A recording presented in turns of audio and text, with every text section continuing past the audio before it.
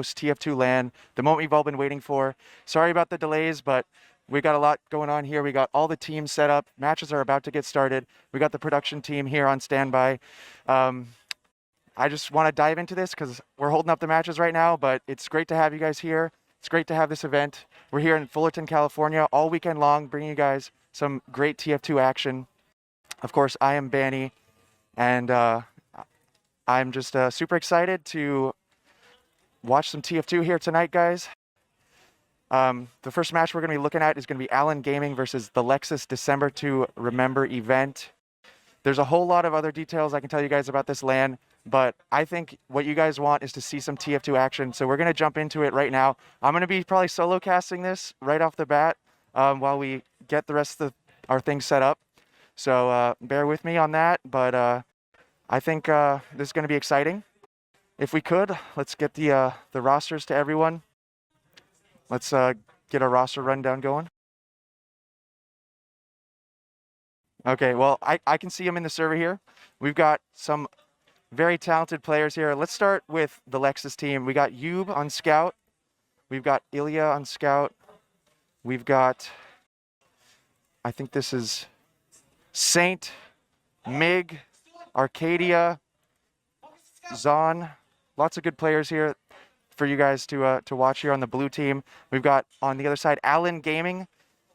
That's Tony, Retina or Hunter, Bumbo, Clean Buddy, Cheris, and they're just getting their last player in here, I think, Yerb. I think that's it. So the teams have all their players in the server. They've been set up, warming up for the last hour or so. So they should be feeling good. They got that nice crisp 5 ping going. The computers are amazing here. We're at Localhost down here in Fullerton, California, where they've got over 48 PCs, 240 hertz, 5 ping. That's exciting stuff for all the players. And yeah, we're just waiting for them to get ready. Maybe some LAN nerves coming in, but they've got the green light to start, so we should be seeing this match underway very shortly. They're going to be playing on Snakewater, so we're running the RGL map pool here at the event. So you're going to be seeing all your familiar maps. You got Snakewater, Process, Sunshine, Metalworks, Viaduct, etc.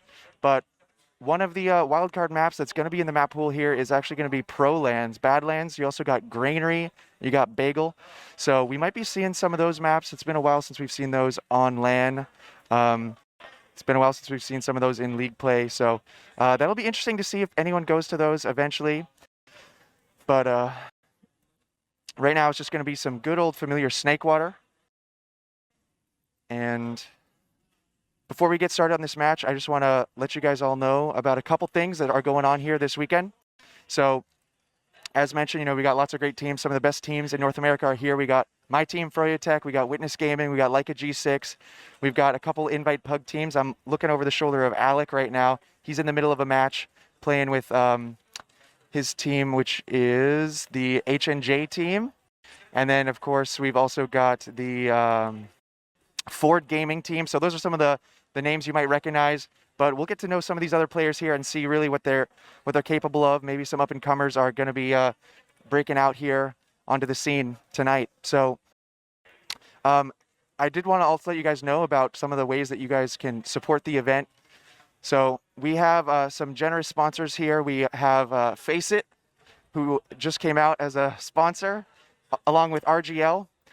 So shout out to Sigafu and his endeavors in the TF2 scene. RGL is running some Pro-Lander very soon, so they've got 7v7 competitive TF2 going. You guys can register for that right now. Sign up for their free leagues, get some prizes, get some competitive TF2 experience. It's always a great time over at rgl.gg. We also have Vaxi. They're going to be sponsoring with some gaming mice for the winners of the tournament. These guys are making some great products for the esports gamers out there. And besides that, if you as an individual want to support the event, we are accepting donations for the prize pool. We already have over $3,000 in prizing, but we want to get that as high as possible to really raise the stakes here for the competitors. So you can head over to donate.resup.gg to donate directly to the prize pool. 100% of those funds are going into the prizing for the players. You can also head over to shop.resup.gg and you can buy some merch. We've got a limited edition commemorative design there.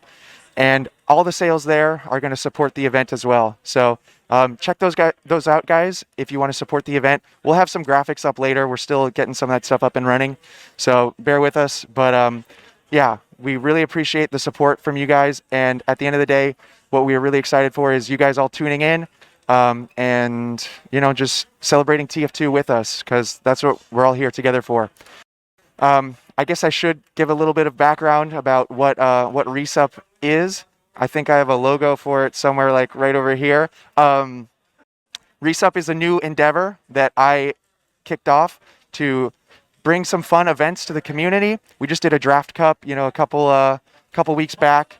You can find that over on my YouTube channel if you want to check that out. It was a lot of fun, just doing some like pug team tournament style stuff. But this is our second event. We're doing this LAN here at Localhost. Really excited for this. We hope to do a lot more events in the future. So if you want to see some fun TF2 content and fun TF2 events, stay tuned, because RESUP GG is going to be our new platform to do those sorts of things. So I think that's pretty much all of the background out of the way. So got that done. The match, we're still waiting for them to get started, but I think they'll go live any moment now. What else can I say here? You know, I'll just say it's great to be here. We're gonna try and get some guest casters up here. See some of your favorite players. You know, I know a lot of you guys want to see Habib and maybe Marmalou do a cast. I talked to Showstopper earlier. He said he might be down to hop on. But there's a lot of talented players and some fun personalities out there. We hope to bring some of them on. I see one walking by right now, actually, Patty, going by in the background. Obviously, you can't see him, but yeah. So, and now I see Sandblast. So it's kind of amazing if you come down here. If you're in the area, we're down here at Localhost Fullerton. You can snag a spectator pass right now. If you come to the door, buy a spectator pass. That also goes to support the event, and you can get in on all this action, and you can watch the matches over the shoulders of the players. You can get to meet a lot of other TF2 fans and players. So yeah, you guys are welcome to come down if you're in the area. We would love to see you. One other thing I forgot to mention, I should shout this out, very important. We are doing a raffle this weekend, guys. So I mentioned earlier, we are taking donations for the event. That's over at donate.resup.gg. If you go over there, you can donate directly to the prize pool. Every $5 you put into the prize pool, you'll get a raffle entry. Or if you come as a spectator, you also get 2 raffle entries for that. But the prizes, of course, we are going to be giving away a unusual hat, the Disco Beatdown California cap. We're down here in California under the beating sun, so we could all use a California cap, right? So you can enter to win that. There's also going to be a signed mousepad. All of the players that are competing in the tournament are going to be signing that mousepad, and one person will win that. So all your favorite players from Froyo Tech, Witness Gaming, Leica G6, Ford, etc. You know, the Portland Burnsiders, they're playing right next to me over here. So all those guys are going to be signing that mousepad. It's a huge Localhost mousepad with the signatures, and yeah, that's going to be up for grabs for one of you lucky people out there. So like I said before, really appreciate all the support, guys. There's already been very generous donations coming in. We'll do a full tally of all the donations, and we'll get that number to you guys soon. But I can tell you that it's upwards of, I think, I want to say like 2K already in donations. So you guys have been going crazy on those. So, you know, let's keep raising the stakes if we can. Get those donations in. We'll also have a screen up to shout out all of you guys that do donate to the prize pool. So we do appreciate that again. It looks like in the server, Allen Gaming just did a quick restart to get their mumble going. And I think they should be pretty much good to go. So let me just, yeah, I hope they know that we're ready, because I know I've been just rambling on a bit. I know you guys want to see some TF2. You want to see that 5-ping action. So we'll get to that shortly. If I could, yeah, just head over to the in-game right now in the pre-game here. We'll take a look at some of these players, see what we got going on in Snakewater. I recognize a few of these players that we're going to be seeing here today. Retina Hunter, as he's otherwise known. He's I normally think of him as a demo man player, but I hear he's a dynamic guy. He's playing a little bit of soldier these days, a little bit of scout these days. So I'm definitely going to be keeping my eyes on Hunter. I think he's also a local player, I want to say, maybe a high ping player. So that's what always happens when you play on LAN. You're unleashed if you're a high ping player. And I can vouch, my scrims already, the last couple days that we've been here, man, I'm just I'm on another level, all right? So if you thought I was good before, wait till you see what we can do this weekend. That's going to be exciting, but we're not playing until later in the evening. But still, like I said, we got lots of great matches here today. So Hunter, that's one player that I'm going to be taking a look at. By the way, I wanted to give a huge shout out to Rouse, who designed this HUD for us. It's clean. Hopefully you guys like it. I really enjoy looking at it. So we're going to be refining that over time to give you guys a very crisp viewing experience. So yeah, all right, let's see. Who else do we recognize in here? I think LAN Gaming probably are the more familiar between these two. I think that a lot of those players have been playing in the competitive scene, the RGL scene, in the advanced level or so. So if they were, looking to break into that invite tier, we maybe this LAN will give them that experience that they need to take their players to the next level. They just baited us a little bit there with the ready up, so I think they're starting soon. On the other side, I can't say that I recognize too many people. I think I've seen Saint before, but and maybe a couple of these other players in like some pugs. But in terms of like, names, I mean, Yub. Now that sounds like a dangerous name. Jean, he sounds like like an alien conqueror. So I expect big things out of these guys over here on the Lexus squad. I guess they're confused about a tag or something. I don't know what's going on, but yeah, that's something that's these guys are very proud of their team name, LAN Gaming. They capitalized the LAN in LAN because obviously we're here on LAN. So very clever squad that they got over there. And yeah, we're just gonna see if we can get that fixed. But this match will be underway. A lot of the other matches are underway already, if not completed. I'm looking over to see Alex PC. It looks like they already won 5-0. So another thing I can mention here is the rule set that we're going to be running here at LAN. It's actually something I'm very excited about. It's going to be the improved timers rule set. Some of you may not be too familiar with it, so I'll give you the rundown on it real quick. We're going to be running a 3-minute round timer here, as opposed to the normal 10-minute round timer. So what that's going to do is that's going to reduce the amount of time that you have before the round stalemates out. So stalemates will be cut short. You're not going to have super long periods of no action and fear. Players are going to have to step up, take some risks, go deep, as I like to say, and create some openings, take some risks in those 3 minutes, because that time it will start trickling away pretty quickly. And so that's what it's designed to do, is to really just get the action going, get that fast-paced TF2 action that we all love, that back-and-forth action that we have here on 5CP. That's what we really like to see here. We also are going to be running something called the improved match timer. So we've improved not only the round timer, but we've improved the match timer. We've improved it all. So what that one's going to do is that's also going to eliminate a lot of the, rather unfavorable consequences of traditional rule sets where you play like a 30-minute time limit and then the winner is just whoever has more rounds at the end of 30 minutes. I could go on and on about the issues with that. Maybe we'll get into that a bit later, but all you really need to know is that after 30 minutes, if neither team has reached 5 round wins, then what's going to happen is that the win limit is actually going to be reduced to the win limit will be reduced to 1 higher than the current highest score. So that's pretty much it. It just guarantees that the team that is in the lead just has to close it out a little bit more, and we're always going to end with an exciting last capture rather than, the round ending in the middle of some action. Okay? Just give me one moment. I'm going to I'm gonna go talk to our admin real quick. All right, so probably want to take me off the camera real quick.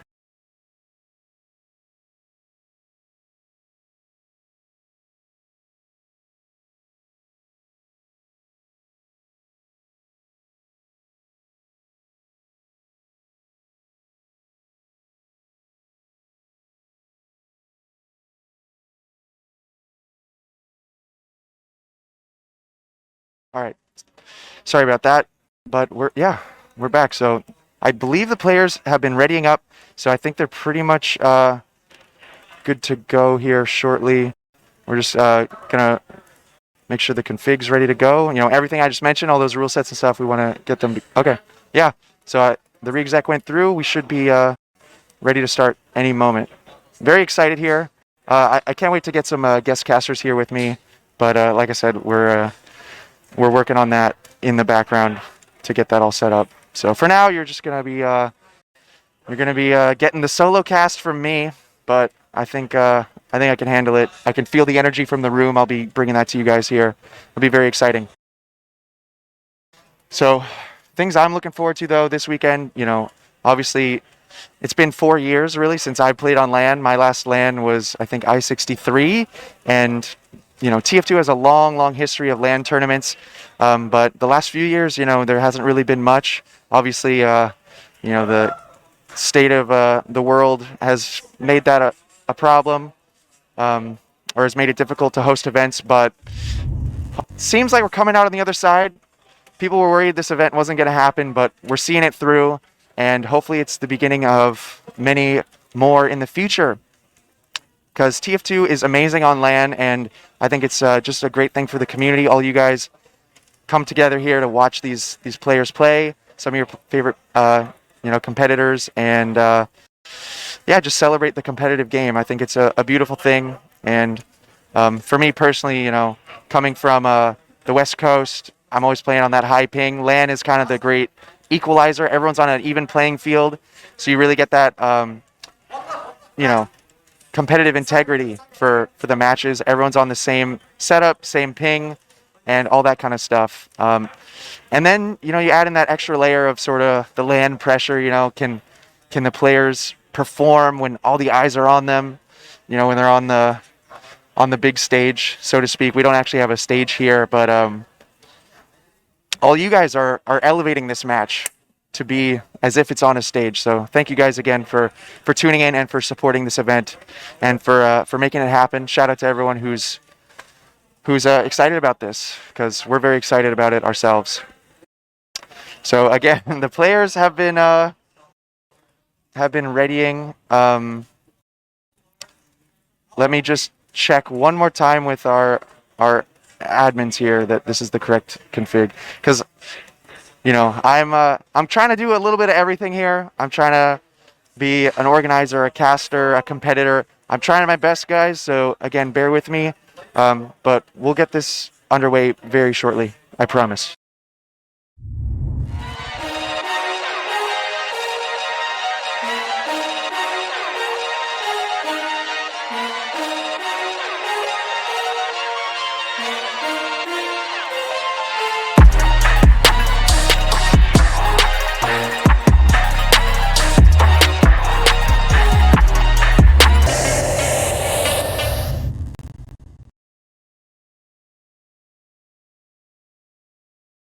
Live, are we back on? Okay, cool. So we're finally going live, guys. We've got this match going right now. This is going to be Allen Gaming versus Lexus, the first match of the event here for us to watch. Going into the first mid, guys. Let's see how they do this. Height control already in the favor of Allen Gaming. Very important to establish early control. We got the bomb coming in from Retina. He's going to go deep, and look at all of Allen Gaming playing super aggressive. They're going straight across the point. Cheris, though, now caught in behind and going to get salvaged out here by Zahn. So both medics going down. Deaths on both sides. We got casualties. More so actually against Allen Gaming. They were looking solid with their early positioning, but it's actually going to be Lexus taking this mid and keeping people alive here. So they're going to be trapping down mid. They're going to be capping this all up, and they are hoping to just establish this early control in the match, but Allen Gaming, maybe in their experience here, recognize that they might have an opening to get back in, and they do in fact get in. Yerb is cleaning up right now. He's going to get 2 kills already onto Arcadia and onto Yub. And now the mid, though it just got captured by Lexus, is going to trade hands right away. So impressive push here out of Allen Gaming. As they take mid, they're stacking this to guarantee to deny any of the spawners from Lexus getting that forward spawn. And they're going to be rolling forward now. But they're in a 6 versus 4. All they got to watch out for here are maybe some people hiding around, maybe some sticky traps. Those can be very dangerous here. The bomb now from Hunter. He's coming up here. He's going to pick off Mig. So that's a demo pick, a very crucial pick, because that means no sticky traps to worry about, no pipe spam to worry about. That's going to be a big relief for them as they get through these chokes. And look at that. They milk the Uber just a little bit. They're going to pop in through lower, and they're already getting a pick onto Jean. Some cap time going through. Yerb is on it, and there it is. The first round in quick fashion there. Wasn't looking so good for Allen Gaming right off the bat, off the mid, but impressive push back into mid. They retake it, and they just carry that momentum all the way across. Got to give credit to Yerb there, getting those 2 kills as they busted back into mid. So Lexus had a strong start. Let's see if they can replicate that here in the second mid. So Demo Man just poking across with those stickies. Scouts trying to get some early presence on the roof, but here it is. The bomb comes in again.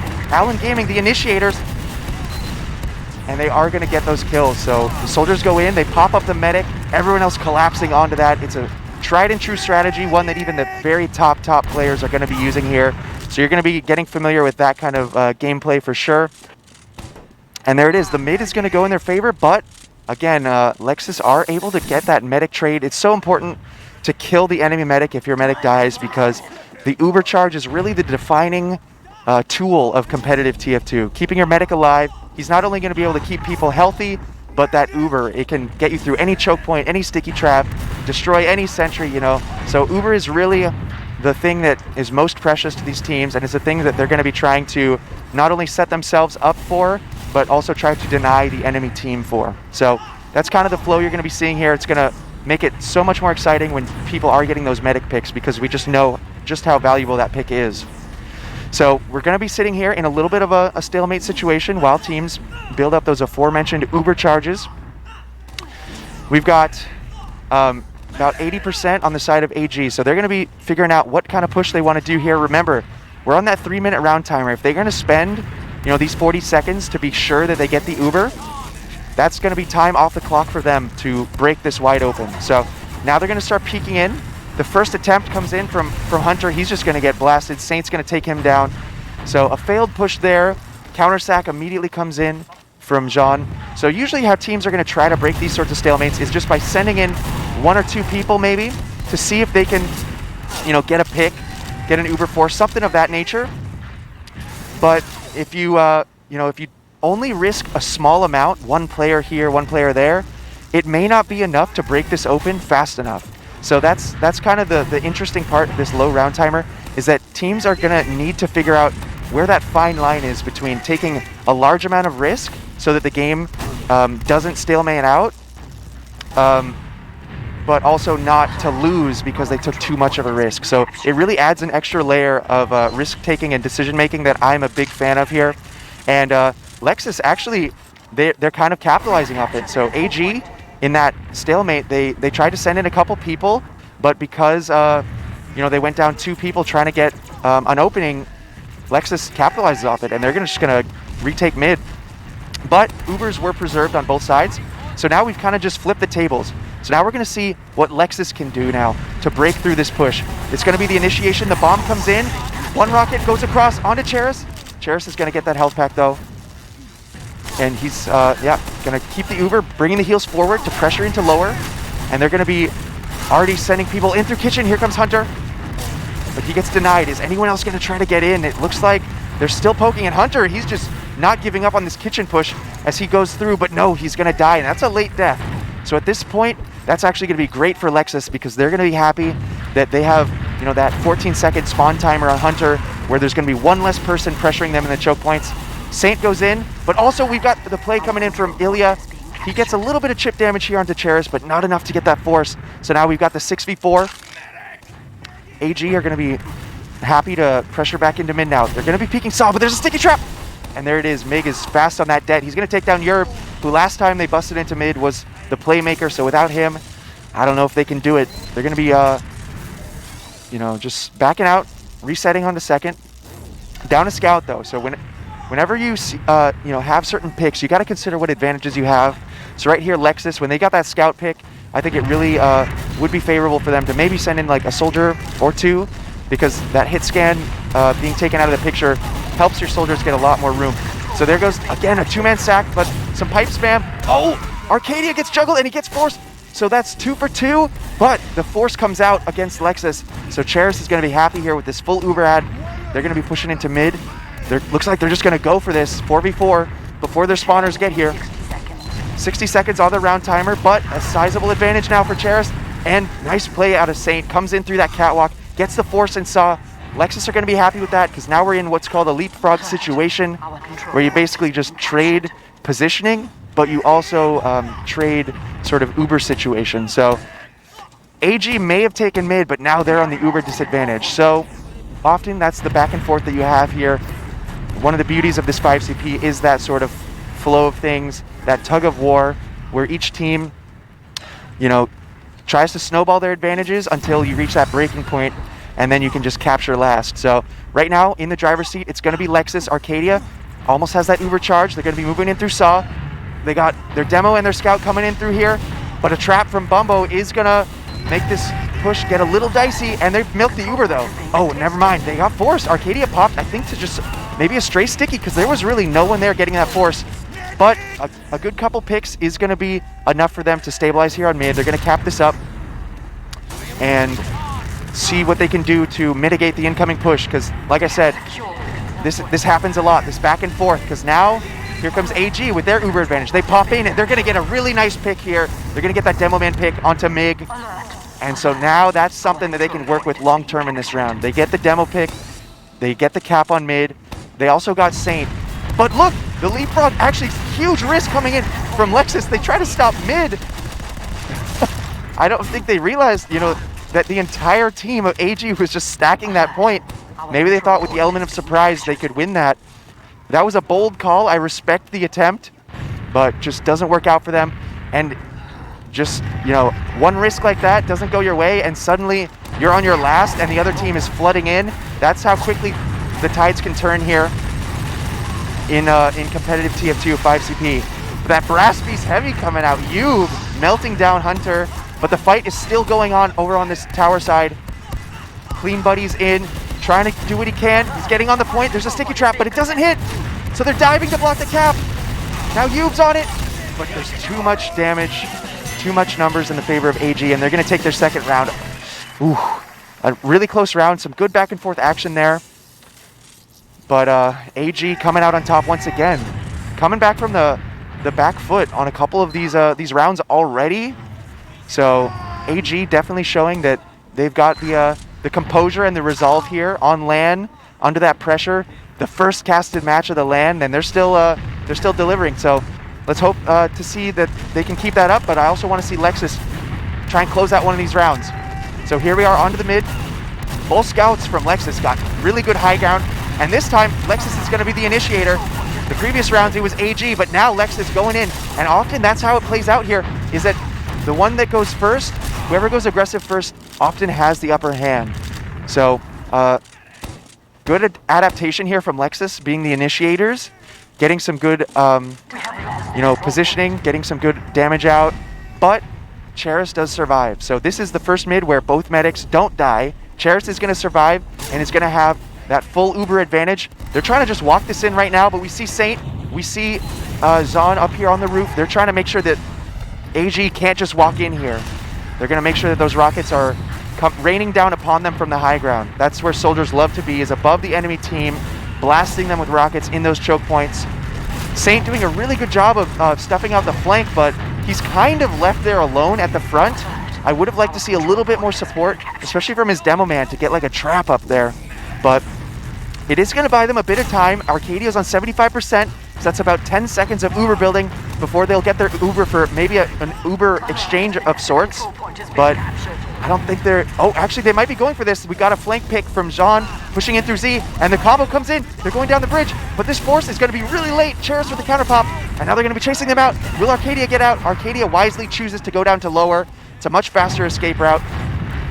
So they're going to get a couple picks. Oh, and Jean is still wreaking havoc. He's going to get the pick onto Cheris.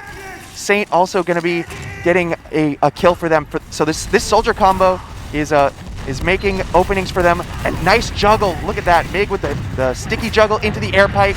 Saint cleaning up. Now the attempt to salvage coming in from Clean Buddy. Arcadia hits the surf though, and Lexus holding on here.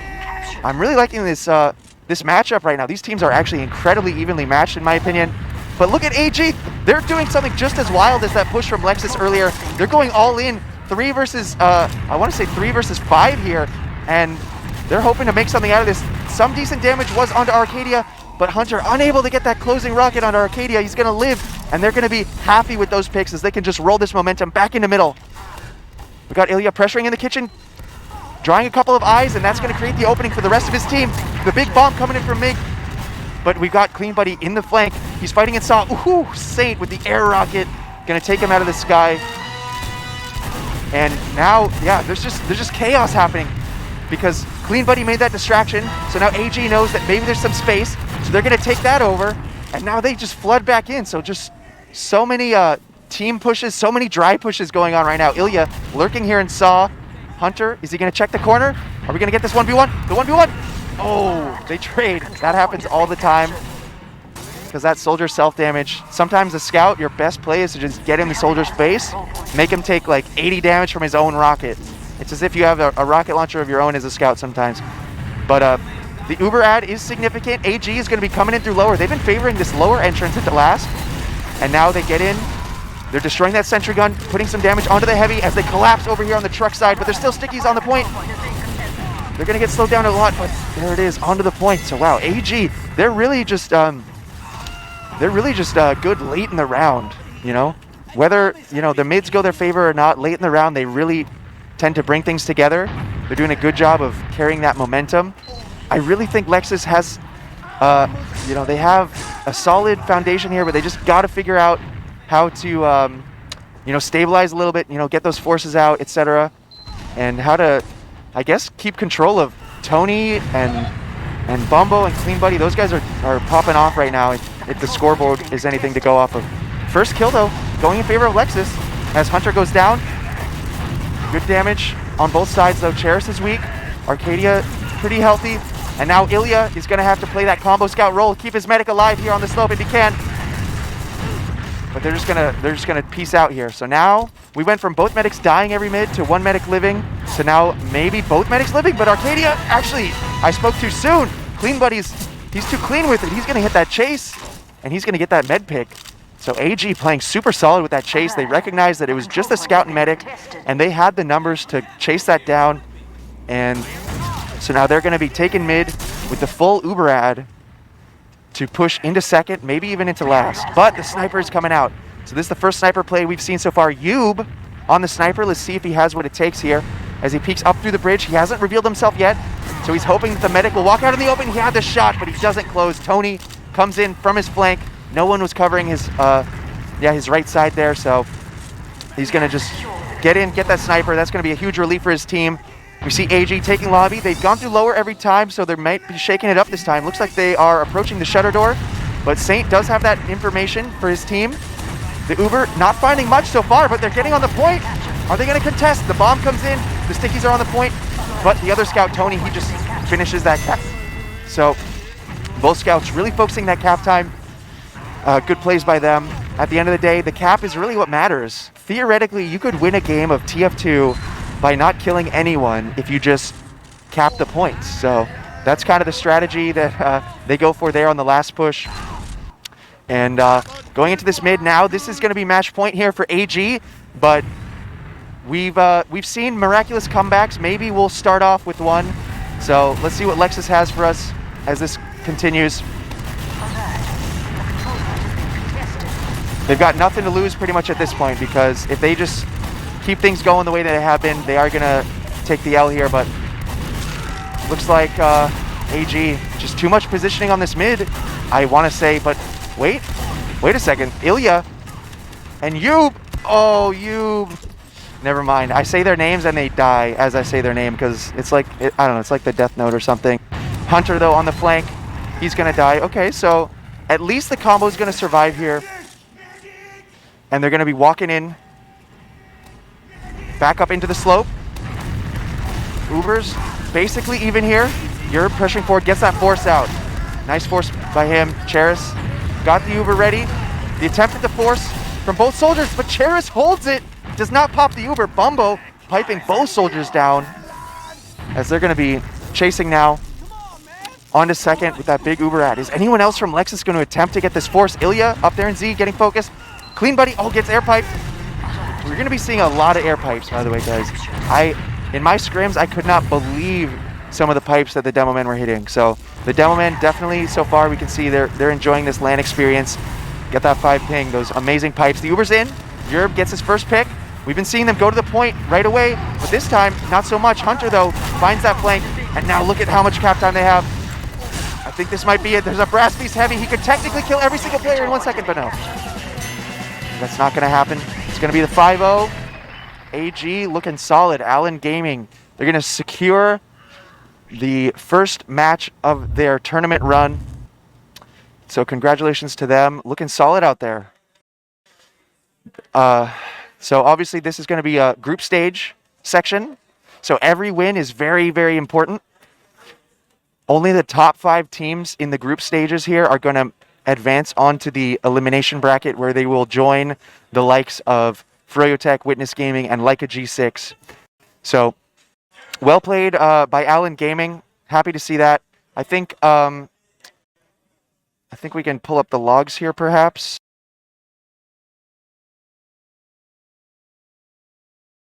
Yeah, just give me 1 second to get those going.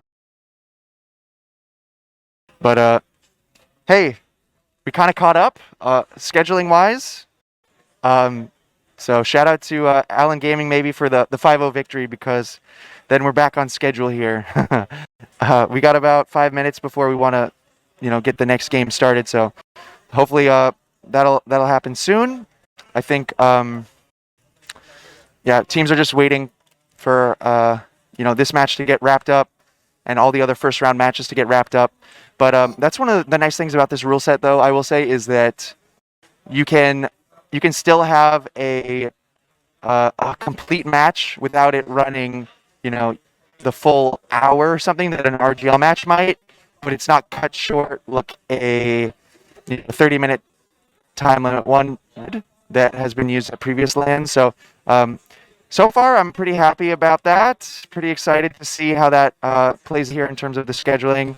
So I want to say get all these matches done, but I think we can do it. So you guys are just tuning in. We just watched the first match of the LAN. We've got a lot more matches coming up here today. It's going to be at least 3 more rounds of the group stage. That's what we're working through right now. And then the elimination stage is when you're going to be seeing the top teams play.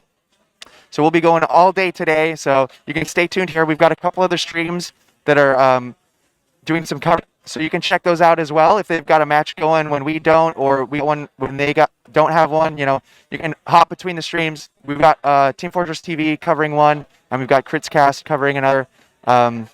So lots of TF2 content for you guys to check out this weekend.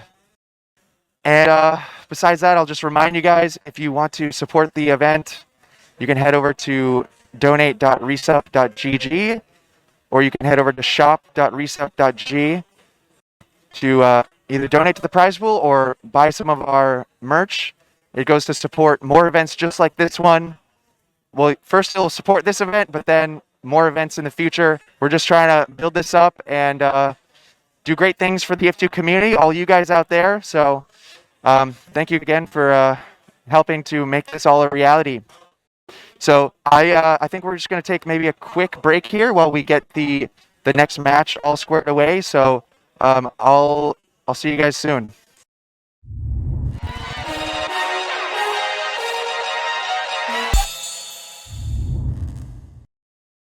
All right, hello, ladies and gentlemen. We are back. We got the next match coming up for you. I'm joined here with TC Mono. Hello. He's going to be joining me as echoing. Oh, my bad. Let's spread out here a little bit. Yeah. We're going to be casting this here together. Yeah. We're looking at actually an invite team matchup here. There's going to be the Penguins here on red versus HNJ, aka ROS. So we're playing here on Process. This is an exciting match. They're going to be going live here right away, guys. So any quick thoughts on the match? I'm really excited to see how this plays out. Obviously, as you said, ROS, there are a lot of players that have played an invite before at the top level. Yeah. And so I think that's going to give them an edge. They definitely have the LAN experience. So I'm looking at them winning this, maybe in like a 4-2 fashion. I don't know about you. 4-2 fashion? Yeah, maybe take it away on this first mid here. Yeah, so the match is going live, and we're going to get started here on the mid. We've got ROS already taking some roof control. We got Campy over here, a.k.a. Zayler, spamming away his stickies, trying to control that height. But we got the bomb in from Showstopper, getting that initial space, but he's going to go down. And actually, the Penguins are, even though they're chilling back in their choke, they're actually getting some kills here. And ROS, or HNJ we'll call them, they have to retreat. So the first mid going in favor of the Penguins here, actually. So I actually saw this team, or sort of the core of this team, play an RGL match the other night on this very map. I don't know if you caught that one, but they were behind at the beginning, and then they had that huge comeback swing, but unfortunately we're unable to close it out. But right now they're looking to start off on the lead of this match. So definitely, they're starting on the right foot right here. As we see ROS maybe trying to peek this doorway, maybe trying to send in a sack. It doesn't work. They do lose one of their players for that, and so that's just a little bit of a roamer trade going on, a bit standard. We do see a scout running through upright T.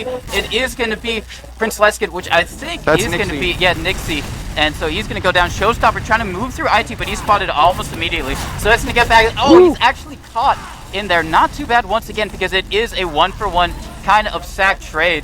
But the other thing you do have to remember is that in this rule set right now, you don't have a lot of time to kind of just go for those one-mans and play that kind of long, elongated game, because there's only 2 minutes on the round timer right now. yeah, exactly. So the Penguins, when they own mid, they're more so in the driver's seat. It's more on them to try to make something happen here, to try to break this open. But we may see under these time pressure conditions where both teams maybe will start playing a little more aggressive. So I'm really curious to see how the teams are going to adapt to this rule set. Coming in now for the next play. Actually, Nixie is going to be on sniper here, so we will see what he's going to be able to do. See if he's going to be able to hit a shot to break this open for his team. Yeah, a bit interesting, because they only really have 1 minute 20 to work with right now. Actually, it looks like they are sending Alexandros to make a bit of space, but it's only just a distraction for the upper soldier to come in. He's kind of beefing his chest, but he does get the force out. The medic was trapped in upper IT right there, so they are going to have to use on basically nothing. They're only going to get the soldier for it. That was Cookie Jake going down very, very low. So now ROS in a very bad predicament. They have to defend against its Uber. They do know there's a sniper on the board, so maybe they'll try and go for a cheeky back cap. Maybe, the flank's a bit weaker, but we do see it is going to be the Penguins moving through this sewer area, maybe trying to make some plays out through Al-Qaeda here. Yep, so they're using that Uber ad to sort of intimidate HNJ to back up here, because Cookie Jake doesn't want to get caught by this Uber ad that's coming in from Virgil here.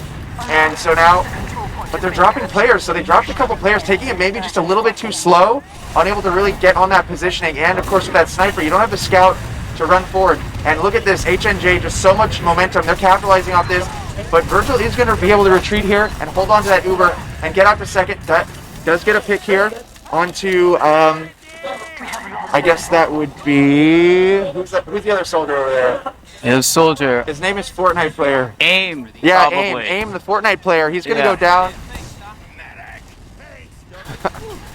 And so, it's going to be...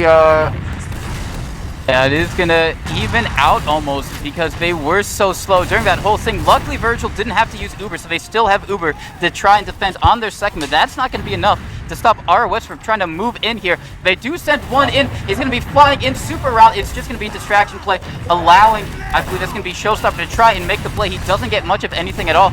So it is just going to be a little 1-for-1 trade, but Dead going down as well. So now the Penguins don't have a demo. It's going to make it really much harder to try and defend this second point. They're just jumping around the point. Looks like they've managed to at least skirt the aggression from the side of ROS just enough to keep on to the second point. Of course, no medics did use there, so it is going to be a stalemate. But once again, with this rule set, there's only 2 minutes on the round timer right now, as we do see action almost immediately. Just going to be a soldier flying through, not going to do much of anything, just going to be trying to cause some chaos for his team right now. We do see him trying to commit onto the medic. He gets one rocket. Oh, he goes down solo, but Dead with the huge sticky trap's going to be cleaning up everywhere. Both of the demos on each side. It's just going to be Zaylor and Alec alive with Cookie Jake right here. Same thing. It is going to be Dead with the combo of Nixie and Grape Juice. And that was a whole lot of action, but surprisingly enough during that, Bandy, neither medic used. So kind of balls of steel from both of these medics right now. Yeah, I was kind of surprised to see that the Penguins actually held on to that without a demo man. Usually that's going to be the green light for HNJ to just swing forward here. But it's just going to slow down. So now the time pressure may start encouraging HN to just go for something risky. It almost looks like their combo wants to even go for an exchange here, perhaps, as they approach here onto the second point through the sewer. Yeah, Aim is pretty far forward. He's got some decent health and space. Showstopper alone in IT, so Aim jumps forward. He's going to curve away. Actually surprised to see him survive. All this fight in IT, I think Showstopper's going to go down. And so now the Penguins, they might try to bust into mid. Here's the stack coming through. That's Alexander, I believe. And he's just going to jump space, away. He's going to die. Oh, he does die. That is unfortunate right there, but they might, ROS might try and use the space awarded to them by that soldier being down to try and bust in here. As we do see, this is going to be a scout in the backlines. He's basically unspotted. He does up with Aim right there to get the force out. They do have to use themselves, so it's basically an Uber exchange on second right, and they are going to be They should be looking to get cap time right now. Someone should just start this back cap. If they can get on the point in just a couple seconds. Oh, but they don't even touch. No, they were too slow. So I think, they still got to adapt here. They need to adapt and figure out, who's going to get on that point. It's definitely something that they're going to have to get used to. But that's stalemate on second. If neither team wants to take significant risk, that's going to happen. And maybe the Penguins are going to be okay with that. That's really more on HNJ because they weren't really full committing on to second to break through and more control. So into the next mid, actually strong mids from the Penguins so far. So looks like they're going to take this one quick as well. Aim's just going to go down, and now Penguins are a little bit on the tier. Yeah, they are. They're having to back up as they're just flying through. And it's going to be really, really dangerous right now for them. Just getting a lot of early cap time right now, and just going to be sending them all the way back right now onto second. So good stuff right now from the Penguins, but a huge, great play from Zaylor right there. Campy doing a lot of work. Going to be 16, and now they're going to be pushing right back in here onto mid. Just going to be trying to go with discretion as fast as they possibly can. Just cleaning up all the... That's going to be a wipe for ROS onto the Penguins, as you can see there. Just really great damage in DM focus for them right there. I think that's definitely their strong suit into this match. It's just that pure kind of DM ability. I don't know if you'd agree, but I think that's probably what they've got going for them. And the thing that I've noticed so far is just that whenever they get a couple picks, they are pretty quick to capitalize off it.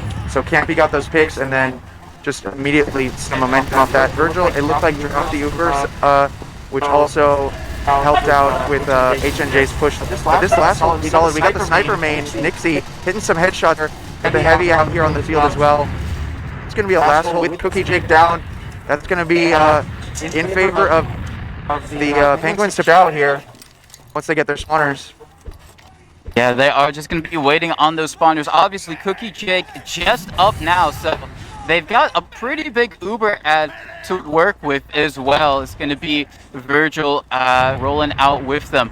And so looks like they're just going to be getting their heals up. Maybe they might just wait and take the Uber ad itself and use that in onto second, because they are just looking like they're peeking into lobby right now. Yeah, they're taking their time, making sure all those are here. Looks like they're going to use Oliver Demo. He's going to be bombing forward, going to be trying to trap them out through choke. They might just get one soldier. Yeah, they get him.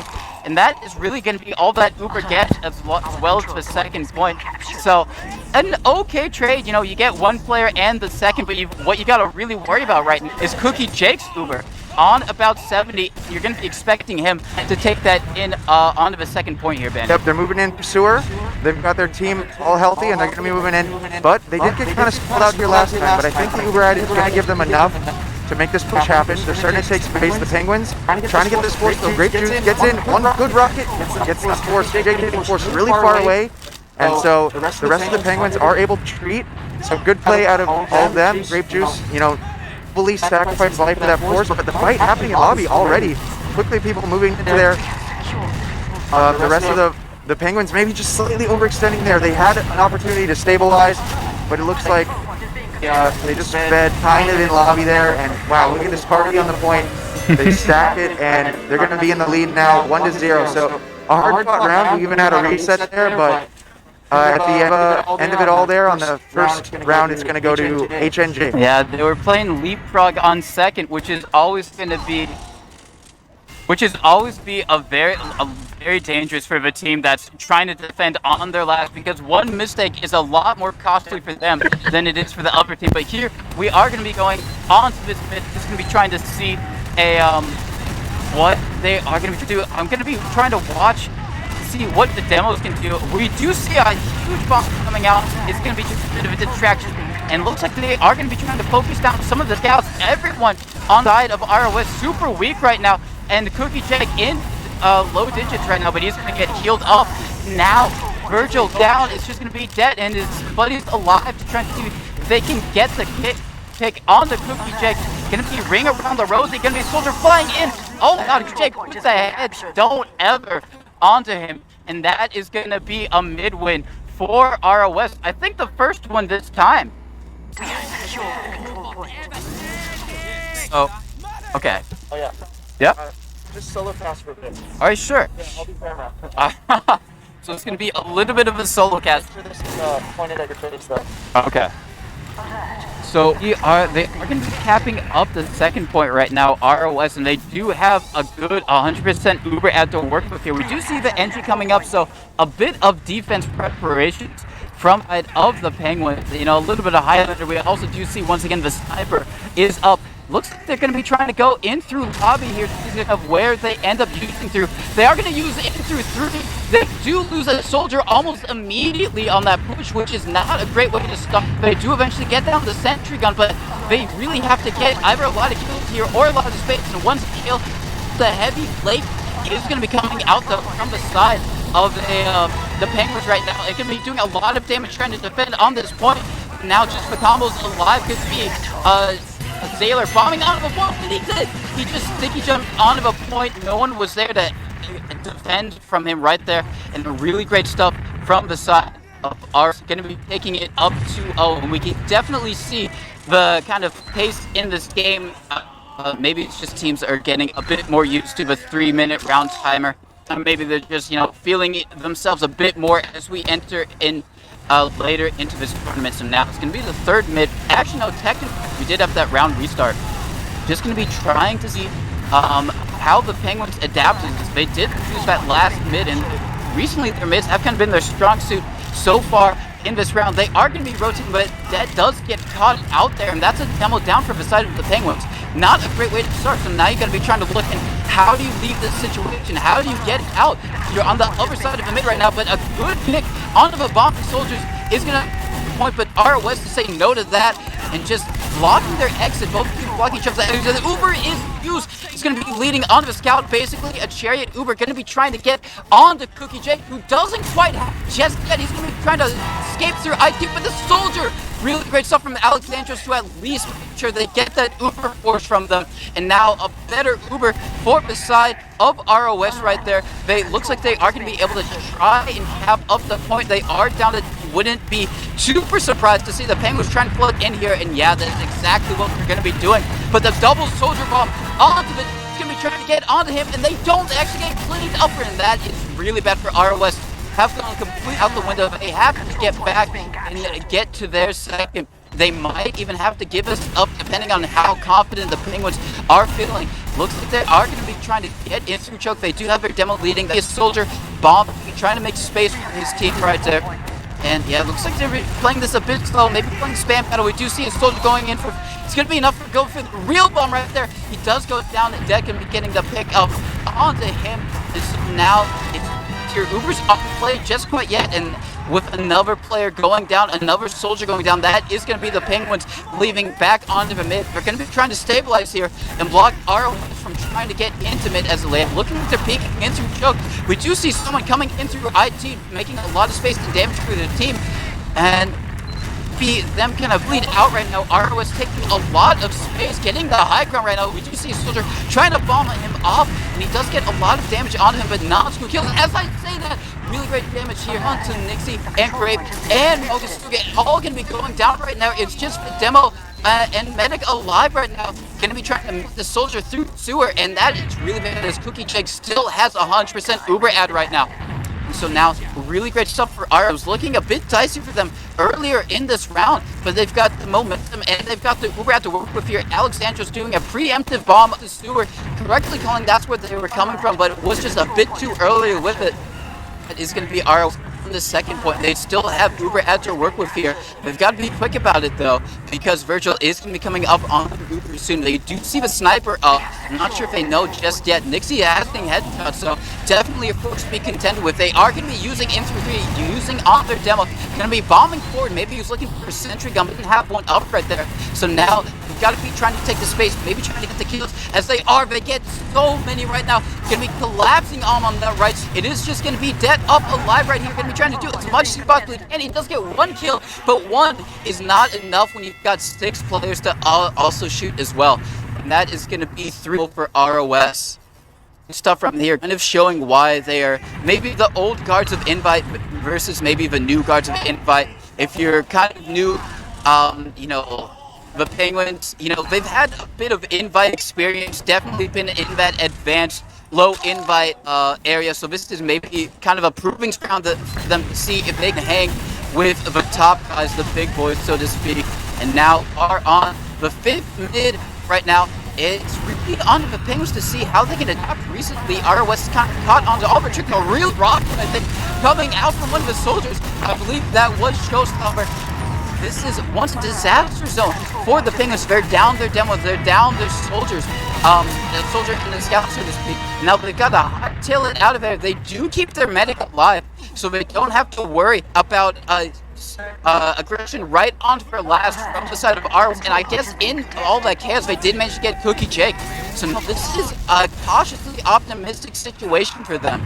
Kind of what we saw earlier in that first round, a kind of a leapfrog situation. But what we did see last time was that one mistake costed them all the way to their last, even though they did have the Uber ad. So they are successfully getting on the second, making sure ROS Uber ad looks like going to be trying to get in through choke right here. As we do get soldier shot sky high, they are getting a lot of high ground, and it looks like that's a successful take of mid. Not losing any players, not having to use Uber. That's really what you see, because now you can still threaten the Uber ad here on the second, which is what they're going to be doing. Going to be flying in through sewer right. Going to be soldier making a bit of space, maybe trying to bait out someone to go for a counter play a bit too early. No one's going to die there, and it looks like the Ubers are going to even up. I think Ubers are even because they still had 20% ad to work with here, but they are going to be getting a scout in behind to maybe try and make us in their lobby, and it's going to be Ostauber beating Nixie in the back lines there. So now it's going to be on ROS. They do again a pick up onto one of them, but already they tried to send in 2, so now that down on the side of ROS. They lost Doug there, and as well as losing a showstopper. So it is going to be on the Peng try and get in here. It looks like they're moving their way through sewer. Going to be taking a bit of space. That is going to be a soldier bomb. Going to be forcing them out from Virgil right now. Cookie Jake using in response. Going to be trying to focus fire down these players right now. A huge bomb coming in on these Penguins players from the ROS soldiers. and they've just got to be really careful here because they are up on their last, and any of that right here might mean that Penguins might just steamroll this onto their last. So ROS flank already in, but is going to be dead walking in through 4. Really great bomb right there from Crave2, getting onto all of the players on that left spawn side area. A lot of cap time on the point right now. That is going to be Cookie Jake getting the bow, and it's just one player alive. Nixie on the sniper. He does get one headshot off on the Cookie Jake, but it's not going to be enough. He does get the clutch kill right there, which is really good. Maybe securing his a bit of safety and holding this mid, or maybe second if it comes to it. But kind of a failed push from the side of the Penguins. They had a lot of things working in their favor, and it just didn't quite go their way. A bit of ad work with not that much, but they do have the player presence. It looks like they're going to be trying to bomb, but a huge bomb coming out of the virtual. It doesn't quite connect. Oh my god, he gets the Alexandros for it. He might get another. He's gonna, yes he does, on the deck. That should not happen. And now everyone else from ROS steamrolling forward. It's going to be on Virgil to try and stay alive here. A really great shot to her choke, but I don't think that's going to be enough. All the ones, yeah, everyone was on her tail, and even a great serve couldn't save her. Now that's a wipe for the Penguins. You already see Sailor. He's going to be sticking that off, making sure they have no room here to play with. Now, they've backspawned onto their last. We've kind of seen the situation a few times. Penguins have been hit or miss with their holds so far. They've had some successful ones, but mostly ROS has been pretty good on managing to convert it. It's really going to be down to Nixie on that slur and the engineer, as we do see ROS use in through 1 here, leading it in their scout. Going to be trying to rotate around. They should take down the sentry gun, and they do. And now they're going to pick up all the players that they can, not in the Uber. They do get a lot of damage right now, but a lot of ROS players are falling or low health as well. Yeah, but it's going to be both soldiers down, and now they do have really cap time, however, but they don't have anyone in position to get onto the point. So now it's just going to be the scout player, as they are going to be able to keep Cookie Jake alive, which is really good, but they don't have the players to hold it. A really great attempt on Virgil's life, doesn't quite go through. Really good stuff for soldiers to try and bomb on her there. Good awareness, but unfortunately not enough follow-up from the team, and so they are going to be able to get onto this point, but it looks like ROS is going to be trying to stop it, unblock it, but no, it is going to be the Penguins that are going to cap up on the second point. Looks like they're going to be forward here. With this momentum, with this little bit of Uber ad that they do have right now, and they are going to be flying.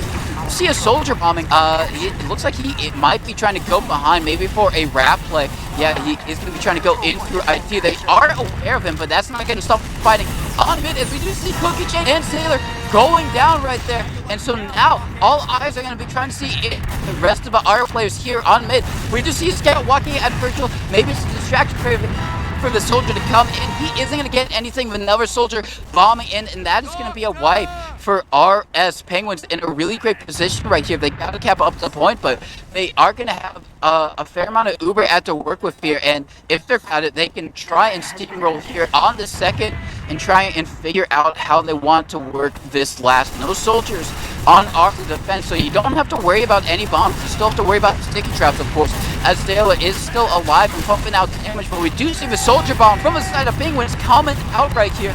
Going to be trying to make as much space into their team as possibly can, but now the soldiers from the side of ROS are here to try and counterbomb. They do lose, however. That is going to be Doug or Alec going down, as well as High Five. So really, really for the Penguins, is they have a huge player out to work with here. They haven't quite capped up second. There is still a soldier in the back lines just denying him that cap up, but now Grapejuice coming back, going to be cleaning him up. And now they are already on the point. They do use Uber, a good force out attempt from the players of Ireland. It's not going to be enough as we go into 3-1. And so now there's only a, it looks like 6 minutes, 6 minutes 30 on the clock left.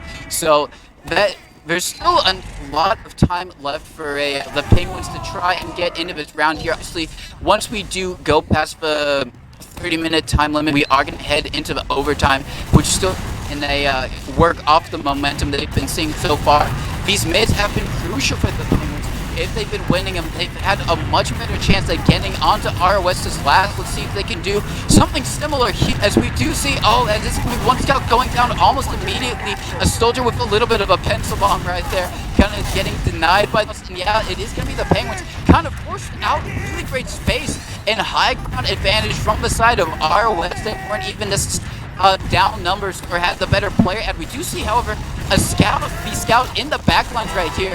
That is going to be Doug. That great stuff from him, or Alex, so to speak. The Uber is forced from the side of Cookie Jake, and it's going to be Virgil and the rest of her team, winning by one, not used whatsoever. We do see a soldier play engine knowledge right there to get onto him, and now the rest of the players are just flooding forward. Everyone else on ROS has to back up here, and now this is going to be a Penguins mid, because technically ROS didn't cap throughout any of that. Kind of a funny stuff, so to speak. So that is going to be the Penguins kind of peeking the second, and ROS are all the way back on their last Virtual with 100% Uber to work with here. It looks like ROS maybe trying to contest the second, but they're kind of being out, trying to work their way through roll-up, but it's not going to be enough.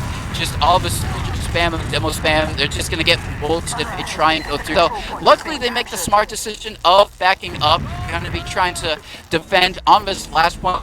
Engineer. Do you see a heavy as well up from high five? Now, getting up to the Penguins to decide how they want to take this in. Looks like they're going to be trying to use in through 4. Yeah, they do bomb their demo. Going to be taking down this gun right away, getting some early cap time with their scout. Going to be reflashing and make sure he doesn't die there. Going to be getting a big Alexandros on the one who there's some good stuff right here, but the late game heavy is coming out, and that late going to be so hard to deal with that 300 health, but they're just starting to pick down everyone else instead. Finally now going to be taking down the heavy, but it's now just the demo and the medic alive right here, and they are capping it up. Cookie Jake making a desperation play for the point, staying alive a bit longer than you might have expected. Actually, maybe they're just trying to go for the melee kills on, and now this is going to be a 3-2 right now, getting the moments. And now if you're on ROS, you gotta start to wonder, how do you adapt to this? You know, their mids have been a bit spotty, but it's really been their transition play that's been winning ROS, but lately they've been losing it. So Penguins now on this mid. I'm not sure what mid it is even at the moment, but it doesn't matter as we get more action. Gonna be trying to see if we can navigate the ROS. ROS have been really good at just taking the high ground and just taking the voice presence, even if they took the player picks to correspond with it. We do see a super hot bomb coming in. Gonna be trying to get onto Virtual. It doesn't quite happen. Alexandro's falling down as well. So a soldier for soldier trade right now. Not too unusual. So it's rotating now. The Penguins kind of got off in their choke. We do see Virgil gonna be running away. Good play from her to try and get out of there as early as possible. So now they are gonna have it is going to be even Ubers to work with on last right now. So, good stuff there. ROS, they are going to be able to cap it. Looks like the Penguins maybe tried to see if they could get a cheeky pick, but they don't have debt up. So, you know, no demo is going to make it hard to try and even peek these doorways from fear of, you know, the insane spam. But we do see Showstopper on the spot. You know, is going to be a bit unusual. Showstopper, maybe not the one you'd instantly think of for an off-class, or, you know, maybe you'd Alex Sniper or a someone else like High. But he's going to be in. He is successfully gotten through unseen, and he's just going to be trying to scope this out, maybe get a bit of information for his team. But we do see, actually, Nixie, but Showstopper is going to try to go on the med. He beeps the jump, but he gets it. Really good stuff from Showstopper on the Virtual right now. And so, that Sniper play worked in their advantage, because everyone else on the Penguins were just kind of trying to see if they could try and go forward. So now Cookie Jake has a sent Uber. They only lost Showstopper during that, so now they should have a very good time. Minutes left on map timer, but that is okay, as we're probably going to head into the overtime right here. So it is going to be interesting to see once can convert before that does happen. So we are going to see ROS taking it in through one, getting a lot of space, but not really finding any picks or the sentry gun. Just they do manage to finally take down the sentry gun. Now getting some good cap time on the corner, and they're getting a lot of cap time. No one is there to stop it. Now, with only 130 left, technically they could convert it before we get to overtime, but I don't think we're too worried about that. It is going to be a mojo back, so to speak, and now Penguins really on the back foot right here to try and see if they can get into this match. On this mid right here, as I do see a deck going to be just trading some spam with Sailor. We do see a bit of a aggressive bomb from one of his soldiers right there. Going to be trying to maybe back away dead, you know, scare him off, so to speak. We are going to see a soldier. Looks like he was maybe trying to go in through IT, but he isn't going to commit, as we do see both teams rotating. This time it's the pick forward. They do manage to get picked forward.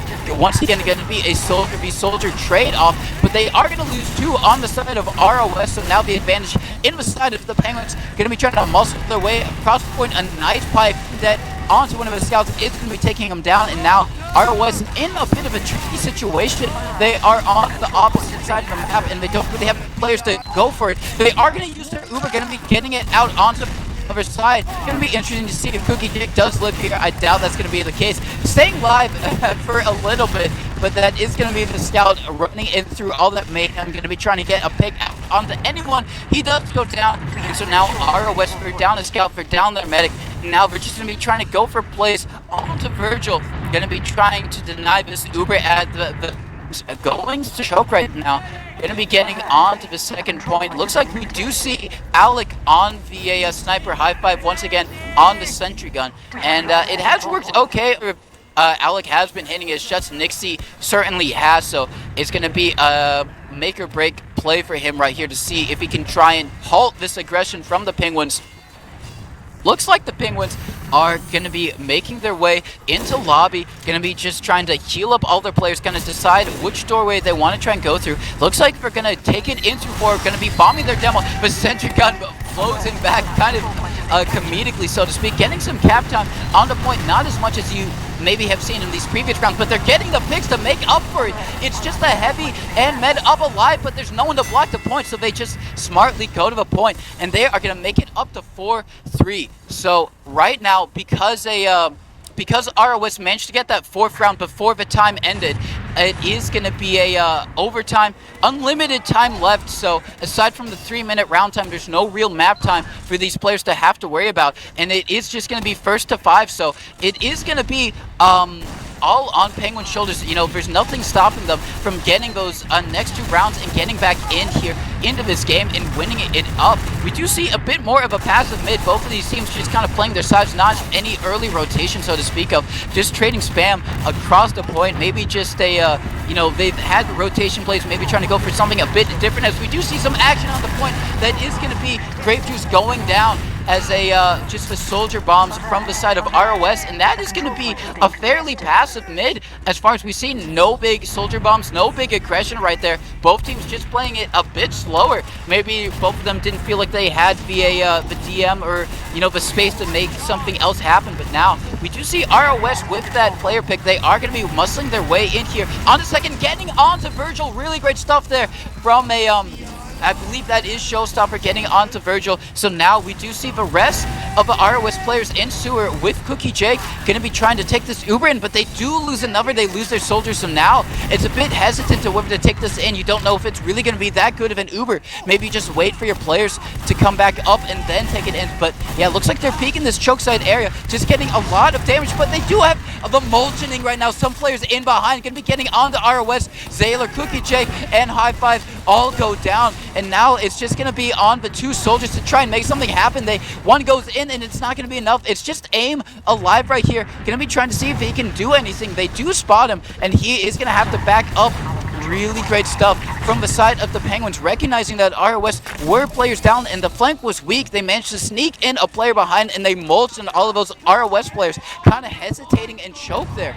And so now that is going to be on the Penguins. They are going to have Uber at to work with here. They do cap up the mid. It's going to be interesting to try and see what ROS try and do to maybe force its Uber out from Virgil. We do see the Penguins walking in through Al-Qaeda right now.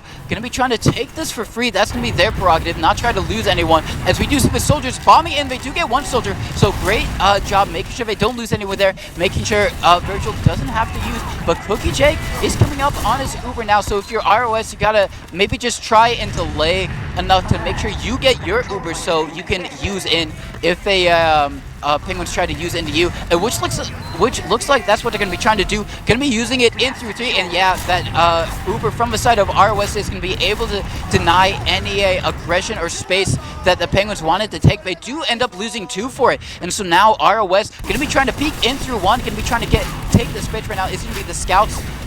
We do see a little bit of fighting in the lobby side area. It is going to be Alec taking down Nixie, so good job winning that 1v1 for his team and making sure no backup attempts are in play. We do see a lot of the Penguin players just kind of dying and trying to get onto anyone that they possibly can. Cookie Jake, however, staying alive throughout all of that, and that's going to be really great stuff from the side of ROS. We do see a sniper up on the side of Nixie, maybe trying to get a cheeky pick. Is going to be in that choke side area as the rest of ROS is going to be here onto mid. We do see a soldier bombing out on Nixie. Really great stuff to just get on that sniper, make sure that they don't have any time to take those pot shots and get a cheeky pick onto one of your players. We do see a soldier. He kind of got launched up into the hair, pencil jump style, so he is going to go down fairly easily and quickly. We do see a soldier kind of overstaying their welcome, so to speak, getting caught out, and now the Penguins on the back foot. If the ROS manage to convert this round, it is going to be game for them.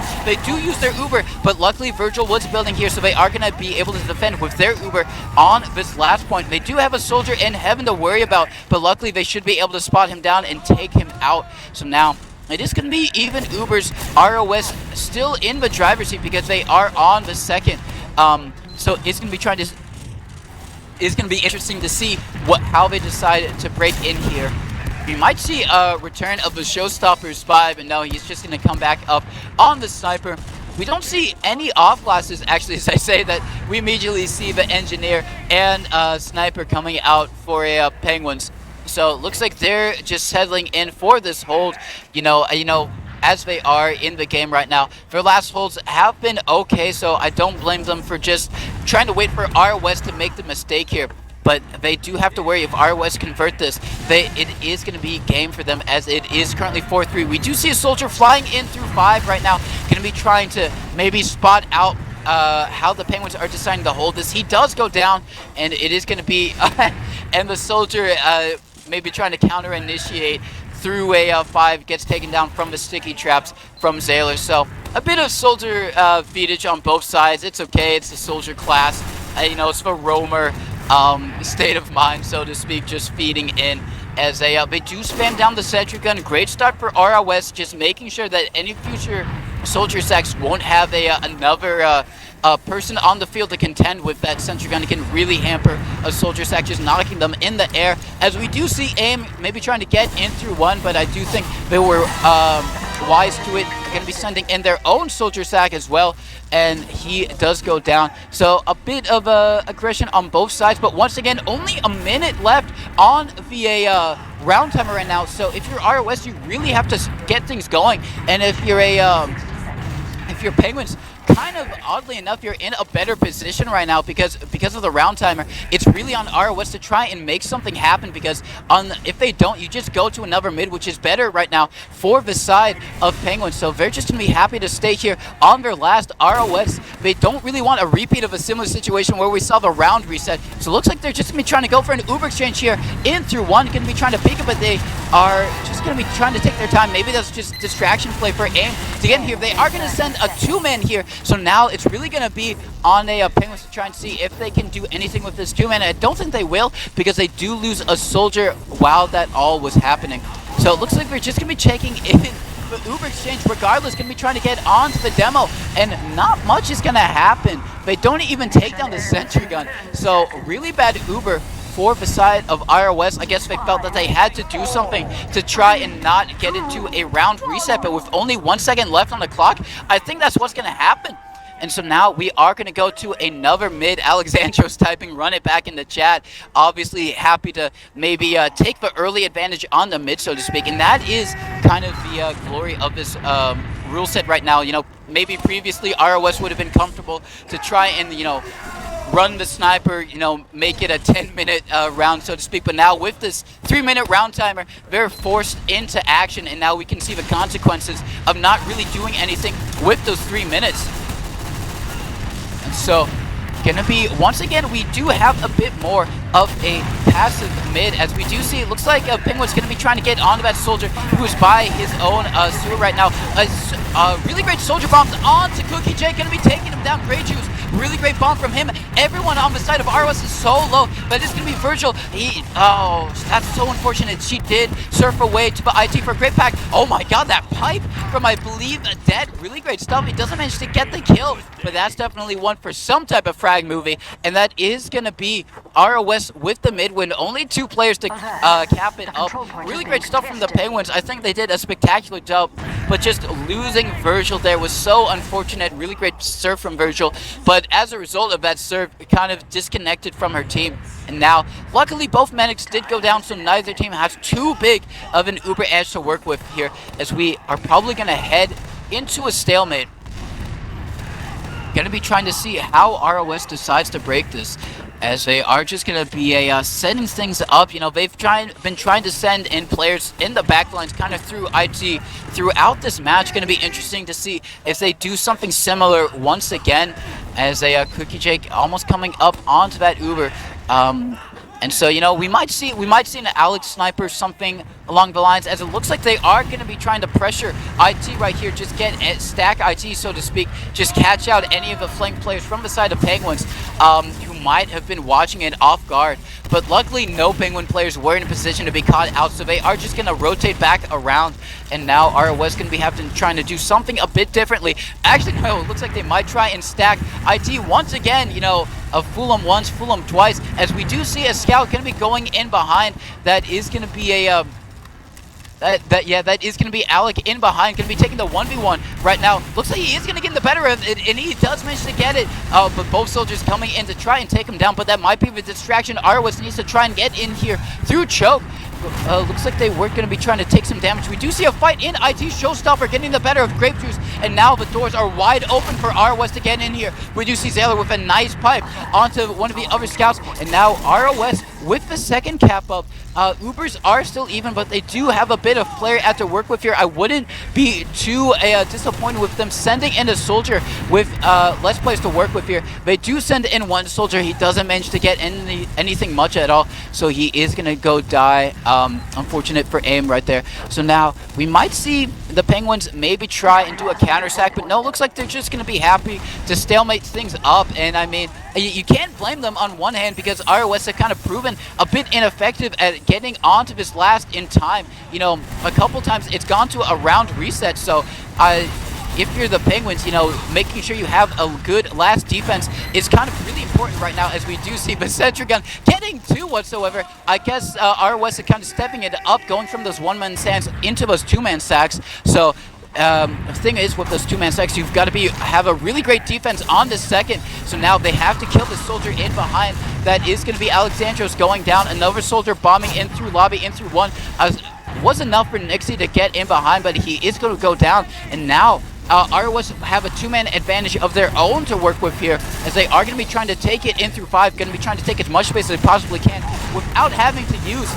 They are going to be taking down the sentry gun, as that soldier, maybe he's out of ammo. A bit unfortunate right there, because he could have been getting a lot of space just going into heaven right now.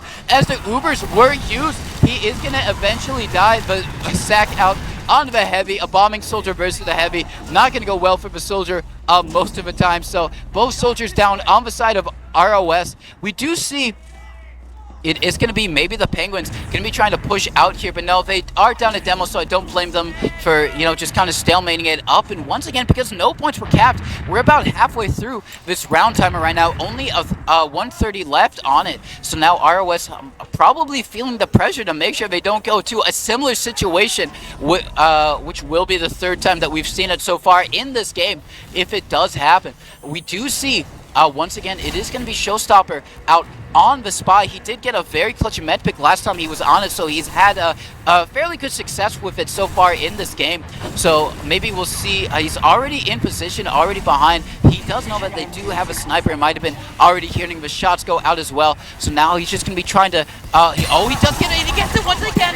He gets it onto Virgil. Really great stuff from Showstopper, just having that impeccable timing. It looks like he does manage to get out. No, he does eventually die. But Uber is used right there, and they it's not really getting much at all. They do get the sentry gun, they do get one scout player, but they are going to lose Alec as well. And yeah, they aren't really taking that much space. I'm not sure if they were forced there, but I kind of disagree with that.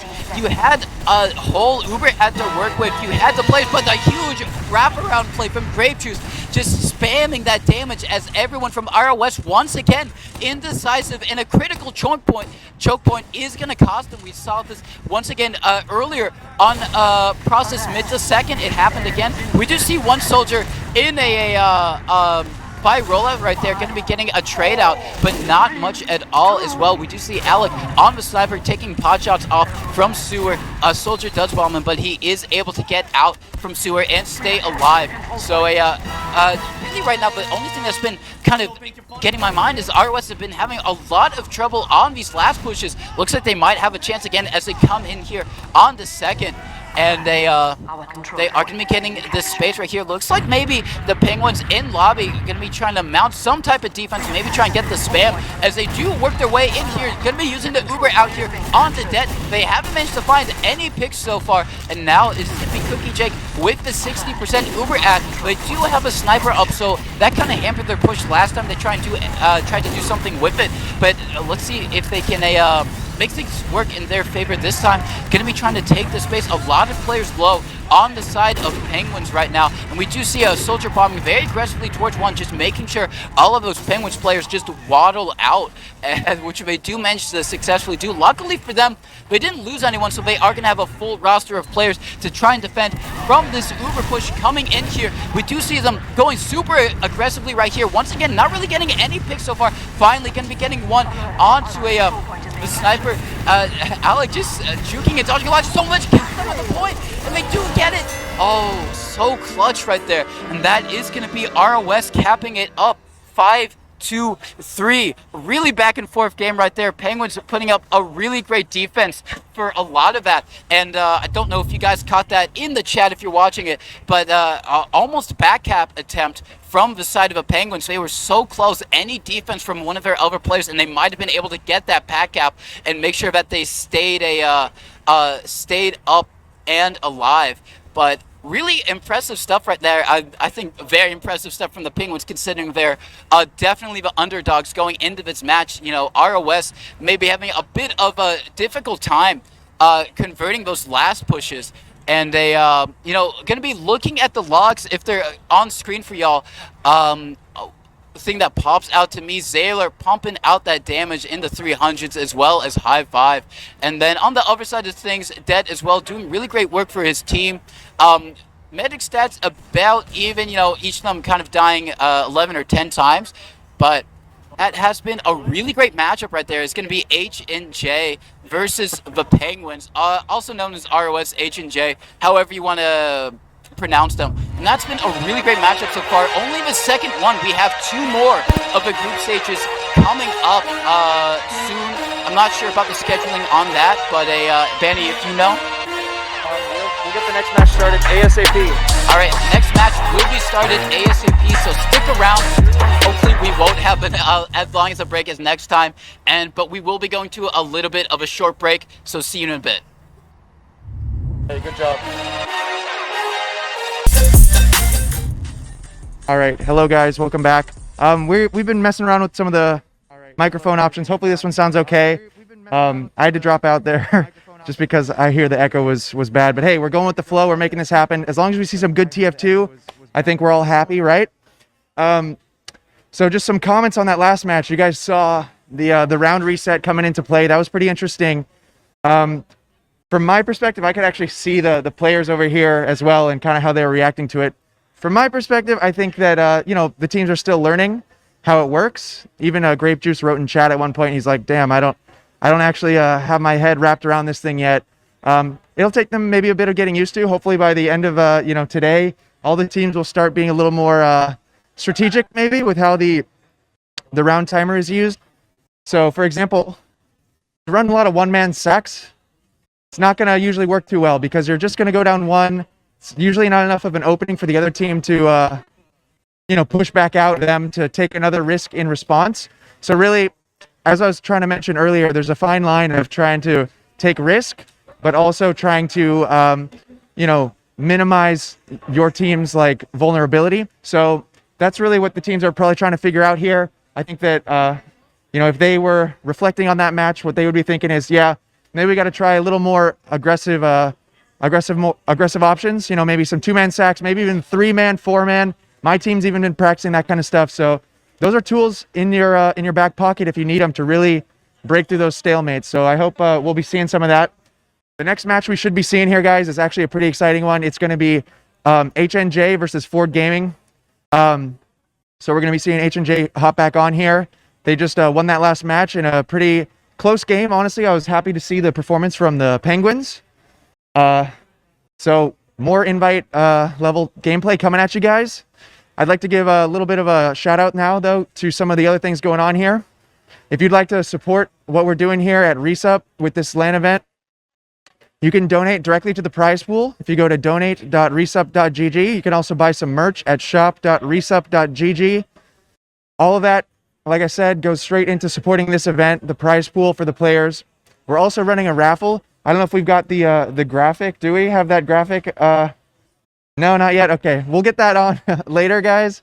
But there's an unusual hat that we're raffling off. Also a signed mouse pad. All the teams here have been signing a mouse pad. So if you want to get entered into that raffle, head over to the donation page and support the event. We'll get all you guys your shout outs shortly. It's just, it's a bit hectic here as we get everything going. I appreciate you guys' patience. So I'm probably going to get a guest caster on here shortly. We're just going to share the mic, I guess, but it should work out. But my initial thoughts going into the next match, maybe we can just pull up the rosters and start talking about this next match because we want to get this thing moving along because, we've got a deadline tonight. But I think we can catch up. We've got a break later that, we can sacrifice to get back on schedule. It should be fine. Also like to give some shout outs though to our sponsors of the event. That's RGL.gg. They're going to be running the 7v7 Pro Lander season very soon. 6v6 is ongoing. You can head over to RGL.gg to sign up for some competitive TF2 leagues and all that kind of good stuff. It's free to play at the entry level, and you can get some prizes, make some good friends, and maybe someday we'll be seeing you guys that are just starting out in competitive TF2 here on this big stage at the LAN. It'd be great to inspire the next generation of players through events like this. I know some of the people competing, even some of my teammates, they saw some LAN tournaments and they're like, damn, that could be me someday. So if you're out there, we hope to see you in the competitive scene soon.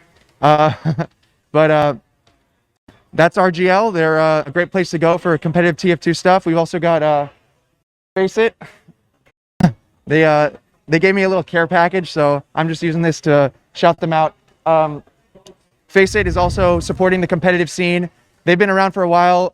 You probably know them from things like, their Counter-Strike support and all that. But they're always looking for new opportunities to, bring a good experience to the TF2 scene. And I respect that they've stuck with us for a long time.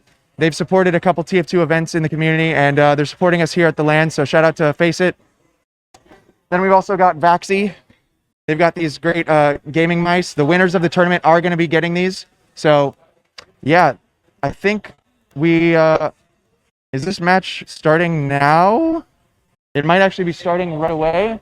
So I might just, all right.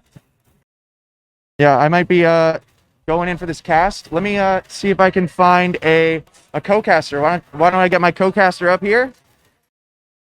We're just going to be sharing the mic, but yeah, TC Mono, we can just lean in and talk on this. Gotcha. You did a great job on that cast. I had to drop out halfway, but we're going to be seeing Ford versus HNJ. They're back, so why don't you give us some thoughts on this upcoming match? Well, immediately the first thing that stands out to me is that this is kind of, in my mind, it's kind of like a more of a proper team versus kind of like a plug team. Right. Ford. You've seen them a lot previously. A lot of players have been on my anime list, which is kind of what a lot of them are on this season, as well as it's kind of like the kind of a sandblast team, so to speak, Ford Gaming. A lot of these players have played with each other and know their play styles really well. On the other side, you've got a H&J or ROS, which obviously they've played with each other beforehand, but this is definitely, at least in my mind, definitely more of a pug team. And so I'm just wondering if maybe the synergy levels or kind of cohesion levels are going to be a bit different between these teams, as we do. Looks like we are going to be going live right here. So any match predictions from you? My predictions, damn, this is a tough one. I'm actually I'm a big Ford fan, so I'm rooting for Ford here. Hopefully they've resolved some of their issues they had in the scrims yesterday between Sandblast and Patty. But I'm gonna say Ford's gonna take this one, but I think it's gonna be a good match, 5-3. What do you think? Yeah, I do have to agree with you. I'm going to say something similar along the lines of 5-3, as we do get immediately into this match right now. It is going to be, right now, so many players dropping from the side for Gaming right now. That is going to be Trip and Saigai going down right now, as looks like Saigai is on the Scout class, interestingly enough, which we didn't quite get to cover the roster swatch of that happening on the side of Ford Gaming, but Saigai, you know, he's had a bit of a foray into Scout this past season, so obviously he can play it, but it's definitely not what he's primarily most known for. Patty, obviously a very good company soldier himself, as we do see ROS barreling forward, trying to get onto the second point right here, as it looks like they are getting a bit of space, but they only just now have up this midpoint, and so Ubers are even, so it's just going to be a case of them trying to muscle their way through, trying to get to the height advantage and player advantage if possible, but they do lose one. They are going to be losing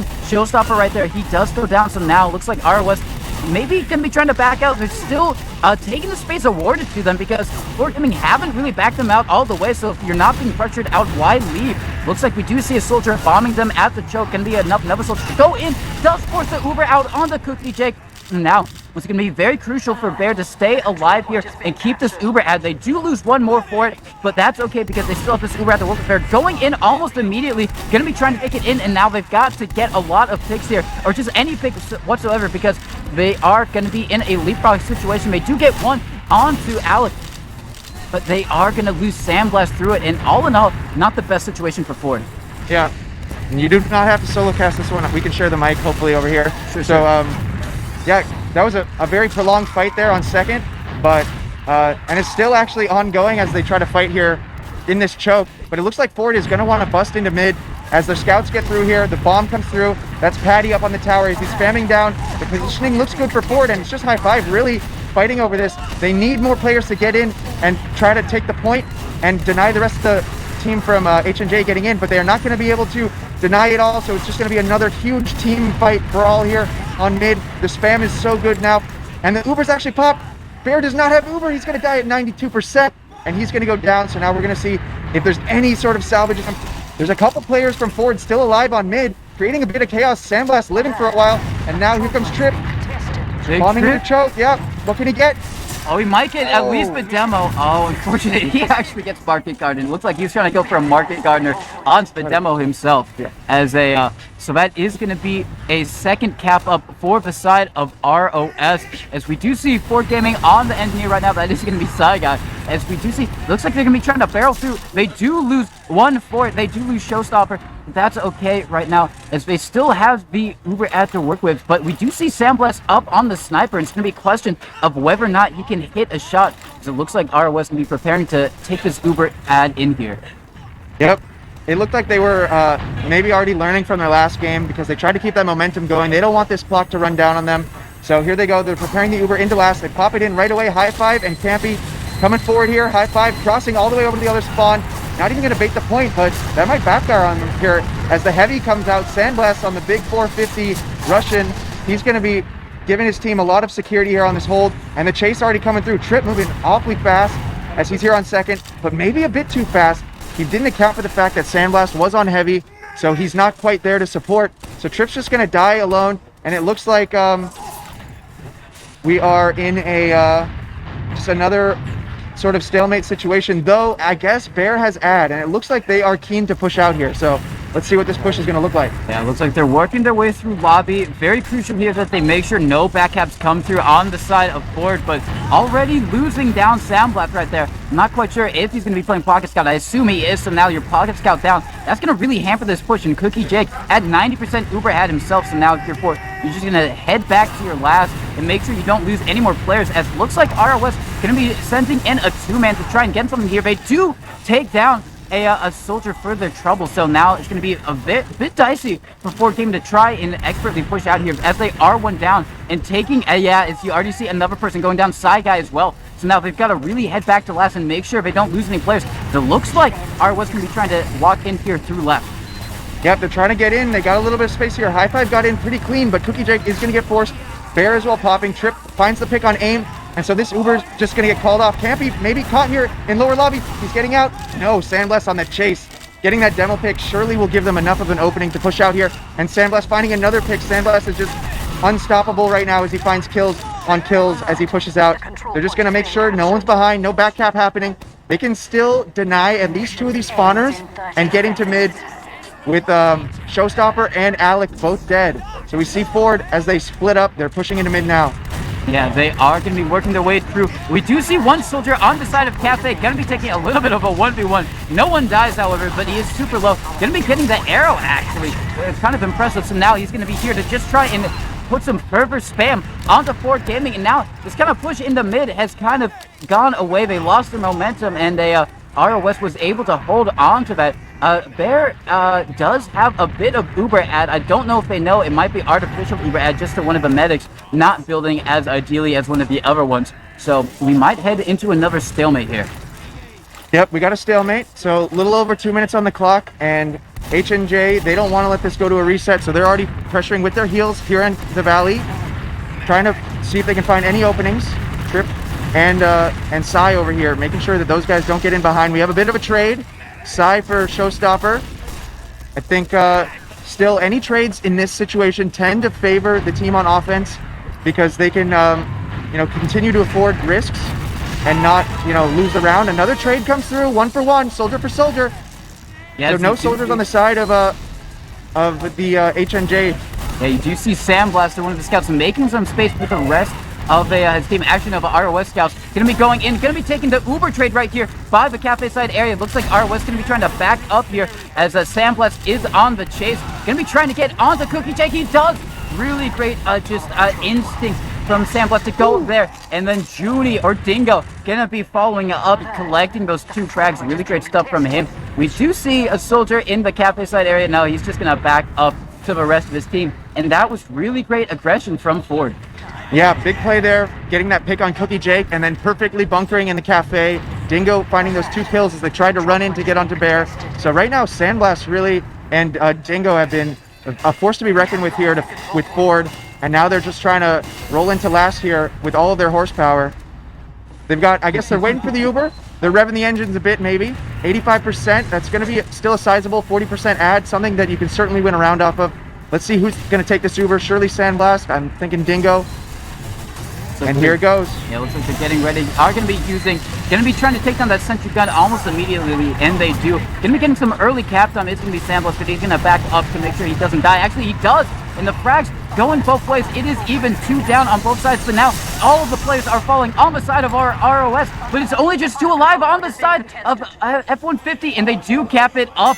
That was very close. They could have gone either way there, but at the end of the day, Ford just had the slightly better DM and positioning to win that one up, and they go into this game 1-0. Yep, Ford taking the lead. Big play there from Trip at the end, closing it out, getting those kills on the point. It almost looked like H&J was going to hold on, but Trip had those rockets ready to shoot him in the back. So we're going into the next mid. We'll see what the layout looks like here. Looks like both teams taking it a bit slower, playing a little bit of that spam, but the initiation, Patty's already in deep. He went behind. He's collecting some health packs. So the rest of Ford pressuring forward, trying to get some height.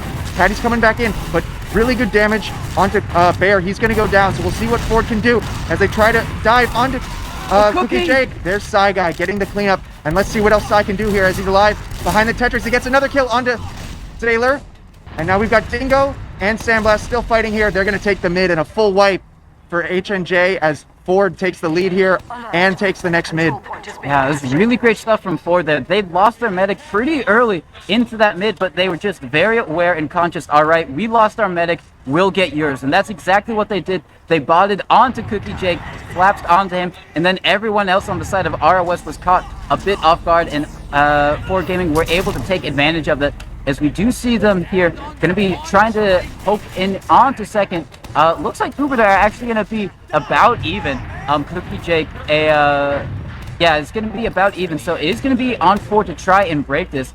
It's going to be interesting to try and see what they do. They might sack in Trip, kind of a famous Trip solo sack, so to speak, and then maybe rotate one of their scouts onto Sniper. But as we do see all the players getting buffed up here, they are going to have to worry about the clock and make sure that it doesn't go to a round reset. Because if you're just joining us, obviously a 3-minute round timer, so not the 10 minutes that these players might be normally used to doing. As we do see, looks like, yeah, Trip kind of trying to go in behind, but they do lose Side Guy in the meantime. So now this is a very tricky position for Tripwire to try and navigate. Does he go in and feed, or does he try and stay alive and just be a nuisance? He does have a lot of players chasing back for him. That is going to be a high five on the Trace. He does get a nice direct, but it's not going to be enough, and he does go down. So now 2 in the favor of ROS here. Yeah, Trip lived for a long time there. It did buy some time for Side to spawn, thankfully, but HNJ not going to hesitate here. They're going to be pressuring into mid, poking really hard here in Cafe. Showstopper, and I think that's going to be Alec there in the valley, ready to go, but they call it off. They didn't feel confident in that. Sandblast, though, now going down. That's going to be probably another prompt for them to push here. They're going to pressure into mid. There's already AIM getting in through Cafe, drawing some eyes. Showstopper has a wide open entry here through Valley, and he's going to go for it. He's going to bomb in, gets in onto the point. Good damage. He's going to get the demo pick and a good rocket onto Bear. So now all the space has been created. HNJ is going to take the point, and they're going to force Ford out of mid. They are really great stuff from the side of HNJ right there. Funnily enough, no Ubers were used, so it is going to still be technically a stalemate. But they are down a demo at the moment. Dingo is still dead. So we might see HNJ try and do something with that. Maybe try and see if they can muscle their way here. On the second, we do see AIM going down because of it. Maybe just trying to go in for a cheeky sex. But he is going to die. So now Ford Gaming, you know, they can respond with a classic counter sack if they want to. Actually, no, they're going to be trying to bust in maybe through Valley, maybe just try and create a bit of space for Trip to get in. He gets a nice rocket off on the Cookie Jake, super low, is going to have to use. Don't blame that whatsoever, but they lose so many for that force. They really have to make sure they keep Bear alive here. Yeah, so now the question is, does Sandblast and Dingo, are they going to go for a fight here on second, down all these numbers, but with the Uber ad? It looks like they want to do it. They're standing their ground. Looks like they're going to fight here on the plat. The Uber is ready, but is anyone going to get dropped? The Uber's popped. AIM's going to go down. Sandblast's going to be chasing for another kill. Down here in the dungeon, they just want to secure whatever kills they can and then just use those guaranteed picks to get their way into mid. They do get 2, so they do have a 2-player ad to work with here. They should know a Cookie Jake isn't on Uber, so Uber's not in the picture right now. It's just player ad. They are going to be sending a soldier through Valley just to make a little bit of space. As you do see the flank getting in through Cafe, going to be bombing on the bell tower. That is going to be Tripwire going down right there. So, kind of things falling not in Ford's favor, as they are going to have to back out here. You know, they had a good entry and a good opportunity to try and get in, but it doesn't end up working their way. So now it is going to be H&J on the aggression, on the driver's pedal, so to speak. And they are going to be trying to cap up onto the second. Everyone else on F-150 or Ford Gaming just in this lobby area, just kind of getting spammed out. So they are going to eventually take the call back up. Ubers are still even, so it is going to still be on H&J to try and break the stalemate. Yeah, that's so interesting. Since Ford, they had picks and they were getting into mid, and now they just sort of retreated out to their last with no fights really happening there. They're going to hold their Uber. They're going to set up here on last. They got the sentry gun with Psy Guy, and they've got, you know, kind of a standard hold otherwise, but a sack coming in. We got the picks onto Showstopper, onto Alec. They're going a lot faster now. They don't want to waste any of their time. I like that they're adapting at least, getting used to this pace that you get with the 3-minute round timer. So now here comes Ford's counter sack, but there's a lot of space here over on the Valley side. Let's see if anyone else tries to get through. But it looks like Patty's just going to retreat. He didn't quite get the picks or damage that he wanted, and the rest of his team didn't get in clean, so they end up calling that one off, and they're just going to fall back onto last. and see what attempt we see into last from HNJ. Yes, it looks like we're working our way in. We do see Sandblast on the spy. Oh, he's committed. Yeah, he is committed. It's always a guess whether the players are just checking to see if the Elber team is running an off class or if they're committing. But no, Sandblast is committed. He's all the way back in. He's going in on to Balk right now. He might just get the pick up onto a demo. He does get it onto Sailor. And, in those situations, maybe just go for the guaranteed pick. And that is what Sandblast does. So now, really good opportunity for the side of Ford. They don't have to worry about any traps whatsoever when pushing out here. So, yeah, looks like they are going to be trying to go in through that lower side area. They already got a soldier in through Valley, and they're just taking the space. They do have to deal with a soldier bombing them, but they are going to clean them up. They did have to use Uber in Cookie Jake, still at 100%, now finally having to use from Sandblast dying to try and get it. So they should be able to back up onto their last and make sure that this H&J aggression doesn't amount into a last conversion. But all in all, maybe not the most ideal way that could have gone for Ford Gaming there. Yeah, it was a really great pick on the demo, but still I'm seeing a little bit of hesitation from the rest of the team to really just get through those chokes. I guess the force really ruined their push, and now it's just getting a little bit scrappy again. The one-man sack, I thought HNJ had learned their lesson, because that's really not going to be enough. You only got about 40 seconds now on the clock. Are they going to let this go to another reset? Are we going to see that? Is the sentry gun going to just live for the rest of this? It could be, as we do see, it looks like ROS moving back into this lobby area, H&J. And they, I wouldn't be surprised to maybe just try and see them take an Uber exchange with the little amount of time they have left. It's going to be building it up, and they're just about to get it now. But yeah, it looks like they're going to be trying to go into this left side area, maybe just try and take the Uber, and maybe just miracle this into a last conversion of some sort. As they are going to be taking down the sentry gun, and they really haven't gotten that much else. The Uber is finally used from the side of there, and we do get a bit of overtime because they do have some cap time on the point, but it's not going to be enough. And we do again go to a round reset, which only favors Ford in this instance because they're up a round. Yeah, I suppose, but I what I would like to see teams do a little more is try to get that overtime, because someone could have gone behind, started a back cap, or why does H&J not just all in there for the point? Like, what are they trying to, do they really prefer to fight another mid? It seems like that's their choice right now. But we're going to just go back to the mid. If they can't break the last, then they have to bear the risk of another mid fight. Let's see how this one's going to play out.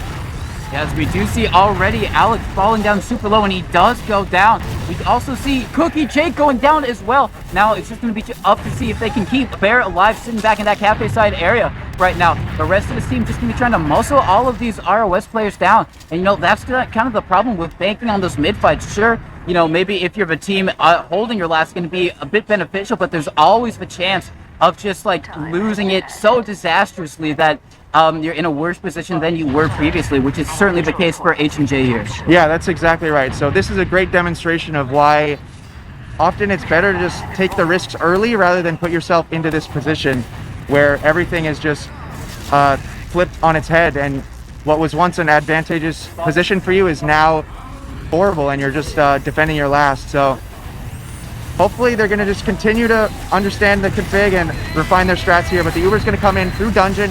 They're destroying the sentry, keeping everyone that can alive here, but AIM is still healthy, and he is doing a lot of damage here. Looks like Ford is in the 3v3. There is a heavy on the field. They're going to have some focus fire here if they want to win this. I just don't think they have enough health to withstand it. So they're going to cut their losses here. They're going to retreat to try to hold second. Spawners coming up shortly here from HNJ. Are they going to try and push out? Because the spawners are actually going to be better here for Ford. So if HNJ can't lock down these chokes, we might see the dry push coming in.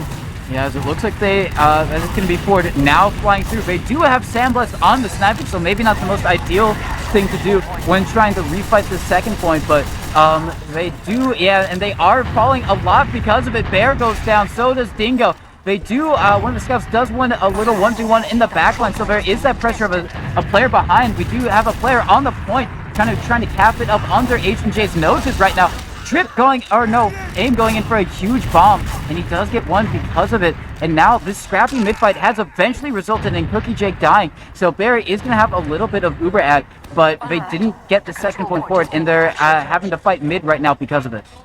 Yeah, I hate to say it, but Sandblast going sniper there kind of just made their team be down a player that entire fight. And when they needed him most, he was not there. Oh, huge rocket from AIM, but Bear's going to hang on with a thread of his life there. And this mid fight, or they're still fighting over this. I guess AIM's dead. Even though they have mid, H&J just conceded it completely, and they just went back to hold their second. Maybe a little bit of a miscommunication there. But Ford will gladly retake mid here. And they've got a slight bit of ad here, 20%, and it looks like they're just going to try and work off this space that they have because AIM is not yet in position.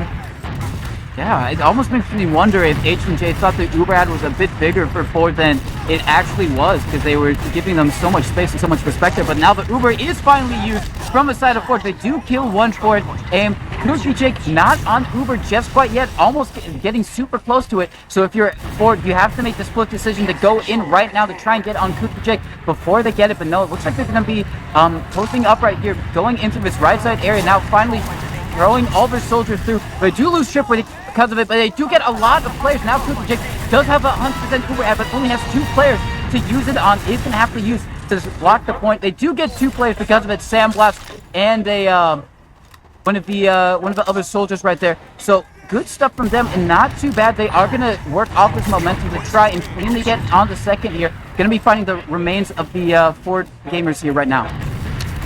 Yeah, but with a lot of cap time and down players, this is kind of a dangerous situation to push out on. H&J not able to secure the cap.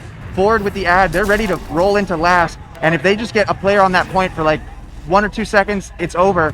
So not a lot of setup here. They got the heavy coming out a bit late, but the Uber is about to come in. Looks like they're going to be coming in through that top right from their perspective. A classic push here. It's worked for them before. There's no stickies on the point. Sandblast nearly caps the whole thing. Dingo still trying to hit them here on the point. We've got Patty in at the spawn, not going to be able to get anything. So pretty much a complete failure of a last push there. At least they survived with their medic and demo, but they're going to have to give up second here. H&J is going to push out. They're going to get their big ad into mid. This time Sandblast on sniper, maybe at a more appropriate time, because he'll be able to be properly set up for this defensive hold on mid. Yeah, it's going to be interesting to see if H&J decide to respect the sniper. Actually, no, they just use immediately. Maybe that was just their game plan, regardless of whether Sandblast was on sniper. So they use bombing in their demo. They don't find anything for it because they used so early there. And they didn't really scout out to see if they needed to use in the first place. So kind of a leapfrog scenario that we've gotten ourselves into. You know, maybe the only good thing for H&J in that circumstance is at least Ford Gaming does have the burden of having a sniper during this Uber push. So we're going to see if maybe Sandblast can do a little bit more on sniper during this Uber push. He already swapped, actually. Oh, he did? Okay. Yeah. They are going to be using in through Cafe, going to be sending in their demo all the way in through Valley, going to be trying to catch out any of these H&J players, but all of them are able to get out once again. So these Ubers onto mid, not really doing much work aside from getting the control of the territory for them.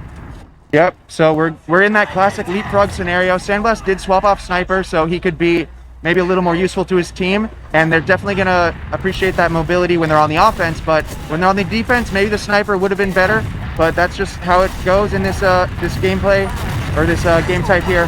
Back and forth action. We got, actually, Cookie Jake just walked onto a trap that was there on the wall the entire time, and so what was looking good initially, a couple early picks for them, has just sort of backfired, and now Bear is just chilling back here with his whole team. Patty and Psy Guy are ready over here, or that's Sandblast, my bad. Sandblast now pressuring into Cafe, trying to take this 1v1. Where did his team go? He's probably not happy about that because Patty and Dingo were just right next to him, and that was more or less a free pick. So this is going to slow them down a bit, but I think it would probably be wise for them to continue this push. They've got Psy Guy now rotating over to the combo. That means Trip's going to be alone in Valley, so potentially we're going to see this Valley wrap, which is exactly what's going to happen. They're pushing the flank, but Trip, wisely, he just jumps away. He doesn't want to give his life to the flankers from H&J, but Alec is going to start this back half. Sandblast has spawned. He's going to be coming in to fight this, but Doug! Whoa! Alec just two-shotting him out of existence right there. Trip doing as much as he possibly can there without completely dying, but they really got to get on this point to make sure he doesn't cap it up, and now finally Alec going down. Really great stuff from him, just buying so much time for his team and getting that crucial pick up on the Sandblast. So now we do see H&J Going to be trying to barrel in through this mid on the second here. Looks like they are going to be able to get onto it fairly cleanly. They do trade out soldier for soldier, so not too unusual. And it looks like they're going to be taking this Uber at straight into dungeon right now. It's going to be almost a chariot Uber with their soldier and with their scout and demo right there. It looks like they were trying to go for the Sentry Gun. No Sentry Gun to be found. So now there is a late game heavy though. They got to focus fire him down that 300 HP. And they do almost instantly. Great play from Zale. Going to be cleaning him up. Just kind of a scrap DM fest right now. However, the soldiers from Fort Gaming getting some crucial picks out onto the side of ROS. It's only a demo and soldier alive, as well as the med from ROS right now. And Trip is going to be taking him down. And now that was, I like the aggression from the side of H&J there, but they weren't able to convert. And it is going to be a failed push for them. Yep, so Ford now trying to see if they can get out onto second, but maybe just a bit too slow here to break through. Even though they held last, they didn't have the numbers to push out. And so it's probably just going to slow down here for a bit. We're looking at a 1-0 game, incredibly close. Lots of back and forth action so far. 4 minutes on the clock before we know what the final win limit's going to end up being here. But this could potentially just be a game that goes, you know, maybe max win limit 2, since it's so close right now. Yeah, it definitely is, as we do see Ubers evening up. So now once again, H&J in this very difficult position for them of trying to break in to a last. Looks like they're gonna maybe try and stack the left side, maybe focus fire down the Sentry Gun with their soldiers. Looks like maybe that's what they're trying to do. Not quite getting it. They do rotate it down to kind of more towards dungeon to kind of block it out. And they only 1 minute essentially on the round time or so. Kind of a similar scenario that we've been seeing for H&J is they've just been having a lot of trouble with these round timers and pushing in, as they do maybe a sack or maybe just a bit of feed from Showstop right now. But we do see a soldier on the prowl in dungeon. He does get caught out, so he might die. Yeah, it looks like he is going to die eventually. Actually, no, it looks like he might be trying to get a trade onto the scout. No, they both managed to get out fairly well. Aim dying as well in the whole midst of that. And all of this delay just benefits Ford. Yeah, it really does. H&J, they just keep minimizing their risk when they push last, so they never really let Ford push out to either make a mistake or retake second. And a lot of the times that's more so what you want, is that you want the enemy team to make a mistake. You want to bait them into a mistake. And H&J aren't really making that happen. They're just going for a straight Uber in right now. And Ford have the Uber, the counter pops, and they might just sit here on last. But yeah, because no one died. Like, why not all in? If you're H&J, why are you not just all inning right now? You could win the round off of some aggression. Yeah. And they do get some cap time. Look at this. They might be able to do it, but now it's just going to be Cookie Jake out alive right there. Tripwire and the rest of his They should try to get on second and extend this overtime. Are they going to make it? They just moved a bit too slow. See, this is the thing. You got to plan like one step ahead. If you know the clock's running down, you have overtime, maybe even you already have someone on the next cap, because then you can extend that round. Because that would have been, that's exactly what you want H&J to do, is like take big risks. But then you need Ford ready to capitalize on that. So they're still learning. Yeah, they're still learning how it works. Definitely. It's kind of cool, kind of seeing the evolution of teams learning this rule set in real time. Definitely H&J have a bit to work on, but see if they can try and adapt on this mid fight right here. It's going to be, a nice rocket from AIM, I believe, onto Sandblast. Some really great stuff from the soldiers, and this is a much more convincing and dominating mid from H&J right now. It's going to be a full wipe. And they, if they have mids like this, then they will be in a much better place. So now it's going to be 100% Uber at to work with here onto a Forge last, and they can't beef this, right? Yeah, they're tired of having to push into a full last setup, so they're just setting up a spawn camp right now with their full Uber ad. Hopefully they can maintain this. They already get 2 picks. There's Campy with the trap on the spawn door, getting the medic, getting the roamer, and now they just finished the second cap, so they're going to be piling right onto last here. A couple kills being exchanged. I don't know if Dingo can hold this. He doesn't quite have the stickies on the point. So there it is. That was like a 40-second round coming in through H&J. That's the pace that they need to be playing at if they want to, win this match. There's only a minute left on the clock, so most likely this is going to be next round wins. Yeah, definitely. As they, once again, that mid being very decisive, and he would eventually walk away with it. A bit different from the kind of more longer rounds that we've been seeing so far in this game. And so it is going to be once again trying to watch Ford Gaming to try and see what they do. We do see some immediate aggression beside a cafe. It's going to be one of the soldiers fighting another lurking soldier. It is going to be Showstopper who eventually gets the worst end of that. Aim going down as well. And what was initially a really great kind of series of mid-wins for the side of H&J has kind of turned. We do see Campy getting a nice pipe out onto Sandblast. But they're kind of backed up here. But with actually a lot of players going down on both sides, but no, it's looking a lot better for Ford Gaming right now. They are going to be trying to muscle all of these H&J players out onto their opposite second right here. They do get the Uber force. Now Bear doesn't have to use Uber just quite yet. Doesn't actually have Uber to use. So it's kind of both a play of milking and a play of survival right now. Eventually does use as immediately as he gets. Now he's going to be trying to meet up with any of his players to try and stay alive. Yeah, he does escape through Valley. And they, honestly, pretty impressive that H&J managed to turn that around. They were on the opposite side with players down, and they were able to regroup, use that Uber effectively, and take the mid-win. Yeah, that was an interesting mid, how both teams just like rotated around, but looks like H&J are going to be trying to just break through this and keep the momentum going from securing that mid. It is now in the territory where the next round will win, or this round will win and decide the winner of this match. So as Ford gets a couple picks, they're looking to chase this into mid, but Trip was the only one really willing to go in there, and he's actually going to die. So his spawn's going to be a bit longer as H&J bust through into Valley. And look at that, Doug just finding the pick onto Dingo as he's a little bit overextended. I'm sensing a little bit of fear right now from Ford as they just concede second. No one's supporting Dingo whatsoever. Yeah, they are a little bit hesitant, but you know who's not hesitant? H&J. We do see the soldiers flying in here, making a bunch of stays. He does go down. Actually, no, that's Sailor going down and Aim going down as well. Actually, so maybe that aggression was a little bit misplaced. Maybe not just enough follow-up from their team. But now Ford Gaming, they have the opportunity to push out here. They're going into Dungeon. A bit of an interesting play right there. Going to be launching out onto these players almost unsuspectedly. And they're going to be trying to bully everyone ROS back. That's a drop. That's a crucial drop right there. Cookie Jake surprised them with the Uber on plat, and Bear drops the Uber. So now what can you do if you're Ford? You just have to go for desperation plays. All of H&J are alive, and we see a couple players on last. We see one soldier trying to get out through Dungeon, but is he even going to make it out? All of H&J is already flooding in. Patty goes down. They're baiting the cap. High fives on it. Showstopper and Aim doing a lot of damage here as they bomb forward, and there's the cap. And that's going to be the match. It's a 2-1 game. It ended up going in the favor of H&J. I was wrong in my prediction. A lot closer than maybe I predicted too.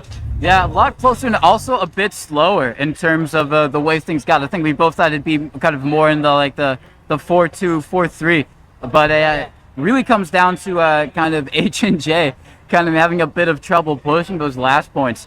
Then and I think that's really what happened there. It's not necessarily that I think Ford did anything particularly right. It was just H&J kind of beefing the advantages that they had, of just playing a bit too conservatively when they should have been playing a bit more aggressively. And maybe you could say the same thing for Ford, as they were a bit a passive and a bit meek when it came to working off of kind of the player advantages that they had. I'm not sure about what you saw there, Benny, but that's kind of my take on it. Yeah, I would have to agree. I mean, I saw a lot of, I don't know. I think these teams are really well evenly matched. I think a lot of them were taking some interesting, like, aggressive plays, which is what you want to see. But I'd have to say there were some big plays out of Campy in particular.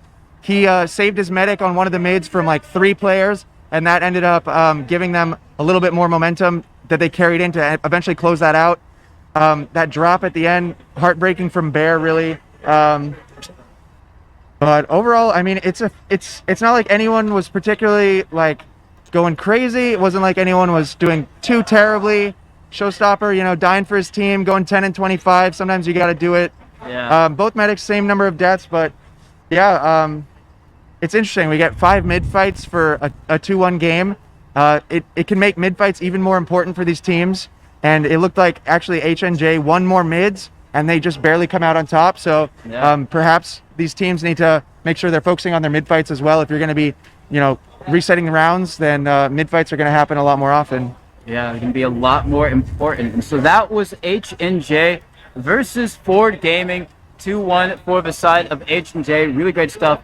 And that is the third match in the group stage. We do have one more before we get to the playoffs, and I think we are going to head to a little break before we get that fourth match up for you guys. So stick around and get ready for some more TF2.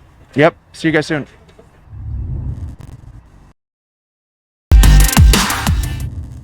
All right. Hello, everyone. Welcome back to the Localhost TF2 LAN here. We've just seen a few great matches here in the group stages, and we got another one coming up for you. It's going to be the Ford Gaming versus the Penguins. Ford, unfortunately, unable to close that last match against H&J, but they're looking to close out the group stages with another W. I'm joined here on the stream couch here with Witness and Rocket King over here. How's it going, Witness? Doing pretty good. Hanging out. How you doing, Rocket?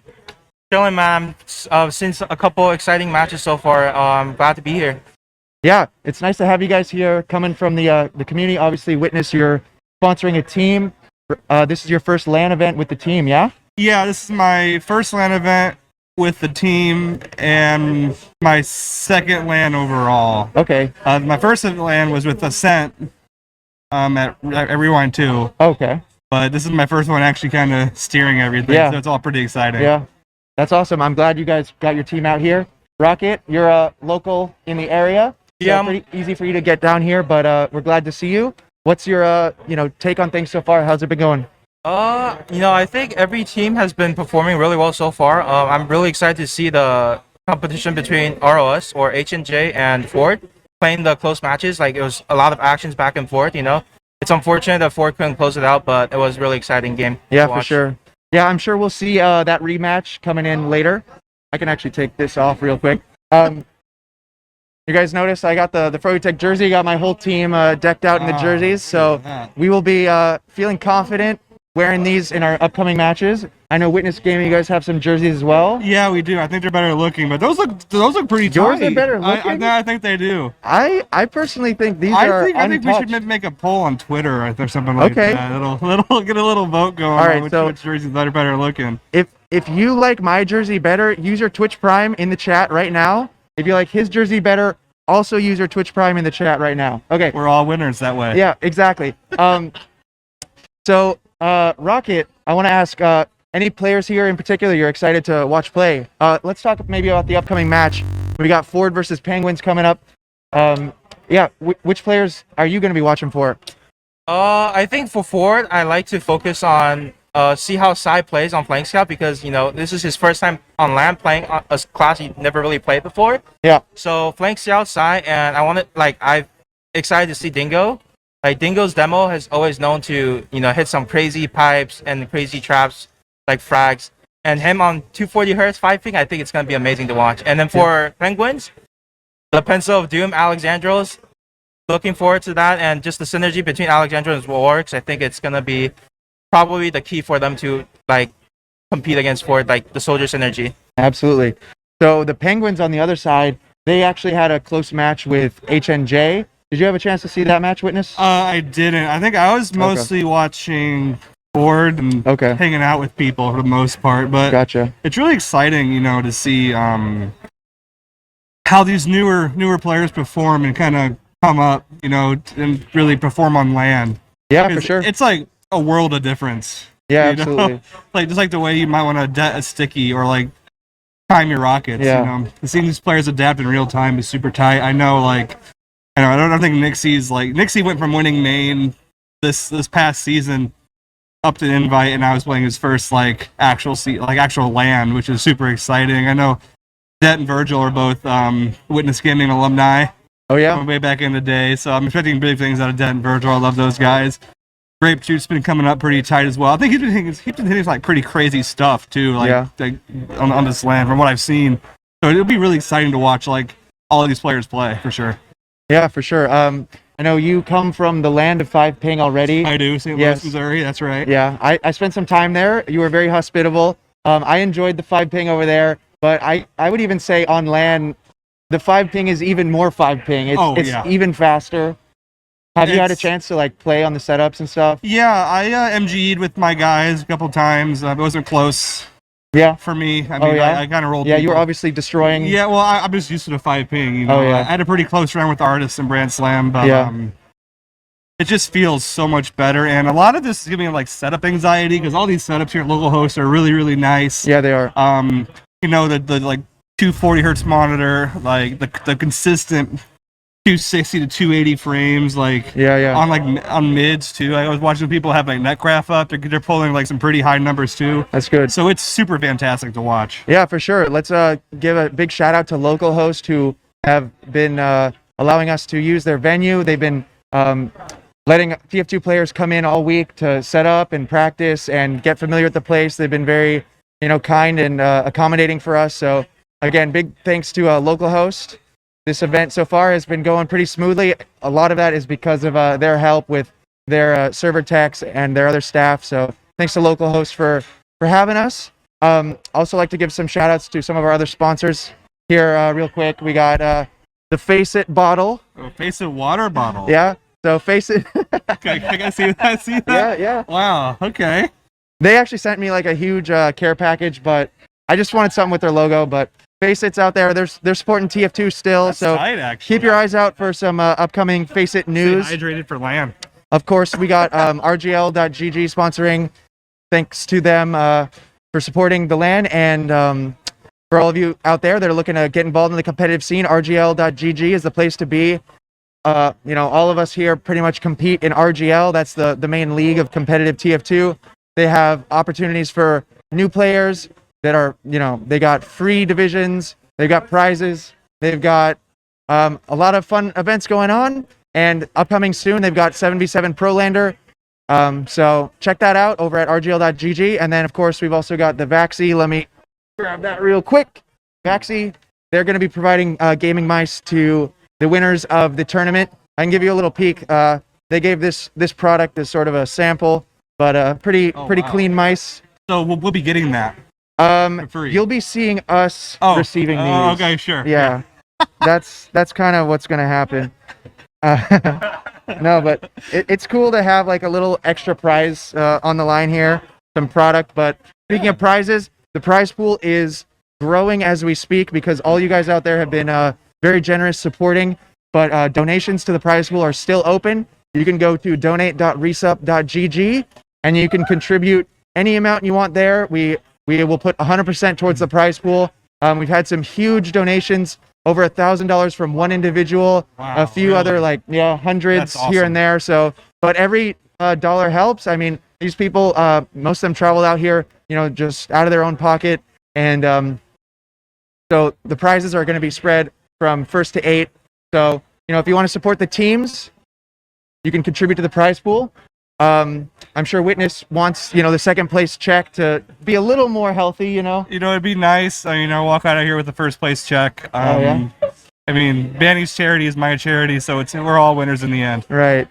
Yeah, I mean, the draft cup, it didn't go my way, sadly. I think a couple of your players benefited from that one. I think we benefit in that really chaotic kind of culture, right. That ball. That's kind of our ballpark. Yeah. Our realm. But I mean, in terms of prizing, a lot of that went to your players. Yeah, it did, and a lot of it helped with like our Airbnb. Okay, that's great. And things like that, and I think without the community really kind of helping us out, kind of get there, we probably would have a lot more trouble actually being here to play. So that's why it means like so much to us and so much to like Froyo and all these other guys here. So it really does mean a lot for sure. Yeah, for sure. And then let's keep it going with the shout outs. We also have merch for the event and for RESUP events going forward. You can head over to shop.resup.gg. That's just sort of the name of the new endeavor that we're undertaking here to bring competitive TF2 events and maybe even some casual TF2 events in the near future to you guys.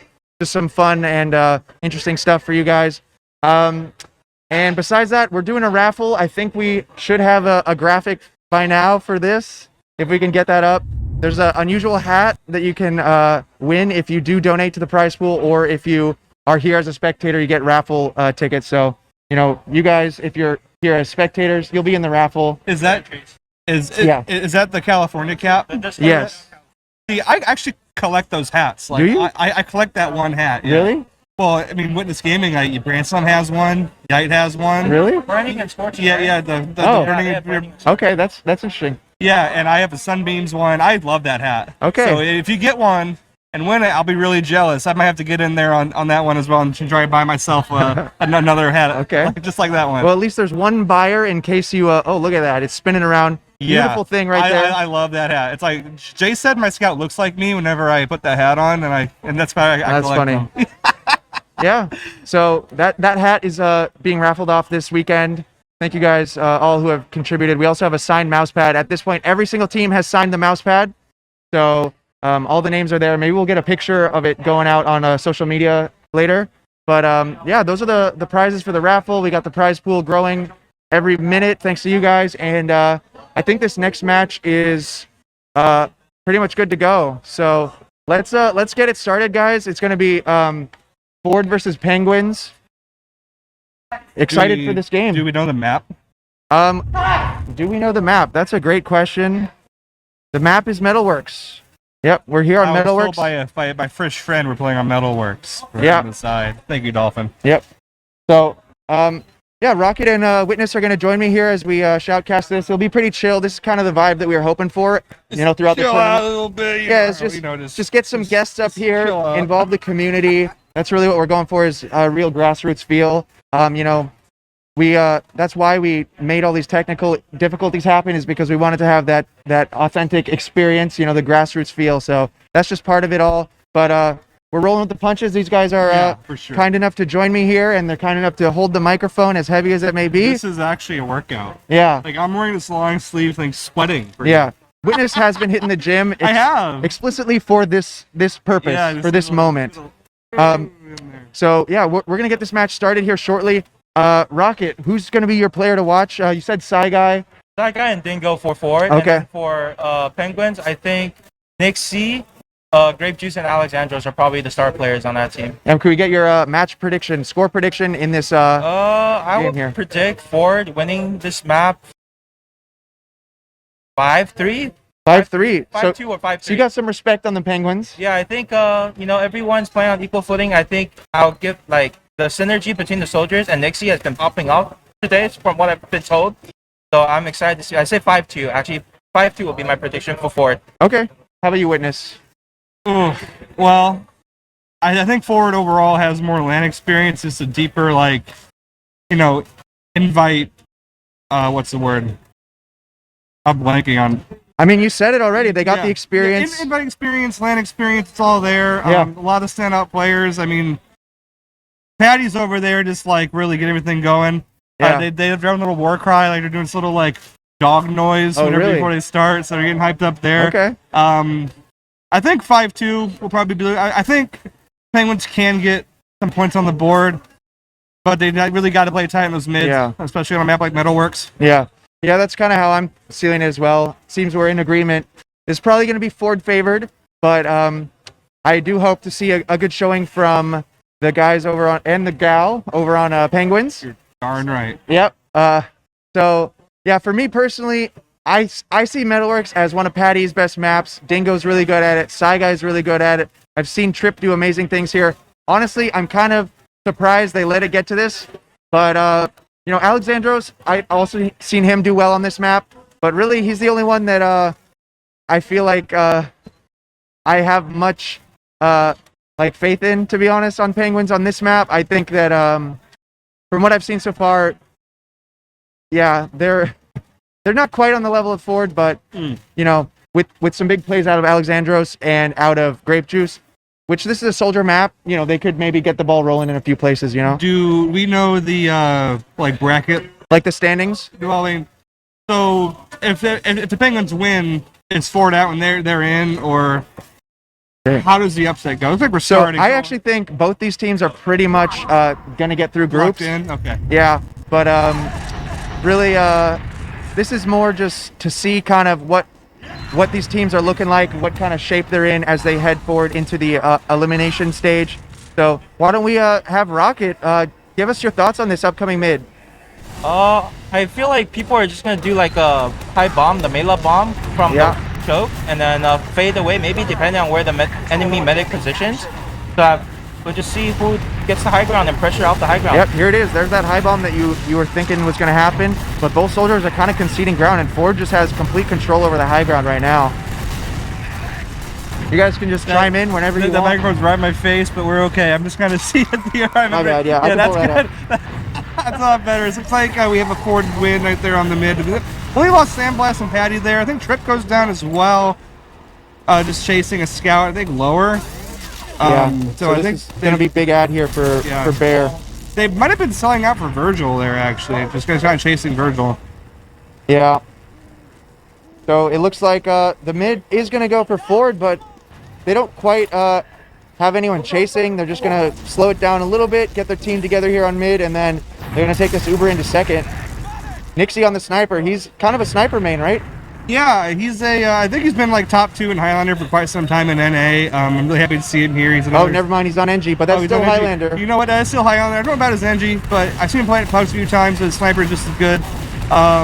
Not a whole lot going on. I mean, Great Goose is on the Meg. Gonna find 1 rocket, 2 rocket. Can't quite find the 3rd to get that kill and lower. I think it should be a nice little run up on the ramp here. Alexander's might die in lobby. Goes down 2 Sandblast. They have 2 picks going into last here. About 20 ads. So they could go on just after quick. They might need to spot the gun. Just gonna go right in on the right here. Looking for the gun. Gun's really passive. No real point pressure. Everyone's in spawn. It might just be around as the Uber comes out though. Virgil's about to get Uber though. Counter pop. They have two kills here. Virgil's really weak in the post. Everyone's kind of living on 4 here. Side guy's just living. He's just living behind. He's living. No one's even hit him. What? That's not real. And he gets out. That's not real. Patty died. Patty died somewhere, but Det is also dead, so you know, maybe not too easy to push out here, but we might see people trying to bust through. Die, trying to shove the flank, but he's going to go down. But actually, the Penguins, it looks like they're going to be able to get out of last here. That's crazy. Rocket, what are your thoughts on that? I think it's Penguin just got second, and looks like even Uber situations, they probably just need to take it slow, see if they can find opportunities to peek mid or even contest mid and start the fight. So what kind of opportunities are you looking for if like you're like on the Penguins roster here? I mean, they probably just have to hold second right now, but maybe when Ford's sacking into second for that force, they can insta counter sack or find opportunities to push pressure the person isolated in the house maybe, and then open the fight up that way. So here they come. They're moving up through alley now. Right now, Ford is here. And here comes the first bomb. That's going to be Patty jumping forward, but does the fade. Sets up grip, and then that's the alley-oop right there.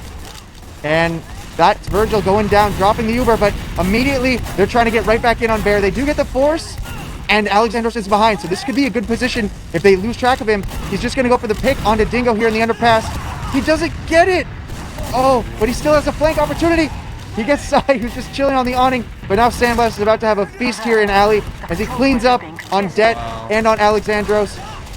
That's just getting blanked right there from point. Wow. That was the perfect fade bomb from Patty to get that space in for Trip right there through Valley. Yeah, and, big play by Patty, not only fading to like set up Trip, but then he jumps back in to close it out to get that med drop.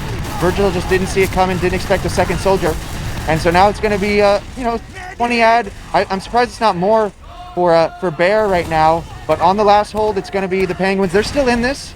They already held last one time. They could do it again, but they just need to stabilize here, and they need to kill just a little bit of time before they have Uber for a counter pop potentially, if Ford even goes off this. It looks like they're going. I think it's really important here that Blue needs to make sure they spot, like information here is super important. Knowing where the enemy is coming in from is going to help them rotate to the right spot to hold last. So yeah, they've already got Uber actually.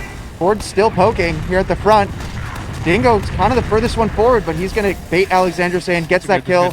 And now this is where Ford starts putting on more and more pressure. Probably high bomb off the wall here, trying to get something. Trip in. Land. I tried to land on a soldier. No, not looking for a soldier. Might be looking for a demo. 2 soldiers. No! Oh, man. It's that Patty Trip combo. Did Patty get in from the right there? I think. Yeah. So 2 different angles. So the medic just simply got collapsed on, and nothing could have done. And here it is immediately. Ford just coming into collapse. So it's been a rough round for Virgil. Wait a second. This isn't over.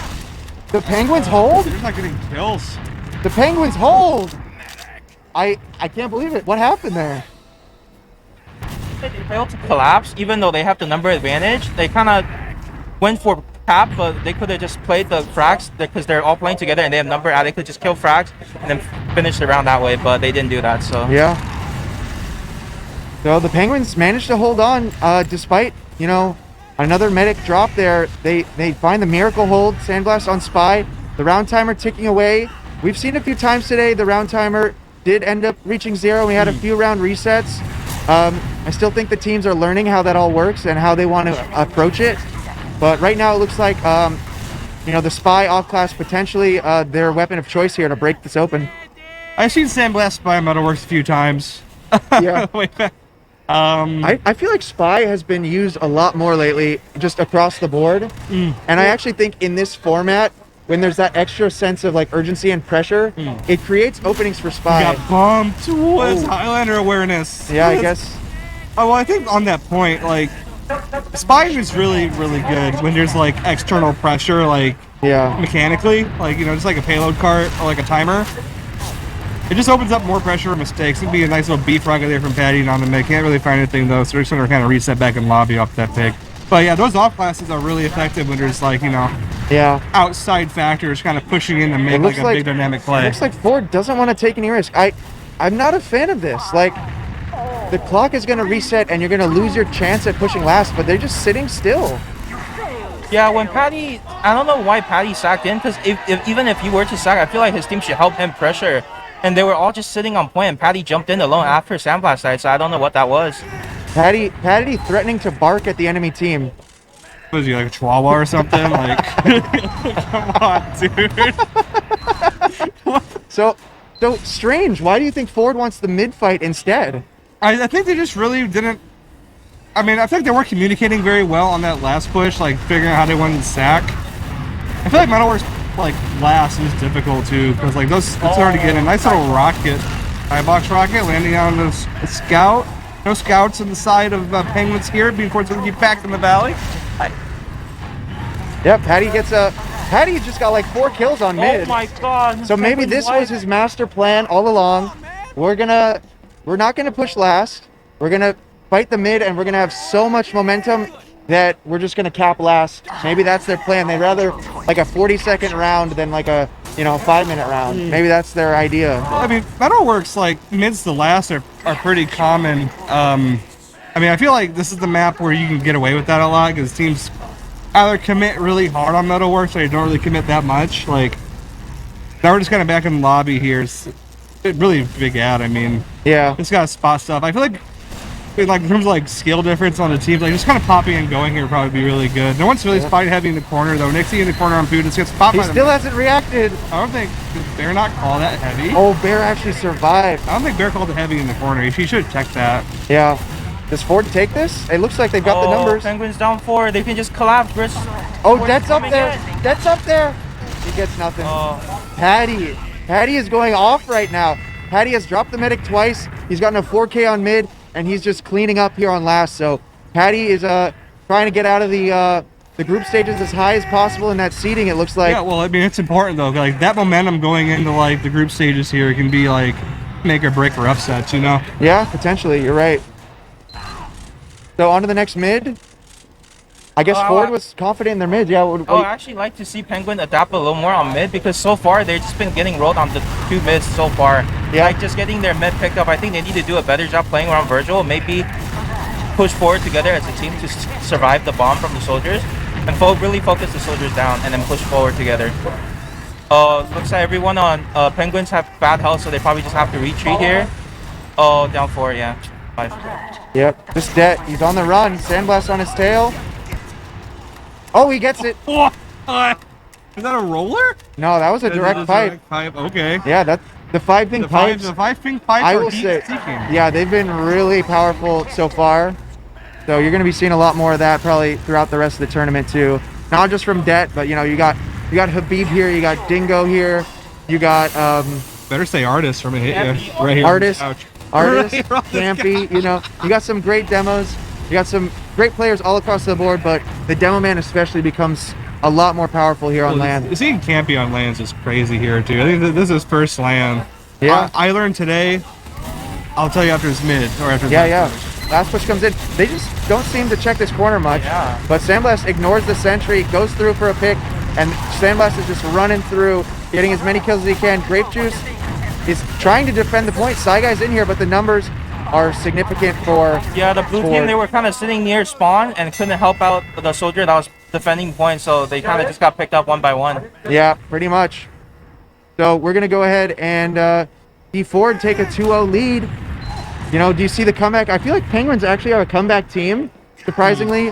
They had a match, you know, earlier in this tournament already where they, you know, were trying to come back and had some good showings late in the match. And then online there was also a comeback that they almost had. So I think they're not going to give up here just yet. So hopefully Ford's not getting too cocky. Well, that's like That's an early death. I really want to see them just committing the soldiers. See if they got the mid pick. That's what they needed. Yep. Now they can maybe Bear 5 goes seconds down off and that mid Virgil's pick. out. That's good. They have big ad now. They just need to play for spawners and refight mid Yep. maybe with their spawners. It would appear that match has been paused. maybe. Yeah. Well, that's what I was saying. You know, it's like, first of all, I didn't know Taylor's name backwards was Relax. Oh yeah. I just clicked. I He's been using that name for a couple of years. I just learned that yesterday, so that's Oh, really? cool.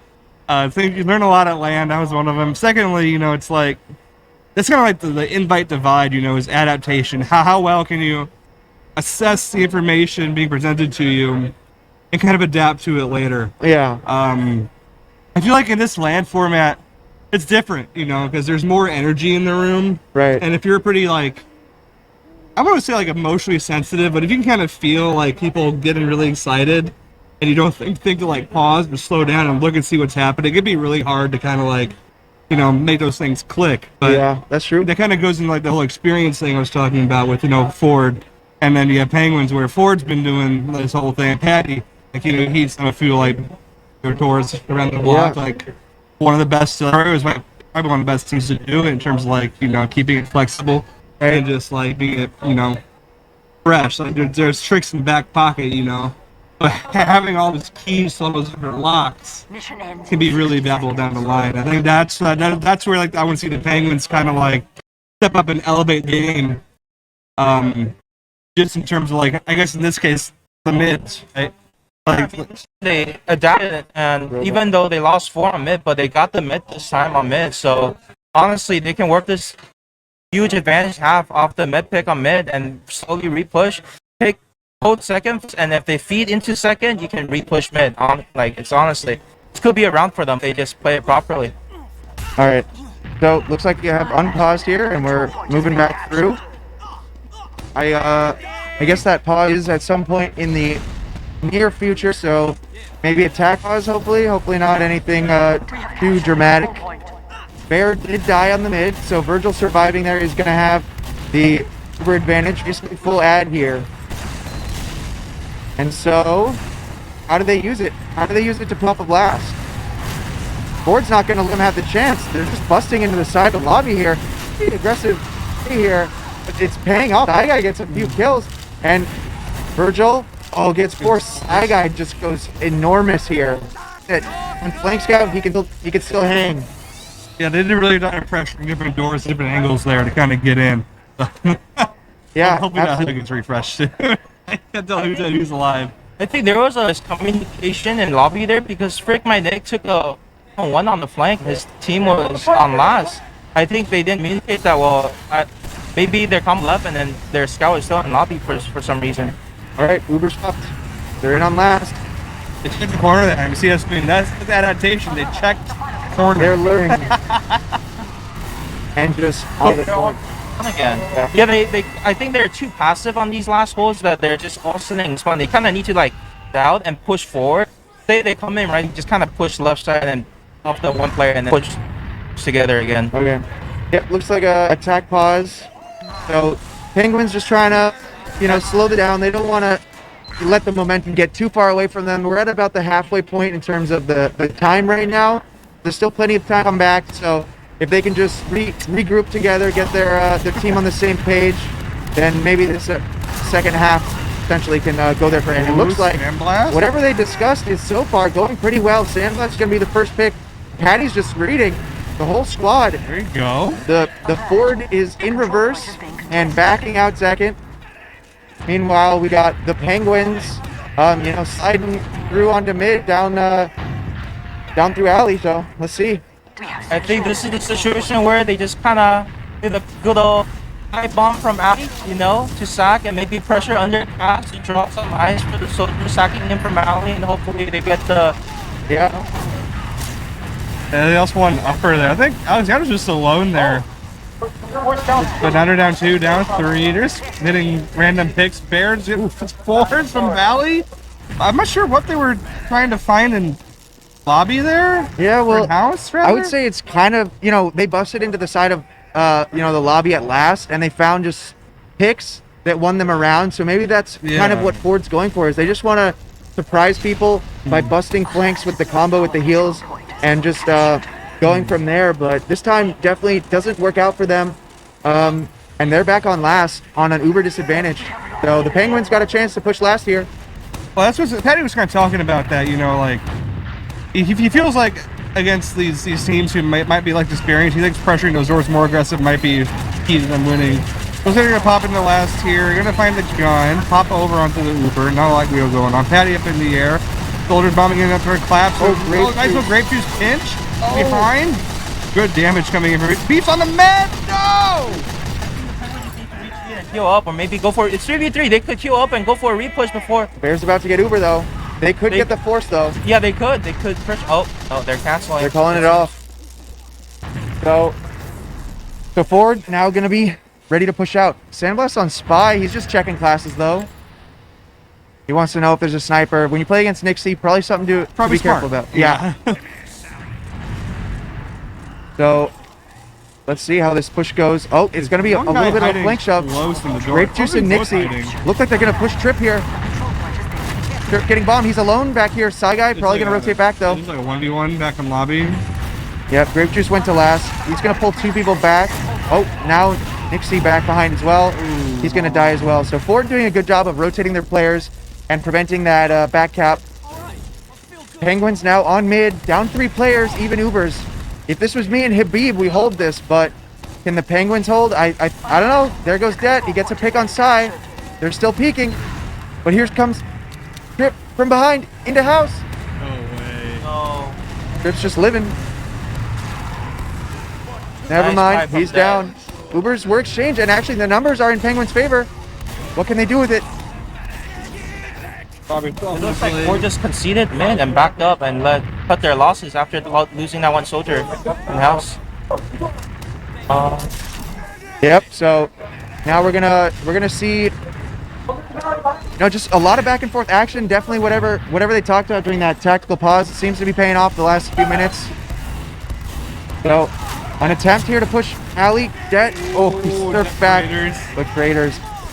Yep. Ford. They're holding on. That demo pick is always crucial to get through onto the next point. Look at Valley, especially on back on the mid here. Here comes Alexandros. Batman bomb.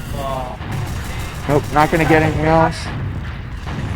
Yeah, getting a demo pick from Metalworks 2 or like through Valley there is pretty free for pushing in the mid. So all you gotta do is bait that soldier high bomb from Batman. Everyone does, Yep. and just take that right side for free. And I think they played that pretty well. All right, so now the tables have flipped. We've got the Penguins defending second. Ford trying to fight through. Last time we saw this situation, it was the double soldier bomb. Here comes Patty with the bomb, the fade, setting up Trip. Virgil gets launched. This time Virgil's safe, gets the health pack, but Patty is still barely alive behind. If he just comes in for like a 1 rocket flank, he could potentially. There's Nope. 2 behind. Trip was behind too, I think. Trip just committed. He died down below. No. Yeah. Trip died lower. Yep. Yeah. Yeah, so that's 2 soldiers down. Penguins trying to roll off that into mid. We got traps on the house. Grape Juice finds the traps. Is he going to get through or not? Looks like they're going to call it off perhaps here. Nice pipe from Det onto the scouts on the roof. I think I would have liked to see Penguins push mid there off their player pick. Yeah. Even the soldier could just bomb in and create some space for the combo to walk in from Valley. I think that was where their combo was, but they kind of just canceled, realizing that it was too late. The soldier just spawned. Yes, indeed. Sometimes though, you peek, you don't have the opening. It can be safer to just call it off. Ford now doing the same play. Here comes the double bomb up through alley. Virgil over here on the island. The soldier's not even going to get there, but actually Trip gets behind in lobby. does get the kill on Nixie. They're going to keep this pressure going. Patty gets the force. Sai, though, dies. That's 3 people for a force. What do you guys think? Is that worth it? I think if I was Penguin right now, I would go. Oh, they just counter popped in. They just popped in after. But they dropped Sandblast. It's just Dingo. So where are the What? Penguins? Are they on this chase? Let's see. It's Grape Juice has currently the a exit. 2v4. They're caught. The They're 4 so people are caught. caught in house. Can Dingo get out of this? No way. Fair. That's a delayed death. Alex gets 2 in house. Chaos at this point, looks Yep. like. Play around Virgil. They need to play around Virgil right now because Ford is gonna go for that med pick. Yep. Because they're actually pretty healthy right now. They could go for it, but it doesn't look like Ford is going to do it now. They're just gonna wait for their spawners, see if they can go with a drive fight maybe. Yeah. All right, so with that ad though, you know, 80%, it's a little bit better than the opportunity they had previously. They're going to go into mid here with a big ad. Look at Sai, he's kind of caught. Nixie's going to find him here in alley. 2 scouts. Yeah, Down. definitely Sai, maybe showing a little bit of his inexperience on the flank scout, being completely isolated out there and caught out at a bad timing. The Peng, Jumping in to create some space for Penguins, and it looks like they just took mid. yeah, they still got 40% to work with. They should keep this rolling. They're stacking. They don't even deny Sai, so they should just keep moving. At this point, I don't know. Bear's gonna get Uber, I think. So, there's 10 minutes left in like the match, right? Right. So I would maybe for Ford, I would kind of look for like advantage on the point, like on maps, like maybe try and find like another pause. It looks like we've got another pause here. But I don't know, like I feel like with this config, like as soon as that like match timer runs out, you can just look for like any kind of. I don't know. Is it better to be on mid or on their 2 there? Right. So Because I feel like there are some points where I'd want to like kind of reset this, and I feel like with how mids have kind of been this match, like I think Ford could probably try and stall out and just kind of play mids. really? Like I feel like their mids are that much better. So if they just play mids until they get a decisive mid to like win the round, is that what you're saying? Yeah. Okay. Yeah, I mean that is a valid strategy. Oh, we're already on pause here. Yeah, that was so- quick. Yeah, if that was attack pause, it was a quick one. Oh, great bomb from Grape Juice there to get that force. Yeah, you got the force. Both teams have popped Uber though. And it looks like Penguins just are out of mid. That all happened so fast there. Ford just finds momentum basically out of nowhere. I have a feeling they're going to keep this rolling. Even though it's 6v6, I think they might go for a dry push. That's the sense that I think that I'm getting here. I think it'd be good. I mean, they lost Trip in house like right away there. I think Trip was buffed peeking. Yeah, nice play by Alex. He's waddling through here. Penguins back into mid perhaps. Alex just gets through. Grape Juice gets through. Good damage here onto Sandblast. But no one else is able to get in. I think they were doing a lot off that one Trip pick there though. Like that was almost a pretty good dry fight. I think if they could have found a way to kind of get more on that right side on the Sandblast on those boxes, I think it would have been pretty nice. Because I think there were saying scouts and high ground are kind of deny that bomb. Yeah. It seems like whenever Penguins want to dry fire into mid, when they have like player out, their soldiers are always like hurt before the fight begins. So it looks like they couldn't get the space they wanted to fight mid. Yeah, that's a good point. Yeah, if your soldiers can't really get in or be healthy enough, then yeah, it's unlikely you're gonna take it. So there we see the alley. They preemptively bomb this. What do you think, Rocket?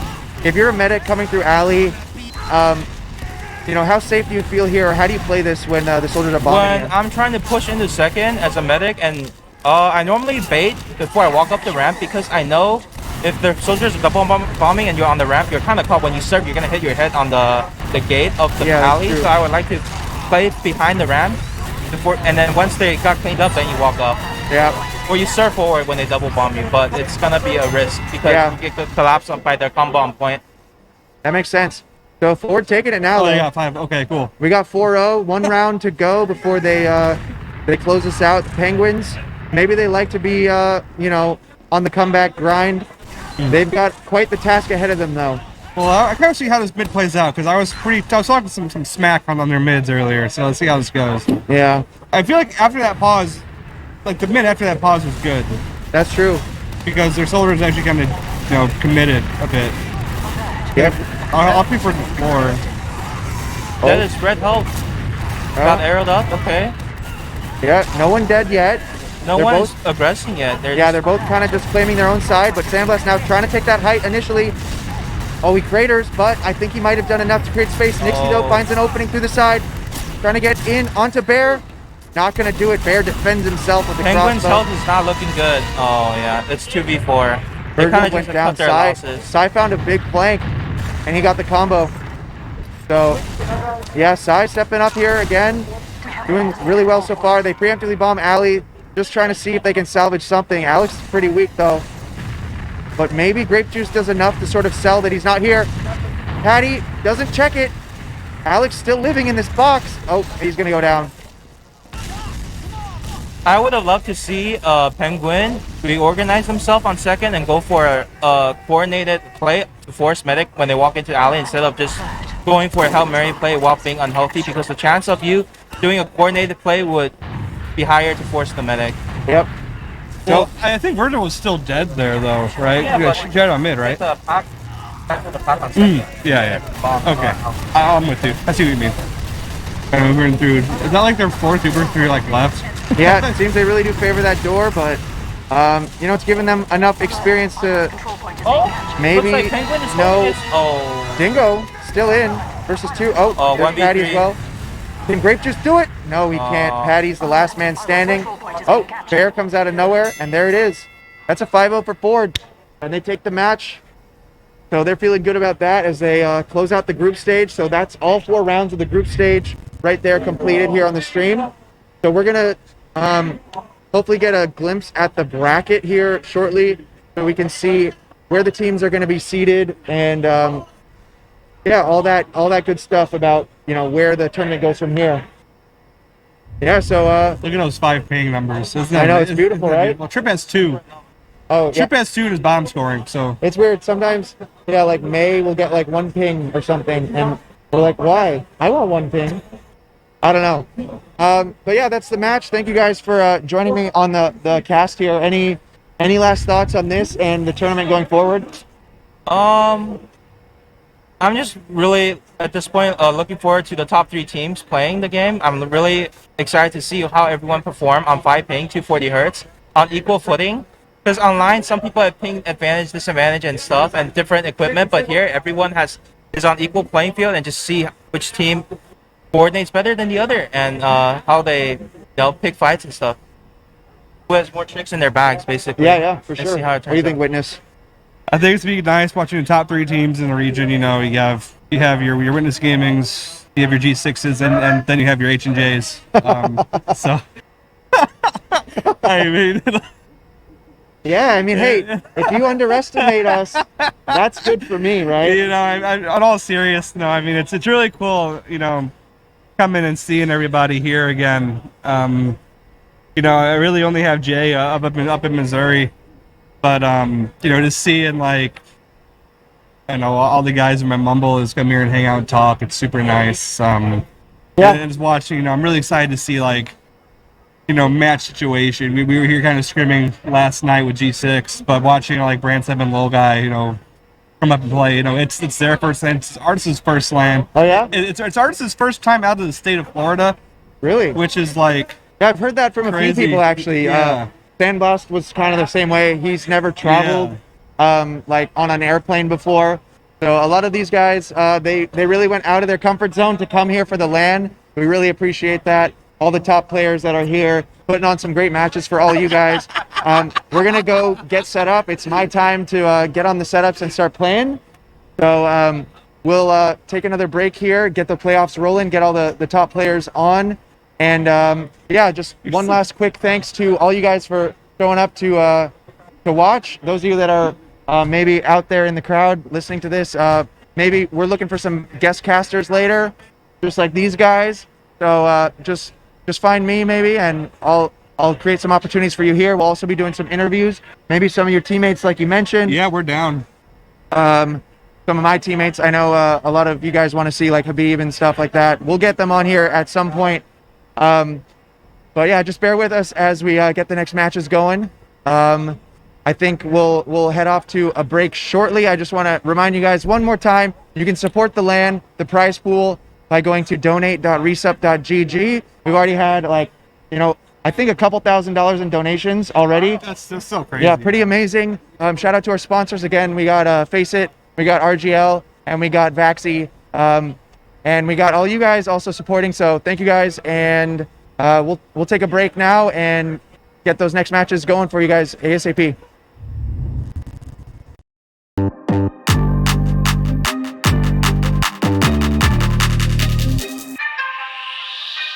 One. And we are live.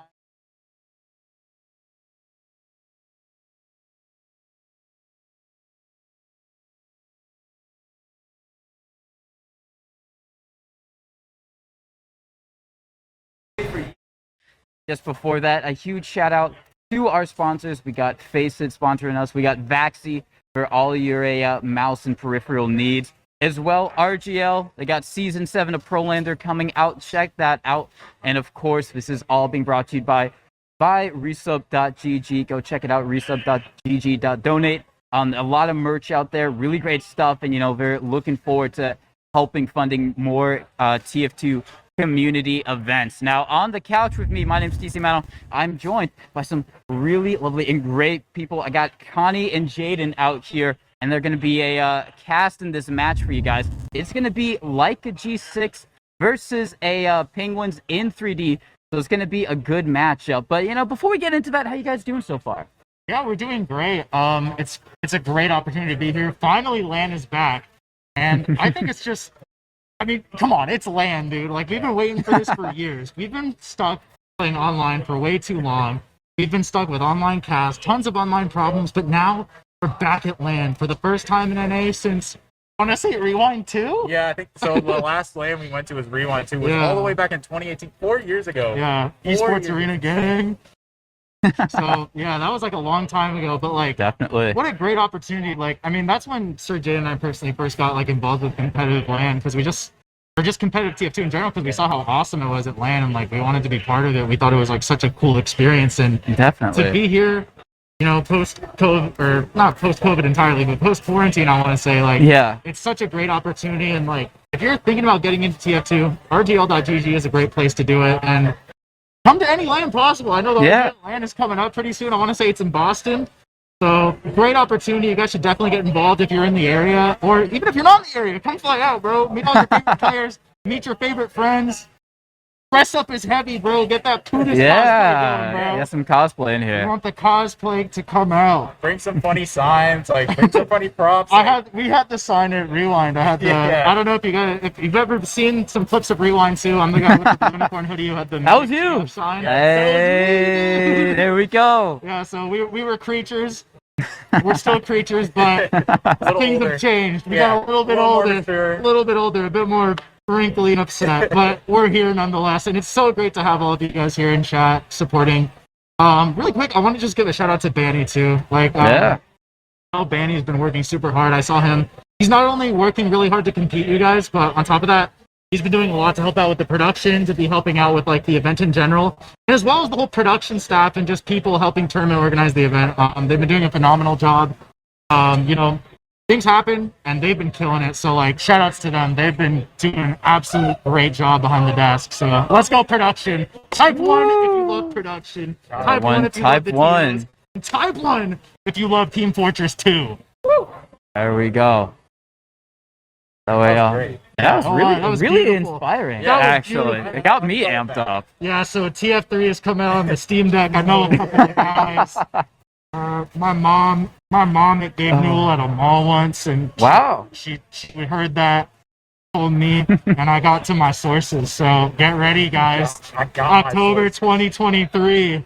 All right, you heard it. You heard it here, folks. Here at Localhost, we got the new TF2 news, the insider scoop, so to speak. But what do you guys think? What's your insider scoop on this match?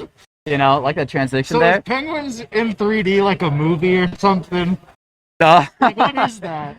No. So Penguins in 3D, that's going to be a kind of a hodgepodge of players, mostly known in kind of lower invite area. You know, they've played, a lot of them have invite experience and have played invite before, but compared to some of the other players they're going to be seeing on Leica G6, maybe don't have the same type of a, or as well known, or have that same type of experience.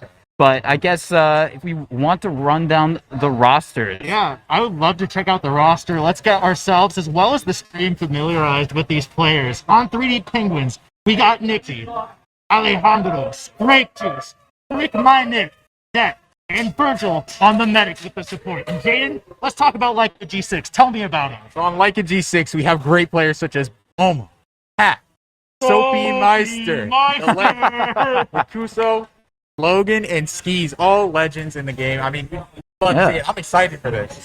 I'm ready to see them go at it. For a second, I got Skis confused with Slemnish, and the first thing I thought it was like Slemnish's grandma or something. What was the YouTube video? It was like the Chronicles It of was Servo's Slemnish's- grandma. It was Servo's grandma. That's There right. What was it? Like he had to classic. like leave a scrim or Yeah, something you did, because he had to. no, he had to leave his grandma for a scrim. TF2 over everything, dude. Come on. Oh my god. Servo's grandmama. Yeah, ditch your grandma for land. Committed It's to the worth grind. it. Worth, That's what I'm dude. doing. Worse. That's what I'm doing. It's Super Bowl weekend. Yeah, Yeah. Super Bowl, Super Bowl. You ever see that Vine or the video? No. It's this dude. He got a haircut, and he's like, yeah, I got the fresh cut. Yeah. Super Bowl, Super Bowl. It's the Alright. best video ever. It is. Oh. It's a good video. As we're, waiting for the players to come in here. This match is going to be on product, which I think is going to be the first cough map that we've seen, at least so far on this stream. Okay. So kind of interesting. Maybe some of the first cough this LAN. I don't know. What do you guys thoughts about that? Maybe these teams, any players that stand out to you? Yeah. Or, So I guess it's really, in my opinion, going to come down to how these players can communicate with each other for the objective. Because a lot of what you see with King of the Hill compared to Control Points is that players have to be a lot more vocal about which which players that they want to pick off first, because that's really what it comes down to, is being able to maintain that control. So we might see people going for demo at first, we might even see people trying to like stop Ubers or try to get some advantage, but I feel like that's really what it comes down to, is just seeing like what characters can be picked off, and like which, how teams are going to be able to communicate their goals more effectively. Yeah, product is a very, very different. It has very different play styles, and the teams have to play very differently compared to 6CP, 5CP. I always say 6CP. I always do it. 5CP. But yeah, there's pretty much there's not a lot of downtime. There's always something to do. So these players have to be ready for that. They have to be ready for the speed. They have to be ready for the pace that this game's gonna bring. Definitely 100%. And they didn't let you guys know, but this is the start of the playoffs run. I don't know if we can maybe get that up on stream. So this is going to be the first round of the playoffs. It is still going to be best of one. So, the best of three is going to happen in a couple matches from now. So still best of one. So whoever loses this is going to be sent down to the losers bracket. So looking at this Leica G6 versus Penguins 3D, the winner of this is going to be going on to playing Witness Gaming, the winner of the Witness Gaming or Allen Gaming match. Yeah, so that's going to be interesting. Ford, they did a pretty good job. I believe they did play against HNJ and ended up taking it 4-0 in their match since they went to overtime. And Ford, from what I saw, they felt pretty good about what they did. Like, they were really happy with their results. They immediately popped off and were ready to go. So we might see them do the same thing where they end up taking a set off of HNJ, but we're going to have to see. As for Witness Gaming and Allen Gaming, I want to say my money's on Witness, just because they've been fragging out. Yeah. They've been looking good. They got their like, those guys are official. Those guys are uniform as frick. So True. if that translates into their gameplay as well, I think they can do a pretty fantastic job today. Okay. All right. And they, if you're just joining and you just got here and you didn't see anything else, what you should know is that Froyo Tech, Witness Gaming, and Leica G6 all immediately got into the playoffs. So that means that they did not have to play in the Swiss almost round robin that we had earlier. So this is going to be their first match of the game, do you think, maybe being a little bit rusty, maybe, maybe not being as warmed up as some of the other players might bite like a G6 in the butt? Or do you think, they're going to overcome this? Yeah, so that's actually a really good point to make because, like, not only do you have to consider that these players haven't exactly warmed up yet, at least to the fullest of their ability or as much as they would like to, but you have to consider that somebody like Vanny, who's not only having to compete today, but he's also been doing a lot of stuff with the stream, helping tournament organize, and do a lot of stuff behind the scenes to make this event possible. So it might kind of wear him down a little bit, and he might be a little bit off his game, but we've seen Vanny before at LAN. He's been able to crush it. I mean, yeah, he's definitely he's definitely the most seasoned TF2 player for a reason. So we could see him pull something pretty cool out at LAN because I know he's been super excited about it, but we'll have to see. I mean, that's really what it comes down to is just the endurance between these players because you're not just playing like a single set tonight. You're playing game after game, team after team. So it's not like online where you just play a team and then that's it until next week. No, you got to keep competing. You got to make sure that you stay in the game. LAN experience is so much different than any other experience you'll get trying to play this game online, especially when this game is played pretty much mainly online. Going to a LAN, especially for your first time, it's a huge change. You have to deal with all the people talking, you have to deal with the crowds, the different environment, how your mouse and pad and keyboard feel in the different environment. You have to get used to all that quickly and be able to perform. So huge respect to all these players for coming out here, traveling from all across North America. Just to come out here to play for this LAN and performing as well as they do. So hopefully it won't affect them too much, especially change in game mode here and the lack of warm up. But hopefully we'll get to see some great. We got the we got the hot dogger. Shout outs to the Banny Discord if y'all are in there. Doobie Scoo graciously gifted me a hot dogger, so should I put it on? Yeah, put it on. I'll put it on for a second. Yeah, equip the cosmetics. Oh yeah. Yeah. Oh, dude. Oh, Yes, another hat. That was very dangerous. Here, go grab it. All right. We've got another hat on the way, because what would any TF2 competition be without hats? And without stacking them on top of each other. True, yeah. Oh, yes. What is that? No. Third cosmetic slot. It's gonna mess up my hair. It's gonna mess up my hair. That's all our hats. Now King Jaden. Yeah. Put it on. Put it on. The Oh Mario my god. dude, that's the Put engineer it on hat. backwards. There we go. It's a beret now. It's Oh a yeah, beret. I'm French. Oh. Dude, that's cheek Mario. I love it. That's the Gucci yeah. Mario, bro. True. All right, nice. Now, So we're dripped out, man. I mean, I got the Froyo jersey on. The Froyo jersey stays on during LAN. I gotta tell y'all. damn. Wow, thank you, Doobie Scoo, for the shots to the Benny Discord. Y'all are funny. Of course. Also, speaking about LAN, going to LAN, as we were saying a bit earlier, it's a bit different. You're not in your house. You don't have all those necessary comforts that some of these players might be accustomed to. Yeah. Do you think that's maybe something to look out for as these players actually adjust to, having to play in this very different environment? Well, that's a really good point because this is when it matters. Yeah. You can get eliminated here. Like, if you go to loser's bracket and you lose, that's it. Sure, you have that extra life in the bracket, but that's it. And I feel like it might even, like I said, that endurance is going to be key here because with a lot of those more popular matches, a bunch of the spectators that we're seeing are definitely going to crowd around and want to see that. So you don't have to worry about, players getting a bit claustrophobic because they have to focus on the game, but at the same time, there's so much stuff going around them, people cheering, people talking about them. Maybe people are going to get in their head. We've seen it before at LANs where people root against teams like Froyo, people root against teams like, Seven. It's happened before, so it might even be the case here. So a lot of that mental prowess is going to come into play too. Are you going to get in your feelings? You can't. You can't let the haters get to you, bro. You gotta get in the game. Yeah. Get your head in the game. Yeah. Sauce up, bro. Get in there. Sauce up, bro. We got the mustard. Sauce up. Yeah. It's very different, when you only see, here, people are kind of hating on your team or something. But it's very different to see it and see them chant against you. You know what I mean? and see that kind of a rooting against you type of thing. Yeah, people, the crowd can get toxic. I'll be real, bro. And like sometimes, you can shake it off, you can look as good as you can, but at the end of the day, sometimes they be hurting your feelings, bro. Like sometimes you're like, dude, for real? Like, Yeah, definitely. I wasn't even thought about this before until now.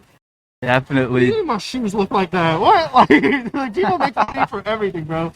They But- do. Yeah. But real talk though, like it really says a lot when you're able to overcome stuff like that. True. Froyo's done it time and time again. So I'd like to see some of these other teams that land. Maybe it's going to be like a G6. Maybe it's going to be Penguins in 3D. But chat, show us your support. Who are you rooting for? That's what we want to know. True. We do. Yeah. Let the people know. We do want to know. As we do, it looks like we got most of the players here in the server. Now, obviously, Viaduct, very good for off-classing, primarily for sniper. Do you think we're going to see any cheeky snipes coming out here? Any of that Australian man just like peeking his head out? I think shooting it's almost some heads off? guaranteed. I think the question is who Okay. and who is going to get the picks. Who's really going to make the difference here? All right. Because, yeah, it's one thing to go sniper and to hold that sight line. It's called China, right? Yeah. Yeah, China. To hold that sight line, such a powerful sight line. But it's another thing to hit your shots. And it's a whole another thing to do it in an environment like this. Yeah. The pressure that you have to perform and to play well. So hopefully we get to see some crazy headshots, though. That will be super exciting. That's a good point too. I've seen so many times in the grand finals with Jay on the meme spoon, dude. So many times where he just picks a medic, but he doesn't just get a medic. He'll get like 2 classes sometimes. Like he's so crazy. So I'm hoping we see some market gardening out here, bro. Oh yeah. Yeah. That'll be crazy. Would be nice to see some spoon action. You were saying it can be a little bit hot or cold on sniper. Sometimes you got like a nice hot streak. Other times it's just like you're whiffing every single thing. Yeah, it's just kind of rough sometimes. That's really the worst too, because a lot of this objective, it's about time. You have to be able to keep that objective time going. Because if you switch to an off class, you might get a pick or 2, but what does that mean for your team? Maybe you got a pick, but is it the detrimental pick that's going to help your team advance forward and get their own time for the objective? You have to consider that, like, King of the Hill, I feel, is way more objective focused, and like you have to focus on getting those key picks. Because if you don't, you're going to waste time. And if you waste time, chances are you're going to lose. Yeah, absolutely. I think one of the biggest, most important factors is, like you said, time. And how little time you have to act, how little time you have to decide what to do. The clock's always ticking once that point first gets capped. You don't have a lot of time to just sit there for like a whole minute like you can in like maybe a 5 CP match. You need to formulate a plan immediately and execute it. And you have to do that consistently, repeatedly. Be able to win in these maps. Gotta win.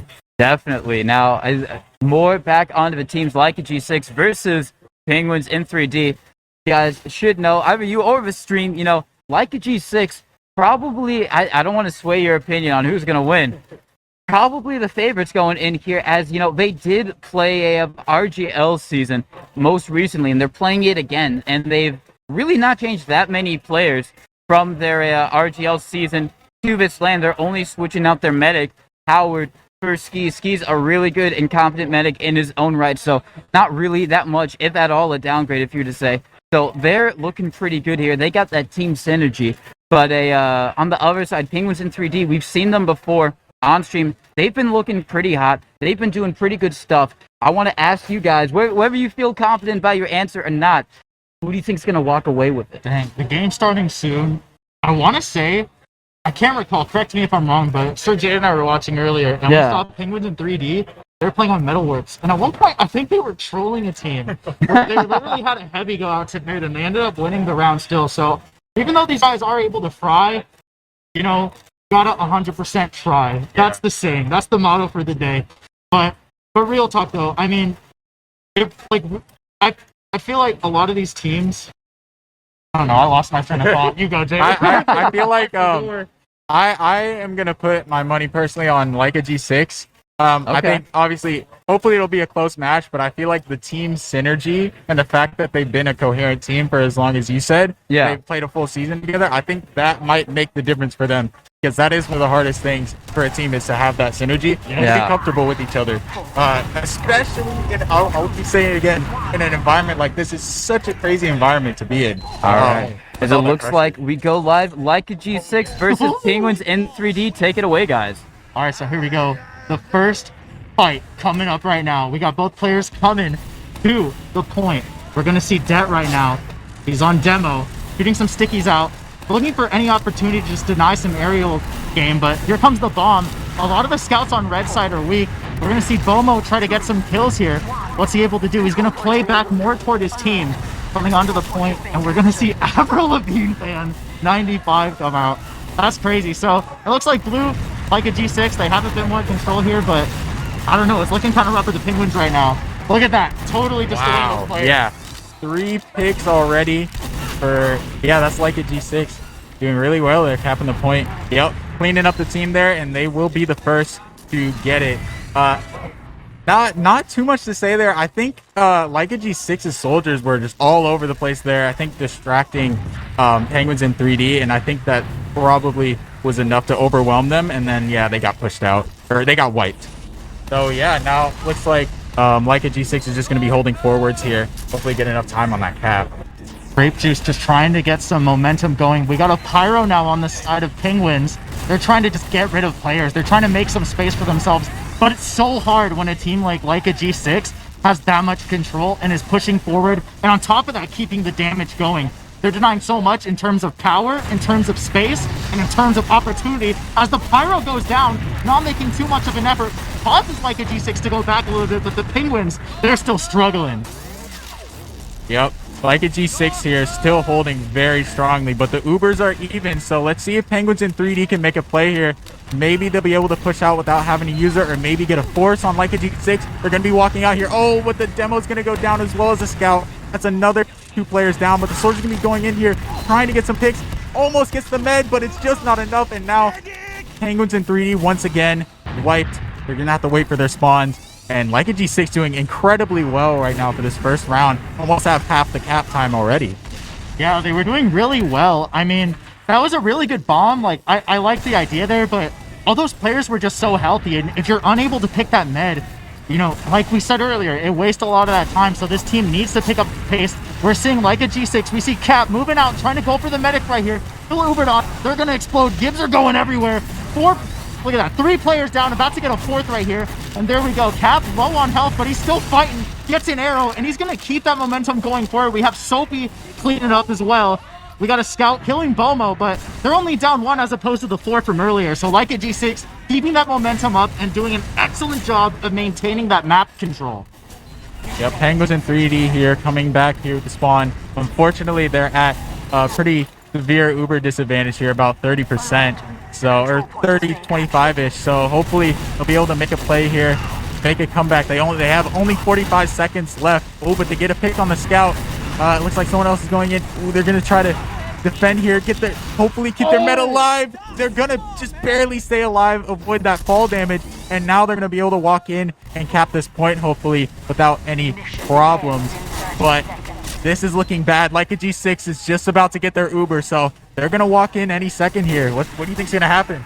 Yeah, so it's really up to Skis right now. They have the Uber advantage on the side of like a G6. Now it's up to Penguins in 3D. How are they going to stop this? They have the sniper we were talking about. They're looking for that medic, but can they get that headshot? They definitely see him. They're shooting stickies and bullets out there, so what is Nixie going to be able to do right here? Tries to go for some shots. We're going to see the Uber exchange come out right here. We're seeing one of the Penguins go down, as well as a player on Fly like a G6. What else can they keep doing? We see Skis just doing everything they can to keep their players healthy. Grape Juice right now trying to move in as well. Oh, there's just so much going down. We see Cap go down. That's a pivotal player that's going to go down. Lots of damage going onto Skis right here. But can they get him? And yes, they do. The Sticky's going to do it. It just barely goes down. And here we see, we have Penguins in 3D just barely able to keep that point, and now hopefully they'll be able to hold it. But like a G6 is pushing up on the cliff here. It looks like they're getting ready to push in. Soldier jumping in. Teching connector. Now it looks like a G6 here to slow down. Gets a good pick though. That's going to help them a lot here for this push. Actually, yeah, they have very good Uber ads, so they're going to take that advantage and push in here. Soldier coming in from Penguins in 3D. Hopefully going to make a play soon, but they're having to back out here, and they only have 15 seconds left on the timer. They're going to have to make a play quick. in the next like 5 seconds. Looks like they're getting ready. Yep, they're gonna walk in. No Uber with Leica G6 almost on that Uber. Yep, they're gonna Uber in. That's gonna hopefully get a good pick there as his team slowly crumbles. Just barely trying to stay alive. Jump past Leica G6. Now Leica G6 is gonna come back after they were done cleaning up the med and the sniper. Hopefully clean up the rest of Penguins in 3D, but it looks like they're struggling here. Penguins in 3D holding that point very well. Looks like the combo for Leica G6 is gonna back up here. They're gonna take some time and recuperate. Yeah, this is some great stuff on the side of Penguins in 3D. That was the cap that they needed to get themselves saved. A minute 30 left on the clock for them. What are they going to be able to do? They're getting lots of damage on the cap right here. They're getting 2 picks. We see a headshot go on to another player. They take out a soldier. They're trying to take out another. Cap's going to be going down. We see more players coming out, and they're losing players. Penguins in 3D is finally on top right here. About a minute left on the clock. We're going to see what else Nixie is able to get away with, because they've been doing some great support right now, Jaden. Yeah, amazing save there by Penguins in 3D. They were on the brink of losing, so hopefully they will be able to hold it here for just 1 more minute in the overtime. Leica G6 is getting ready to walk back in here with the Uber ad, but Penguins in 3D not far behind. They're gonna get ready though to survive a sack, hopefully, but Penguins in 3D man just barely goes down. Amazing bomb by Saracuso, yeah, and that's gonna be the first round for Leica G6. Amazing plays by both teams. Yeah, Leica G6, I mean, definitely dominant. I mean, once they got all that time off, they were just able to kind of sit down, figure out what Penguins in 3D were able to do. And Penguins in 3D, they almost had it. There was about like 40 seconds left on the clock for them, so they did a nice job. Maybe they can come back in the second round, but we're just gonna have to see. We see more people coming out onto mid. Ooh, so far no picks yet. We see a double bomb come out. That's gonna take away 1 player. The demo's out. Medic's very low. Virgil going down as well. What else can they clean up with?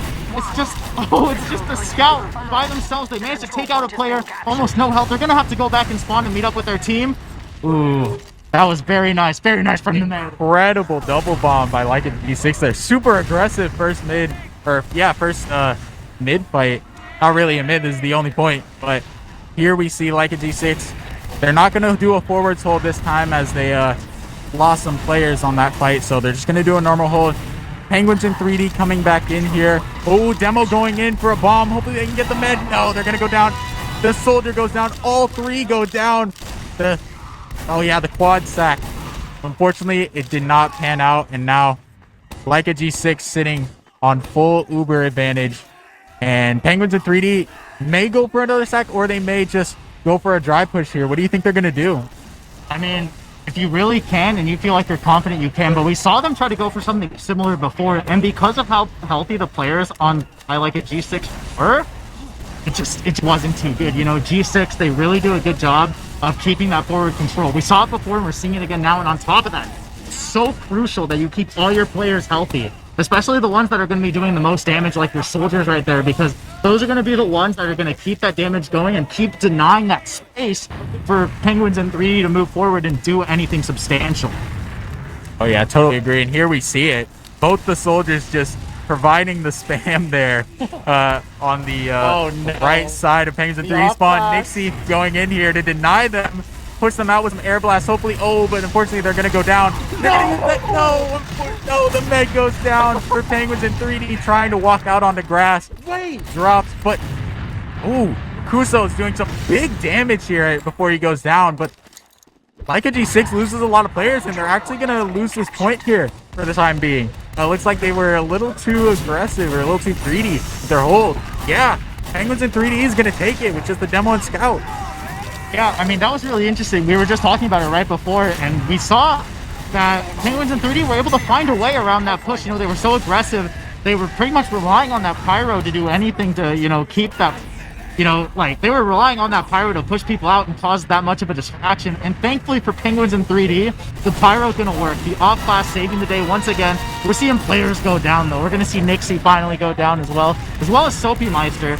And now G6 is looking for an opportunity to reclaim the point. What picks are they going to get? Let's see which players are going to go down.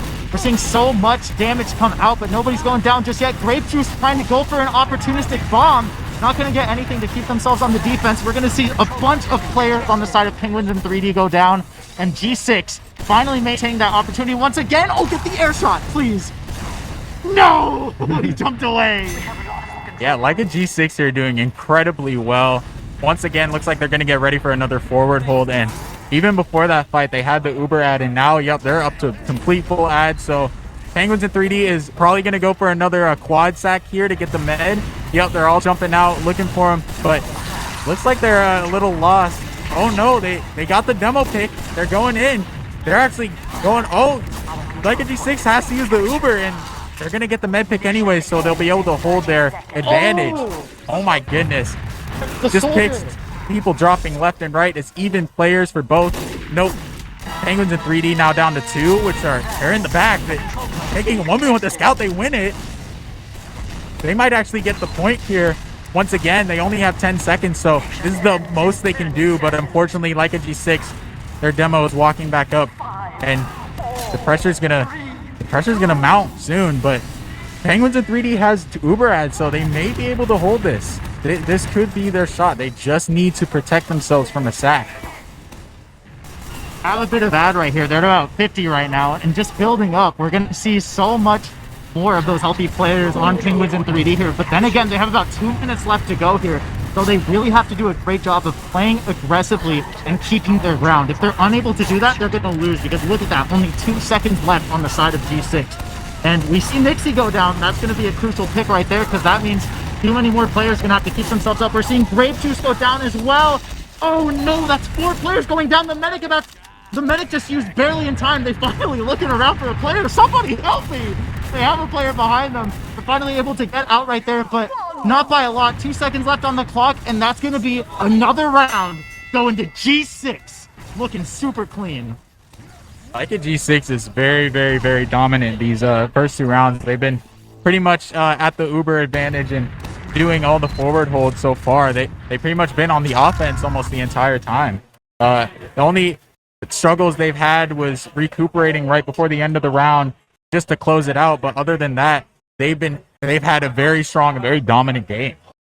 Yeah, I mean, the only problems they really had was having to deal with those off classes. And even then, they did a really good job of just kind of, being able to find that balance, bring themselves back, set the pace of the match, which is a really important thing to be able to do on this objective. You need to be able to set the pace of the match. You need to be able to have your team recognize and just be aware of the things around them and be able to get those crucial picks. And that's exactly what they did. They realized that, Nixie was a problem, and they just took care of him and then ended up taking rounds because of it. Yeah. And let's take a look at the logs here, Jaden. Walk us through these. Okay. What do you want to see here? I mean, the top kill is going to, let's see. Oh, yeah, Bornog and Rakuso. I mean, we just saw how dominant Leica G6 was, especially their soldiers were super speedy, flying around all over the map. The double bomb we saw on round 2, at the very start. That's just a great example of how aggressive Leica G6 has been and how coordinated they've been at the same time as well. So, yeah, great plays. I mean, not much more to say. Yeah, TC, you got anything to add, man? I mean, you guys have been killing it. I mean, it's just really great. It's like you said, really great plays from Leica G6 so far. Soapy Meister and Rakuso have just been pumping out the damage. As it looks like we're going to be starting soon. I guess the question really is, what do you think Penguins in 3D need to do to get back into this game so far? I feel like they really need to keep that pressure going. Okay. They really need to keep a lot of their players more healthy, because there were times where I saw, like, G6, they were only getting the advantage because they knew exactly where to position themselves. Yeah. But not only that, they kept themselves healthy. They kept their players up. Even if somebody was to go for a bomb, they were healthy enough where it wasn't that much of an issue that they could stop pretty quickly. But again, it's just, they're relying a little bit too much on the off classes. The off classes are really useful, but after that, after you're able to get the point for yourself, what are you going to be able to do? What's going to help you keep that momentum going forward? And how are you going to stay on top? How are you going to be able to take some rounds for yourself? But we're going to see in the second half pretty soon here. And here we go. All right, here we go. Leica G6 and Penguins in 3D. Moving into the third round here. Both demos lobbing off their stickies.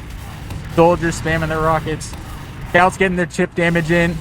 Just waiting for the first play to be made here as both teams get their chip damage. But Soldiers jumping in here from Leica G6. Amazing bombs once again.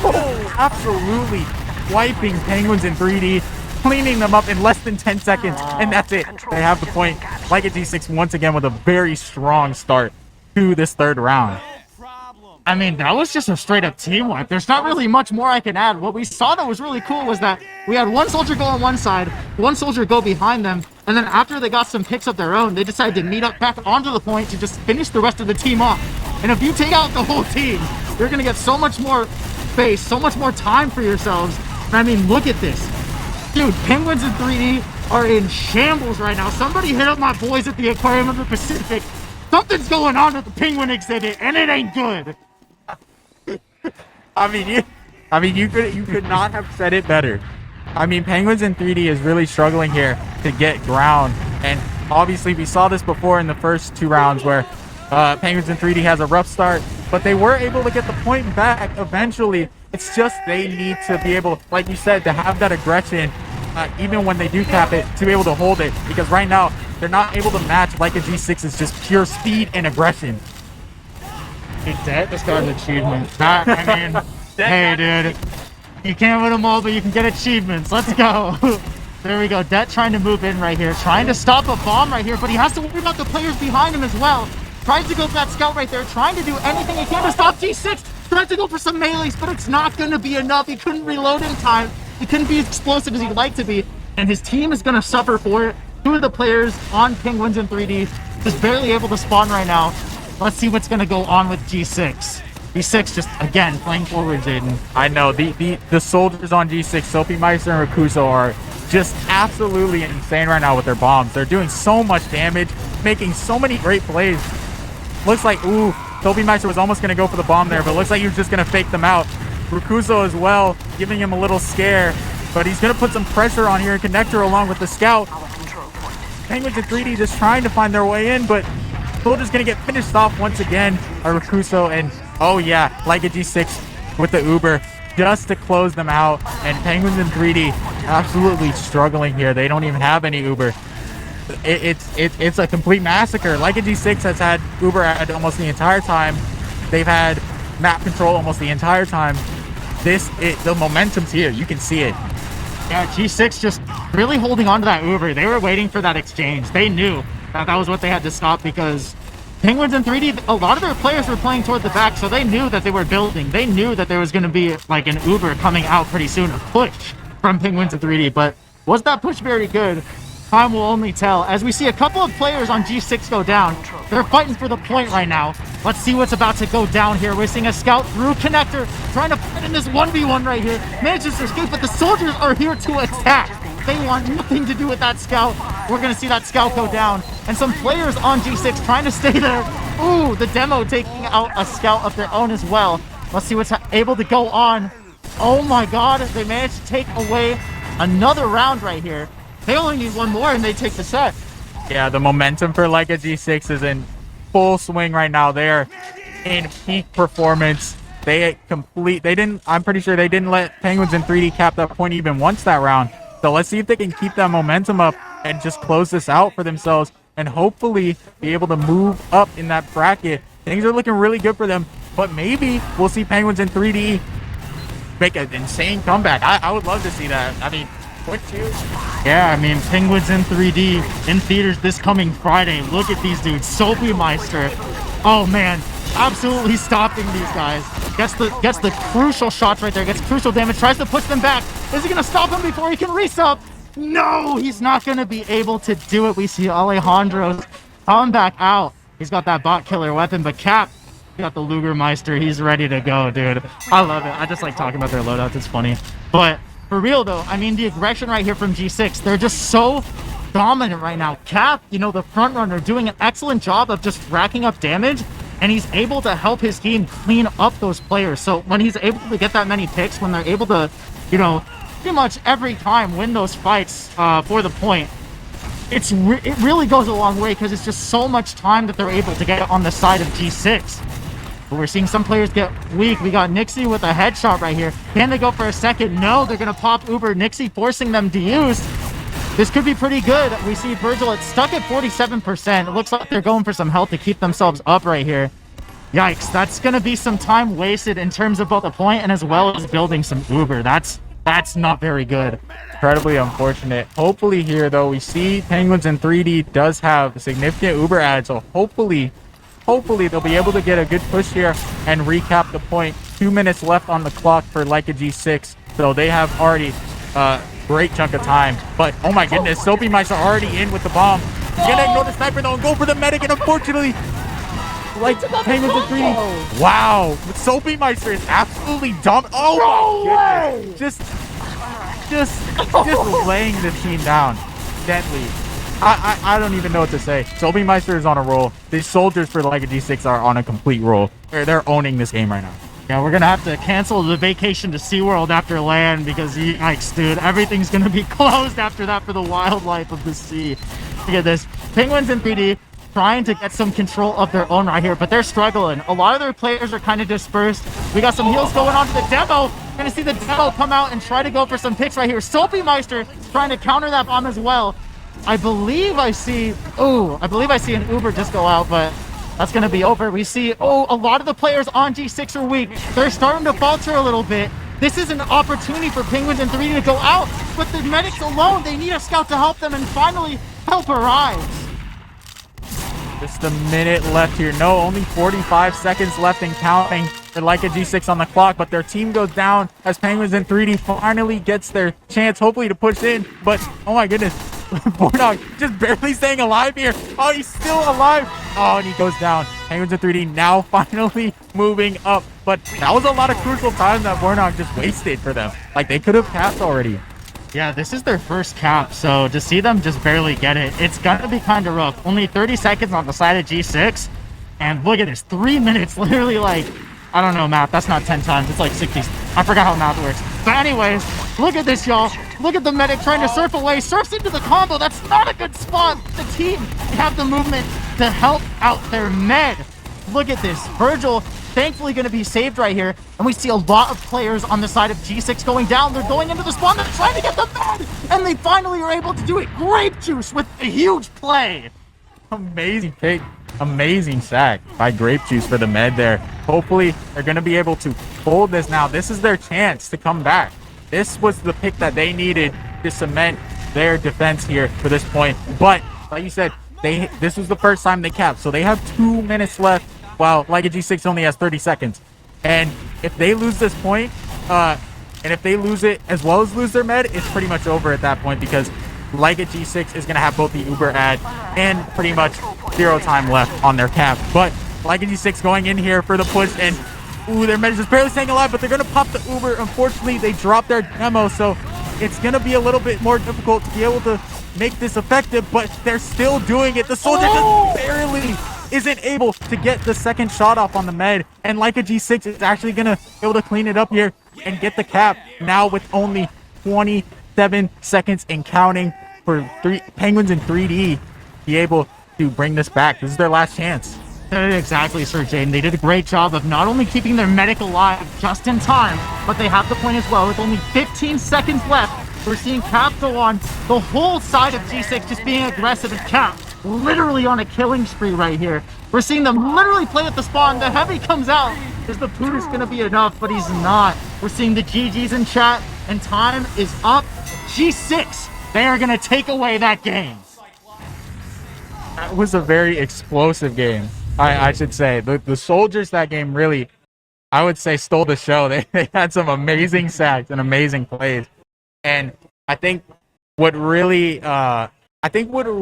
cemented the win there for Leica G6 was their coordination. Like, you could see that they were in tune and they were all on the same page. They knew exactly what each of their players were doing, and they were able to execute on their plans incredibly quick, way quicker than Penguins in 3D were able to, and they tripped the Penguins in 3D up, and they weren't able to recover. Yeah. The momentum from Leica G6 was insane.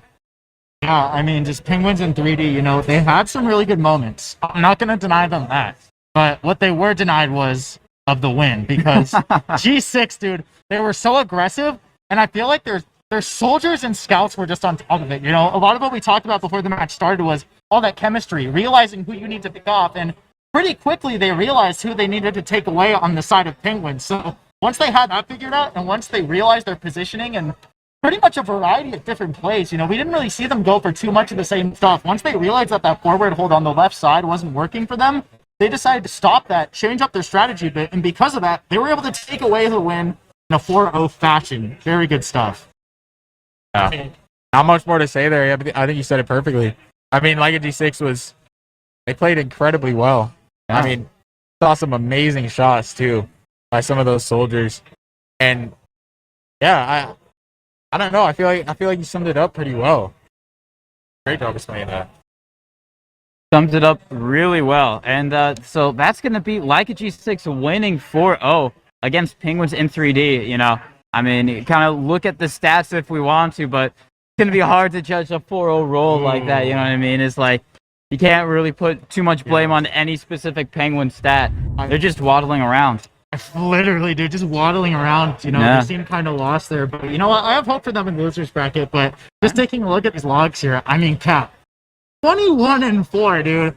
My man hit him with the 9+10 at LAN, dude. You gotta love that. I mean, it's really important that, you know, your pocket scout is like gonna do that much damage, gonna get away with that many kills, because you have to be able to clean up those classes. We saw it time and time again from G6 that they knew what they were doing. They took care of those crucial picks, and because of that, we just saw them get away with so much in terms of both time and in terms of both damage. Because I mean, the logs don't lie. The logs never lie, Chad.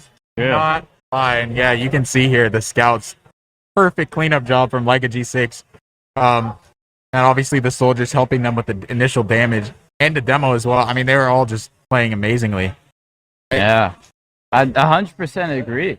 And so with Leica G6 winning, that does mean that they are going to go on to face Witness Gaming in the round 2A upper bracket playoffs race right now. We can say that Witness Gaming is the winner of Allen Gaming versus Witness Gaming. Did come out on top, so it's going to be Leica G6 versus Witness Gaming. Penguins in 3D is going to be going down to the losers bracket round 1, and they are going to be facing Allen Gaming. So some good matchups there. I don't know, what are your guys' initial reactions to those upcoming matchups? Well, first off, LAN Gaming, I just got that. It took, bro, I got the Scrimblow brain cells. I don't know what I'm doing.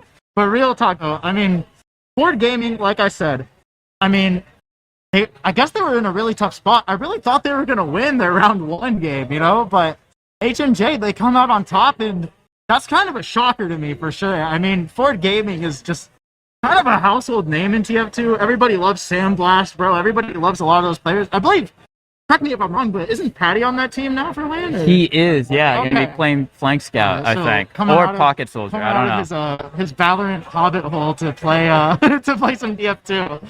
Welcome back, Patty. But for real, I mean, I really want to see how Ford Gaming does against Lexus December. What is it? The Lexus December to Remember sales event? Yeah. There's always got to be that one team that just has a meme name, dude, for real. But yeah, man, great stuff that we're seeing here. I mean, there's a lot we can talk about, but Jaden, I want to hear from you. Yeah, I don't know here. I'm excited to see the Witness Gaming versus Leica G6. I think that'll be a very interesting matchup. And Allen Gaming versus Penguins in 3D. I haven't got to see Allen Gaming play yet, so I don't know how well they'll do against Penguins, but hopefully that will be a super close match as well. Ford Gaming and Lexus December. I'm going to have to put my money on Ford Gaming. I watched them play earlier, and they are on top of things. Like, they are very, very on top of things. Really quick, too, if I can ask, did you get Banny, Jaden? So let me explain to chat real quick. So for those of you that don't know, we love Banny. We're Banny subs. We're in the Discord. We got the merch, like, straight up. We love Froyo Tech. We love Banny. Jaden's out to get Banny right now. Banny's not too far from here, but we got Banny a gift, and he told me that after his round 1 match that he would accept his gift on stream. Don't worry, it's like an appropriate thing. It's not like something weird or gross, but he's kind of looking over his counter picks right here. We're gonna see. Oh no, he's busy. Oh no, he's not. Oh, okay. Let's go, Banny. How do you feel after your first match, dude? Yeah, let's make some space. Let's make some space for Banny. Oh, the hats, Lamel. How you doing, dude? Hey, I'm doing pretty good. I don't know if I should hold this. Yeah, just played our first match of the tournament, so happy to be finally in the tournament to play. It went pretty well for us. We played some Viaduct, it went well for us. Let's just say let's just say they were in their spawn the entire match. Dang. The shade that comes out from Banny and lands is unreal, bro. Like, actually. Banny, really quick, we wanted to give you some gifts. Since you've been doing so much for the TF2 community, you've just been a great I can't escape these things. They haunt me everywhere I go. I guess it's a minion marshmallow pop. You want to open the car? Yeah. Okay. You want to show it to the Stream safe. Yeah. Yes. From the two of us. Pretty cute. It's a little kitten and a dog. Oh God. I guess there's a My Little Pony magnet, and it says it's supposed to be a birthday card. Apparently, it's not my birthday, obviously, but it's a special occasion. It says, in case you didn't already know, one of us thinks you're wonderful, and the other one couldn't agree more. Thanks for hosting LAN. And then I guess it's me as a stick figure holding hands with Connie and JD. Yeah. There you go. That's the drawing. TF2 fan art, baby. It's not just SFM. Yeah, we go traditional out here. But yeah, thank you, Benny, and good luck on the rest of your matches, dude. Thank you for hosting. You do a lot for the community. So We're going to be playing against H&J while Witness is going against G6. Should be some great matches, guys. So stay tuned on the stream. Hopefully you guys have been doing all the plugs and stuff. I don't know if you guys wanted to get a break or if you wanted to keep going. Yeah, okay. Yeah. So why don't we take the stream to a quick break and we'll get some other casters on here. Yeah, we'll take See a y'all quick soon. break. See ya. Hello, everyone, and welcome back to Localhost TF2 here at the Fullerton Center, brought to you by RESUP.GG. My name's TC Mono, joined with Evil Mr. Muffins and Rocket King, Rocket God.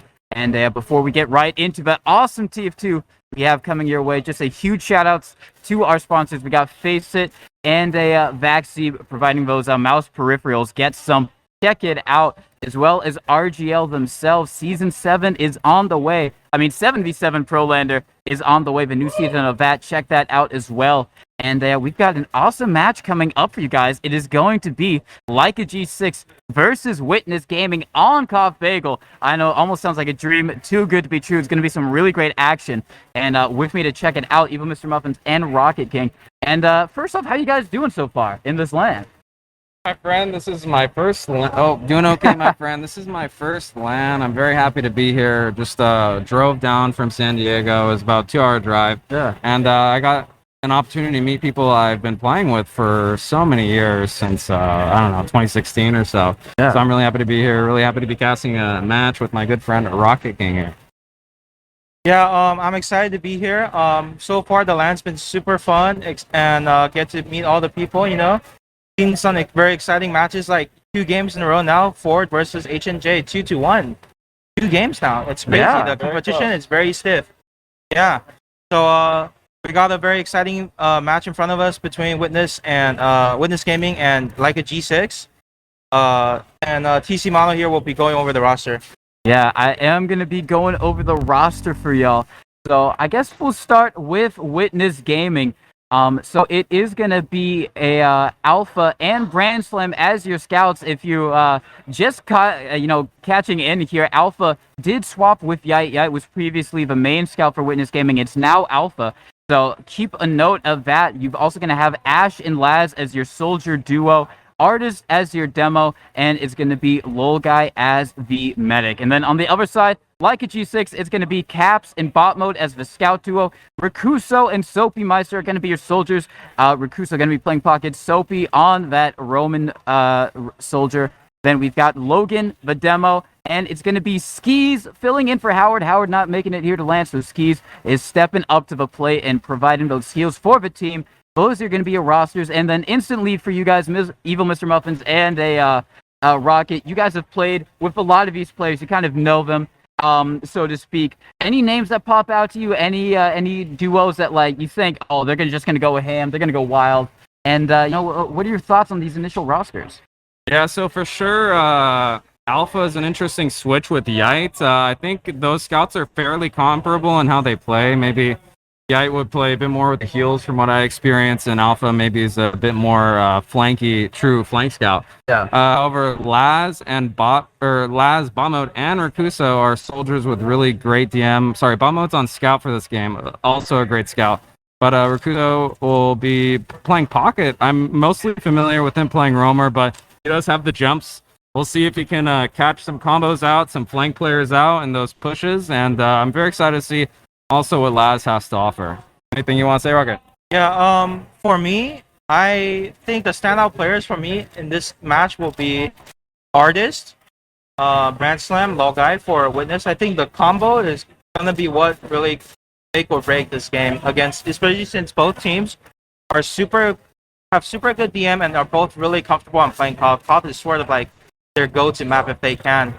And then so yeah, that's for what I look forward to from Witness Gaming. And then for G6, the players I would look out to will be Cap, Spot Mode, Soapy, honestly.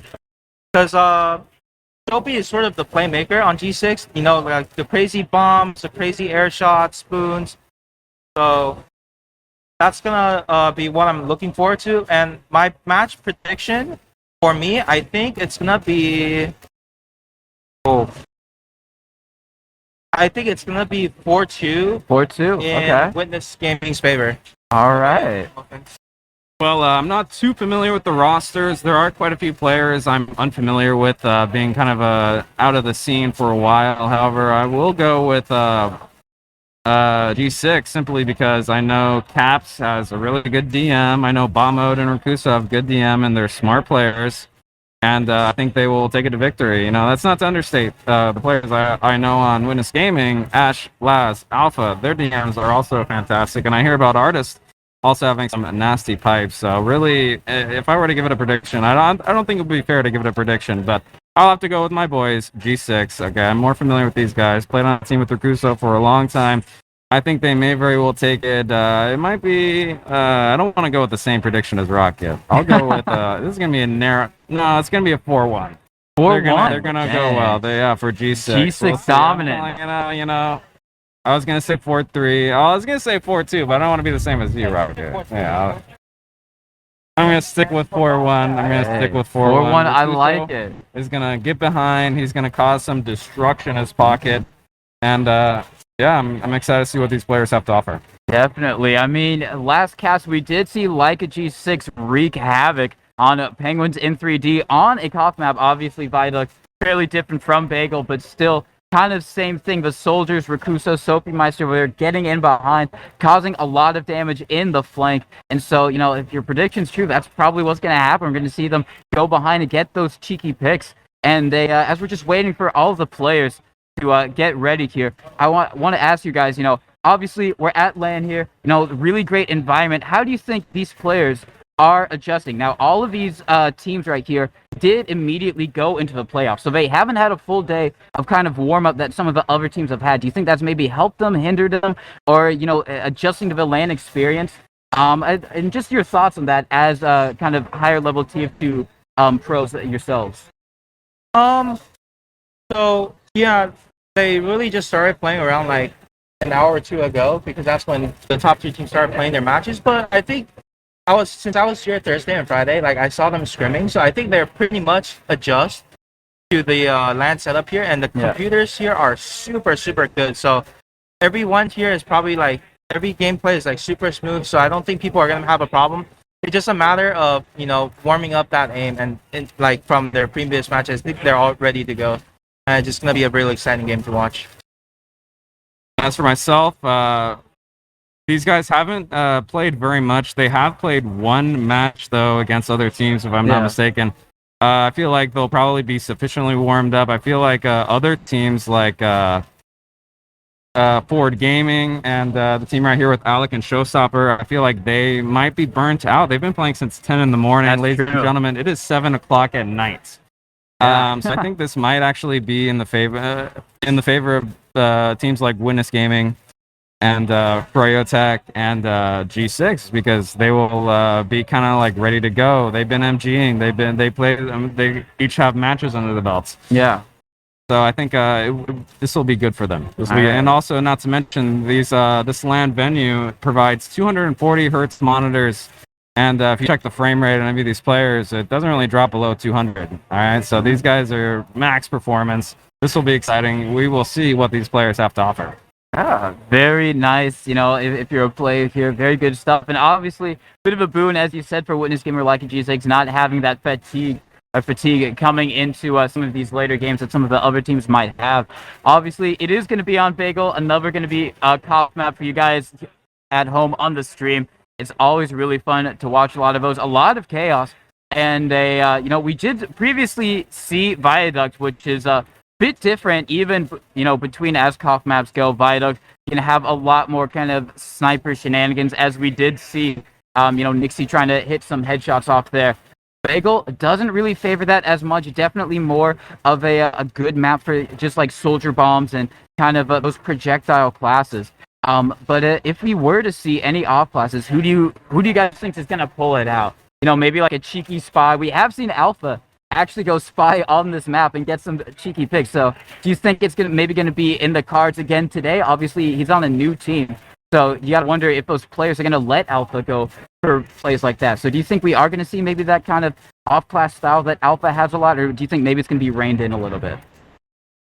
For me, I definitely like Alpha. To me, like just a known off-classer. He can play kind of everything already. But yeah, sniper and spy is something you do like bring out when it's necessary, or when you see the timing being fit. Maybe in some situation I can see Alpha going either of the class, like try and break open the hold, or going for like the drop on medic to like, because they have this out or whatever. And I think even for G6 too, I can see them run off class, because Bamo snipes sometimes too. Bamo is also a sniper player. Soapy is a sniper player. Yeah. So I think there's a chance for snipers on both teams for sure. But I think if they can, they probably would just maintain like the normal meta lineup. Yeah, for sure. What you guys were saying about Alpha, he is a known off-classer. He does like sniper the most, if I'm gonna pick one off-class for him. But he is a talented sniper, so it does make sense. You're trying to play sniper, especially on a COF map. However, like you were saying, this is not Viaduct. This is Bagel. It's a bit more closed in. There are more buildings blocking your line of sight. You don't have the bats to go to. You don't have the cliff to go to, or even like the mini bats or Japan. Yeah, exactly. So you don't have as many line of sights as in Viaduct. With that being said, if there is a chance of an off class, I will say Alpha will likely go sniper. I don't know if he'll go spy. Koth isn't really that good for spy. Like, you would have to really time it quite well. Yeah. And they'd have to have the other team would have to have a uber advantage, of course. And in terms of G6, if they're going to off class, I don't think so. Like, I can't speak for a few of these players, like Soapy and Cap, but I don't think Cap likes off class. I'm unfamiliar, but I'm not sure if bot mode might go sniper. I'm gonna say he's just gonna stick to scout. I think he could do a lot more damage on scout. I think Rakuso and Soapy could probably do a lot more damage on their classes. I'm gonna say probably G6 will not be off classing very much this game. Gotcha. All right, so it's going to be all eyes on Witness Gaming to really make the off-class shenanigans work if we do see them. So once again, this is going to be Witness Gaming versus Leica G6 here on Bagel, the second round of the playoffs bracket.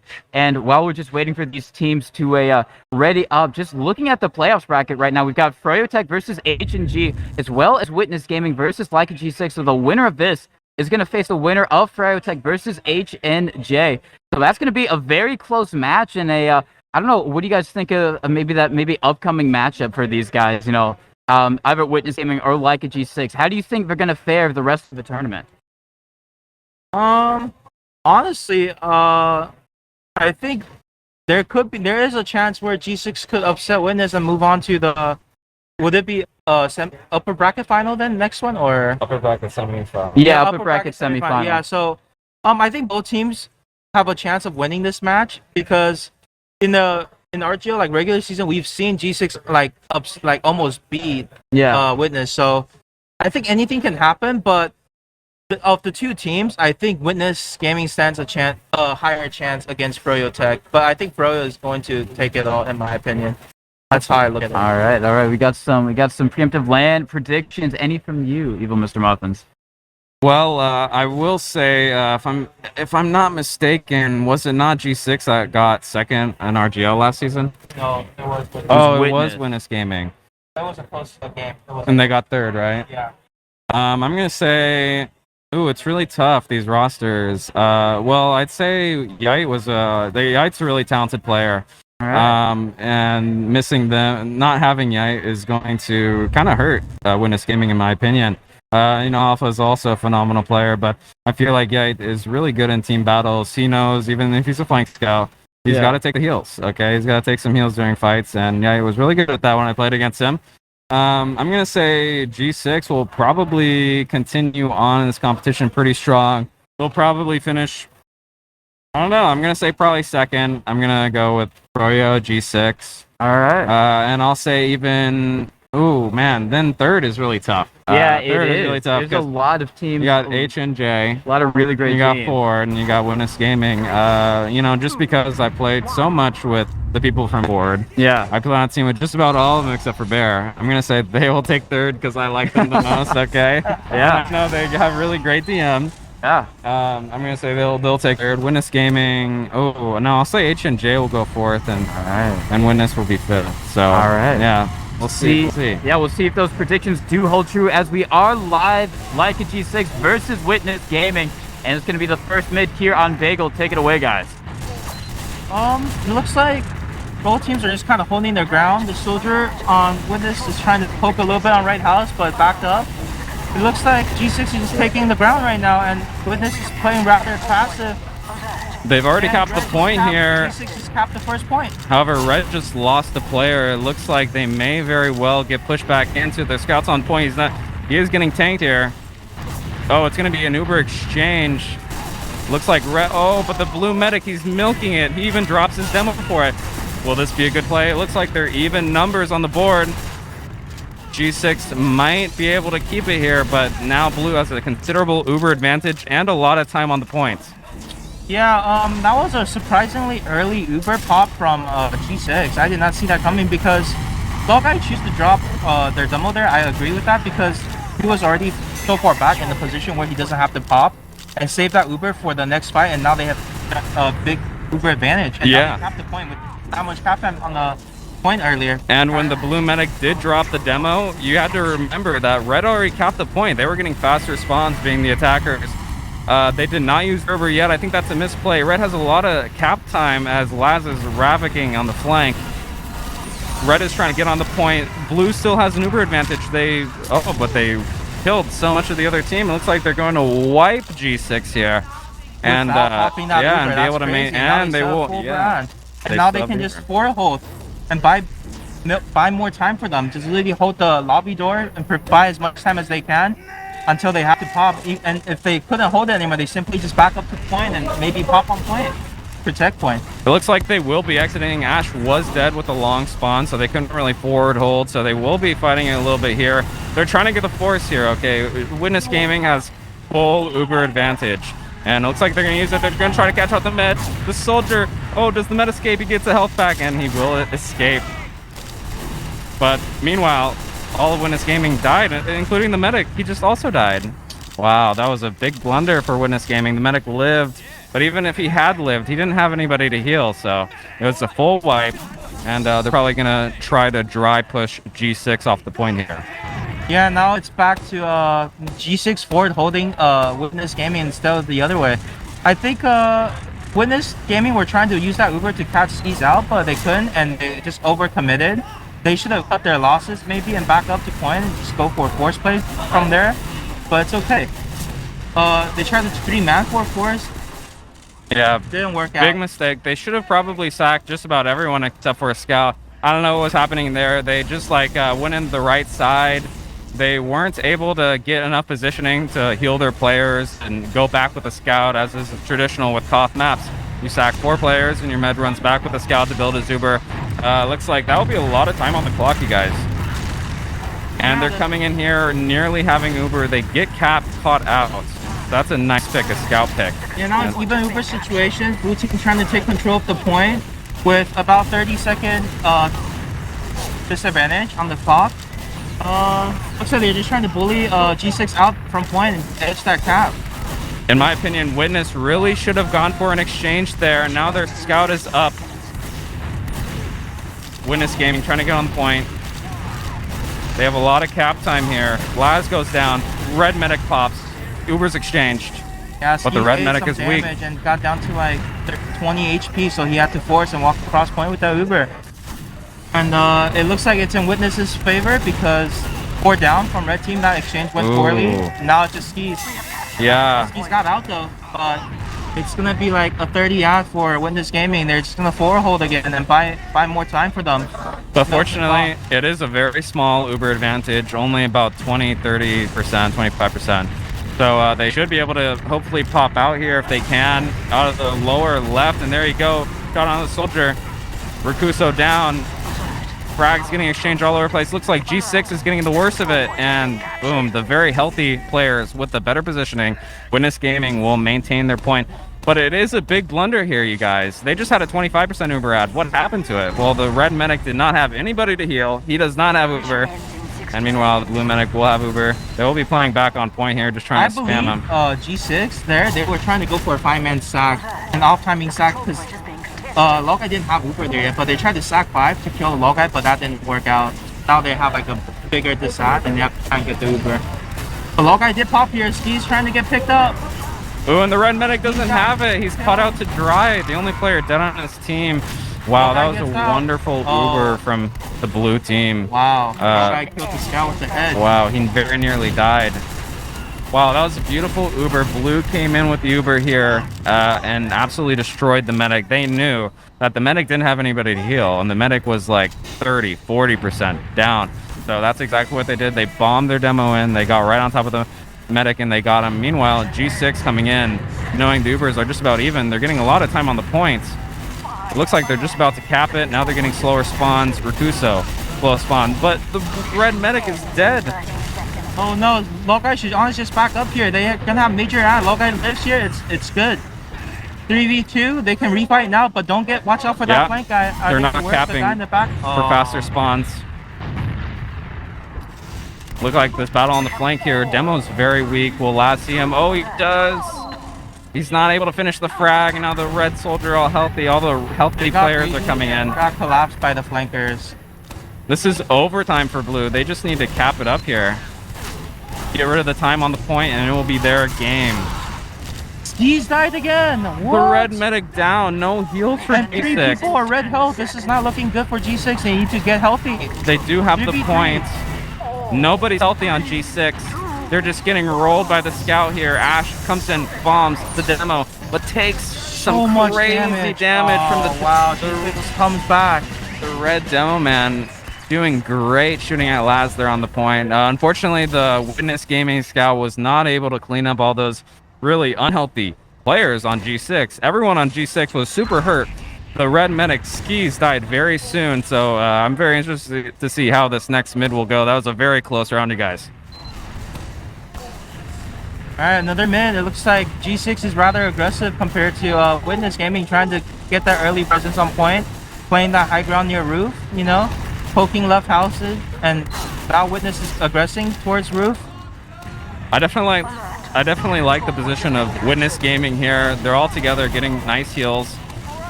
Same thing with G6. They have a coordinated effort here on the point. They already capped the point, just getting cap time.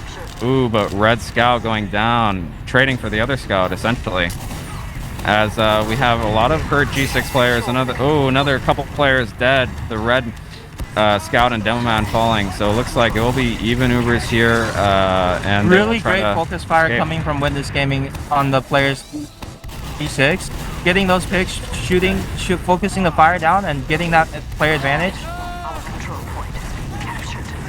We have G6 coming back, trying to reclaim the point they just lost. Soldier really hurt for G6. They're on the point. Oh, but the blue Uber comes out super early. They just now forced the red Uber. They have a better Uber. Only a nade though if they don't get any frags here, which they don't. It looks like Uber's exchange with no players down. That's a very interesting thing to see in TF2. As we have another mid fight essentially. Yeah, Ooh, but two Ubers are players out, down man, for but G6. G6 are down 2, down 3 now. It's 5v3. And they're unhealthy. It looks like think Witness G6 Gaming cut is their getting ahead of losses this. and Yeah, back up and just group. absolutely. It looks And like then the medic. this year should definitely forward hold back it again. Milk that time down. That's all Cop is about. That's what the forward hold is crucial here. Demo locking down choke. We're top right, and then soldiers hold lower left.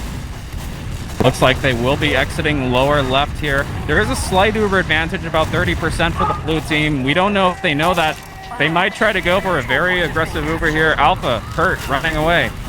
Ooh, a lot of hurt players for either team, but they're getting healed up. Witness Gaming, I think, is in a much better position here. They need to take this Uber. I don't know if they know they have Uber advantage, but it looks like it's exactly what they may try to do. No, it looks like they do think it's even. The soldier gets caught out on the left. Ooh, but a scout gets caught on the left as well. And the flank from Laz kills the demo man.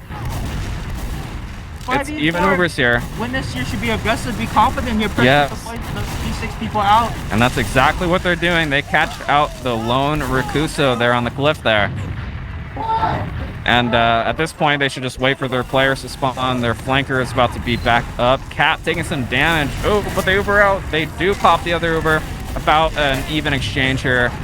Red Dome Man's hurt. It looks like this is actually kind of bad for G6, but they are getting out here. They are getting out here. 2 players behind for G6. Busting through choke, trying to catch low guy, but instead they kind of wiped down 5. Yeah. Only 1 scout alive. It looks like they did have 2 players behind. I didn't notice until it was too late, but during that exchange, it looks like 2 players went in on the left flank and unfortunately had weak health by the time Uber was done and just got finished off right as soon as the Ubers were finished.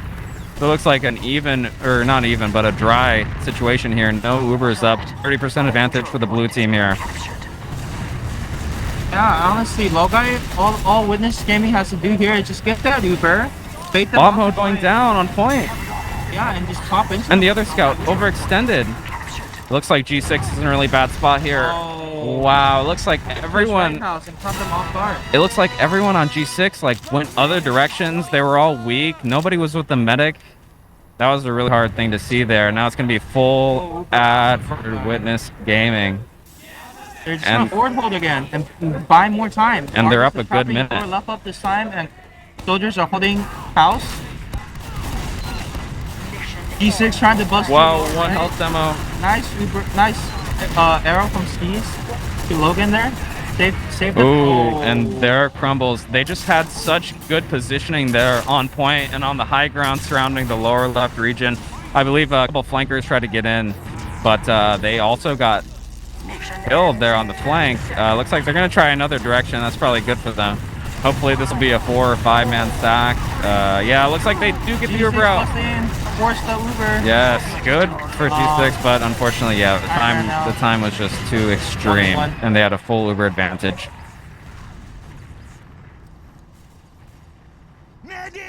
All right, 1-1 here. G6 Witness Gaming, neck and neck.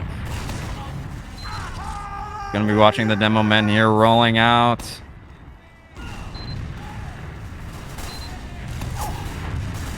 Ash taking early positioning of the house. Scout on point for G6. Pretty even Looks like fight G6 here. really wants to poke the left side area, like maybe try and pressure left house and pick that flank player alone. Soapy jumped away.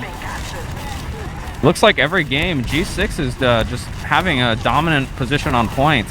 However, blue team in the flank fairly weak, but managing to hold it down. This is kind of tough for Witness Gaming. They're all kind of weak, but it looks like it's going to be fine. They're going to heal up here. And it looks like they're realizing, I need to get on point. Now they're down 1. Brand Slam, the combo scout. This will really hurt them in their fight. It looks like they're going to opt to just escape the roamers there trade. But that's good for the attacking team as they do get faster spawns. Yeah, it's So- gonna be 5v5. Witness Gaming trying to walk in to maybe look for an opportunity to exchange, to retake point control. But looks like G6 is playing rather passive, just trying to. Oh, someone got air pipe. Bot mode falling. That is going to be a pick that hurts G6. Oh, it's and 6v4 position. and the demo Situation. down. Oh no, and they do Massive Uber. Oh no, not. Their hands. and they can't even. They can't even force them. Oh, they do force the blue medic. They got it. That is really nice. It was really unfortunate there. G6 and Witness Gaming, they had even Ubers there, but they dropped Scout and a demo very early and nearly didn't even force the blue medic there with that Uber. Not only did they drop both the players, but they also got forced. They nearly didn't force the opposing medic. Looks like a forward hold here. Down 3 there just now. Now Witness Gaming is trying to buy time again by forward holding. Oh, they But wrap G6 around is lower busting left. through lower left. They gotta just back up towards point here. But someone just Rakuso got fell. picked off on the flank, it seems. And it looks like they have another soldier behind. It looks like he may be cleaned up, but he is drawing attention. Red team is going to be able to cap the point here. Ooh, but the medic did fall for the red team, and as well as the demo. Wow, that was a... This team can just back up and keep that medic alive and play off that Uber advantage here. It's basically full Uber at. It looks like the Laz, and I think it was either Alpha or Brand Slam, they just went in on the combo, and they... Oh, just like Rakuso is doing right here. That was a beautiful 3-man sack for G6. Forcing the blue medic. Now they're gonna... Still one lurking behind. Oh, got picked off. Yeah, there you go. Well, that's probably best for them. They will have faster spawns. Bama will be up in 7 seconds. That's not too bad.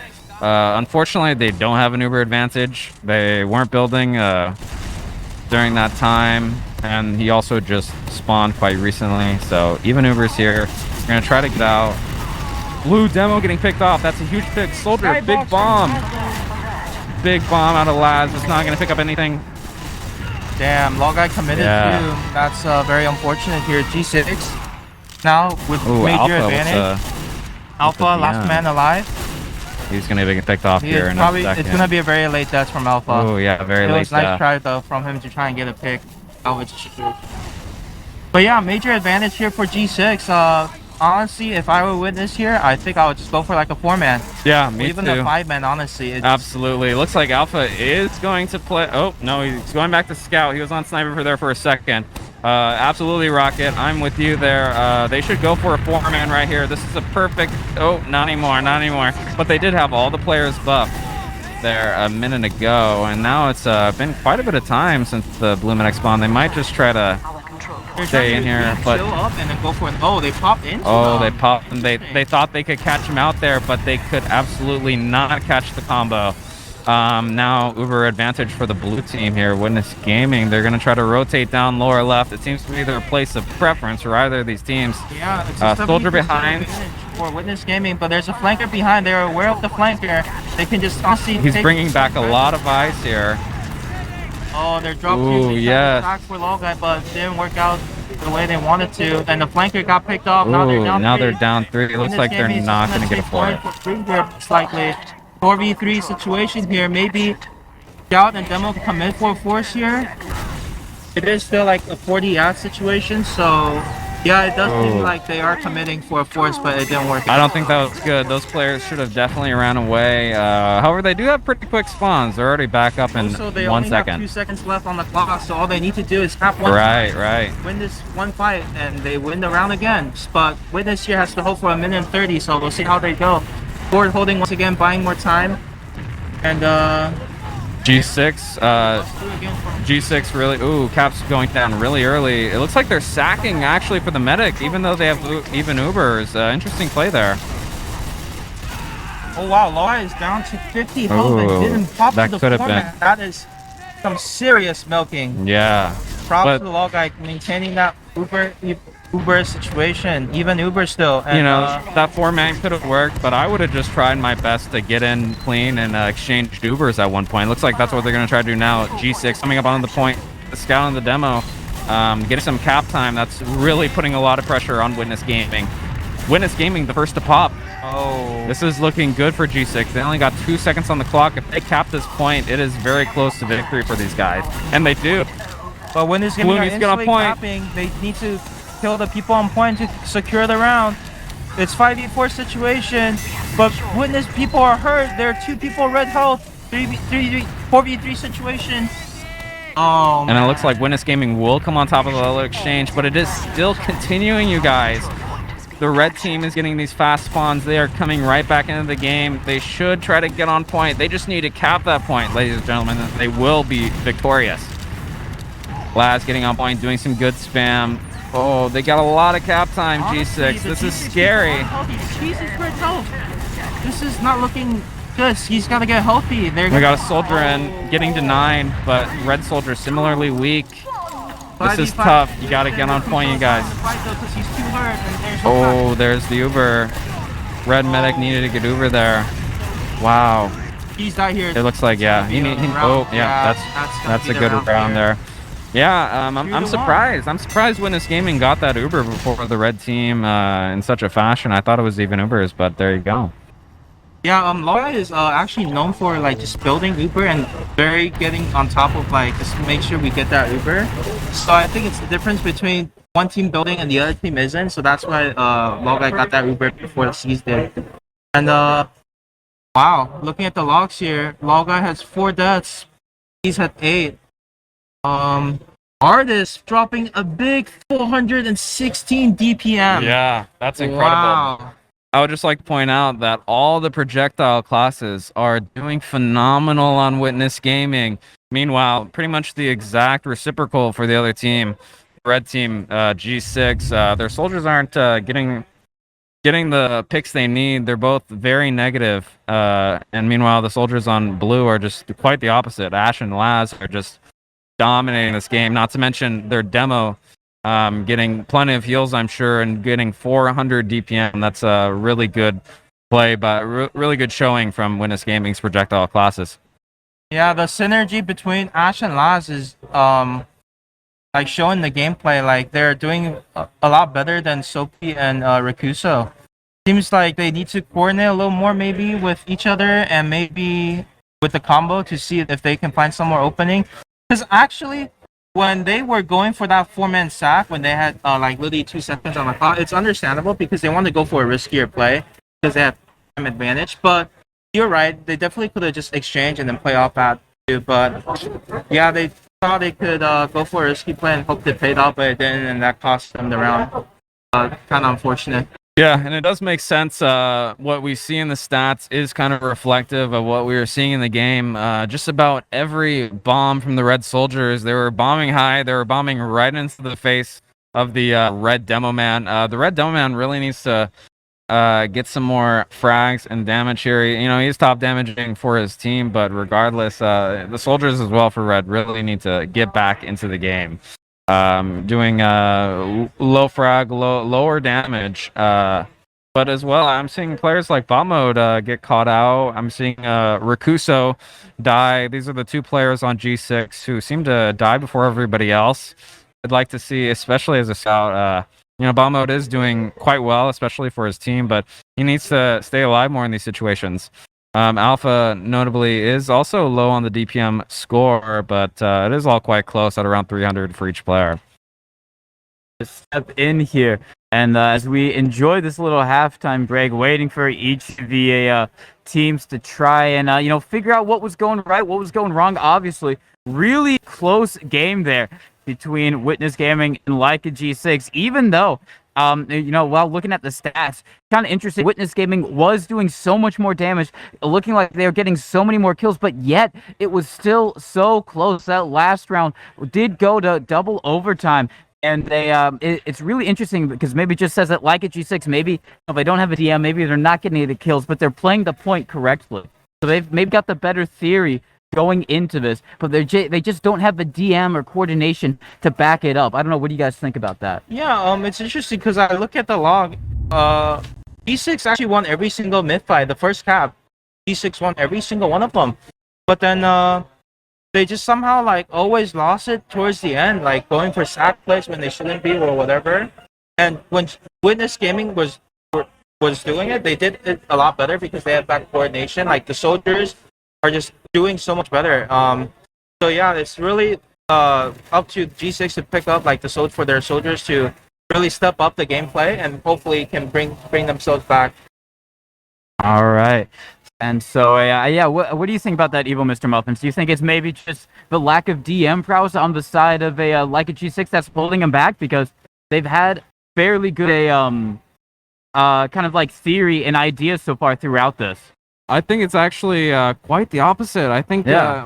I think G6 a lot of the time they're going into these battles and they're just indecisive. You can see the hesitation whenever they're going through lower left, whenever they're playing for a sack play. Okay. You know, they need to buff their play. They need to work these things out. They need to get their players buffed and go for a sack play.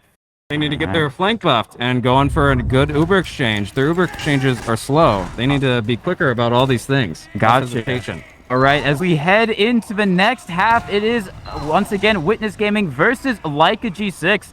Gonna be watching them on this relic. Gonna be watching Artist to try and see what he's gonna be doing so far on this mid. Both times, you know, been starting it a bit slow so far. Just kind of, you know, trading damage across the point. As it looks like we might have maybe a bit of a play in one of these house size areas. Yeah, it is going to be them trying to push it forward, getting onto Rakuso. He's down so low, but no, it's actually going to be Soapy Meister who goes down instead. Botmo going to be trading out for him as well. So a lot of trades going around onto the point. Once again, as we've kind of seen, if you pointed out, Leica G6 getting a lot of early cap time so far. On the point, they've almost already capped it up, and they are going to use the Uber to try and take it across the point. Going to be trying to get onto Lokai. He's just going to be able to back out, though, with the rest of this team. And now, Lokai and Witness Gaming with 100% Uber ad, going to be trying to work in here onto this cap. And what do you think about that, Benny? Hey, happy to join you guys here at the halftime.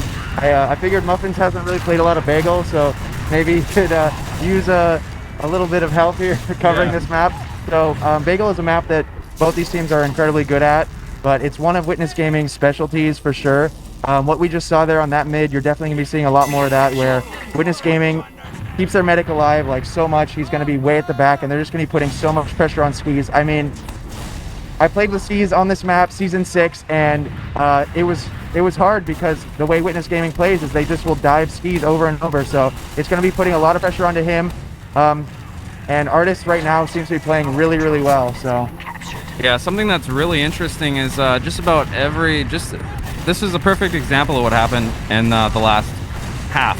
Is Witness Gaming very quick to point, and they didn't have a very decisive Uber. They popped not on their own terms. Whew, that air shot though. Wow. I take it Laz is playing well. Yeah. Yeah. The projectile classes of Witness Gaming are absolutely dominating in this game. Yeah. Okay. Well, yeah, part of me spectating this match is me getting prepared because we will be facing the winner of this match. We just had a pretty quick match against HNJ. Let's just say that the only J in the server was Jae Hyun Pei, and he went 25-0. So Whoa. it was pretty insane. But anyways, we got this Uber exchange going out here, and looks like it's going to be better for Witness Gaming as they're going to get that kill onto Rakuso and get another kill onto bot mode. And another kill. Artist is just going off. They're leading people left and right. He's got the eraser on his pencil. And it's going to be only 2 players left for the red team. We got a spawn flank coming through. Trying to catch out the medic. Yeah, not going to Alpha, work. so I guess hopefully you guys covered the fact. Alpha, new player to Witness Gaming. How's he been looking so far? In my opinion, Alpha might be a step down from Yai. You know, I love Alpha. I love the antics he pulls, but Yai, I feel like, especially on a Koth map, can play heals a lot better than Alpha. Alpha is more like a flank player. He tries to make the plays. Yai understands, like, hey, I'm gonna try to take the heal beam and get some kills with it. Yeah, makes sense. Yeah, definitely a difference in style, but so far they're doing pretty well. G6 now getting a little bit of cap time, and they did get that medic pick there. So they're going to be happy to have Uber advantage here. We'll see if any Witness Gaming players are going to go for this force onto Skis. Yeah, I think they may just wait for their medic here. Red team has the point. 1 minute for blue, 2 minutes for red. As we see Alpha inching the cap, just tickling them. Laz in the house here, getting flanked a little bit by Rakuso, taking a lot of damage. Yeah, but he is going to live. He'll get away a lot like that. But G6 doing a good job here, burning the clock. I imagine Witness is going to pull off a sack wave here shortly, unless they are able to snag the cap. But yeah, here it is. There's the bomb going forward. Skis. That's a good one. Does get dropped. Wow. Skis, yeah. He just got thinked or something. All that damage just in the blink of an eye, he goes down. That happens on LAN. You know, you think you got the reaction time, but it's too fast. Yeah, the rockets hit different on 5 ping. Have you played LAN, Muffins? No, not personally, oh, no. Darn. Unfortunately not. Yeah. Well, Ooh. maybe you'll get a chance this weekend. Tomorrow, especially if you're coming by tomorrow, there's going to be some setups open. Maybe later tonight even. But nice. Yeah, so ooh, a lot of players down for red. This is not what you want to be doing when you A, have the cap, and B, have a massive disadvantage. That was not a very successful sack wave. I don't think anyone was going for the red medic or the blue medic, excuse me. And it's just that was a waste of time for the red team. It looks like they're gonna maintain their fat Uber advantage, and they're gonna be doing a little semi-forward hold here. Yeah, the forward hold is pretty powerful on this map if you do it right. Ooh, bot mode, like I said, he just gets Looks like a picked, sack but it wave looks like right a here. sack wave, yes. Yep. Nobody though really get it. Oh, he does pop. Wow. It's a good force. It's they a good, needed yeah. that force really on the first attempt because that clock is ticking away. You can see there's only about 30 seconds left on Witness Gaming's clock here before they take this third round or the fourth round to get them up to a score of 3. But as far as the timer goes right now, G6 is actually in a pretty good spot if they can get a lot of value out of their next Uber and maybe set up like a forward hold or something. So If I was Witness Gaming, I would really be wanting to force G6 here. They're inching the point right now. It's not what you want to be seeing. You want to see an Uber go out of skis if you're Witness Gaming here. yeah, And already capping the point, getting a frag, getting 2 picks. getting 2 picks. Both the soldiers who are dominating this game, by the way. It looks like Witness Gaming will run with their tail behind their legs. They will have Uber with just 30 percentage points left to go, so it looks like they will just be chilling until they get their Uber. Yep, so they'll get their Uber here, but if G6 has a good forward hold, they could burn this clock for another 45 seconds and tie this game up. They don't have a lot of pressure on this doorway. It looks like WG might just bust through. Both soldiers flying in. G6 trying to just spam them out, but... Well, I'm glad they didn't pop. Yeah, they conceded the forward hold. Ash goes down, but now Witness Gaming, they're kind of committing here. Yeah. Despite being down a player, that is going to open up one of these flank routes. So we'll see if Sophie is going to take advantage of that and push through. It looks like he's priming for it. He jumps in behind. Is he going to get onto Lol Guy for the force here? He just jumps away, but he's keeping them occupied there on the flank, and there's the force There coming we out. go. Both teams exchange. Let's see. This is a crucial moment here. Whoever can get some kills in this Uber exchange is probably going to win this round because there's less than 10 seconds on both teams' clocks. And there's Sophie pushing the flank.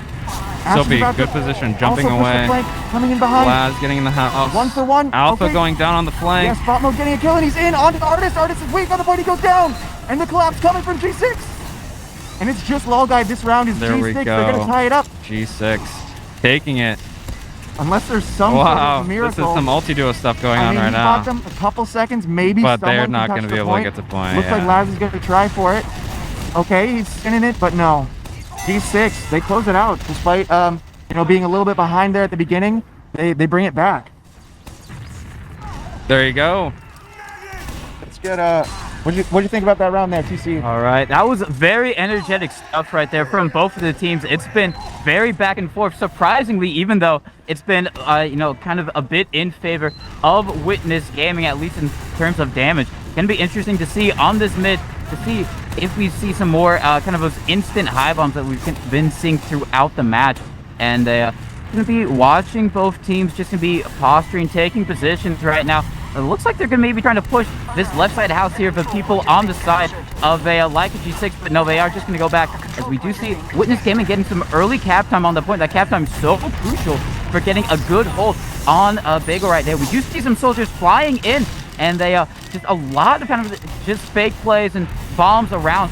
Finally, bot mode is going to go down, so that's going to be first death on this minute. We do see a soldier flying in super deep, but no, he's just actually just going to go around to his own house. We do see another soldier bombing on the point, going to be trying to do everything he can, but no, he's just going to be going back, and a lot, yeah, Supermaster eventually going down. A lot of fake plays and bait plays right here, as Leica G6 are eventually pushed further and further off the point.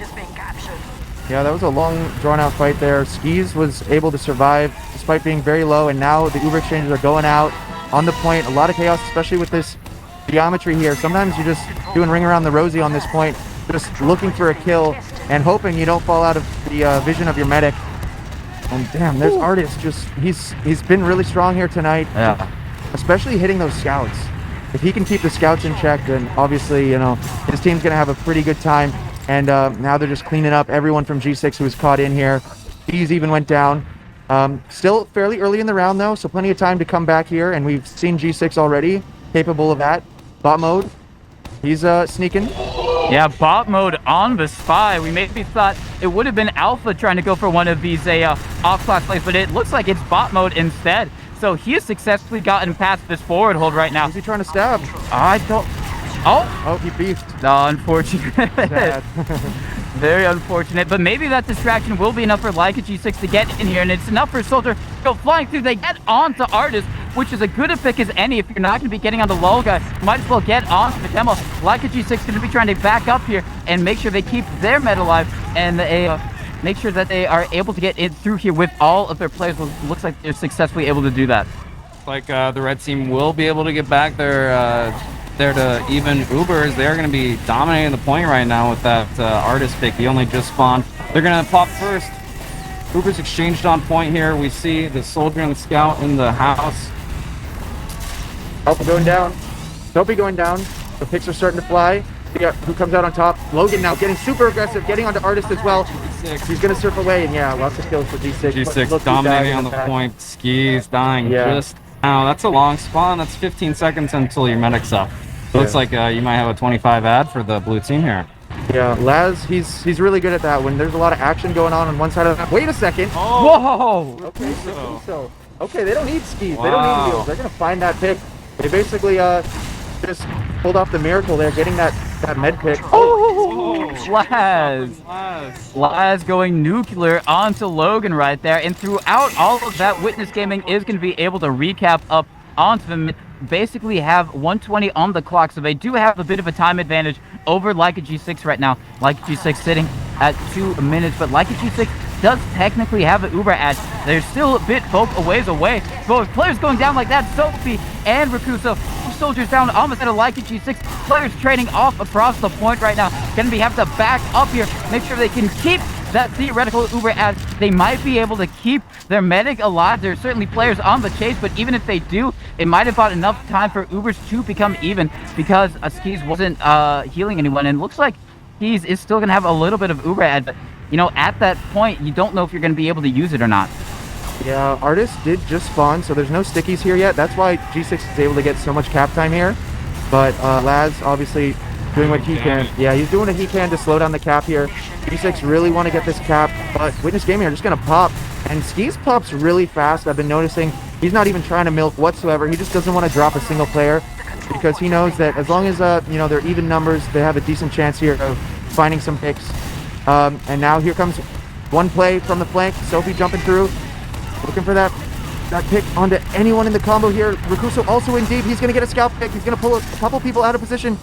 Will they be able to close on that? No, it looks like Logan instead is going to be the one to fall. Oh my god, and everyone on the side of Witness Gaming just cleaning up these Leica G6 players. It's now just going to have to be Skis and Sophie escaping with their lives. Sophie doing his best to make sure that Skis stays alive. That is the most important thing here, but they only have 10 seconds left to try and make a play for the point. Witness Gaming has done really well to whittle down a lot of cap time, and so now Leica G6 going to be trying to do everything they can to try and get on the point. They're just now touching it, so it's going to be overtime for Witness Gaming. Looks like Leica G6 might be able to cap it up, and Nova Uber coming out for Witness Gaming. It is going to already collect two. The counter Uber being used from Skis onto the point. They do get two of their own. Artists going down. That is huge for Leica G6. Now, they might have some room to play with here without being worried about 2-5 across the map. So now, they do still need to get on this point because the overtime is in effect and they haven't capped it up just quite yet. Bot mode going down. That's not what you want. You want as many of your scouts up here as possible to try and get on the cap and get that 2 times, maybe sneak it out from Witness Gaming noses. But everyone on Witness Gaming is actually fairly weak. Artists going down, almost going down as well. Went down into the red health now. Witness Gaming have a really good shot at recapping this up. They have the faster spawns, and that it works wonders when you're playing on Bagel.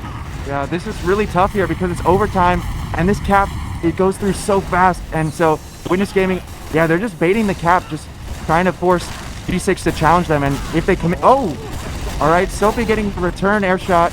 And okay, this is looking good for G6. They find a couple picks, and now they can stabilize, and they've got full Uber ad. So if they can set up maybe a forward hold or something like that, Artist not alive yet, Lol guy not alive yet, G6 could burn down a significant amount of time and potentially win this from behind. Yeah, they got a nice super advantage here. So Witness Gaming is going to need to do some sort of force. You're going to need to get the Uber of Skis out. They still do have like half of the cap time on the point. They're going to go through the lower left here. Soldier bombing, distracting. This Soldier very weak in the form of Blaz. The heals on Witness Gaming, I feel like they've been quite good, so we'll see if they can maintain this during this battle. Yeah, this is kind of dangerous though. I want to see how close Skis is, if he's going to be popping at all. Actually, it looks like Skis holds on with just about 30 health. He does not get forced, which is so crucial here. And not a single person from, well, I guess actually Bamo did die, but I was going to say G6, you know, they kept their numbers alive there. Lol Guy's going to have Uber, and they're probably just going to have to pop this. I want to see if, you know, Skis is going to be able to, you know, have a good Uber in response here. If they're going to get any picks through this choke. Actually, Skis is pretty far back, and Witness Gaming popped so far from the point. Finally, Skis going to be milking this Uber. And now the counter pop comes through. They just need to find kills. Scouts running behind. They're trying to just waste the time of this Uber as much as they can, but Logan hunts down Brand Slam. And now the point is the main focal point here. Both teams in overtime. On top of the point, we've got Rakuso spamming down. Artist surfs away though. Oh, and Rakuso goes down, and they cap it. Clutch it once again. And now they've taken the lead from behind, 3-1 or 3-2. So 3-2 here for G6. That was absolutely incredible. They absolutely held on by the skin of their teeth. They were on overtime there for a good minute. Another halftime coming up. Yes. Yeah, I guess we'll have a brief halftime again, but hopefully these teams keep it going. So, I mean, if we want to take a quick look at some of the logs there from that half, one thing I'm surprised to see is, yeah, the Skis Lol Guy deaths, he's actually dying less. So I guess he's learned a couple things since season 6. Proud of you, Skis. Good job. Then, I mean, a lot of people just dying almost. I mean, half the server is about at the same amount of kills, like 11, 12, 14, something like that. So pretty even spread across the board. It's the second half, I am yeah. seeing bot mode dying a little bit more than I'd like. But at least he's playing, you know, aggressive and proactive. That's really what you want to see. What do you guys think? Yeah, it looks like the damage numbers from this half is very reflective of what just happened in the other half. Something that's interesting to me is what was happening on the middle point of this half. G6 was a bit slower to point. The other games, they just were on point. They had scouts on top of point. They had scouts behind the point with their demo and medic healing them. This half, I should say, didn't go like that, and it looks like it really did pay dividends. Their mids were definitely better. They won both the mids for sure. But these mids on Bagel seem to be really long and drawn out. If none of the medics die, it's just really up in the air. Yeah, it definitely can be a bit drawn out. Both teams kind of playing chicken, waiting for the other to make the move. But something that's interesting to me is, you know, if you're looking at kind of the damage in the kills, it really seems like, you know, at a log perspective, it's in Witness Gaming's favor. They got 65 kills to 53, doing a bit more damage. So, you know, on paper, you're kind of looking at it and maybe thinking that they're walking away with it. But Leica G6 have been able to pull it out, and maybe that's just because Witness Gaming have to be going for more kind of four-mans and sacks like that, so they're just kind of inflating their kills. Or maybe it's just because, you know, Leica G6 have been playing this point better and making a lot more out of the kills and damage that they do get.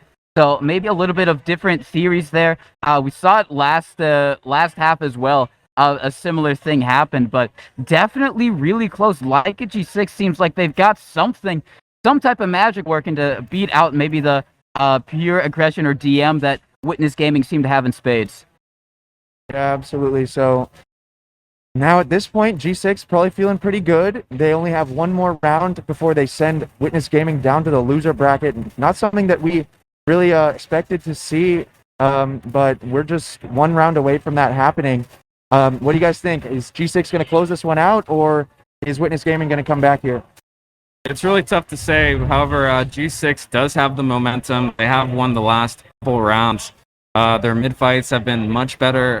The sack plays on both teams really need to step it up. They either need to break the forward hold and kind of be dry on middle and then sack with buff players, or they need to just straight sack. But however you're going to do it, like I was saying earlier, they all need to be more decisive in their plays here. They need to better coordinate and better call out what's going to happen exactly. Need a better call. 3, 2, 1. Everybody, let's go. Sack. Yeah. You think that'll win the match for? Who do you think is going to win though? I think I was calling G6. G6 originally. Yeah. Really? Okay. And what was your prediction before? I did not give a prediction, but you know, judging by the way things, Yeah. What do you think? Is the momentum enough for G6? Ooh, I want to say it is, but I can just see maybe one drop at the wrong moment. From just, just crumbling them. And you know, even though he did a lot better in this half, you know, at staying alive, you know, just one wrong play can really spell the end. And I think, you know, everyone on the side of Witness Gaming, really everyone in the server, they're really great players, and they can have the mental to come back and learn and adapt. So I definitely think that Witness Gaming can do it, but I think it's really going to be if Leica G6 beefs or not if Witness Gaming adapts. Yeah, I'm sure G6 is happy that at least they got a buffer. So Yeah. if they do lose a round, they still got a second chance. Witness Gaming not gonna have that luxury at this point. I think Witness Gaming is gonna come back. Personally, I know a lot of people here have been getting the sense that G6 is actually currently in better form than Witness Gaming. It's something we've been waiting for is for G6 really to step up, and I think that in anticipation for this LAN, they have. They've been practicing a lot. They've been going over strats, and I think that the addition of Skis for their LAN roster has actually benefited them because Skis is he's a very easy player to play with. He brings a lot of, I guess, calmness to the team when often people might want to be kind of hyper and freaking out. Skis can help to level them out and just bring some wisdom to the team. I always really liked playing with Skis. So I'm sure they're happy to have him here. In fact, Skis was originally supposed to be on one of the other teams, HNJ, and G6 poached him for this LAN. So Wow. they understand the value of Skis. Maybe if this victory comes through, it'll be thanks to Skis in some way. But yeah, I mean, if I would have had to predict personally, I just think Witness Gaming, just from following them over the past several seasons, they're a team that even when they're kind of looking down or whatever, they kind of have that plot armor at times, and they just come back. I think that they're a team that expects to be in the grand finals no matter what.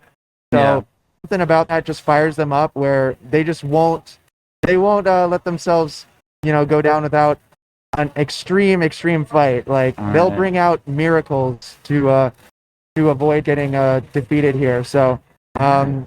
That's what I'm expecting personally, is that Witness Gaming will close this out. Yeah. Who do you think? It's hard to say. Who do you think on Witness Gaming is going to be the key factor in changing the tide? Like, which player or players do you think is going to be the one that pop off, get Witness Gaming back into the game, and kind of make the plays that allow them to thrive in this third half? Yeah. Well, we've already been seeing a lot from Artist, so I think he's already covered. I think Laz is always their primary playmaker.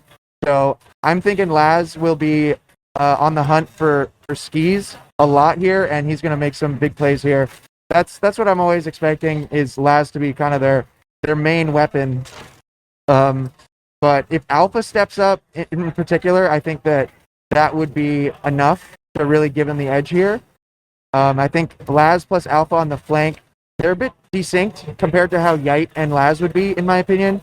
So that's kind of what I would be hoping to see, is that Alpha and Laz kind of are the two to step up here. Absolutely. I feel like based off the stats, it does look like Witness Gaming is out damaging them. Witness Gaming is out fragging them. At the end of the day, Witness Gaming just needs to do a better job at converting what their DM and positioning is already granting them. Plenty of frags, plenty of damage. It's really quite puzzling how there's such a discrepancy in how G6 won both rounds, but we're getting out damaged and out fragged. It's just really a matter of conversion. It's a matter of how they're holding it and their sacks and their pushes.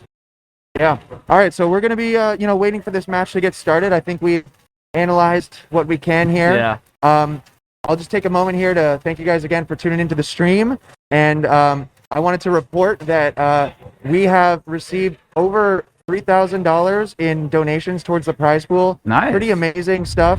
So shout out to all of you guys in the community that have been helping to grow that prize pool. That's making these matches even more intense, because there's a lot more on the line, and there's more being added every few minutes. So thank you guys for that. If you want to contribute to that, we have a raffle ongoing for the donators. You can head over to donate.resup.gg, and you can see their names on the screen. That list is going to keep growing, hopefully, by the end of the weekend. Yeah. Hopefully, it's going to be covering the entire screen. So, head over to donate.resup.gg, drop in a few bucks. Everything helps. These teams are playing to entertain you and to, legitimize the competitive TF2 esport. So we appreciate all your guys' support. Yeah, definitely. Also check out the merch. There's a lot of good designs and logos out there. Oh, Very I kind of like the Badlands Spire one myself. Oh, Might yeah? have to cop that. Yeah, you got to snag that one. We do have a limited edition one, the official one of this event, the commemorative shirt. So if you want to get that design, it will be going away after the event. So make sure to snag that though. It looks like we're going live here, guys. So this is the final half. It's do or die. Who's going down to the lower bracket? We will find out. And yeah, you guys take it away on this mid. It's going to be interesting to see. Going to be following Logan as he rolls out. Probably just going to be trading spam across the point with Artis. And just maybe trying to get some space for his team so one of the flank players can do something. And once again, we've been having kind of some of these slower mids, just kind of a calm before the storm. Actually, as I say that, no, it's just going to be Laz going in for a fake bomb right there. And we do have some action in on one of the house side areas. Soapy Meister is going to go down to the combined push of Alpha and Ash. So now it looks like Witness Gaming do have a player advantage to work with, and they are going to be trying to go across the point. Do lose two for it, however. Artist and Branslim going to be going down because of it. Alpha, he's going to be getting the pick out on the bottom. They do have a player behind. It's Ash. Oh, he goes out onto Logan. Beautiful double soldier bomb. That was really good, but can Skis stay alive though? Exactly though. Skis, it looks like he is pretty healthy. Both medics here with Ubers. It looks like Witness Gaming is just going to opt to wait for their respawners to come back. They do have fast response at the moment. Scout a little bit on the point. Soldier going the left house. Both flanks are a little bit controlled. Oh, it looks like they're going to go in for the exchange right here. G6 getting a little bit worse of an Uber. Skis 4 health. He is going to go down. Oh, he doesn't even crater. He dies to the sticky. The other players of G6 going in for the medic. Let's trying to get him, low guy. They get him. Low guy pick. That's exactly what G6 wanted to do. Recover from that middle. Yeah. Also taking down 2 kills there in the last few seconds of his life. So yeah, big plays coming out of G6's flank players there as they secure those very important picks to give their team a good shot at actually closing this out right now. One of the most important picks that happened in the middle of that was the pick on Artis early on. And so big props to G6 so far. They're fighting for this. And looks like they're about to find maybe another pick here as they take over this flank. Oh yeah, it looks like they were trying to go super deep to try and get on the left, but he is able to stay alive there. So now Witness Gaming going to be trying to do their best to get as much captain as they can before they have to worry about any true pushback from the side of Leica G6. Just going to be trading spam across the point at the moment, and we might see some house or push play. But as these teams get closer and closer to Uber, we do have a possibility of seeing some shots. Rakuso with a nice one on the Laz in one of that house side areas. So now Leica G6, they do have some player space to work with here as Witness Gaming were able to cap it up, and they do use the Uber in to Leica G6. The Uber is being traded out across the point. Yeah, Artist going down as well. Their Brand Slam going down as well. This is really bad for the side of Witness Gaming. They lost the point and lost a few of their players, obviously, because they did just lose the point. Those players respawn fairly quickly, but now they are at the clear disadvantage. Oh, no. Ash going down, staying a bit too long, either unprotected or just out of sync with his team. And so now this is going to be maybe a G6 forward hold. Yeah, I think what's happening right now is something that it's hard to predict. It's just that X factor. Right now, G6 they're feeling it. I feel like the momentum is currently in their favor. There goes another pick onto Ash. Logan with an excellent trap, and just more and more pressure going out onto Witness Gaming. And as that clock ticks down, you know, mistakes are gonna lose them this match. So let's see what G6 can keep doing here despite being down a couple players. They're still trying to slow down this cap a little bit. I think at this point they're happy to concede it, back up. They know that they just you know, they've got some time to work with, an extra minute and a half off the clock there. So now they're just going to be reapproaching here once they get full strength here, full numbers, full health and everything. We've been seeing Witness Gaming just go for these Uber exchanges right away. I want to see what G6's approach is as they try to take this point. They're taking a lot of damage. I call this, you know, Normandy right here. G6 are playing the Normandy strat where they just tank all the spam as they try to cap this point. And it's a dangerous way to play because your medic can only heal so much, you know, and there's a lot of people taking damage. But they're staying alive so far and getting that cap time, and it looks like they might just be able to secure this cap right now. It's so close. Yeah, it's so close, but see, if you commit to the strat, sometimes the cap just gets delayed on and on and on. There goes a pick on the Brand Slam and the cap, and Witness Gaming is starting to sort of back up. But I guess they're just going to re-push right away. So, but if this keeps going at this rate, G6 wins because they have the lead. They can afford to keep trading the cap or keep burning the clock. they're okay with this. So Witness Gaming is going to have to do something bold very soon, and Yeah. that's what it is. This is the Uber exchange coming in right now. They're flashing a few people, but no one's getting dropped. Well done by Skis there, keeping his team alive. Witness Gaming forced to back up just a little bit, but they find the pick on Soapy. The bomb's coming in. Rakuso goes through, but he's going to die. Is Skis just going to leave this? It looks like a losing situation. They do get a pick on Ash, so maybe Witness Gaming won't want to cap right away just to preserve Ash's spawn, but no, they actually extend Ash's spawn. Bomo's trying to get onto him. Is anyone else going to be able to follow up on this? No. Bomo didn't do quite enough damage there. Logan's still dead. So it looks like G6 are just going to retreat and regroup, and they can repush this. Yeah, but there's only 15 seconds left on the clock for Leica G6. This is definitely doable as they do start trading frags out, and that does help them. All they have to do right there is get onto a point and cap it up, keep it there for 15 seconds. Definitely doable for them. Looks like already some players on the point going to be spamming damage across. Witness Gaming down both of their players because the respawns take a lot longer. Leica G6 have a lot of early cap time right now. They do get it up from now. Can they hold it for 15 seconds? But Uber from Witness Gaming is traded across the point. Leica G6 used in response. They get Artist though. That is insane. So now Witness Gaming, they have to try and regroup and try and get onto a point. They don't have long. It's overtime right now for Leica G6. Ash going down though. A Grand Slam going down. It's so little players, so little time for Witness winning this. They can do it. There's only 2 players left right now in contention to try and get to the point. They do it, and they do it. Leica G6 wins 4-2 against Witness Gaming. 4-3. 4-3. That was an incredible match. Absolutely neck and neck, just round after round. The second half, and then... Oh, it was 4-2? Yeah, that was a G6 comeback. Oh, I see. 4-2. Wow, G6 coming in with very many rounds, consecutive rounds. That was absolutely incredible. That was exactly what we wanted to see, was that Artist pick from G6. Very critical player. It looks like Grand Slam did quite well in that round as well, in the very final round. But throughout the entire game, it was really Artist, Ash, and Laz who were just making up so much of the damage. Laz in the flank and on top of the building. Same thing with Ash with the very big bombs causing a lot of havoc for G6.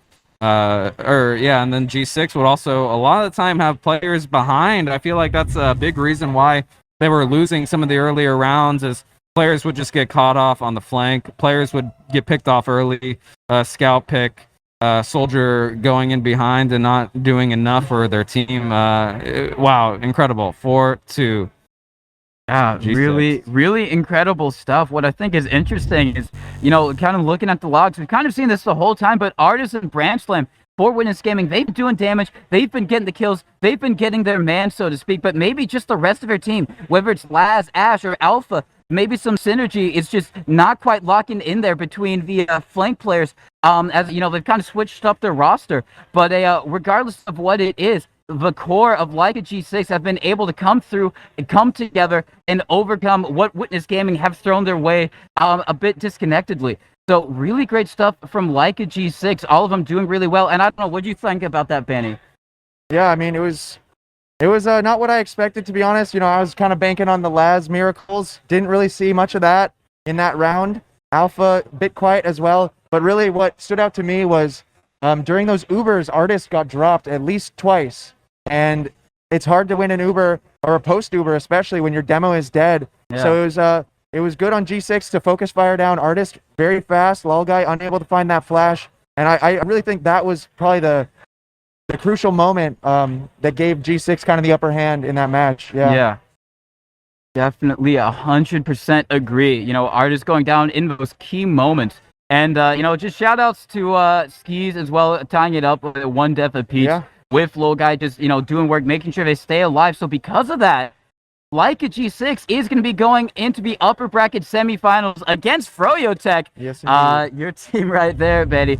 So you know which opponents you're going to be facing. Maybe a bit of surprise for some people. I think, I don't want to say officially, but people probably thought that Leica G6 might have been the underdog to Witness Gaming. They certainly have been last season and in the seasons prior. So definitely showing up on LAN and proving that LAN is kind of the more final ultimate proving ground for some of these players.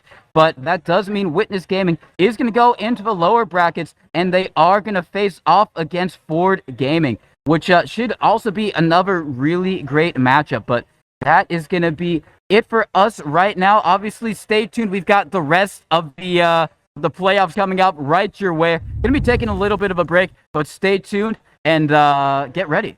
Yep. See you guys soon.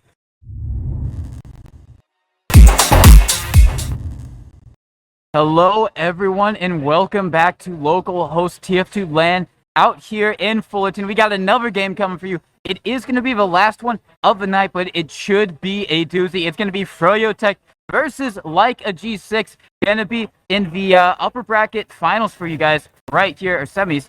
And so it's going to be really a lot of great action. It is going to be the first best of 3 that we are going to be covering. First time Froyo Tech's been on at least our stream. So a lot of good stuff coming ahead. My name's TC Mano, joined here by Mario Mans. Mario, how you doing so far? Good evening, meatballs. Okay, all right. So that is how you're doing. So we should have some really great games coming up to here. And I just really quickly want to take a look at the bracket so far, how we've gotten to this point. You know, kind of some upset stuff has happened to allow us to get here. So primarily the main one is going to be Leica G6 triumphing over Witness Gaming on Bagel. If you didn't see that match, it was a stunner. 4-2 in the favor of Leica G6. Maybe an upset for some people. Maybe expecting Witness Gaming to come in here into the semifinals. But, you know, Froyo Tech as well, they've had a really great LAN start so far. Just winning every game very dominantly, very convincingly. And so now we head into Froyo Tech versus Leica G6. And on this first map, I mean, what are your initial thoughts about this? Well, firstly, I was thinking a lot of like just winners coming into this upper finals, but of course G6 won, which is a really and like everything. The venue was crying, was cheering, was like, gosh dang, like man, G6 making up. I mean, it's like you predicted earlier, like G6 will probably go against the Froyo Tech again, probably in the finals, and most likely.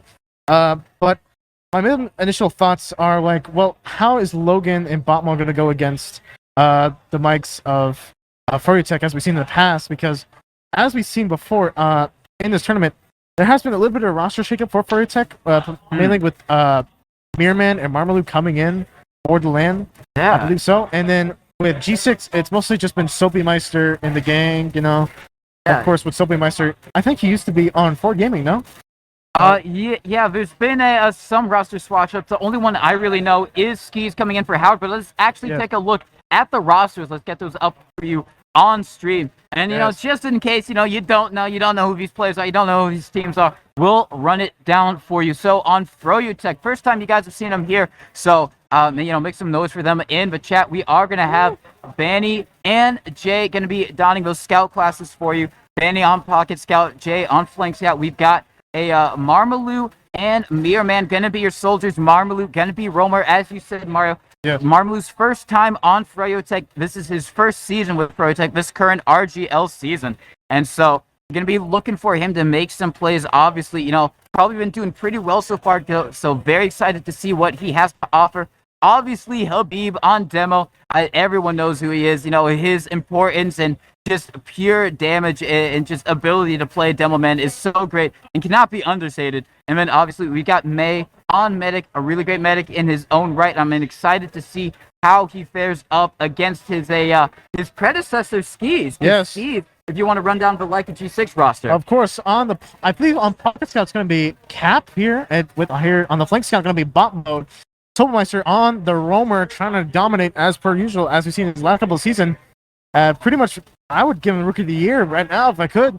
Next on the Pocket going to be Rakuso, who you've known hasn't had the best track record, but is willing to prove a lot for this LAN.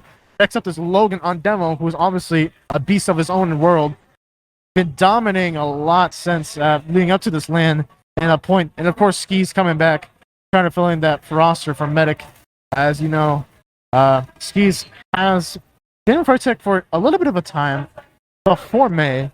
Yeah. So it's really, I'm wanting to see how Skis will counteract his abilities and how his gameplay will play in game against Froyo Tech and how that'll turn out for him. Yeah, that is interesting. There's a little bit of a kind of pendulum there. You know, maybe Skis might have that insider info in how they like to play. But maybe Banny might know how Skis likes to play on some of these things. So the first map is going to be Product, and we do have the teams readying up. So I am going to press you for a prediction, Mario. Who do you think is going to walk away with it? And by how much?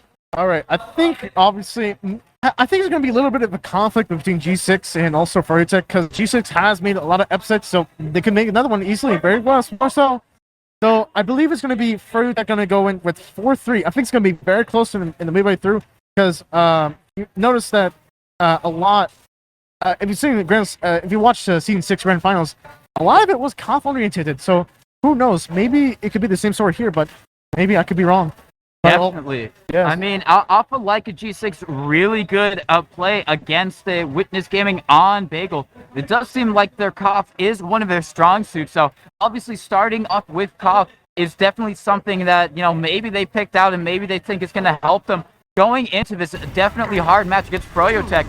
The maps are going to be Product, Process, and Badlands. That's right, I said that correct. Badlands is our third map if we get to it. But first, we got to see how these teams do on this first mid. It's going to be Froyotech versus Leica G6. Take us away here on this first mid here, Mario. With pleasure. All right, both ends sort of the mid here. A little bit of hyper presence already. Marmalade going in from behind. They're like a mirror man. Take a lot of aggression from Froyotech here, guys, coming in. Oh my God, Skis goes down really early in the mid. May still staying alive. A lot of pressure has been taken down, and already as soon as I said it, the mid's already been over. They're like, just taking reign supreme. Basically decided we do see a soldier flying in. Sophie Meister trying to go in for a desperation play out on the May, but as you said, the soldiers, just Marmaloo and Mirrorman immediately going behind, causing havoc, and everyone else on Froyotech using that opportunity to just push forward and go ahead. So now, see Leica G6 trying to do as much as they can, but Skis going down as well. Oh, really great stuff from Jay. Didn't even need to do that, but he still does. That's how good of a player he is. Holy. So now, it's going to be Leica G6 trying to get as much cap time as they possibly can. They can't really commit to it because they still don't have a med. So yeah, they are going to have to back up here. And Froyo just sitting on that 100% Uber ad right there. Like Tigers just waiting to pounce. This is just all Froyotech's time right here, right? Now, both teams are still pushing on each other's side, not really taking any much commitments, but a lot of cap has been put on to G6 right here as they could use its cap in a moment with any aggression. Just like it did, but looks like Banning wants to take a little exchange going on here as Sophie Meister goes in and trying to get some force going. Does not get anything, so very sad, very tragic. As a lot of Froyotech try to get on and get some kills here.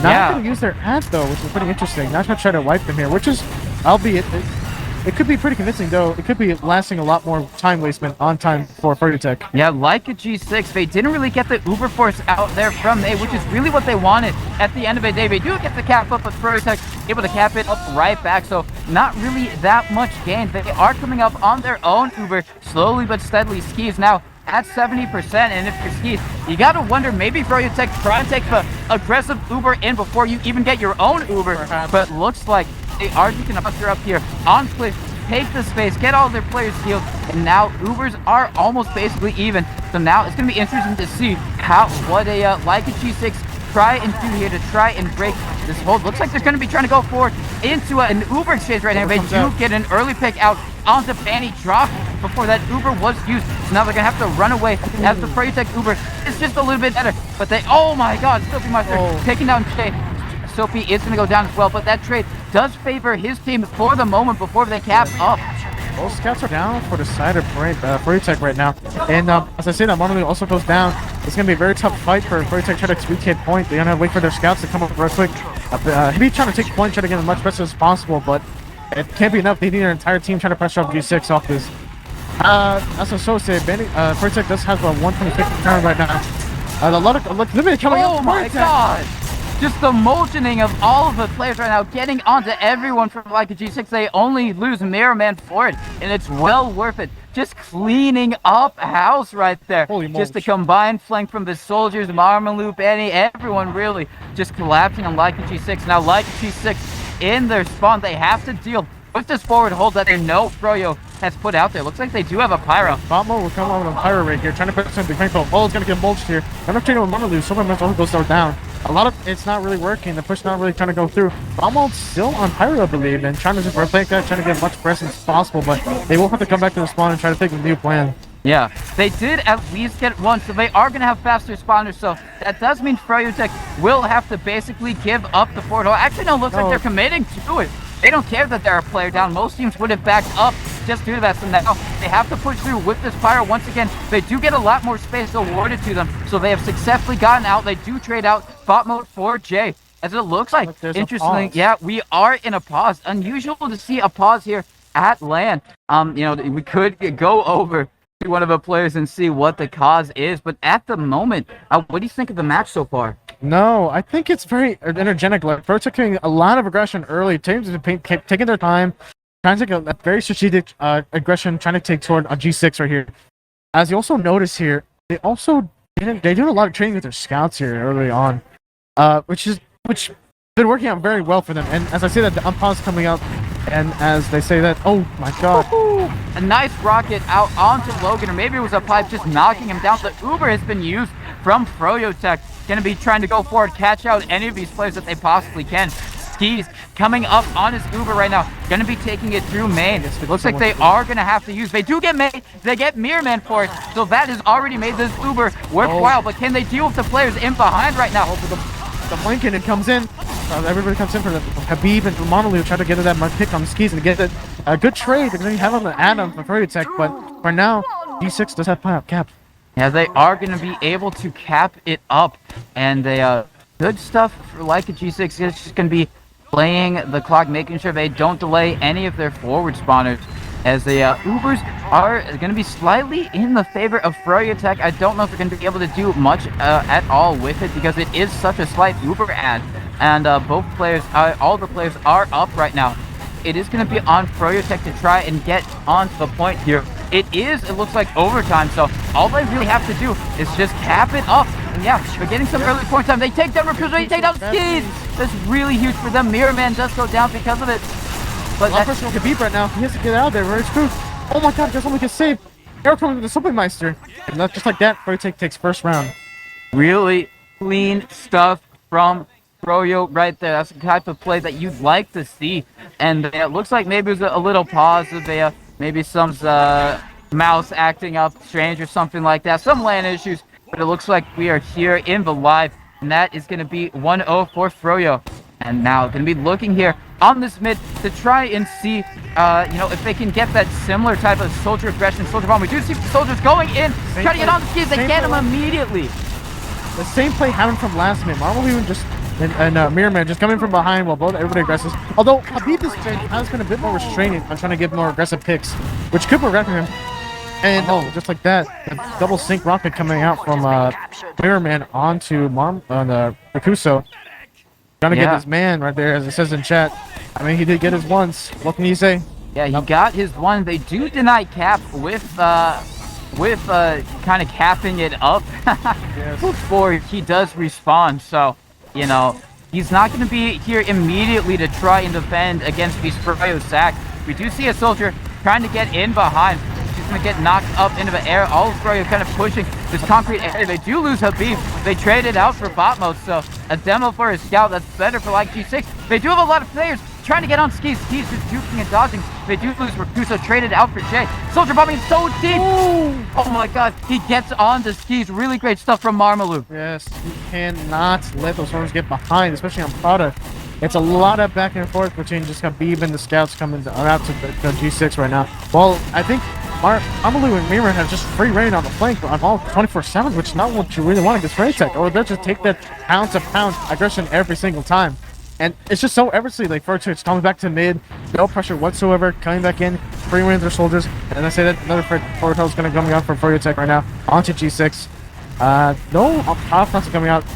Oh no, Bomber will go flying there. Get shut down. Yeah, just flying in here. They do once again get Marmalou though. So they are going to have a better time, and they get Mirror Man. So now any chance of this forward hold should be nullified by the time these forward spawners for Leica G6 come up. They don't have any soldiers to worry about. So this right side airs be super free. Habib's rotated over to trying to defend it. So now, I don't know if they know, but Cliffside is actually incredibly free action. It looks like they're going to be trying to get in through main. They do successfully. They actually get Jay because of it. They still don't have Ubers, so they do have to worry about the Uber ad from Froyo Tech coming in, and they do use it. They get two for it. Rakuso and Sophie Meister. Can they find anyone else? They need to try and find some people. They need to get skis on cliff right now. Any bomb is kind of working. Any sort of pressure to get off, but no, they're just going to back off to the point. And looks like G6 will have ad in this next push. Trying to come up on 2 point. Froyo Tech will defend it. It seems like a lot of the times that it seems like the soldiers on Froyo Tech are playing low ground. As I say that, Marmalou comes in, it's going to get piped down. Very tragic stuff. I say that, Rakuso gets down by Jay. Another bomb comes in from Mirror Man, trying to get on the combo. Not gonna get enough. Gonna get dropping down 3 players for Froyo, only for taking out for Rakuso. Very good stuff from the G6, trying to pressure on point right here.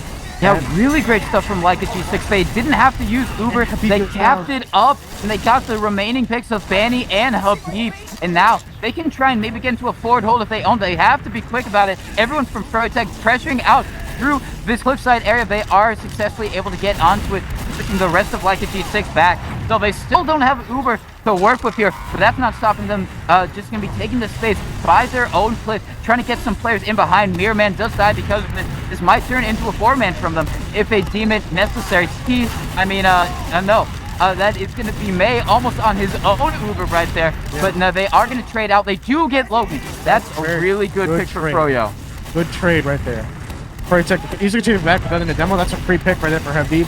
And just get any thrower spam he wants to get off right there. Habib going to take out Cap right here. Looks like someone must try to get him from behind. Looks going to go down. Habib's just by himself taking 1v1 with bot mode with the med.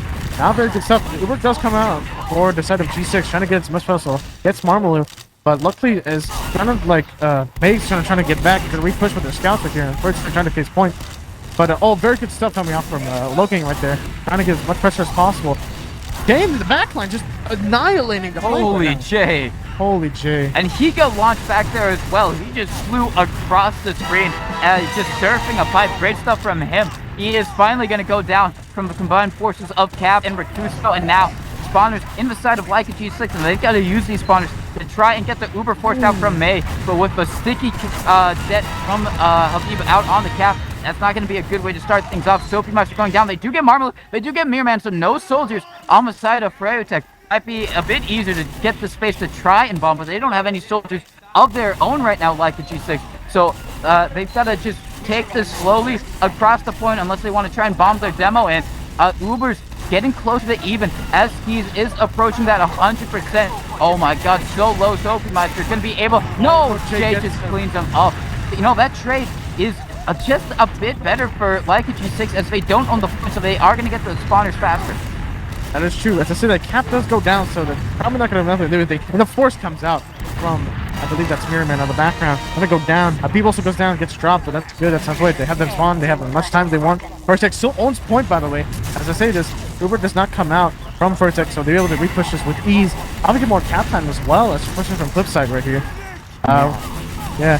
As I say this too, it looks like some aggressive pitching coming in from Rakuso, and also the both players coming in. They're trying to bomb onto May here. Gives them good damage. They get so many players. They get the force as well, but they drop two because of it. Vanny and Marmalade going down. They almost got Habib, but they do get the Uber force as well. So they are going to be able up here to try and defend this point right now. Leica G6 going for it. They trade out bot mode for Mirrorman right now. And that is going to be a little bit better for Froyo right now. It does mean they might have to delay, capping up the point, making sure they don't get Mirrorman on that long respawn. Yeah, they're just going to be delaying a little bit now, finally capping it up. 5 seconds left on G6 clock, 20 on Froyo's. This hold can mean so much to Froyo right now. You could easily get around back for G6. This could be so easy. They have so much overhead there. If they take it in just right now, everything's going. Uber just goes down, the Uber comes out. Uber's popped. Oh no, they dropped Low Gang in the right side. Looks like he had a different idea after the Uber comes left side. And just, I think that's Janus in the background, just trying to clean everybody up. As looks like G6 are dropping people on left to right. As Perfect just comes in with the collapse here, taking out bot mode and Soapy Meister. And that will be remaining cap time. Second round goes to Froyo. Very close stuff right here. Froyo leading it 2-0. And if you just saw that scoreline, you'd assume it's a dominant Froyo 2-0. But what you're not seeing just from that scoreline is a lot of back and forth from Leica G6. They are putting up a fight, and I assume this is probably their map pick. You can see why they're definitely putting it in their all right now, taking it to Froyo, making sure that they don't just get those points for free, making sure it gets as close as it possibly can. And really great stuff from Leica G6 right now. Really great stuff from Froyo. And I guess we're going to take a quick look at those logs for this first half of product. That's true. I'm going to tell you a little prediction right now. Bot mode came in the work. Trying to put in as much as possible. Also from Jay putting in the work. Like, gosh dang, let's get some KDM going in. Bot mode, as I was saying, bot mode getting a 450 DPM on average. And with Banny also getting that 429 DPM per average. Also, a lot of damage coming from Jay as well. Froyo's been pounding with their scouts lately. As you can see, it hasn't been that much been paying off for inside of G6, but Bamo and Logan trying to put in as much effort as they can. Yeah. Let's check the Uber situation right now real quick. I do believe that there seems to be a lot of back But and the forth. big Uber's- thing right there, Ski's dying 8 times, May only dying twice right there. Really? So yeah, that is very big. And it's kind of impressive that like G6 have been able to keep it as close as they have, considering they've been down a medic so much in this, down Uber ad, so to speak. So they've been doing all they can to try and play the point as effectively as possible, but just the soldiers from Froyo Tech right now just having a much better day right now. Marmalu and Mirrorman, the 2 M's, just doing a lot better than Sophie and Rakuso. The SR song request, not ideal. As it looks like we've already started here on the second half. Excuse our mumbling and bumbling. It is going to be Froyo Tech taking the early first mid. Habib going down, and now the soldiers flying in. They do get Habib, they get Jay. So now Leica G6 going to be trying to aggress across the point. Ubers are not a factor right now. Both medics have about 30 to 20. And so now a lot of fighting going around. Logan getting some nice pipes and picks. And now that is going to be a Leica G6 cap-up. Yeah, that is true. G6 will have plenty of time to work with her here. As they see that Froyo Tech didn't take the first time. But May does not have the ad here to try to work with the Froyo Tech, trying to push in. He's trying to commit to this. Yeah, they're trying to commit to this. And Logan barely lives out with it with only 20 HP. As they Mirrorman just put pick on bot mode, which is pretty good stuff. Again, like I said before, Froyo Tech Soldier is just getting a lot of space to work with right now, which is not what you want right now, especially in the map-like product. Uber does come out from the side of G6 as Logan and Bamo try to get as much play as possible. They're going to trade with Kusa for May right now, which is very good stuff, which is all we really want. Habib! He gets skis. Really great stuff from him. Getting onto skis right there. That was a very clutch play because, oh my god. They had managed to get on the May right there. That was looking really good for Leica G6 if they were able to keep skis alive, but Habib just has skis his number, his ex-teammate. He knows who to ring. So that is going to be Froyo Tech once again capping up the point. Time is about even. Both teams have about 2:11 on the clock. It is going to be Leica G6 trying to push forward here, trying to get onto the point. Sophie Meister, he's going to go down, trades up for banning. Botmo going down as well, so 2 down on the side of Leica G6 right now. Kind of fluffed up by their flip side area. But we do say a huge soldier bomb. Oh my god, Marmalu just pounding out the damage, getting on the skis. Once again, that man is having a rough second half so far. Rakusa goes down as well, so does Cap. This looks like it's just going to be a little bit of trickle feed theory from the side of Leica G6, maybe trying to get onto May, but none of the damage connects enough. And now this is going to be full Uber ad for Froyo to work with. That's very tragic to see. That's such a clutch play there. Habib getting skis right there could mean so much, especially at a time like this when every second counts on product. Because you gotta know, the point of product is to waste time. So so much time is being wasted for the side of G6 right now, as they gotta get as much cap time as possible, trying to get back into the game. And it's still possible, I do believe so, that G6 can get back into this. As the brother spam coming out from both sides of the map. So it is going to be interesting to see how like G6 can try and contest this right here. Looks like they're trying to go for a push. We do see bot mode going down. And looks like Froyo Tech on the aggressive right here. Going forward. Just bleeding up players. It's just Geese a lot. So close to Uber. Oh, so unfortunate. They do get May though. Sophie Meister in behind. He does get May. May's having up a nice shot, recognizing what a clutch thing for Sophie Meister to get that was. Bot mode is going to die. Everyone else trying to get in through Cliff. They're all dying, though. It looks like it's just Jay holding it by himself.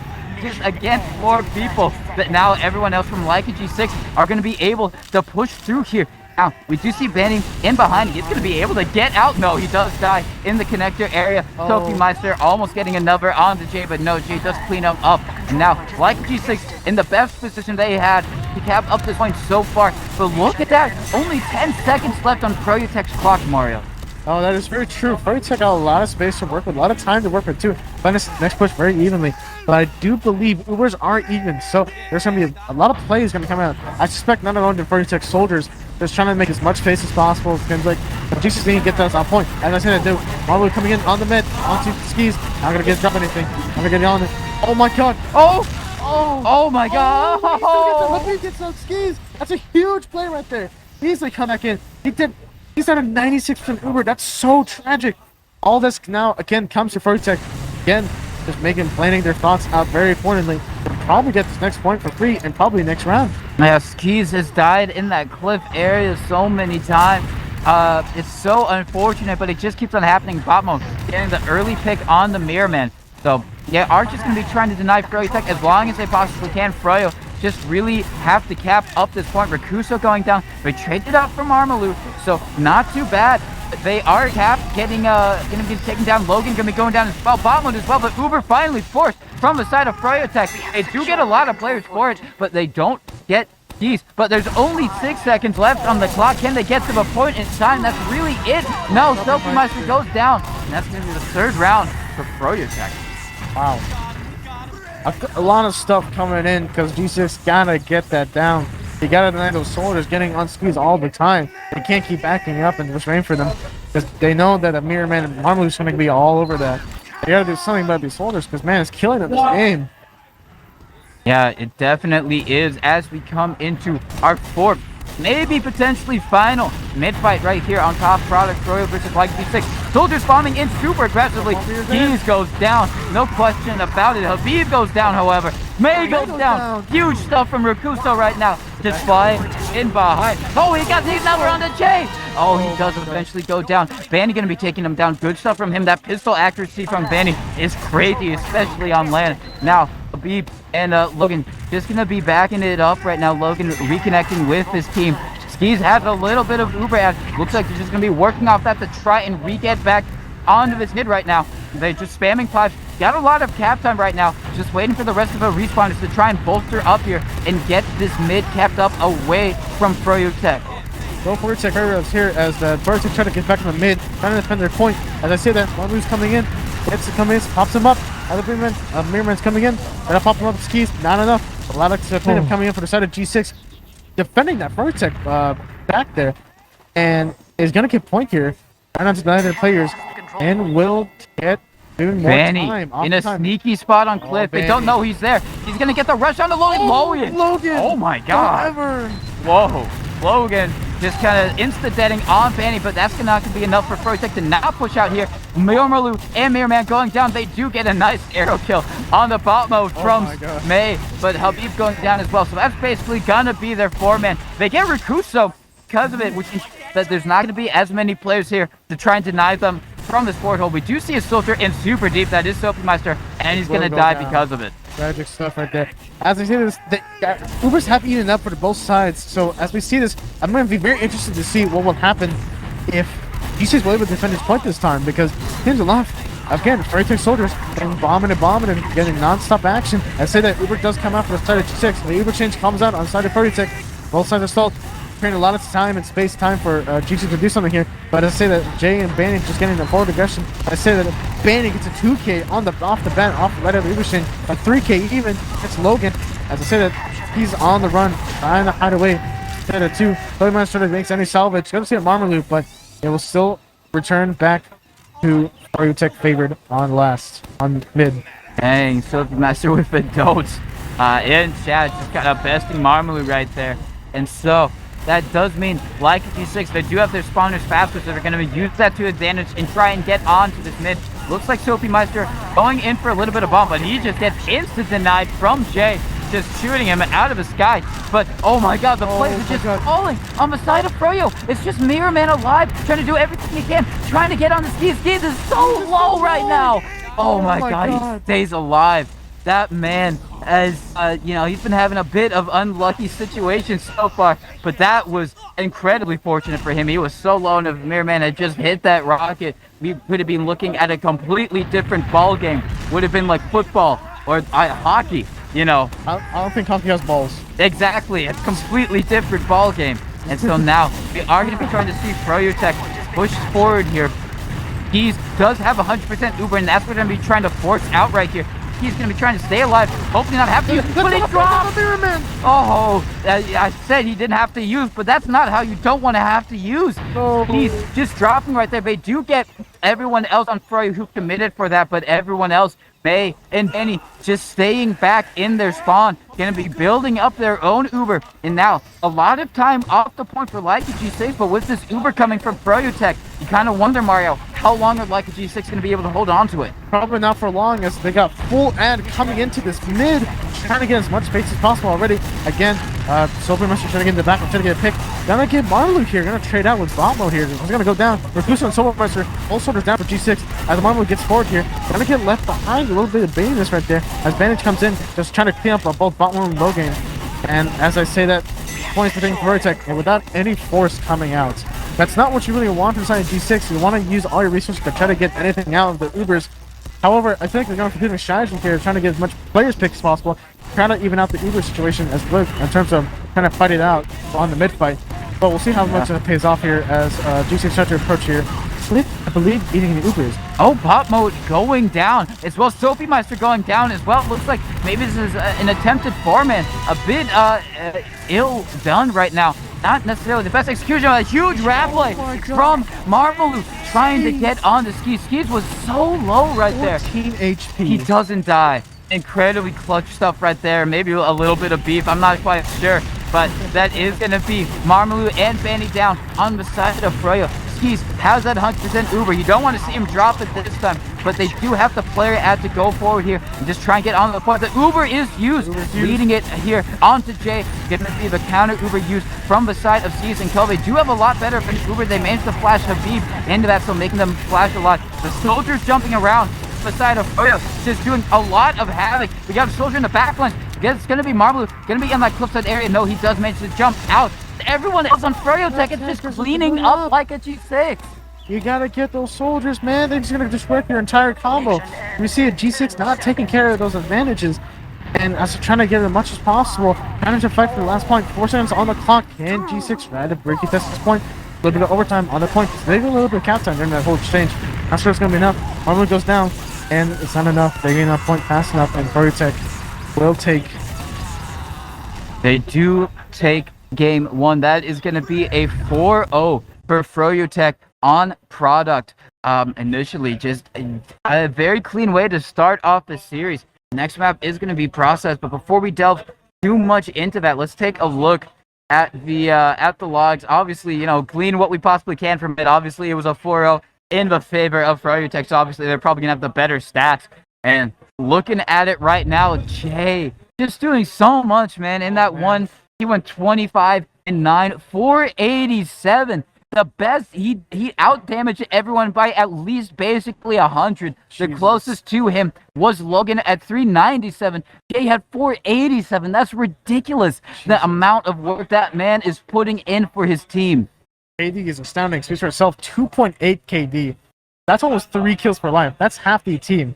That's insane right there coming out from Jay. Of course, Botman with Logan trying to put in as much work as possible, but it's not going to be enough. Not going to be solidifying enough because, again, Miriam and Marmalou just getting a much rain of terror coming in every single mid. Not what you really want from the side of G6. As we come into game 2, I believe it will be a different story, but we'll have to see because a lot of that process is very oriented about bombing around and panning around, trying to be as fast as possible. But yeah, Vortec does seem kind of upper advantage in terms of that scenario. Definitely, and they, looking at it, a bit better of a game for Skis. You kind of think about those drops and wonder what would have happened if, he hadn't dropped. But, 7-5 in terms of depth. So definitely staying alive a lot longer initially and playing maybe a bit more together with this team. It's just that everyone else in Leica G6 was not able to rise to the occasion. And so you gotta have to wonder on a map like Process, is it going to be enough for Logan and bot mode as they've kind of been carrying their team right now to carry again? Gonna have to wonder if that's going to be the possibility as we do go on the Process. Gonna be our second map. Froyo Tech lead the series so far 1-0 with a 4-0 win on product. And going to Process, how do you feel about these teams? I really think Froyo Tech is just putting in a lot of work trying to make this work. I mean, they're really coordinating with soldiers a lot of times more. Habib also was shooting himself very precisely. Yeah. It's very interesting to see because we see a lot of times that Habib is always the one going in first, trying to get as much bomb, as much damage as possible. But he seems to be shooting himself a lot, this man, which is pretty much self-improving, if anything says much. As we say for G6, not a lot of time has been spent on their own teammates. So you're going to see with the different roster shakeups for this LAN, you're going to see also, as well at the same time, not a lot of precision have been made towards their adjustments as well towards the team. So it could be that bot mode is also trying to put in the work, so is Logan, but you can't say the rest are G6. Yeah, they're definitely able to do it. I know all these players definitely want the win, and I think they can definitely achieve the win. It's very just possible. whether they have the the right calls and kind of the right changes to do so. Obviously, coming into a new map, it is a 5CP, completely different play style for a lot of teams, how they play KOF and how they view 5CP. But some things are the same. Team dynamics, how you work as a team, definitely the same. And eye bombs on this map can be deadly. Soldier aggression can be super powerful in process. Just having soldiers fly around, being distractors, maybe not even getting the kills themselves, but just being there to draw eyes while the rest of your team, your scouts in particular, just run at the enemy, which seems to be the way Froyo Tech, how they like to play. Just have Marmalou and Mirrorman jump around. Who cares if they get something? Jay, Benny, and Habib will clean up on it, and that's what we've been seeing. And going into this process, what do you think the changes like a G6 need to make to try and get into the series? A lot of times they just got to play together, man. I see a lot of times there's Sobe Meister or Kusu trying to take the flank off and trying to get much picks as possible, which could work out in this mid. But we'll have to see more, as it's going to be more stalemate, I believe, type of situation style. But on those soldiers, they gotta get Marmalou and Logang. They gotta get Marmalou and also Airman off that combo, and so he can survive, get that Uber poppage, because he's got pretty good mechanics as well as the medic comes for himself. I gotta say so right now that a lot of times you see putting the work as the scouts more often or not, but you gotta see who wants it more, and harder the passion, more photo Yeah, who wants it more? Good question. And as we are looking right now, we do see some early little pre-game cheeky sniper. Yes. Obviously, it is May playing it in the DM server, so you don't expect May to go on the sniper, but it does draw the question, will we see a sniper product? Probably the best and most sniper-friendly 5CP map in rotation currently. So, KOF as well, especially by the very sniper-friendly. We didn't see any sniper there, but maybe because 5CP can be a bit slower, we might see one of the teams pull it out. And if we do, who do you think is going to pop off, and who do you think is going to go sniper in the first place? My best bet, gotta go out Jay. Jay is a beast. He is a beast on the class. Alright, I wouldn't say much was like, as what's his name? The Auto Aim group. I think his name was, what's his name? His play owner, Auto Group. I think it was, actually, no. I think it was Indust. I think it was Indust who was like a beast on that. The same thing with like YC50 also on Sniper. Pretty beast thumbs up right there. Shout out to YC50 by the way. But no, I think Jay's gonna pop up the Sniper. If on side of G6, probably best with gonna be bot mode. Maybe cap. I haven't seen much cap Sniper, but it's gotta be either bot mode, putting in the work.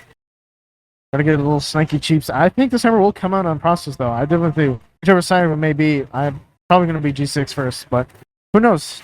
Yeah, we might see things slow down, and now for the first time in a little bit, we do have a 5CP match. Most of the maps have kind of been actually back-to-back KOF. We had a bagel product game, this means we are going to see the rule set actually in action. It doesn't really apply to KOF whatsoever. It applies to 5CP. So if you're just joining for whatever reason, the rule set it's going to be standard kind of EU rule set, first to 5. Kind of pug scrim NA rule set, first to 5, 30 minutes.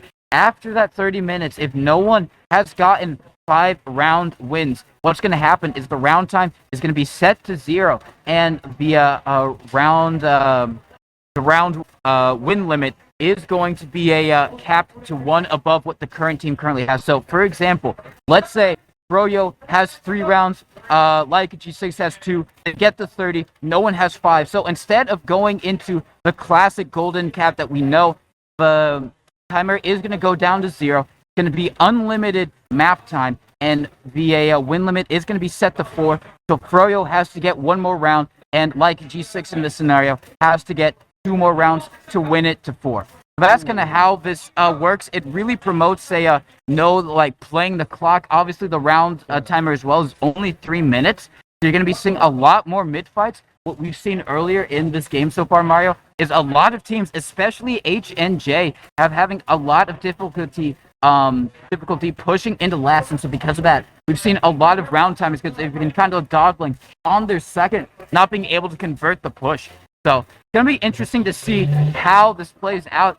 Obviously, one thing to note is that it's kind of the brainchild of Banny. So you got to wonder if Froyo Tech, if they're going to have a theoretical advantage here, maybe they've studied it a bit more, put a lot of more thought in how to play with this rule set, as we are going to go live. And I'm going to press you for a prediction on this map as we watch the rollout.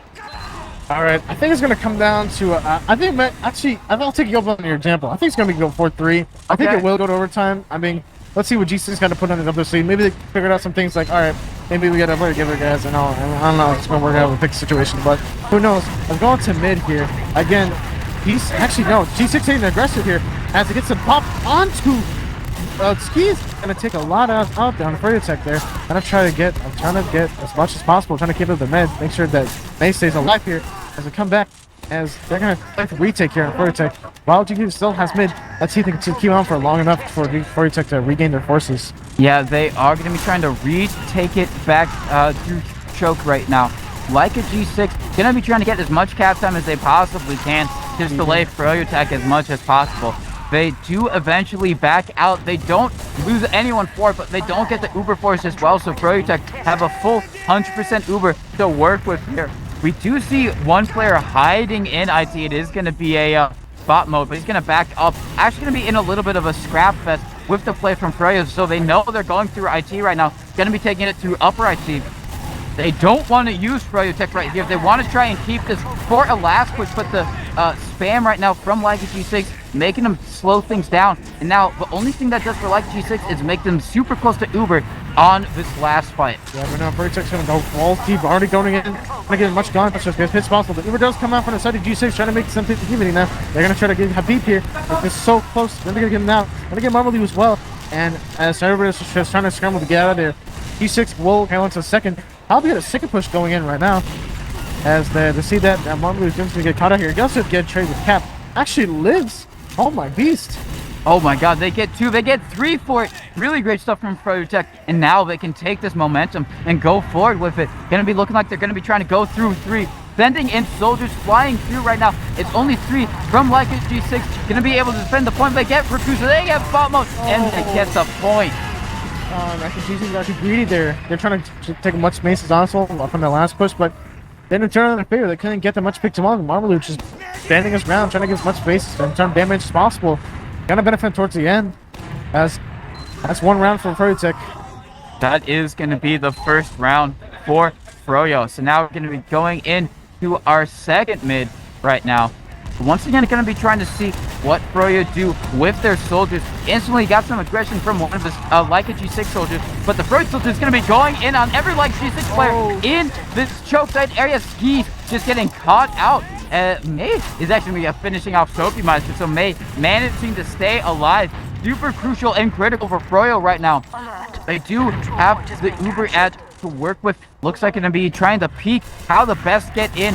Looks like Habib and Bandit going to be leading the charge through choke and sewer respectively. That is going to be Habib taking down bot mode. Going to be going down. We do have a flanking scout right now. Maybe trying to get onto one of these players. Oh, Cappy gets Marmalade. Ooh. Oh my god, Beast gets Marmalade there. That's actually my benefit in their favor. Alright, that could be a little bit better for Froyo Tech, or for G6 trying to get back into the game. Maybe get a little second Slamlight gonna go on, but it looks like the Froyo Tech trying to push into choke. Like as much space to kind of like peek in, and they're gonna try to commit to the call. As we come here, they're crucial trying to get a little fade drive-by going out, but G6 will probably trying to have to resource their core forces and try to get back into their resources down to last. Probably hope for another beneficiary. Like right there. Yeah. Say that Froyo Tech is getting the lobby, trying to get the push out through 3. The Uber does come out. Habib not gonna get his jump on the first time. Gonna take Mirror Man on the out. Normally does straight Supermeister, as not enough lots gonna be done on this last. As I say that now, Mirror Man is gonna get in, trying to get faded as much as possible. But bot mode on the heavy there, not gonna get much as possible. As G6 will rig to their Uber ad and try to push out with this. Yeah, Leica G6 had a bit of trouble. We do see Mirror Man on the spy. I'm not quite sure where he is right now. but looks like he's gonna be trying to go for a play. Yeah, he's working his way through lower lobby right now. Just gonna be heading in back. I don't think anyone knows, but I don't think it's gonna be enough time for him to cap it up. Yeah, it's just too much cap time on the point. Leica G6, so it's gonna shalt that, but now Leica G6 in a very precarious situation. They have to win this DM fight against Froyo. Now, it do get made, so good stuff there. It's just Banny and Mirrorman in behind. Banny gonna be taking down Rakuso. Gonna be fighting in the suicide area. Cap getting the better of Banny right now. Mirrorman on the spy. Not really much help to his team, unfortunately. And now he is gonna escape, but at what point do you wonder if it's better just to die and come up back on Soldier? But no, he's committing again. Maybe he thinks he can try and get a pick up on the skis. Maybe he thinks they think he's switched off, but no. He knows they're coming in through choke. It's a fair good opportunities to get on the skis so far. Looks like he is going to decloak. He's going for it. He gets it. Stab on skis. Amazing stuff coming out from Mirror there. He played it well. Made the bait out, trying to go back to Shutter, but we'll come back to second there. A very excellent light play there coming down from Mirrorman. I said that Bandit's going to get a pick on Soapymeister, and looks like First X is going to get a free second hold once again. Very good stuff from Mirrorman right there. Yeah, really great stuff from him, and good stuff from Froyo to distract Leica G6 long enough for him to get in there. And now, Froyo, they are going to quickly have that 100% Uber to work with on the last year. Looks like they're going to be peeking in the lobby, trying to see what Leica G6 have in the terms of defense. They are going to be building a sentry gun up. That is going to be bot mode. Looks like they're going to be trying to preemptively spam it down. Habib going down super low, and it almost looks like they might have to use to save him, but no, now we're going to finally use in through 4, taking down the sentry gun. Going to be trying to trap off this left spawn area right now. Everyone from the side of Leica G6 just rotating out to the right side, but they're just getting kind of mulched on from all of the soldiers, and Habib just doing so much damage. It's only Cap alive, and he can't be asked to win that 1v4. I don't blame him. But still, that's going to be 2-0 for Froyo. Not what you want to see aside from G6 right here. They couldn't really convert anything into anything along that last hold, so it's really hard also when they're getting shut down from the left shutter side from right there, as they're trying to make some space on the right side, but we're going to even get anything in front of that. But things may change as we get into the third mid of this match. Gotta see a lot of things coming to G6 from this side, as we see both sides playing patiently, of course. Oh, high bomb coming out. No, it's just going to be a little fake right there. We do see another high bomb going high up into the sky. Oh, Habib onto Rakusa. That's a don't ever if I've ever seen one. Soapymeister going to be taking down Mirrorman. Habib getting a nice sticky out onto bot mode. Really great stuff as well. And that is going to be everyone on the side of Froyo just chasing Leica G6 out of their second. They do. Oh no! Skis gets sniped from the sniper there or something. Yeah, he jumped in so deep for that. Looks like they are going to keep Logan alive, but losing Habib, he's so late in that too. Habib is really going to be almost a death sentence for Leica G6. The only thing they have in their favor is that Froyo Tech is only now just capping up mid. Like I said, I predicted this for bot mode coming up on the sniper. Trying to get a little peek into, I think the lobby here. Trying to get as much as possible. Now he's gonna peek one here. Let's see what he gets here. Like I predicted, bot mode has been able to get on the snipey snipes. Max gonna switch back to scout here. Not gonna get much. As they do realize they're gonna be pushing through. Not trying to get him salvage anything. As Force hasn't been used yet. As we're trying to get to, not gonna get Force exactly. Yeah, they got in so deep without having to use their bombing Habib so deep as well. Just trying to get him as well. But they lose so many players during all of that. They lose Mirrorman. Everyone aside from Jay and Habib May going down. It's just going to be Habib and Jay trying to stay alive. Jay does get a pick while he dies. It's just going to be Habib. It looks like he should be cleaned up here. Oh, he gets bombed. That should not happen. No. You should not let that happen. They have no scouts. Any Airman, Armaloo, anything can happen right now. All needs an air shot coming in from both sides of G6. It's a very vulnerable state right now for Skis being in sleep. As I said, Armaloo and Mirrorman coming right in, trying to get that Force.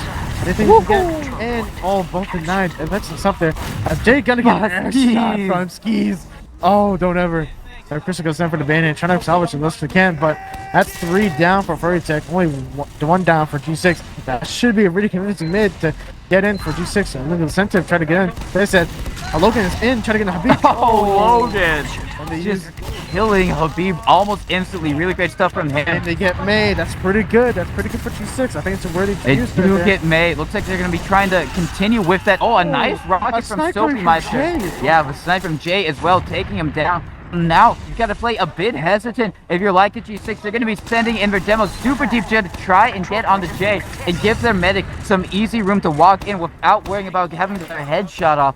So good stuff from them. Looks like they are going to still have that Uber out to work with here, Mario. That is true. But, however, Jay is on sniper. So anything can really happen on this last push. But Loki goes down for the Jay snipe. Again, like I said, Jay just been a beast on clicking heads right there. As he's been proven before, as he has more range to go sniper here, especially being flanking on Froyo Tech.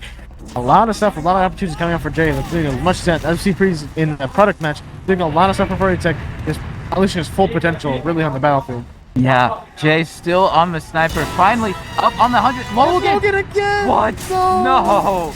That is really great stuff from Jay right there. Just getting that pick, because it looked like, even through all of that, it looked like G6 had a chance to try and get in here, but with Logan going down again, Froyo are finally on their Uber of their own. And now you can see them working their way in the lobby, maybe trying to make some plays for their sniper, or maybe just commit some players. They're trying to get in through upper lobby right now, but now they lose Marmalade for it. That's okay. They get tapped as well, trading him out.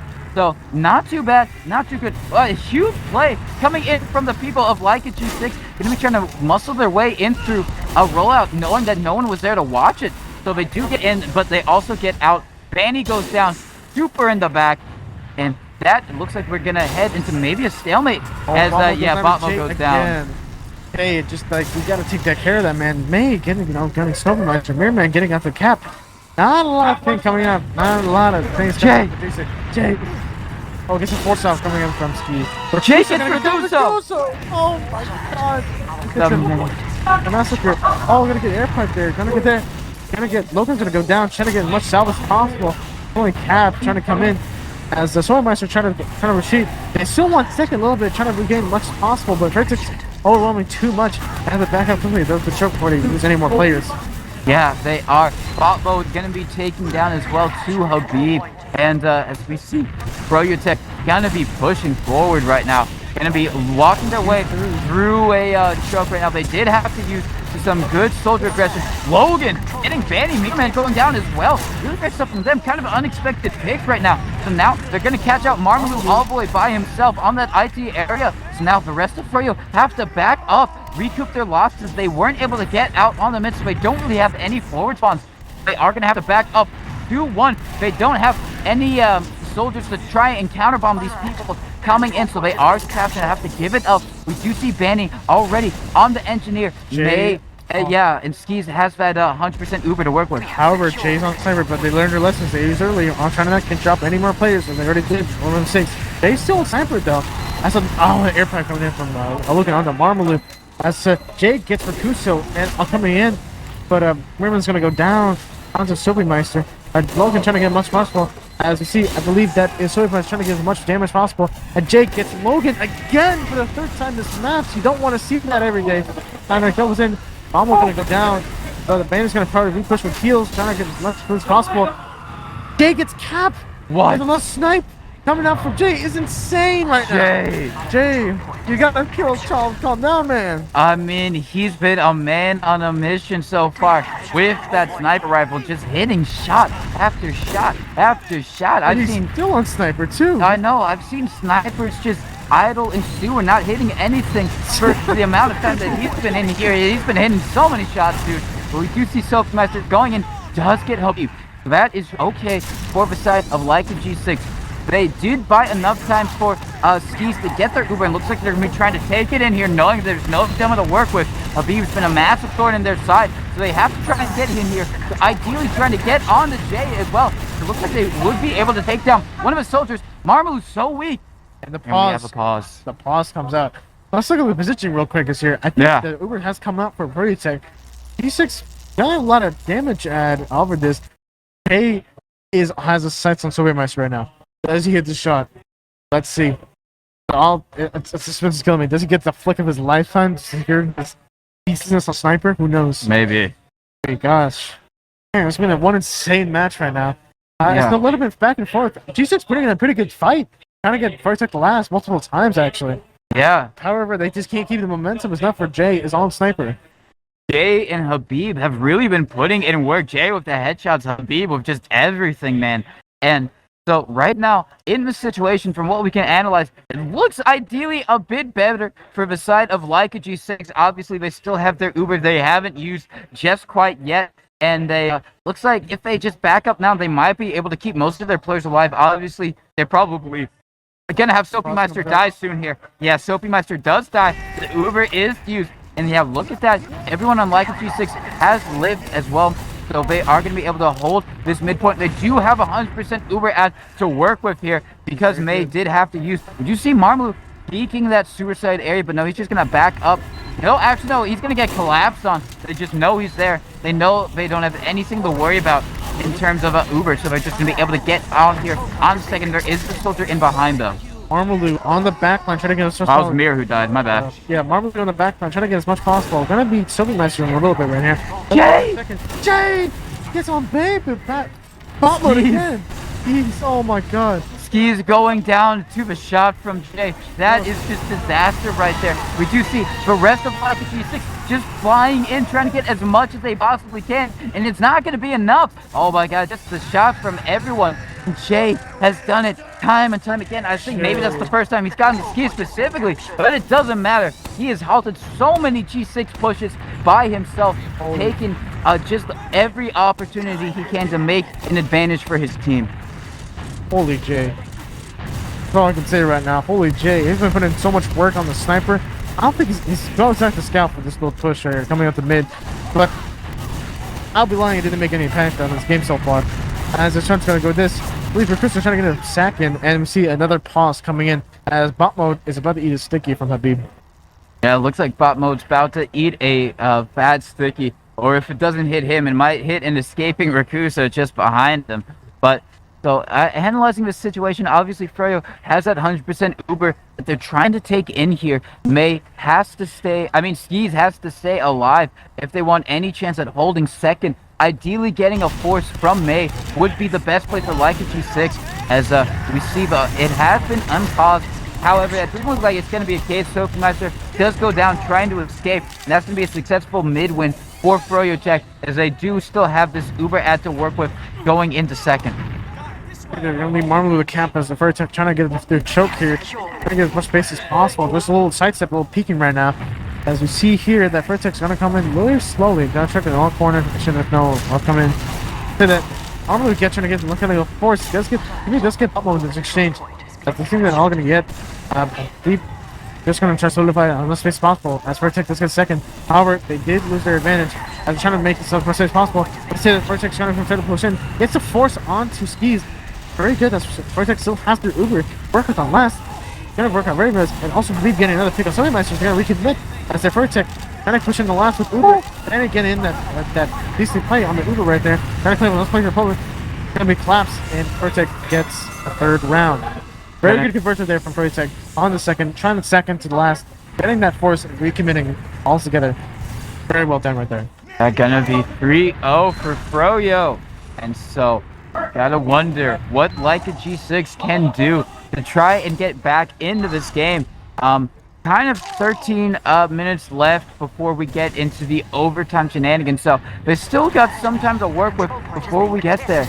And so now on this mid, gonna be interesting to see how Leica G6 can adapt as they're really caught out here, but just stuck in this choke side area, and the soldiers just bombing in right now. Gonna be trying to get on. They do get Skis once again. He's not gonna have a good time on these mids. May, however, sitting pretty in his own side of the map right now. It's just a demo right now. He's trying to do everything he can. Logan is maybe trying to pipe the world. It's not gonna be enough. He gets pistoled down.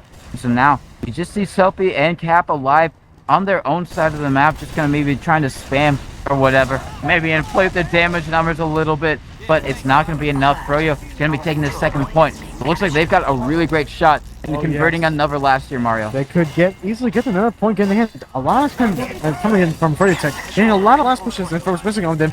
No matter what the situation is, either they're down to even Ubers or even at advantage or disadvantage, even as well. They've been so good at just exploiting the G6, not really blocking down the chokes as much as well. But it could be a different story right now. G6 trying to get more advanced positioning. I'm trying to get shut out as easy as possible. That says, the Uber has been popped on the side of Froyo Tech, trying to push him to the last from right side, as trying to get as much heavy control as possible. Marley trying to get so much right here. As a point trying to get recounted by D6. Oh! Habib with a nice pipe on the Rakuso. Great stuff right there. Marmalou going to be taking down some plays as well. And now this is a 4-0 in the favor of Froyo Tech. Now, it doesn't matter how much time is awarded to Leica G6. If they can't get around, it doesn't matter as they're heading into our 5th, potentially final mid-fight right now. And if Froyo wins this, they have guaranteed a spot in the Grands. That's very true. They're afraid of G6 are very reliant on this last mid. They gotta do something different right here. As I say that, loading us down to Habib early on in the mid, not really doing it for G6 right now. As Parkers are trying to look him out as much as possible.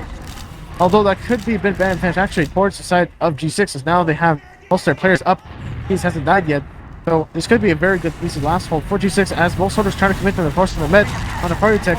And Silverman goes down to Marmalou, trying to get as much as possible.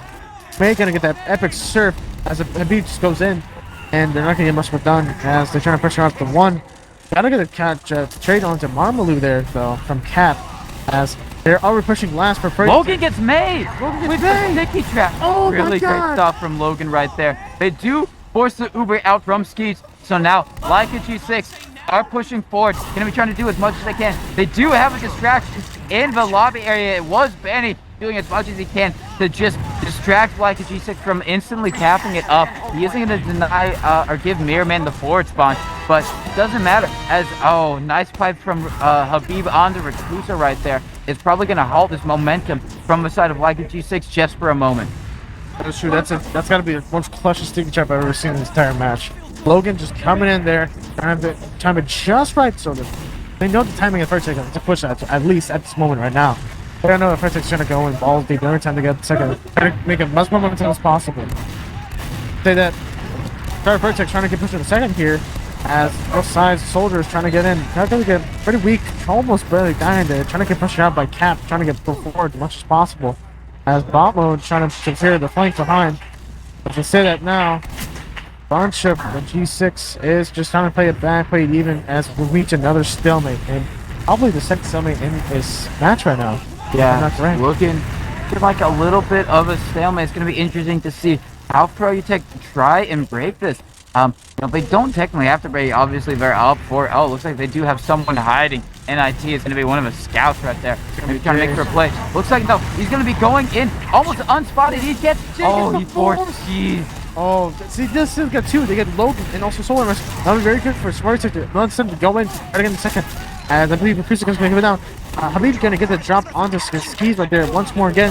After both sides from G6 from behind trying to collapse again as much as possible. Not going to happen enough though, as they do get Spearman and Marmalou. But Habib is just cleaning up a lot of damage. It's just Logan. It's just Logan. Yeah. Logan and Soapy Meister. Logan and Soapy Meister against the world. If it's the time to do it, it's now. Going to be trying to spam off these players getting onto the point. Just buy as much time for his team to get the respawn. They do get one respawner in terms of the medic. They get all the respawners now, but can they get out onto the point? It's going to be hit or miss. Going to be dying one. Trading out Jade for Kappa. Bono going down as well. Marvel going down. But oh my god, just the bomb in from Mirrorman. Going to be taking down Rakuso. And really great stuff. It's just one player live. And that is going to be it. It folks. A 5-0 for the side of Froyo onto Leica G6. Total domination from Jay and Habib coming out on that match. Really setting the tone for tomorrow. Gonna be great stuff watching the grand finals coming in from tomorrow. Gonna be great stuff to see how this pair will play again. I do suspect, let's check the damage logs real quick if I'm correct. Let's check actually on a J sniper real quick. I want to just see real quick. Yeah, the J sniper went huge. Let's see. 50%. You know what? That's not bad. That's pretty good. Despite what he did, despite getting 9 picks in total. Yeah, he went 9-2 on sniper. Jay just having a whale of a time on every class he's touched so far. And just looking at the total damage, Habib, a monstrous and kind of disgusting 22 and 6 at 295, just pumping out the damage like no one's business aside from his own. And Jay and Habani, and doing doing really well as well. On the other side, you got to give props to all the Leica G6 players. It's hard going against Froyo and the best times on 5 ping, which is Habib's hitting every shot he's firing. It's definitely extremely difficult. So they definitely put up a really good fight, as much as they possibly could do. Obviously, they've got a night to work on it, trying to figure out what went wrong, what went right, and maybe try and learn from it. So as we go to the challenge bracket, just really quickly. I mean, G6 have been pretty good so far against Witness and Penguins 3D, but not going to get enough for Froyo. Although tomorrow, I do believe they're going to get H and J. Yes, and I do believe it's very possible G6 to come back into this. It's very possible. It is possible that we might see like G6 in the finals against Froyo. Once again, Froyo making it into the finals. They've guaranteed their spot. Like G6 is going to be going down to that losers round 4. They will be playing the winner of a H&G versus whoever they play. So H&J, sorry, is going to be playing the winner of Witness Gaming versus Ford Gaming. That winner is going to be going on to play H&J, and then the winner of that is going to be going on to play Leica G6, and then the winner of that is going to be playing Froyo in the finals. So it's not over yet, folks. Nope. Any of these teams, Witness, Ford, H&J, or Leica G6 or Froyo could win it all. Any of those 4 could face Froyo in the finals. So it really is still all to play for technically, as that has been the last of the games that we're going to cover. Just really quickly, huge shout outs to our sponsors. Got Baxi right here for these nice eSport optical mouses. Very light. As well. Good stuff as well. RGL as well with the ProLander on the really great stuff. I don't know if we're going to have we have a Banny here coming onto the couch. We got the whole team, actually. Whole team coming in. All right. Well, I'm not sure how we're going to do this, but I would like to see. Lap, yeah. I have to do like Sure, yeah. No, you're good. You're good. Yeah, you're good. Absolutely. Yeah. 100%. So, Mario. Oh, yeah, sure. Get in here.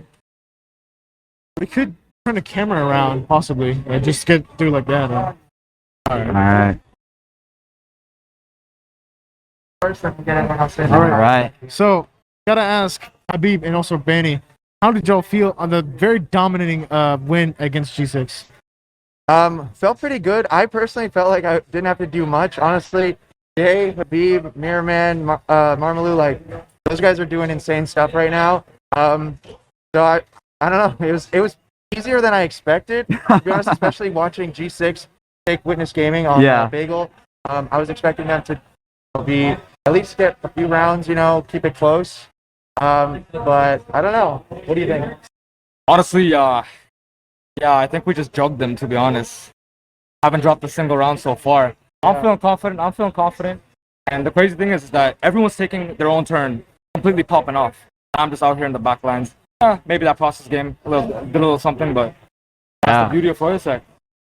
Yeah, we haven't lost a round yet. That's something that we're going to hopefully continue through. I think we're in the grand finals now, I want to say. Yeah. That is very true. So if we can win 2 more maps without losing a round, we'll be completely undefeated this event. I think we can do it. That's very possible. Well, thank you so much. Can we possibly get Jay in here as well? We gotta talk to the man Jay. We gotta talk to him after that amazing sniper play on to G6, putting a much. Also be joined by, I believe, Marmalou. Yeah, we got Jay and Marmalou here. It's gonna be the flank buddies of Froyo so to speak. And they, just immediately off the gate, Jay, you were popping off on Sniper. I mean, you were popping off on Scout, but especially Sniper. I mean, talk us through that. Was it hype in the chat? Were you guys hyping each other up, or what was it like? I think we heard it from here, actually. Yeah, we kind of heard it from here, but. I don't know what else to say. It's just, I think it's just LAN buff. Okay. You know what I mean? I think that's what it is. It's been so long since LAN, and we're just here to play the game, How about you, Marmalou? I am getting carried. No, you put in some good work in there. You know? I got great bombs on you, on man, Biden. Your putting in bombs some were good bombs in insane. there. These two, when that guy comes, these guys are godlike, best in their class. Probably the 5th or so, but we take those. Let's see. Someone needs to be the worst on the team. Well, that's up for debate. Let's see if we can get May and I believe Mirrorman on the couch. Got a little sidestep there, but yeah, let's get him up here. Yeah. May and Mirror. Yeah, but the two other guys. Yeah. Very exciting stuff. Very good Yeah. price. A lot of vibes here at LAN as we have May and Mirrorman coming up here. How do you guys feel about that win? You guys are undefeated. How do you feel? Undefeated. We didn't drop a single round. Overall, it was a really good day today. Looking to carry it over into the next day. Nice. Very good. Mirrorman, I gotta ask, that's my play. How'd you feel about that big brain move? Just coming into the shutter, the bait him out and run back at time raw. He came on me that whole time. I missed like 6 shots on Caps when he was 30 HP. and then I managed to cloak away, and then I just cloaked again, and they forgot I existed. It was really cool. Not the shots that matters. It's the space created. That is true. True. Space cannot be measured in logs. Or some great man once said that. Yeah. That is true. I mean, yeah, it just your guys' cohesion was just so on point today. Was there any worry because you're coming into this a little bit late? You guys weren't practicing or weren't playing throughout the day like the other teams were. Was there maybe just a bit of where you'd be a little bit rusty coming into your first couple of games? Not too much. We had a lot of LAN preparation beforehand. And we scrimmed a little bit even before we were playing today. So we were pretty well prepared, and I feel like we knew what most teams were going to do. I was feeling pretty prepared for going into today. I was kind of scared going into the G6 match because they just came off like the Witness win. That was really good for them. Yeah. We were playing well. We've been playing well the entire weekend. Like we haven't dropped. I don't think we've dropped a round even in scrims. So we've just been doing well, and I wasn't too nervous about the match. Well, thank you so much, all, for being an interview on the side for us. Thank you guys for a wonderful production. Yeah, no congrats. You guys are in the finals. Yeah, congrats. Yeah. There's some hype in chat. Come on. All right. Oh, a little shadow. All right. Probably start thinking about wrapping this up then Yeah. for tonight. We're gonna be wrapping it up pretty soon. Yeah, so thank you guys for the coverage throughout that best of 3 series. Yeah, of course. I think we will just give some closing thoughts right now because we finished the upper bracket, so we know at least who the first grand finalist is, Froyo Tech. It's nice to be in the grand finals. Looking forward though to see what the results of the remaining matches are. It could really go either way. I hear that Ford is giving Witness a real run for their money right now. Yeah. That would be a huge upset if they can pull that one off. G6, they're not out of it yet. They could come back too. So still some exciting games. Make sure to come back to the stream here tomorrow night, guys, to catch those matches. They'll be streamed here and only here, I guess, because there's only going to be about 4 teams left. We'll be covering every match for the remainder of the LAN starting tomorrow at 12 p.m. right here, same channel. Prize pool donations, guys. Thank you guys so much for contributing. Well over like $3,500 were contributed so far. We'll keep that number pumping up. That's at donate.resup.gg. We're also running a raffle, so if you donate, you'll get some raffle entries for an unusual hat and a signed mouse pad. Maybe before we close the stream, I can get someone to bring that signed mouse pad up here. Marmalou is standing by. Do you think you can help me out with that? Okay, yeah, sure. Besides that, of course, we got some merch over at shop.resup.gg. This has been a great first day. Shout out to everyone who's been, sticking around and working on this. TC, you've done a lot of casting, so thank you, man. Yeah, no worries, no worries. And all the guest casters that have stopped by, they've been helping out because obviously I can't be in 2 places at once on the cast and in the match, and doing everything else that people want me to do. So this is a team effort here. Also, big thanks to Localhost who are hosting us here at the venue here. It's a great place for some TF2 so far. And I think you already been shouting out the sponsors. Thanks to RGL, thanks to Face It, and thanks to Vaxi. And here is one of those raffle prizes. So if we could hold this this beauty up. This is the signed mouse pad with every player's signature on there. So take a glimpse here. Maybe you can spot your favorite player. This is going to be raffled off. If you want some extra raffle entries to get in on this, every $5 to the donation prize pool is going towards raffle entry for this. So yeah, cool stuff. What else is there to say? I think that's about it, guys. Yeah. Yeah. All right. So we can wrap this up. Marmalou has requested to get some shout outs. Some final shout outs. Shout out Zilly Chang. Miss you. Well, I guess that's pretty much it. I think we can close it out, right? Because the place is closing soon. Hey, we're a little bit ahead of schedule. Hey. That's So good stuff hopefully, then. hopefully we don't keep this place open too late. But yeah. I think that'll do it, guys. So thank you all. We'll see you again tomorrow right here. All Peace. right. See you tomorrow.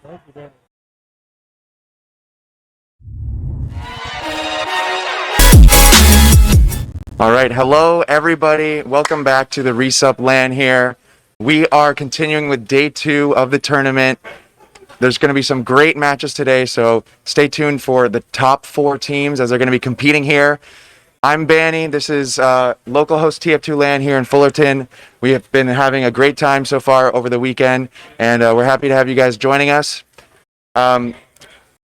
It's going to be a very exciting day. Some of the best teams in all of North America are going to be playing. First match is going to be Witness Gaming versus HNJ. Some fan favorites in there. Then the winner of that's going to go on to face off against Leica G6. And the winner of that's going to go on to face off against my team, Froyo Tech. We're going to be casting all those matches right here on the stream, so you're going to want to stay here all day as we cover those. The players are already set up and in the server. There's a lot of people here already, and they're eager to get started here. I'll just go over some of the basics of what's going to happen here today, and then we'll just get into the action. So we are competing here for a little bit of a prize pool. All the players are currently trying to win their share of the currently over $5,000 prize pool. So the prizes are growing because of the donation campaign. Thanks to all of you that have been contributing. We can get your names up here on the screen here. If you want to donate towards the prize pool to, raise the stakes here for everybody and just support the scene, consider checking out that at donate.resup.gg. All those beautiful names up there, and hopefully more to come as the day progresses. Currently, the prize pool is sitting at over $5,500, so some very generous members of the community. Thank you, guys. Also, we, of course, got to shout out the merch. There's a shop at shop.resup.gg. If you're confused about what all this RESUP stuff is, it's just a new endeavor that I've sort of undertaken here in the TF2 community to bring all of you guys some cool events to watch, and for the players, stuff to compete in and participate in, bring some content, bring some excitement, and bring some fun to the TF2 community, because we've been in need of this for a long time. We haven't had a LAN really in North America for at least a few years, so we came together, made this happen. If you want to support these sorts of endeavors, check out these things: shop.resup.gg, donate.resup.gg. Those are options for you. Let's give a quick mention to the raffle as well. So what I've got right here in my hands is a signed mouse pad from the LAN. All of your favorite players got their names on here. So one lucky winner who has contributed to the LAN prize pool, or who is a spectator at this event, will have a chance to win this. It's kind of a limited edition collector's item. Maybe we'll do one of these for every event, but if you want the one from Fullerton LAN, make sure to get in there on that crowdfunding campaign. We also have a unusual hat raffle, so I think we got a graphic for that. Check that out. It's a California cap, very fitting as we're down here in California. So someone will be winning that as well. So a couple prizes on the line. Of course, we for the raffle, and we'll get your names up on the screen. Again, just thank you to everyone who's been supporting. Now, other people who've been supporting us are our sponsors, so got to give a shout out to RGL.GG, who are running competitive TF2 events online. They've got 7v7 Pro-Lander coming up. Currently, the Sixes season has just begun. If you're looking to get involved in competitive TF2, you can always count on RGL.GG to provide you some matches. They're free to enter for beginners, and there's prizes and just a great experience all around. All the players here are, participants in RGL, and we are, happy to partner with them. Also, Face It is out here. We got the the Face It bottle, so they're getting a little bit of representation here. They are still, trying to support the competitive TF2 scene, even the casual scene, just trying to bring new experiences to the players. So be sure to keep your eyes out for what Face It's doing in the TF2 scene. They haven't given up on us, so let's not give up on them, guys. We got Vaxi also coming in. They're dropping 6 gaming mice. These are some high-tier esports mice for the winners of the tournament. So really, the money's nice, but I think most of them are after these gaming mice, to be honest. So that's pretty much it for the sponsors and all the support options, guys. Let's hop into this server if we can get that going. I would love to get a co-caster up here if we can. I think I've got one of my teammates on standby, and maybe we'll be seeing a lot more guest casters throughout the day. I've got Sandblast, Marmaloo, Patty, and several others lined up. But this right here is my good teammate, Mirman. Mirman, how's it going? Actually, why don't you hold that if you could? I'm holding the mic. Yeah, you got it? I hope this is working. Yeah, I got it. Yeah, cool. So Mirman is joining me for now. We may have some other people dropping in. Little bit of a Froyo Tech cast gonna go down here. So this first match that we're gonna be watching, guys, is Witness Gaming versus HNJ. This is lower bracket. Witness Gaming in the lower bracket. Kind of exciting stuff. But before we get into all that, Mirman, how's it going? How you feeling about the LAN? How you doing this morning? Going good. Feeling good. Yeah. I woke up. Rest of our team's not necessarily in that state yet. Yeah. If you could just get that closer to your mouth. All right, Yeah, cool. you're good. Feeling good. First up, we have HNJ versus Witness to start us off. Yeah. So Witness Gaming down in the lower bracket, not quite what I expected. At least not, in this fashion. I think it was G6 who sent them down there. Yeah. What do you think about that? Witness Gaming in the lower bracket. Witness Gaming in the lower bracket. I don't know. They lost to G6 once last season in playoffs. They lost Bagel to G6. Yeah. And they ran it back LAN, and G6 happened to take it again. Yeah. It wasn't the most surprising result, but I would still have had Witness Gaming as the favorites overall. Yeah. But now they're gonna have to make it through a lot of matches to make it back to grands. But yeah. Today, they've got their work cut out for them. That's for sure. We're gonna be playing some best of threes here today, so gonna be a lot of action, and they will be hopefully well prepared. I hear that Witness Gaming was doing some late night demo reviews last night, and preparing. They're taking this very seriously.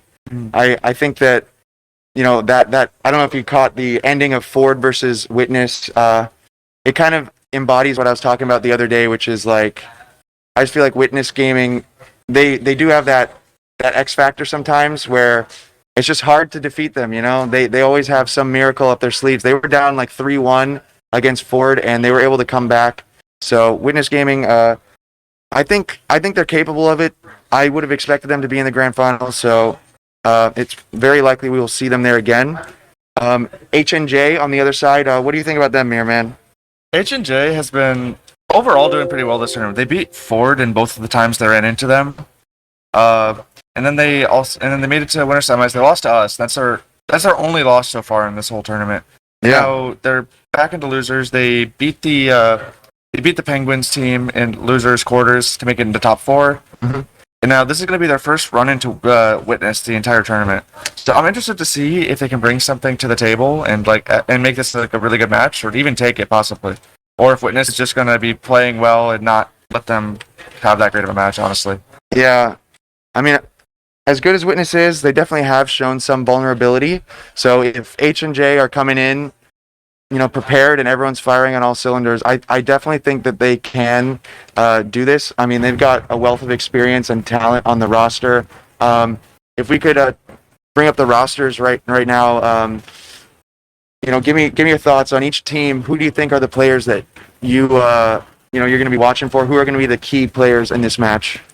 I think on the Witness Gaming side, we're going to be seeing a lot of how good we're going to be seeing a lot of how good they can deal with Laz and Ash's bombs, especially on mids. If they are not able to deny Ash and Laz, well, this match will not go well for him. And that's going to be a lot I think on High Five in particular, is going to be having to deal with that a lot. And most of the match, I think, will fall on how well he's dealing with individual plays from the side of Witness. Yeah, I think that's a really good point. I mean, Witness Gaming, their style, at least the one that, was their claim to fame, was really all about those soldiers making so much space. And it kind of dominated the invite scene for a while there. Season 6 champions, obviously.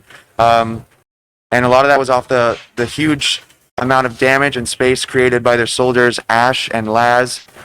So I think you're very much right about that. High Five, the combo scout on the other side, usually it's going to be his job to mitigate that aggression and keep them off of his medic, Cookie Jake. So if High Five is able to do that, they definitely have a good shot here. I think High Five, he's been impressive over the past few years as a combo scout.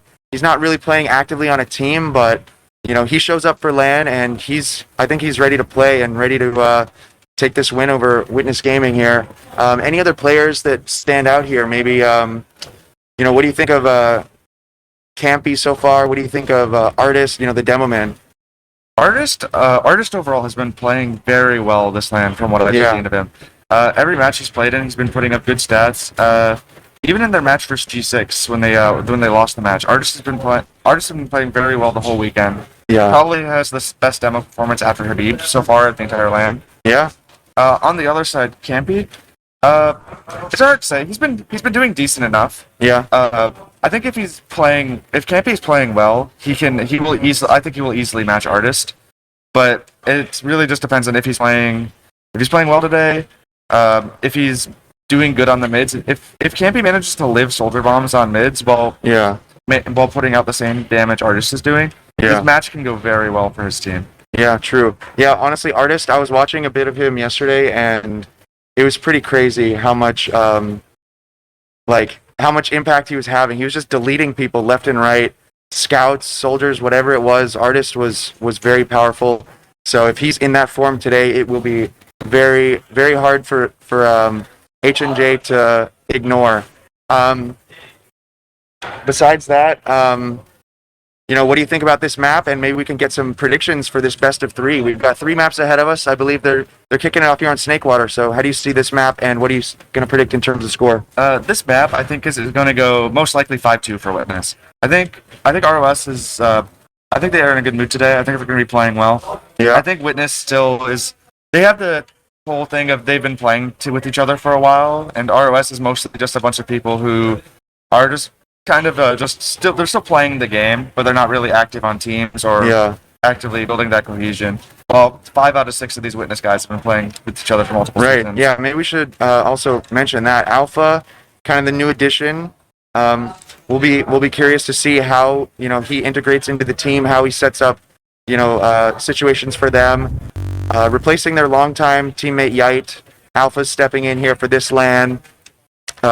He's a great sniper, and he can win rounds single-handedly for his team on sniper.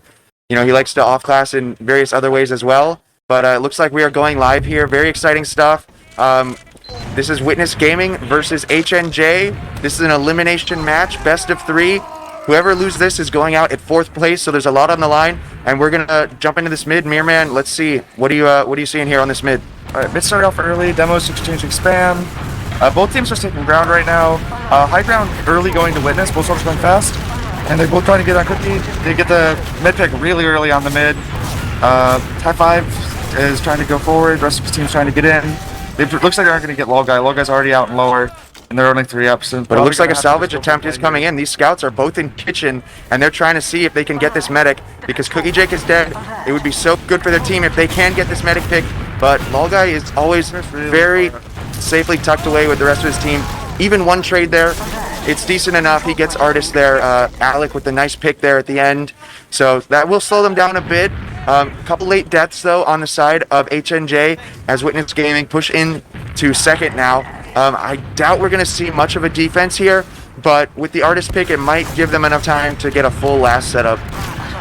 The Artist pick is really going to have to slow Witness down on this last push. Cookie's already at 50%. if they take this last push too slow, Cookie's gonna get really close to having Uber by the time they get in. Yeah, but it looks like Witness are moving fairly quickly, so they'll get in with at least like a, I guess I want to say maybe like a 25% ad, which is somewhat a slim margin. I mean, that's 10 seconds of Uber building and healing, and it's just ticking away. They got to deal with a sentry gun. They got to clear stickies off the point. They haven't gotten any kills yet, and the bombs from AIM coming. Yeah, no cap time either. Oh, but he dies 96. Jake died. Where was he positioned that he died there? It looks like he was just, I don't know. Laz just finds the kill, and that's what Laz does. He gets those med picks just out of nowhere. Sometimes I don't even catch it when I'm in free cam, and first round goes to Witness Gaming in less than 2 minutes. That was a really good last push by Witness. They managed to catch Cookie right before he got Uber. I don't think Cookie was thought they could have got Uber in time there. He wasn't building. If they were building, they would have actually managed to get that. Yeah. Probably would have been able to hold. Yeah, that's a good point. A lot of times if you're at a disadvantage Uber-wise, you more prioritize getting everyone healthy, but sometimes the better decision is to build the Uber, and maybe you can get it on last for that counter pop to keep everyone alive. But we're into the next mid now. Last mid, it was all about that initiation for Witness Gaming Soldiers, and there it is already. Ash flying in. Here comes Laz as well. They get onto Campy. They get onto Cookie Jake, just getting every pick that they want. But thankfully on the side of HNJ, they are able to get that med pick this time. Really good trade frags coming out from HJ. They can win this. High five still in this. High five wins this. Ooh. But Brand Slam on a 3K on this mid. And yeah, he takes out High Five. If he would have lost that fight, probably him and Alec would be able to continue the fight and maybe clean up that mid. Even. Gonna be slight ad for Cookie Jake here, rolling out to second. Yeah, but look at those picks. They're gonna try to probably get some forward positioning on second. It's gonna take a bit for Lol Guy to get there. They're gonna be holding 5v6 for a while. Yep. Their demo is gonna start chopping lower probably, and then they're trying to. Yeah, Showstopper pressuring a little bit, but here comes Witness Gaming Soldiers. They're just flying in, jumping out. They're just trying to make space now for the rest of the team. Artist now pressuring really forward onto the point. Alpha as well from the other side. They get their first pick. They get their second pick. This is what I was talking about. Artist just deleting people. How does he do it? And Campy just barely trying to get away. The pipe onto AIM there. He is going to survive. I almost thought the splash of that pipe would kill Campy as well, or Zaytler, I guess I should call him. But and while this Witness fight was Gaming, going, dry Jake's push. 20 ad it's becoming dead even. Soldier trying to sack, get the force, trying to get the Cookie Jake caught out in the middle. How many drops? He dropped Uber. Cookie Jake trying to milk that at spawn, but Witness Gaming just putting out too much pressure, and they are able to get that Uber drop. Cookie Jake is going to be spawning though, probably in time before Witness Gaming gets their spawns, so at least they'll get people buffed. And you know, I think they got a sentry gun going. They got stickies on the point. They're hoping for a you know, a full last defense here. A little bit of a risky push. High Five trying to get a snipe in lobby here, but he's going to get pressured out. He's going to back up. We'll see where Witness Gaming takes this. Witness Gaming walking in lower. They're going to have to walk into a full setup. I think the gun's on the right. They're going the right side to kill it. Actually, all of ROS is over on that side right now. If they can pop through this door and kill the gun, they might be able to jump over and catch them, but it seems like they're taking a while to get in. They finally used this. They pop through, sentry down. Starting to clear stickies on the point, starting that cap time. Already lost Brand Slam though to the trap. And now this is falling apart for Witness Gaming. Really well. Yes, HNJ doing a great job holding this. Only Alpha surviving, but Alpha's known for his back caps. He's currently in a back cap position. I'm sure that they're going to expect this. And here's High Five checking him, and he does win the 1v1. So they're aware now that all of Witness Gaming is accounted for, at least dead or in front. And so now they're just going to keep this rolling. Actually, Witness Gaming didn't even get the forward spawn. They stacked that cap very well. They denied all the forwards except for one, which means that Witness Gaming is going to have a hard time even contesting mid here. Soldier might be caught. Yep, Soldier bombing onto the roof, trying to get some positioning, but Laz is going to die for that. He does get the force, and will HNJ be able to get anything else from this? High Five is kind of here alone. The rest of his team arriving. AIM trying to make some space. This fight is happening, but they need a flank. Showstopper's not quite ready, but actually AIM and High Five managed to get 2 more picks. Are they going to keep this rolling with 3 picks? AIM an insane rocket there to get the pick on Brand Slam, making a bunch of team for Look at this, High Five is just in, and he's DMing. He's going off. Soldier is so weak, going back to the spawn, and the point is open right now. Can High Five get on it? No cat time, just fighting people. Oh, High Five. Oh, Alec trying to get on the point, but he's going to die right now. This hold's going very well for Witness. I feel like if High Five got on the point, they win that. And Campy's caught now down in lower, so no demo. Cookie Jake trying to just run out to yard. He will meet up with aim, but that could have been a round win, maybe with just slightly better positioning from HNJ, or maybe just slow it down a bit. When High Five got that first pick on Alpha, he should have been happy with that, regroup with his team, and just fight with the number advantage. Sometimes, especially when you're on LAN, things get really chaotic, and you just get caught up in the hype of it, the tension, and you just want to keep going. But yeah, sometimes you just got to take a deep breath and cool off. But Witness Gaming, they're not going to be doing that as they just roll here into mid. H&J trying to hold on, trying to get Bill to Uber. Uber gets forced. To use in, going for a trade. Oh, they're Ubering in. My bad. Yeah. Good. This is a really good Uber for H&J. They have a pick. They have good health. The rest of the team just didn't get any positioning there. Yeah. Yeah, I feel like if H&J would have just been there to back up their combo, maybe Witness Gaming wouldn't feel so confident to chase forward with that Uber. But High Five kind of getting left out there while the rest of the team hesitates back. Witness trying to work off this pick, trying to get some space and lower. They're getting Look at that bomb. Both soldiers trying to perfectly get in sync. Getting onto Quick Jake. He's so low in yard. The whole team's just on him. Yeah, that's the second time that's happened where Cookie Jake gets bombed and he gets like forced forward into the rest of Witness Gaming. So Ash and Laz are perfectly in sync. They bomb there on second, creating so much chaos and really making it uncomfortable for HNJ to hold this. So High Five not being alive and in position there to deny those soldiers really did punish them. That's going to be a round for Witness. Yep. Just High Five. So another round on the board. Some promising moments there from HNJ. They were about to push last, but then that's just how quickly the momentum can swing here on 5CP, especially with players of this caliber. You get punished for your mistakes. So Witness Gaming looking good. Looks like they're basically playing in form as to how you'd expect. So let's see if HNJ can respond back and bring this back. We're going on back onto the mid. Can't be doing the lower rollout. Going to be shade spam with Artist. It's always interesting watching who the demos choose to spam on mids because it usually determines what your team's going after. Yeah, that's true. Campy went for early damage on. Cookie just gets caught. Campy went for early damage on Artist on that mid, and his team tried to run across and get onto him. Oh, there we go. Showstopper gets the med pick though. They managed not to kill him. They managed to get Lol guys a salvage, and the mid goes not great, but it's salvageable. They'll have even Ubers to hold last year.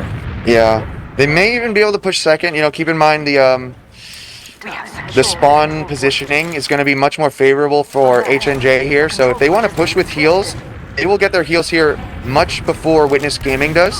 So will they bust through this? We will see. AIM trying to peek into bats, getting denied. Good play by Ash there, but it looks like they still might want to go for this. Alec is in Z, but he's going to give it up. So no one really got in clean. Oh wait, High Five. Oh. So yeah, right now I'm getting the sense that High Five is just not on the same page with the rest of his team. He's just a few steps ahead. And the rest of his team is, either not following him or just not catching the memo that he wants to be in. Witness Game. This is where the kind of situation where Witness Gaming thrives in. They have a player pick. They are so good at pressuring doors in these situations to try to get people in to get the sack. They're running in multiple people. Cookie makes it into spawn, but that means the rest of the team's kind of caught up to dry, and it's going to be a big DM fight. This is a 3-man right here. Yeah, they go for 3 for 3. They can keep pressuring this. They can keep trying to get this force. They have Artist, which means you can just put a sticky down, make sure they can't get ran at while just spamming pipes. They're still fighting this. It's Scout Demo versus Scout. They dropped him down. They dropped Alec down to 7 HP in that fight, but they didn't manage to kill him. So it's just gonna lead to another sack wave here. Yeah, probably. So I actually did have a chance to catch up with some of these guys last night at the Ford Gaming House. I spoke with Ash briefly. We were discussing kind of the format here, which we should mention. We're running that 3-minute round timer, so there's not a lot of time for teams to just waste sitting here, going for one-man sacks, waiting forever for a sniper pick. So Ash said that they are willing to do 3-man sacks, and you're seeing that right now. 3 people going in for that force because they don't want to, take too small of a step to get the game in motion and potentially set up an advantage for themselves here. And so Witness Gaming gets that force, losing 3 for it, and now it puts them in this situation. How can they use their Uber advantage despite being at the number disadvantage? And they are going to get Showstopper. They are going to get Zaylor. Artist had a really good bomb there to get Zaylor into that. And now High Five. Oh, he's going to die as well. So yeah, this is kind of what you might start expecting in this format, is these sort of 3-man plays and then seeing how you can win the 3v6 with Uber advantage. And Witness Gaming kind of just showing you exactly how you do it. They milk that Uber on second, they get a couple of kills, and then they roll forward. And now they just get on the point. They're up 3-0 now. Really good push out of Witness there. We got the 3 picks, pushed fast enough before the spawns could come in. Alec managed to spawn just in time, to try to start fighting. Artist manages to cap the point before he can really get there and contest. Yep. To the third round. Going into mid here, I'm interested to see what H&J is going to do about these mids. Every mid so far, Ash and Laz have just double bombed and killed Cookie Jake. They need to adapt something. They need to either aggress first, like hide Cookie Jake somewhere, or have their scouts hard focus the soldiers, because what they're doing right now in these mids has not been working for them. Yep, there it is. There's Laz already. There's Ash with a follow-up. Cookie Jake on the lane. He gets killed, but a couple kills going in their way this time. Kills coming out from H&G this mid, though. At least they traded out 3 for it this time. It looks like Aim's on the chase. They're trying to chase. Yep. So Branson, though, he's very experienced in these situations to just run his med out. He's gonna die. Okay. Bats there instead. Yep. Mid though still uncapped, so H&J is gonna have to retreat. They're gonna be happy at least to get that one pick. High Five is on second, and he's just dying. High Five is he's actually beasting onto Alpha here, and he's gonna live. Maybe. They're gonna chase the hell out of him. High Five is dead. He's very dead. He's gonna try his hardest for it. Yeah, he tried to slow him down. High Five has been going for a lot of risky plays. This man is he's looking like a flank scout, but he's supposed to be the combo scout right now. Win is trying to get into mid with the Uber ad. Cookie's been building very, very well his entire rollout. He's already at 70. The play here for H&J, how to get the early trap kill. Yeah, that's a very They're just crucial trying pick. to slow this fight down as much as they can so they can get Uber and take with this spam. And they're doing a good job with it. Aim is weak though. Aim dies and Show falls to such low HP, and he's gonna die too. Both soldiers. Yeah, Alpha chasing down both soldiers. H&J on second now, even Ubers. There's a couple ways you can play this if you're on H&J right now. You can play this slow and just kind of slowly give up space until your spawners get here, or you can try to take an aggressive trade in order to get your spawners there in time. It looks like they're offering. High Five going for the exchange in yard. Yeah, he's doing it. He's going to put a lot of flashes. Yeah. They're fighting Laz over on the flank on the other side, 1v1. Show gets the trade. Okay. And so now it's back to a 5v5. Witness Gaming in lower. Artist is alone. He's not being healed. They could punish this. Aim looks like he wants to challenge this in yard. All of Witness Gaming has rotated over here. Now Ash, though, coming in from the flank. He's high bombing onto Bats, causing a little bit of chaos. Does get another trade, so these soldier trades have been good, but it's a 4v4 here now in yard. Laz is on his way back, and Showstopper's on his way back. We'll see if Campy or Artist are going to be able to create enough damage to open this up. Artist still kind of a bit stretched out from the rest of his team, and he's very weak. He gets arrowed. Wow. Maybe if Showstopper would have committed more for that kill, they could have gotten it. But they at least hold on to second now. Ubers are going to even out once again. They were kind of just dry pushing for the last 30 seconds that Ubers are already back in play. So we've seen a lot from the soldiers of Witness Gaming to attempt to break these open, so we'll see what they can do here now. Looks like they're setting up for a 2-man. Heels rotating lower. Looks like they want to bomb a soldier through and have a scout run through somewhere else. Yep. They're starting to take space, work room for their flank to get in. Artist taking point very aggressive. Here comes the bomb. In, both of them taking space. Yeah, a little bit of a fade, but it's really good damage on the side though. Showstopper down to 30 HP. Grand Slam weak as well. Here comes Laz, finds the opening. Right away. Just perfect timing there. Oh, and he might get out too. And he lives. How is that possible? Insane force Laz in that fight. Yeah, but both teams actually popped there. I didn't even see what Witness Gaming Ubered for. Did you? I didn't see either. Yeah, that looked like it was going to be a full ad for them, but I guess they got the force just with that pure spam. Now H&J trying to get their way into mid. Laz and Ash bombing on a catwalk, but Showstopper finds the flank. He gets the kill on the medic. So now Cookie Jake is going to, he's already dead too. There's just frags happening everywhere. This is just pure DM right now. Really low health all over the side of H&J. Alpha is going to be coming in. This respawner. Yeah, Alpha probably gets this huge cleanup here. It's the one soldier. Going to chase the down. Oh, but Zayler's caught in. And he gets, now it's going to be a lot of second cap time for Alpha. Yeah, so they're probably pretty happy with their new pickup Alpha so far. He's been getting some good kills for them, and that round timer was starting to run a bit low. They got a little bit of cap time here. I wonder if Witness Gaming are going to keep trying to roll off this. They are going to get some space here in yard. It's just the scouts and Showstopper over at Saw. Does Showstopper go for this? He is going to bomb. Showstopper is committing in behind in yard. Hits one rocket onto the medic. Is that a crit scree? We got a crit scree on the field from Witness Gaming. Let's see, the artist cam. It doesn't even matter. Laz and Ash bombing in, getting 2 more picks.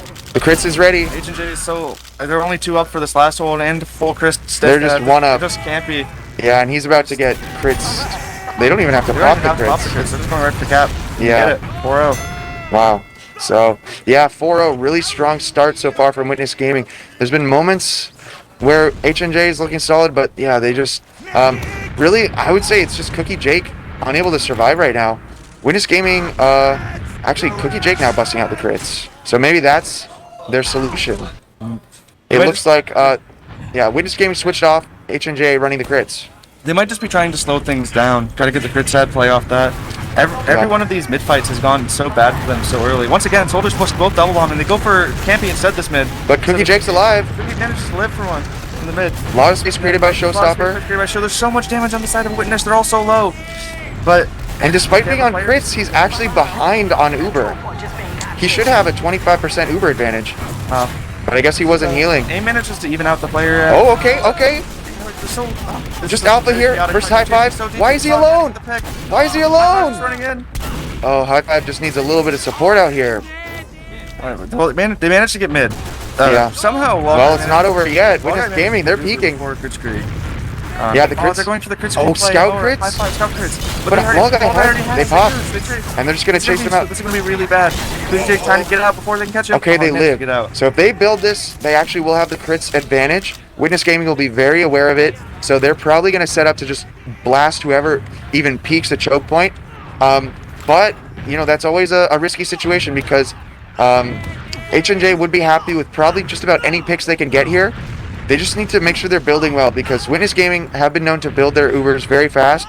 So if Cookie Jake goes in here with his crits thinking he's got, 10 seconds of breathing room, he could be wrong because that Uber might be ready faster than he might anticipate here. Posturing up very early. They're in saw. Looks like there's going to be a window crit. The window crits. Okay, 80%. They're going for it right away. So close. It was so close. He needs to charge these stickies. Oh, it doesn't look like he doesn't hit anything. Oh my gosh, that's so close. Yeah. And now Witness Gaming with the full ad. Not a single pick for that crits. And Witness Gaming probably just going to be happy to push this with this full Uber ad. As they move through Saw right now, looks like Artist is preparing to bomb. He's about to go deep. They do pop. He gets kind of stuffed, juggled a bit. That's going to allow... Wait, Cookie Jake doesn't get out? Oh my god, this has been a rough game for Jake. He's just getting caught on everything. Even despite Artist getting juggled, Cookie Jake's still there in kitchen. I don't know if it's high five and him just not on the same page, but it's yeah, it is not looking good. There's going to be a free second take, most likely, for Witness here. H&J not even trying to contest, just setting up for the last hold. This is very holdable. They're going to have a level 3 gun. Cookie Jake's only at 30 disad, but they're not really building it. Yeah. The ad looks like it's going to grow for Witness by the time they get in, but they're still going to have to deal with level 3 and a full setup. Looks like Yep. So they're moving just towards the shutter. Fairly default push, it looks like. H&J also fairly default. They got that level 3 sentry gun. Maybe buy them a little bit of time here. Off the shutter, and they're just forcing their way. Immediately jumps on the left to get on Cookie and the rest of the combo. Cookie Jake down. They immediately, but they're all in the corner. They're so low. Low HP on Laz, Ash, Low Guy. Everyone on Witness is under half HP, but they're gonna have to. It's gonna be a 2v5. It's just gonna be a heavy trying to do what he can, and that's gonna be a 5-0 for Witness. 5-0 match to kick things off here. Snakewater, I think, has always been a strong map for Witness. I would suspect this was their pick overall. I actually don't know for sure on that, but either way, if H&J picked this, they're probably a little bit worried at the moment because they need to now come back and win 2 maps in order to continue on in this bracket. Yeah, this was a very good showing of Witness. If you were watching Witness's match yesterday, you would have noticed that for some reason, it feels like they were dealing with LAN nerves a bit. They were doing a lot of things that you wouldn't normally see them do, especially when you look at like their pre-alpha roster. Yeah. Yesterday they were kind of like timid on their mids. They weren't doing their double soldier bombs that you saw all over this match. They were doing that a lot. Yeah, it looks like they're back to their prime strategies. They had maybe a team meeting last night and they're like, who are we? We're Witness Gaming. What does Witness Gaming do? We double bomb. And now they're doing that. So they had the team huddle, the team chant, double bomb, double bomb, double bomb, and it's working. Good job, Witness Gaming. Looks like map 2, Metalworks. Is that where we're headed? I could see this being a. This is another really good double bomb mid for Witness. You saw the Ford match yesterday. Ford almost beat upset Witness Gaming on this map. Yeah, so that makes sense. Why Witness had to come back on it. This is a Okay. really good pick out of H&J in terms of, I think, team strength. I think they can potentially blow Witness out of the water on this map. But the big Really? thing is going to be the mids. Yeah, if that's they can't true. stop the Ash Slash double bombs, all the mids are going to go bad for them. They And can't on keep metal, that's Cookie a Jake big alive. I mean, it doesn't matter what the map is. That's going to be tough. Mhm. Yeah. So last night you mentioned this map showed up Ford versus Witness Gaming.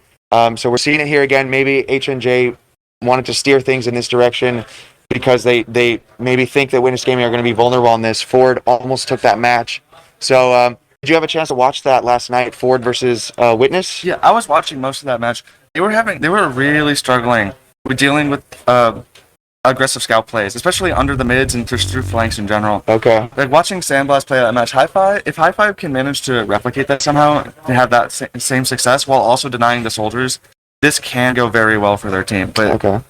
Yeah, I as mean, per usual, it really just depends on whether he can deal with the soldiers. yeah. There's a lot of soldier options on this map. You got high bombs on mid with these very tall walls, and then the alley is also a bit of a notorious area for that as well, because the skybox is very high, and sometimes you're rounding the corner and they're already flying down onto your head. So it's something to be careful about. I am sure we are going to see plenty of that from Laz and Ash here. But compared to Snakewater, do you think that Metalworks is more like favorable for H&J's sort of play style and players, or is it kind of the same? What do you think? I think this map can lend itself very well for AIM in particular. Okay, that's a good point. I think AIM's like slow, methodical, kind of just follow his team around style. Just with Yeah. how team fights flow on this map a lot of the time, that can really lend yourself to finding a lot of cleanup kills, a lot of just pressure in general.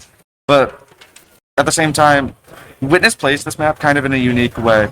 Where I think Witness forces the other team like back on this map into chokes way better than any other team does. Yeah. But Artist's spam on mid particular can force teams to do things they might be uncomfortable with. Yeah, that's true. And if you need to manage to make some sort of beginning space, I think. Yeah. But if they get their momentum going, I think AIM can really thrive here. Yeah, that's a good point. So we will hopefully get this game started soon. Why don't we talk about your predictions for this upcoming map? At the end of the day, after watching that last map, if they figure something out, I think this can go good for H&J. But as of right now, I'm thinking 5-1 Witness. 5-1, yeah, they're just looking so strong. It would have to be a complete turnaround. Maybe they can do like a halftime sort of pep talk or something like that.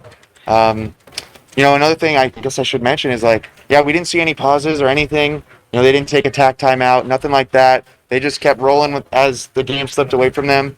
I think sometimes teams forget to take advantage of those timeouts if they need to, because this rule set that we're using here, there's no halftime, which teams maybe would rely on for that kind of thing. So they got to make sure if they want to have those team huddles or whatever, they take a pause and discuss what they need to change. We've seen in matches earlier, I think Penguins, took a timeout in one of their matches, and immediately the next mid they were just winning. So it can really help to just clear your head, get everyone on the same page, get everyone pumped up for resuming the match. And you usually don't want to rely on that when you're already down 4-0. You want to try and get the ball back in your hands as early as possible. So if you lose one round, 2 rounds in a row, you might be best going for that timeout, slowing it down. So before we get this match started, I think it's going to be kicking off real soon.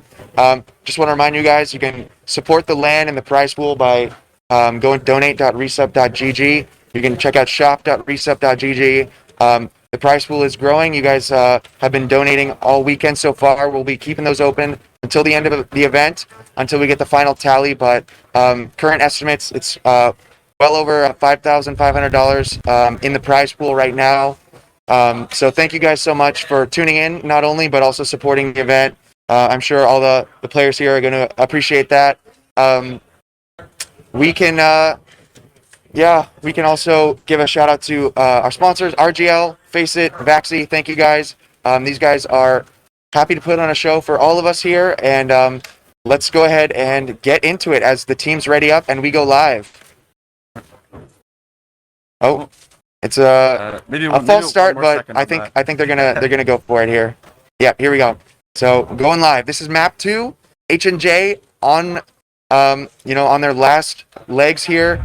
If they lose this, they are gonna be eliminated at 4th place. Witness Gaming hoping to claw their way back from the losers bracket to hopefully reach us in the grand finals. So let's see what happens here on this mid.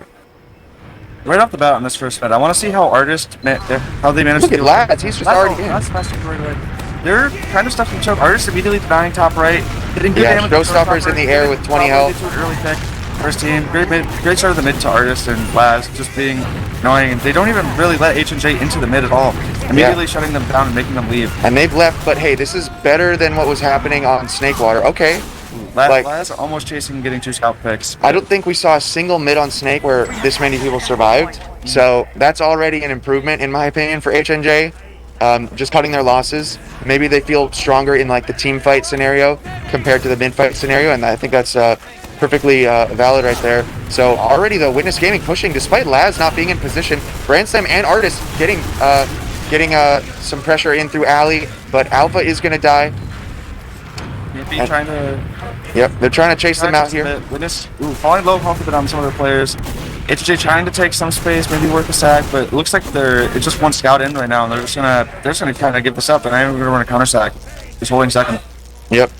So Alpha spawned up. Witness Gaming, they're posturing for the yard push, kind of the default push for a lot of teams here, because you got a lot more space here to work with. You got more open skyboxes to bomb through, but it's a two-way street. You can get bombed there just as easily, so they got to be careful with this positioning. And another risk of this is your exit can get cut off, so it's a big commitment. Oh, there goes Artist. He's gonna go down. Spam across the map. Yep, and now High Five trying to fight them here on the bridge, but trying to get all these scouts. Maybe try to get another. Brandslam down fighting in the underpass. Where's the rest of H&J to punish this? They killed Champion. They're just not in. When they killed. What is going? Maybe Cookie Jake is trying to respect the Uber disadvantage. I didn't realize he was on Uber disadvantage there. But he's going to be able to get it now. Artist is back in position though, so that window of opening of no stickies has kind of closed. The clock is ticking down right now, and it looks like Witness Gaming are just going to hold their height here on mid. Witness going to have to start running sacks again. They only have 1:20 on the clock before the round reset. Yeah, so what they're going to need to do is either a large commitment in terms of maybe an Uber exchange, maybe a 2-3 man sack, or they're going to need to find some picks. The more reliable option is to do a large sack wave, because at least if you don't get what you want, the other team will push, which gives you at least something to work with and not completely flush the round away. But there goes Alpha. He's going to get the force. Man, we've been seeing out of Witness like this whole series so far. They just have Ash and Laz high bomb in, and then Alpha just run his way through some side path, and they managed to get the force once again.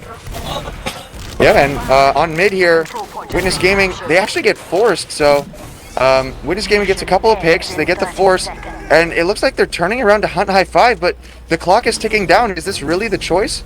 They've got 20 seconds to maybe get onto second here. I feel like they should be able to. We're gonna be seeing H&Z holding this point, because they don't necessarily have to wipe Witness Gaming here. They just have to get enough picks where they can slow down the cap enough for 10 more seconds. And right now they have traps all over the point, trying to slow it down. Artist trying to run forward, pipe them all. Ash dies. Yep. Straight up Alec. But this is, once again, it's just a 5v5, but with the pressure, this is 4v5 now. The pressure's on Witness to get on cap, and it's gonna reset. I think that's the first reset on second of the LAN. Yeah, why does Witness Gaming not commit to the point there? Are they okay with that round resetting? Maybe they'd rather fight another mid rather than risk losing someone in that second push, I guess?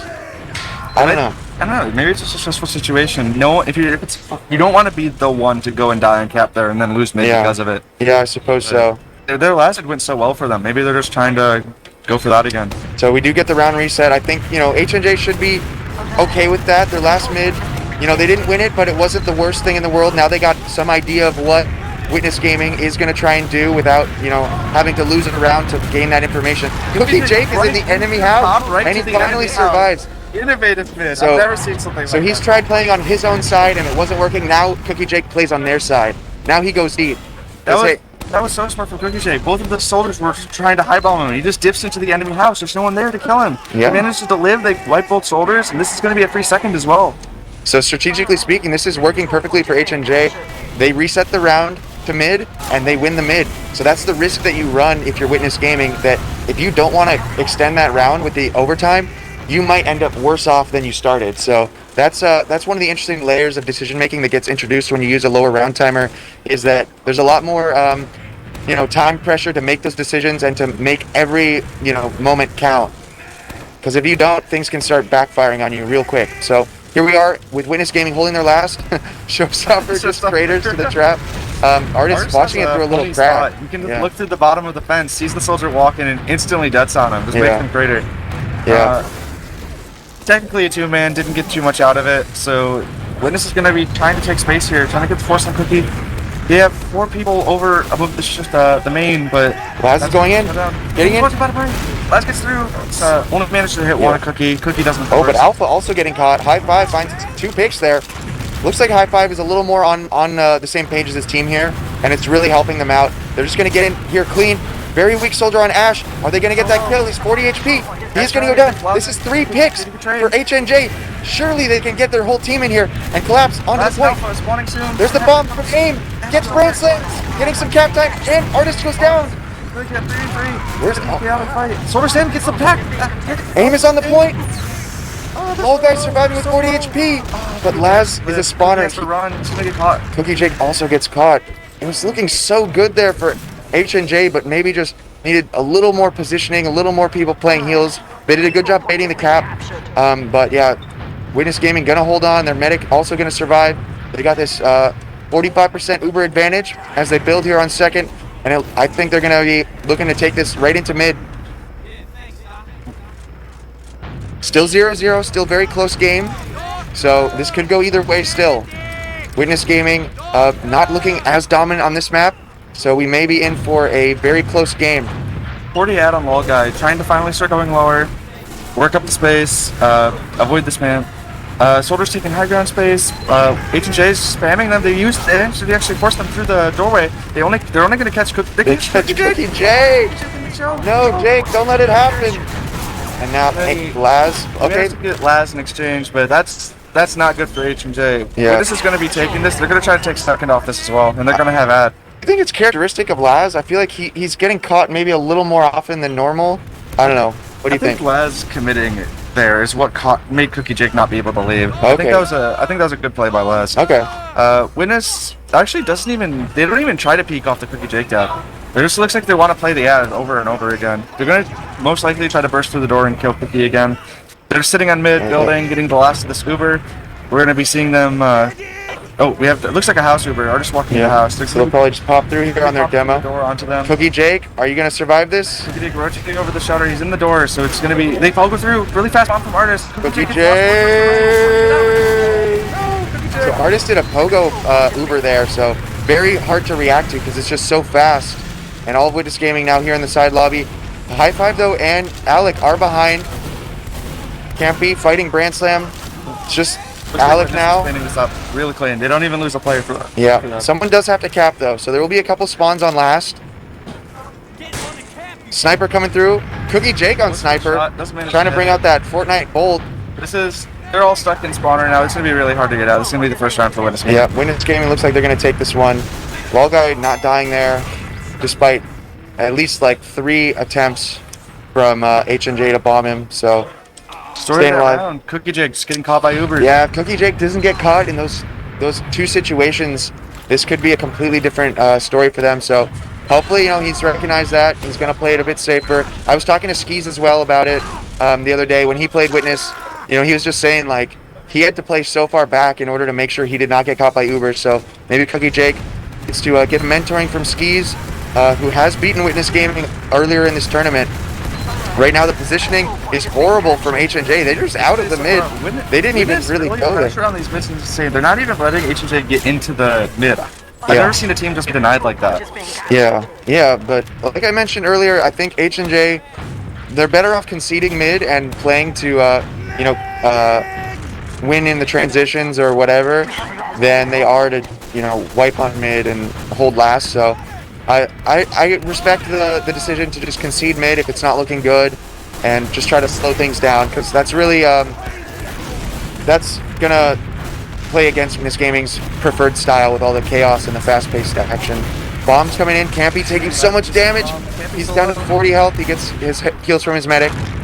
But Miss Gaming is getting a lot of space off that. Showstopper bombing across. Okay, kills coming in from the scouts, and it looks like we have a flank. AIM has the exit on Ali. Can H&J collapse here? Here comes Alec onto the medic. 90%. They get the force. It's 3v3. Cookie Jake. Ash can get in this fight though. Ash is only 5. Oh, where is Alec? Alec is behind. The Uber. And High Five is here now. Five's going for the The pinch. scout combo. Trying to chase. Time to get onto Branslam. But Branslam has left his medic out to dry. Surely, High Five. No way! No! No way! How do you let that happen? Five just not aware that the wall guy was just standing behind him. High Five just tunnels. Doesn't even realize there's a medic right behind him, standing still, alone. No. Oh, and we got a spoon. This is a disaster for H&J. It's going to be a last hold with big disad from the side of the wall guy. Yeah. So Witness Gaming feeling good right now. Cookie Jake not even alive yet. AIM still spawning.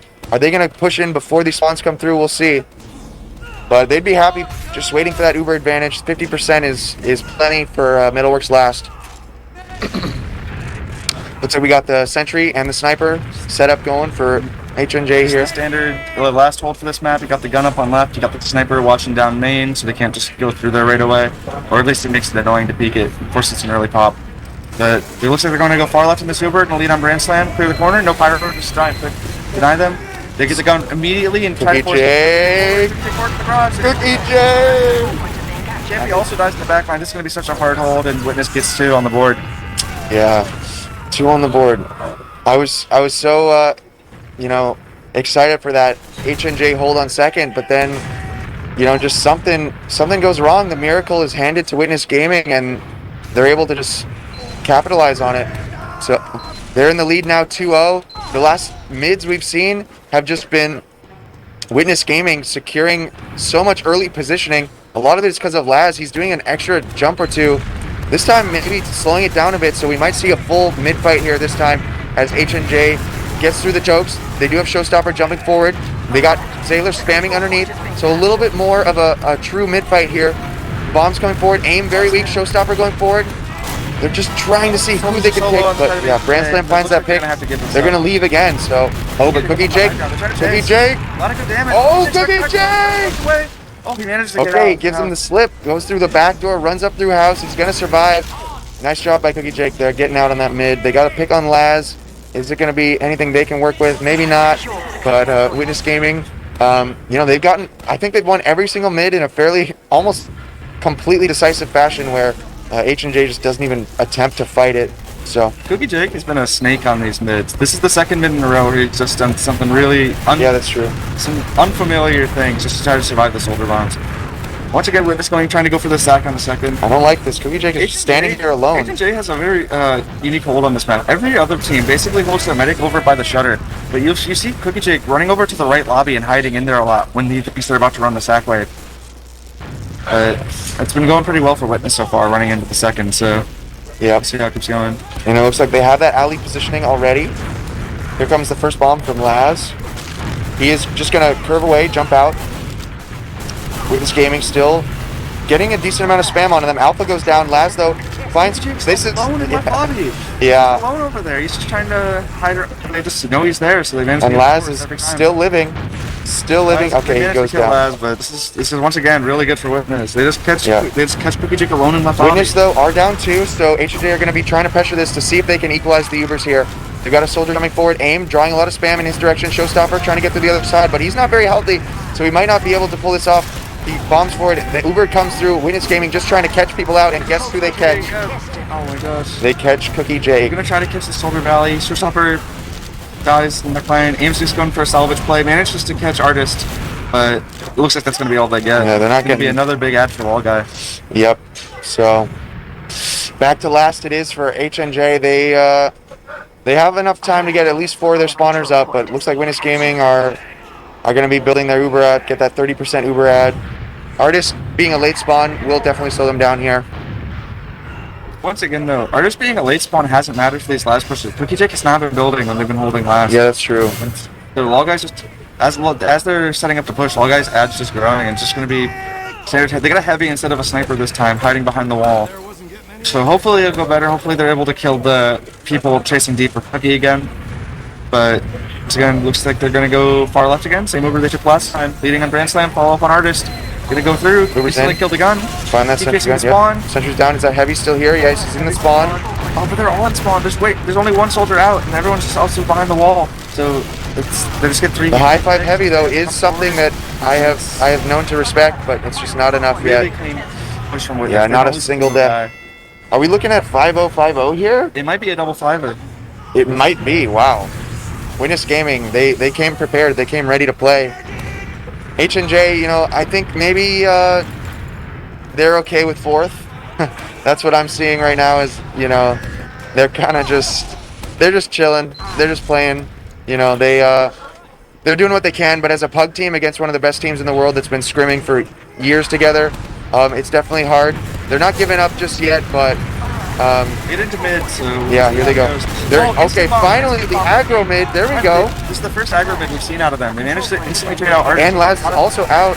So they just need to play the high ground here, lock Witness off and fighting the covers, and they should be able just to get this point. I take it back. They're not chilling. They want to win. First place, H&J. Second place. You know, we won't let them get damage across the board. They managed to kill Alpha. It's going really well for H&J. As long as someone dies here, they should just be able to get it for free. Alpha pick. I mean, a scout pick. It's always going to be useful. Do you think it's enough to push onto Metalworks second? It's not necessarily enough to push, but it's enough to make your sack way better. Yeah, that's true. Because Alpha is usually one of the only guys spawning lower, or at least he's like one of the people pressuring Valley. Some of the Ash trying to get into house here on aim. They don't really. Meanwhile, the bomb comes through. It's there. Alpha's just wait, Showstopper? He didn't even hit the medic. You know, that happens some guys. Wall guy sometimes just has the perfect movement. You can't hit him. Yeah. Ooh, air arrow. Okay, that's the Cookie Jake I know. Really good arrow. Getting some arrow kills. We need to see some Solemn Vow kills from Cookie Jake. He got a couple in his match the other day. Last pick, that's also really helpful here because it sort of prevents that high bomb coming in. There goes aim in onto Artist. Artist is going to die. Nice bomb from aim, hitting that direct. Now Ash trying to salvage by pressuring through house. But Showstopper's going to be pushing that. It's going to be really awkward for Witness. Artist is dead and Laz is on the respawn block. Yeah, good positioning on the point from high 5. And it looks like they're going to go for a trade eventually, but there's Uber no exchange is coming in. Cookie Jake milks it for a second there, and high 5 forcing a couple flashes. But Ash, pushes into house, finds Showstopper, and the Uber retreat is coming. But can they get Ash? They get Ash. In the corner too, 40 HP. High 5. And Ash got arrowed. Wait a second, Campy comes in. Campy! Still fighting in house. So much damage in there, but no one else is able to follow. They're still trying to fight this. Ash is weak now. Artist is weak as well. Yeah, they are so weak in here. And Aim wants to come in with the flag. The damage. Big Aim comes in through house. Committing off the damage, he knows that they were weak. Yeah. Cookie Jake, maybe for like one of the first times his entire match, now has a sizable Uber advantage. I'm actually curious how many deaths Lol Guy has, because I feel like it might be less than 2 or something. Like he has not been dying. I think that's the second death so far. Really? Yeah. He had that one escape earlier where High 5 just didn't see him. Yeah. He's like led to an entire round him living. Yeah. So, you know, round timer is ticking down, but a very sizable Uber advantage for H&J. They should be able to at least secure the second area here. It looks like they're going to try to do what Witness did back to them and just poke their demo through. They just use through, but the camping gets kind of stuck, and they're not going to catch anything. Yeah, they won't catch anything, but they'll get second, you know. At the very least, they can bait Witness Gaming to try and push out here, which is one of the places where teams, you know, make a lot of their mistakes that lose them rounds. So, you know, not the end of the world here if they don't get any picks. You see, you know, Laz gets through the shutter. He's very weak here on the point. Are they going to get this kill? H&J has retreated. Trying to stop them from getting into second. They kind of just give it up. Yeah, they had some good damage here too. I really think at least guaranteeing that force would have been something I would have liked to see. Oh, but they're dropping down to lower. So the trap upper may it hits a scout. Alpha down to 50 health, but he's going to survive. Yeah. They're still taking the ad forward. Cookie Jake's already built back to 70%, so it's pretty good Uber for them. But are they just going to concede this as well? Because the way they gave up second, it looks like the similar things happen. Oh, there we go. Artist on the ramp. Yep. Combined stickies and bomb. Aim doesn't want to give it up for free. He's going to challenge this. And Cookie Jake now on 95%. Showstopper has died. Laz has died. It's 2 for 2 right now. They can hold it. They have the height. This is all going to be on whether or not Alec can pressure forward here and get Brand Slam off of the height. Alpha also on the low ground. Cookie Jake gets forced. Ash, though, is weak at the truck. If they can at least kill Ash. Oh, they don't even look at him. They're trying to chase house onto the And combo, they but all don't get guys the already out. force. Yeah. Ash manages to get that force and get out. Once again, the Witness Gaming soldiers just getting the force and living. We've been seeing this happen the entire match. So, Witness Gaming now moving through yard with that full Uber advantage. We got Laz, we got Alpha, a little more in sync now, pushing in through house together compared to how they've been, you know, in previous scrims and all that. It really looks like they've been focusing on that sort of gameplay. AIM has really been the only guy to be like, I'm not letting these people in for free. He's been bombing forward a lot. The rest of his team, though, doesn't seem to want to. Zayler's been getting some good trap kills, too. Every push that Campy's been, for like the last 4 or 5 pushes, Campy's gotten a trap kill every single time to try to slow down Witness. This is going to let Cookie get Uber on second before Witness can even really try to pressure them. Yeah, that helps so much, honestly, if your demo is a trap god. Habib, he finds so many trap kills, it helps us out a lot, you know. So, Campy doing his part for his team right now. Even Ubers now. We saw the clock timeout here before. I don't think Witness Gaming wants that to happen again, so we'll see them probably doing something proactive here. Still 9 minutes before we know the final win limit, whether it's going to be a first to 4 game here or a first to 5. That's to be determined. But you know, Witness Gaming looking to just make it another 5-0. I think. Here comes the bomb. Laz. To the low ground. Looks like they're on a shove under. Okay. For a really High Five just wants the exchange, and there he is with that trap kill. Nice job by Alpha. Zayler. Drop 2. He's gonna have to No force yet. They're milking this. Way better, but down scouts. Down scouts. Their med can't really linger here because he isn't gonna have the run speed. The rest of H&J, they need to be on this collapse. They need to be here pressuring this, punishing the fact that there's no scouts. Showstopper should be through. AIM is through. Can anyone else get in? Ash is caught on the ground. Can they get this Ash kill? Ash is getting. Did he get arrowed? I think that bow. Wow, that was an insane bow out of low guy. I don't even see how that's possible.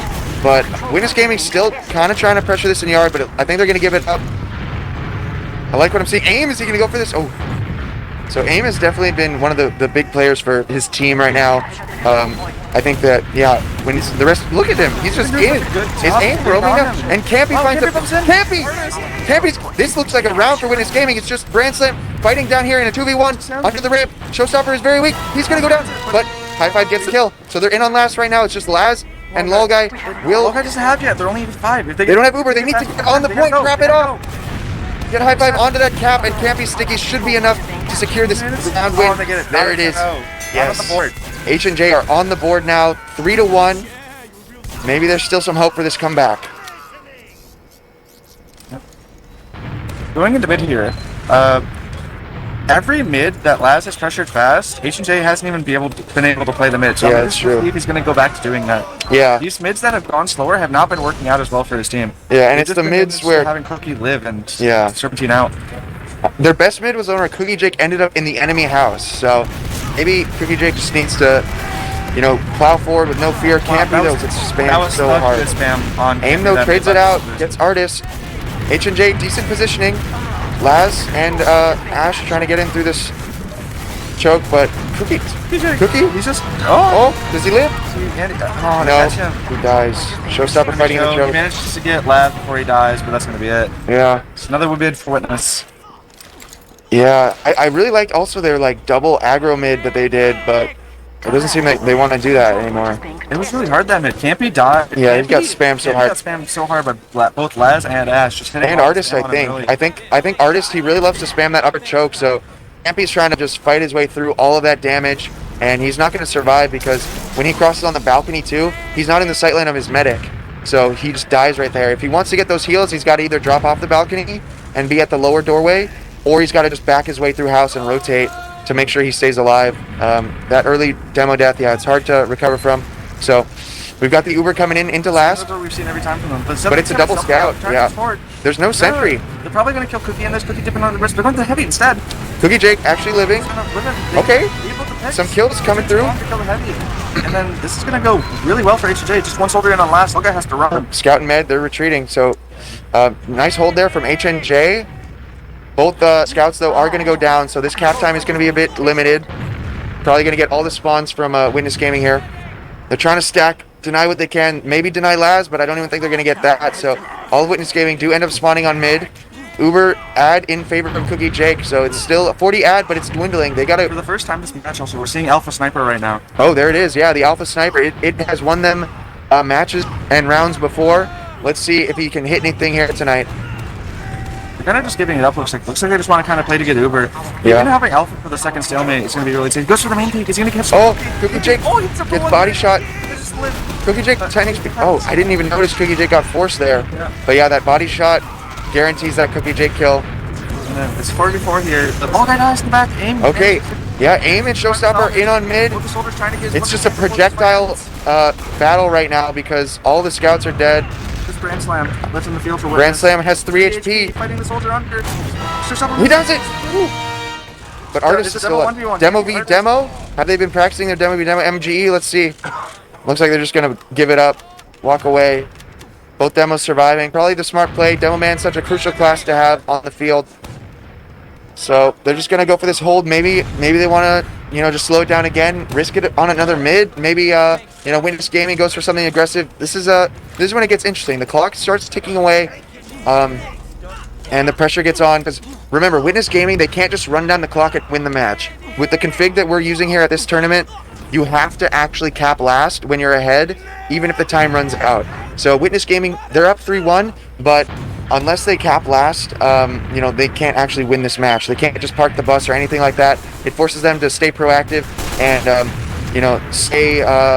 keep the pressure up, because if they start letting the other team mount a comeback, the momentum can start being a factor. So here they start moving in through alley. Witness Gaming spending all this time to build Uber before they start the pressure. He said, Jake's trying to split. Oh, he gets forced. Yep. Witness Gaming spending all that time before the pressure lowered the clock to 1 minute left before the round. Yeah, but look at this. Just stays under. This is what we were talking about earlier. When you're going for the sack from Valley for the force, when you're retreating, the other team has such a good time trying to catch you underpass. Yeah, that makes it a bit of a risk. So it's simultaneously the safest and most dangerous place to push. That's part of the reason I actually like this map a lot, is that whole dynamic. I know some people aren't huge fans of this map. I think some people say that the Dark Night Sky makes them a little bit depressed, but gameplay-wise, I've always been a fan. The alley push coming in now. We got the high bomb from AIM. Lol guy hasn't even noticed. Yeah, they don't look up.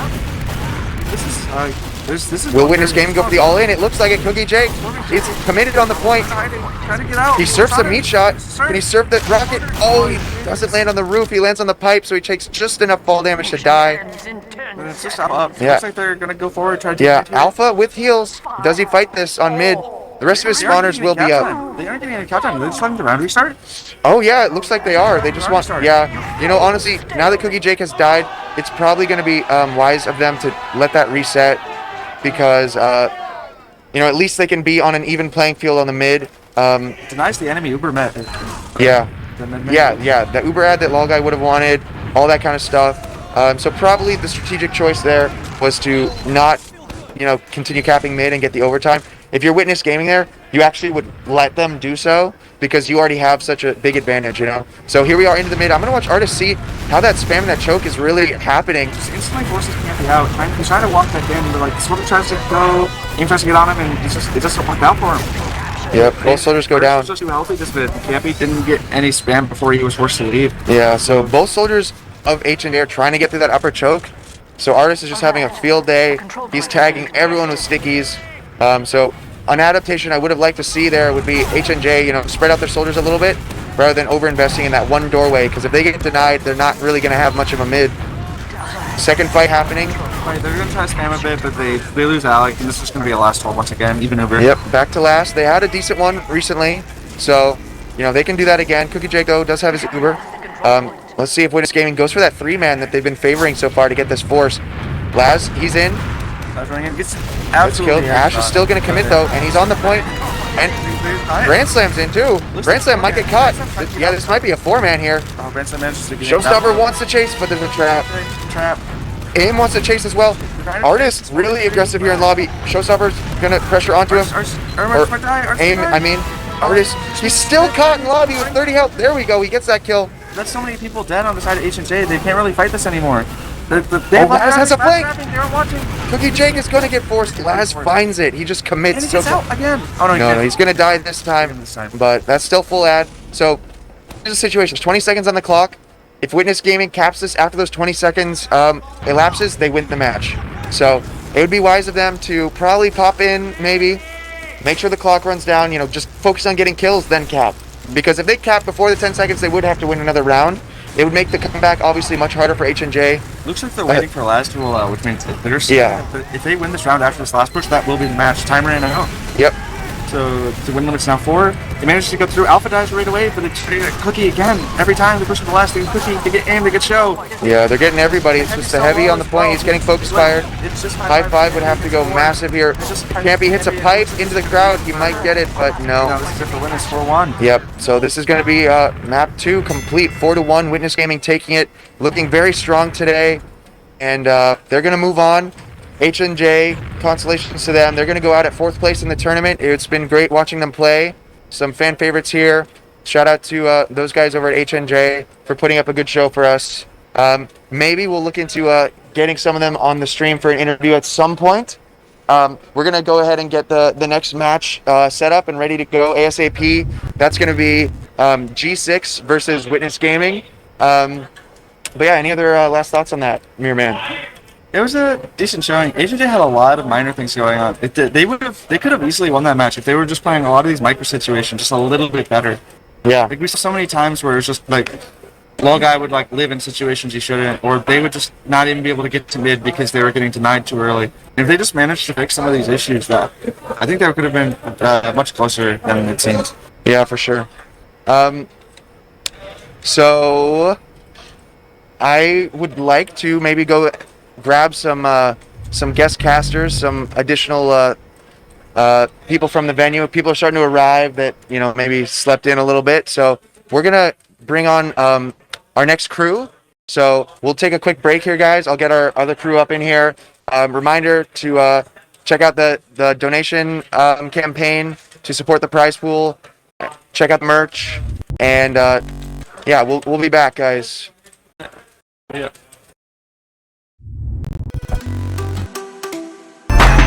Hello, everyone, and welcome back to Localhost TF2 here at Fullerton. My name's CC Mano. I'm here with the guys from H&J, also known as ROS, and gonna have a little interview with them. First off, congratulations on your 4th place. And they just, how does it feel to be back at LAN again after, you know, so long, you know, COVID through and through, but we're here back again. It's been a couple of years. So how does it feel back to be in this LAN environment? I guess we can start, you know, going down. Take it, Doug. Feels good. Feels great, man. Feels great. Feels great. Feels amazing. No. No, I'm really glad to be back. Miss seeing people that I've known for a long time. Yeah, and I got to meet, you know, Zayla for the first time, so it's been good. Glad to be back at it. It's been way too long. Honestly. It has been way too long. Take it. Yeah, sure. 3rd time coming to California, all for TF2 LAN, so yeah, it's fun. I get to see my friends, play TF2. It's a good time. Yeah. Yeah, this is actually my first LAN I've been to, and it's been amazing. So yeah, excited to meet everyone. Yeah. All right, and no, actually, you said that it is your first LAN, so congrats about that. And also, you know, the West Coast player over there, how did it feel to finally be on that glorious 5 ping? Was it everything they said it was, or, you know, were you just expecting a little bit more? It's honestly such a huge advantage, and I'm honestly happy I don't have to go back to online TF2 after this, because I'm not playing RGL, so yeah, this is like a one and done for me. Yeah.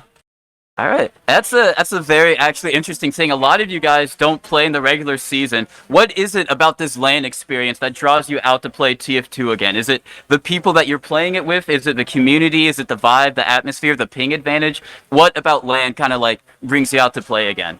And you can just go down the line for anyone who's relevant to. It's kind of all of that.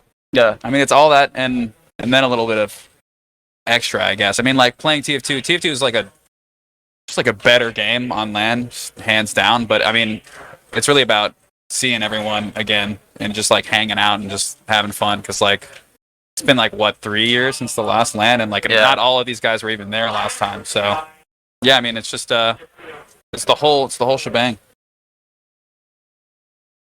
What was the question? Oh, LAN? Just friends, yeah. Friends, it's fun on LAN. Yeah, I don't know, it's always a good time. All right. Nothing's same shit. I don't know. Yeah, The yeah. weather's nice in Cali, so it's just nice being here. I'm still enjoying it. It's pretty hot out here. Do want to ask, because you guys haven't been playing the regular season, it's been kind of maybe a little, in a while coming back to TF2. Were you guys worried about maybe being a bit rusty, having to de-rust a little bit, or was it just like second nature, just coming back into it? I need the bug on this one. For me at least, I had to de-rust a little bit because the last time I played like an actual season was over a year ago. So it took me like a month to get back into it, but I felt good on LAN. All I could do is back cap. I mean, like, I'm same with Jeff. I didn't play. I haven't played for a year, but I still play all the time, so it wasn't that big of a deal. But this guy, I was a little not afraid, but I guess worried to come back and play because I literally haven't launched TF2. I've barely played any video games for a couple months now because of work. Okay. So I was a little worried when I got dragged, kind of dragged into play last minute, that I was going to be a detriment to my team. But I think I never really think that I played that well necessarily when I'm playing TF2. But I think this time I felt pretty good about how I played. That's good to hear, especially because you came in last second to replace Skis. Like, what was that like? It's just like being dragged in there, kind of thrown in, or? So it was interesting. Actually, Bot Mode on G6 had asked me while I was at work. Actually, he texted me or he DM'd me on Steam, and I got it on my phone. He asked me to play because they lost Zilly. So I told both teams the same thing. I said I haven't played the game in a couple months, and if you guys are trying to compete for like a high placement, I don't want to be like the reason that you guys don't get it because I'm not going to be that good. Yeah. So Botman said, okay, we'll see what we can do. Okay. I ended up taking Skis, and that's how I ended up here, I guess. Nice. Hey. He didn't want to be here. I'm glad I did play though. At the end of it all. All right, and I guess maybe get some of your thoughts on the rule set that you guys had to experience. Obviously, the 30-minute, 3-minute round timer, the kind of new overtime rules. How was that? Was that kind of easy to adapt to? Was there any hiccups there? And do you prefer it over the kind of standard RGL rule set that we're still currently using? So that was actually my first time ever playing on that rule set. I know that it had been played in some pugs before and stuff, but I was never involved in any of it. So it was my very first time with it. It was interesting to have to adapt to it. I think it is a better rule set. I think it could use some tweaking. The amount of times that we round reset, and maybe because it's on LAN that everyone's playing a lot more seriously, so it's bound to have more of that happening. Yeah. It was definitely interesting though. I think it's a good change in the grand scheme of things. I think some apps it's weird, the round timer. Yeah. On Metal, 3 minutes doesn't really feel like enough. And like on Process, I feel like we reset quite a few times actually, and it was like we were doing like natural. It was like the game was progressing naturally, and we got reset on. So maybe add a minute or something. I don't know. The overtime, I think I've actually come to like more than initially. Yeah.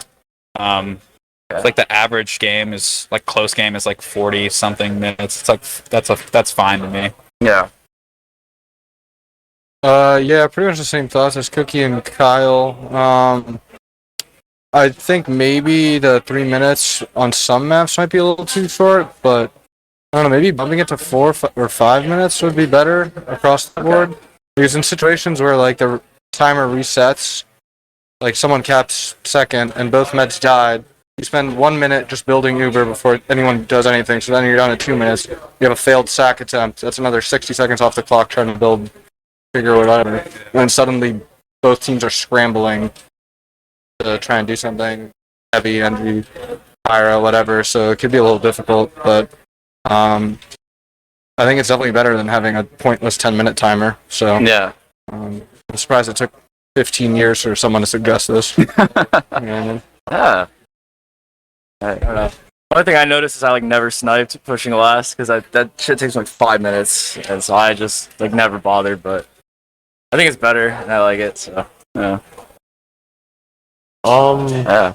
All right, and then we have some kind of fun fan questions for you guys. Who has the worst alcohol tolerance on your team? And if you don't know, just guess. I'd probably say it's like either me or Jeff. I don't know. Everyone else is what pretty heavy. Pretty heavy drinks. Just drink too much. Not good, not good. Not good. Not true. It might be you. It might be me. I mean, I'm really small, so. No, I think that was okay. I don't know. I kind of drank a good amount. I don't know. Yeah, so I don't know. I mean, I'm like the smallest one on the team, so my alcohol tolerance is like bound to be a little bit worse. But I think I drank a good amount and it was still okay. I don't know. I'm the only one that was hungover, so maybe it's me. That's true. I was actually not really ever hungover this LAN yet. Okay.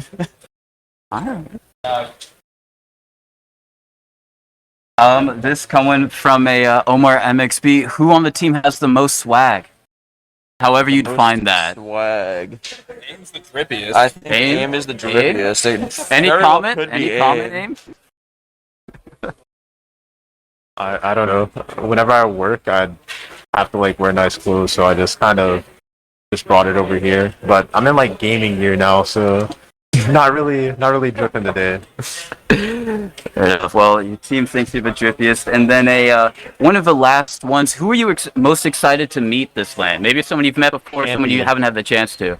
Rocket, Campy. Who else was there? I feel like it was someone I was excited to see. Marmalade? It's like a Yeah, Marmalade, I guess. Yeah. like WG G6. Oh yeah, yeah. I was excited to see Zilly, but he couldn't make it. Oh, I don't know. I guess I'm listing off people. I was Jeff. I was excited to meet Jeff. I've been playing with Jeff for forever, so it was cool to meet him. Yeah, I think for me it's like either Campy or you're holding it there. Either Campy or Marmalou, because I was at LAN with Marmalou in the past, but he wasn't like a very super high invite player at the time. It was 5 years ago, almost like to date. So I didn't really get to talk to him at that time, and that was the only LAN that we were ever at together. So first LAN I got to really meet Marmalou. So either him or Campy. All right. So thank you very much for being here. We're gonna wrap it up, but just real quick, any shout outs you guys want to give? I guess we'll go down the line and end with Campy over there. So Cookie Jake, start us off with the shout outs. Shout out ROS. Shout outs to Chang. Shout outs to the Swilpas. Shout outs to Delpo. Shout out Chang. Shout out Yite.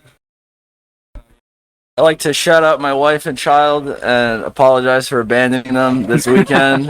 Love you. Shouts out to the Cafe Mumble Boys. Shouts out to my Discord, Malcord. Shout out to my team. Played amazing. And shout out to the ROS clan. All right. Yeah, big shout out to Witness. All right, that's going to be it for right now. Going to be back with the game G6 versus Witness Gaming. Congrats H&J or ROS on your 4th place victory, and we'll be right back in just a little bit. Hello, everyone, and welcome back to Localhost TF2 here at Fullerton. My name's T. Simano. I'm joined for this next cast by Sandblast and Banny. Sandblast, how are you doing right now? How you doing, man? I'm doing good. A little tired, you know, recharging myself here, but I did want to cast, knowing I probably was going to make it to like the top 3. Just had some fun with a couple buddies, but I'm having a great time, man. Super excited for this game. Yeah. A lot of homies in the server that I'm excited to talk about, and you know, really just go through this whole game. It's gonna be awesome. The upper match against them was super exciting. Yeah. You know, I'm super happy for Soapy Logan specifically. You know, watching them come out. You know, they're turning heads. I'm proud of them. But great experience so far. Super happy, you know, a LAN finally happened since like RGB. It's a blessing, seriously. How's it back? You know, how's it back to be on LAN and like meet all these guys, meet all your friends, meet some new people as well? How you might have not been able to see before. Campy, his first LAN. How's it great? You know, to meet all those guys. I mean, Campy's a good friend of mine. I've known Campy probably for like 4 or 5 years. It's just that you know he lives on the other side of the country. First time meeting Banny, first time meeting you. Yeah. And I mean, you know, I guess being, especially some of like the higher level players, it's really cool to like finally meet them. And especially some of like the, you know, part of the community that are just a little lesser known that, you know, that know me, and I get to just meet so many new people. People are coming up to me, signing things. It's really just an awesome time. Yeah. So it's super great. Yeah, I just want to also give a big shout out to Sandblast. It is my first time meeting him. I've been anticipating this moment for a long time, but he's been probably one of my favorite people that I've met so far at this LAN. Been, you know, just a really fun guy to hang out with. he brings a lot of energy. They were getting real hyped up in their match versus Witness Gaming. So everyone in the venue was like just glued to watching their match. It was really awesome. And outside of the tournament, he's been super hospitable. The Ford Gaming House. You guys all saw the house tour. The house tour. A lot of us are going to be probably heading back there later tonight to wrap things up and just end this thing on a really high note. So thank you, Sandblast, again for all you brought to this event. Yeah. Seriously. Yeah, I wanted to shout out everyone here who came up to me. If you're here watching on the stream, pull up, say hi. I want to meet everyone here the most I can. But anyway, enough about me. Let's I want to get ready about this match here. So elimination match. Witness Gaming, probably wasn't expecting to be, thrown into losers as early as they probably would have liked. A little shocking that they, let Bagel through. Historically, that's a really good map for G6, but I assume they learned their lesson. Maybe they're just testing the waters, seeing how Alpha can play on Call with them, because obviously Alpha replaced Yite, as Yite had an emergency, couldn't play out the season or this LAN. So probably just testing a little bit, but now everything's on the table right now. This is for guaranteed third place, whoever loses this. So it's a little scary for both teams, and I know that, G6 doesn't really have anything to lose. They placed their seed right now. Everything's on them right now, and Witness Gaming has all the pressure. It's like, man, we dropped the losers around earlier than we were supposed to. How are they going to think about it? I'm sure they're fine. They have a good mental game. They don't really let that stuff get to them. Yeah. And G6 is a really solid team, and now they're, doing it online and now on LAN. They've really solidified themselves as top team. Yeah, it's actually a good point that you make there. Is like the remaining 3 teams are the top 3 seeds that we sort of projected going into this tournament. Though there is that swap with G6 currently occupying that upper spot in the lower bracket. Yeah, I'll swap with you. We're getting something to eat. Oh, really? You're supposed to be casting soon. But hold on, I'm in the middle of a cast, my friend. Sorry about that. Marmalou is he's actually going to be taking over for me at some point. So hopefully he doesn't wander too far away. Sorry, I lost my train of thought there. So G6, Witness, they've switched places. G6 now comes in, I guess, 2nd seed at the moment, as opposed to 3rd seed. They've been looking really solid on LAN. But Witness Gaming, I don't know if you saw their match just earlier today. They were playing, how you expect Witness Gaming to play. Maybe that lower bracket slip was a fluke. Who knows? This is where they prove it now. Yep, it's time to prove it. So they're really going to be fighting for this, because I think there is maybe a little bit of a, I don't know, is there a rivalry between these teams? What do you think? I wouldn't say so. I would say, obviously they're all friends on this team. They're all super homies, but in the server it's different. I know that Witness Gaming, definitely probably doesn't respect them as much as players as they probably should, because Witness Gaming is a team just full of super talented people. But G6 proved it that they can hang in the top 3, and they will be in the top 3 for the foreseeable future. And it's super exciting to see this match. I know we have some people joining the server. G6 was MGing a little bit, probably just getting warmed up. I know they just came in. Yeah. Witness Gaming, the only benefit of being in loser side, specifically in loser semis, now we're in losers finals, is it's same thing in Melee or other fighting games. If you're playing for that 4th spot, 4th place, you don't stop playing if you're winning. So they just came off of a match. They're warm. They're on fire.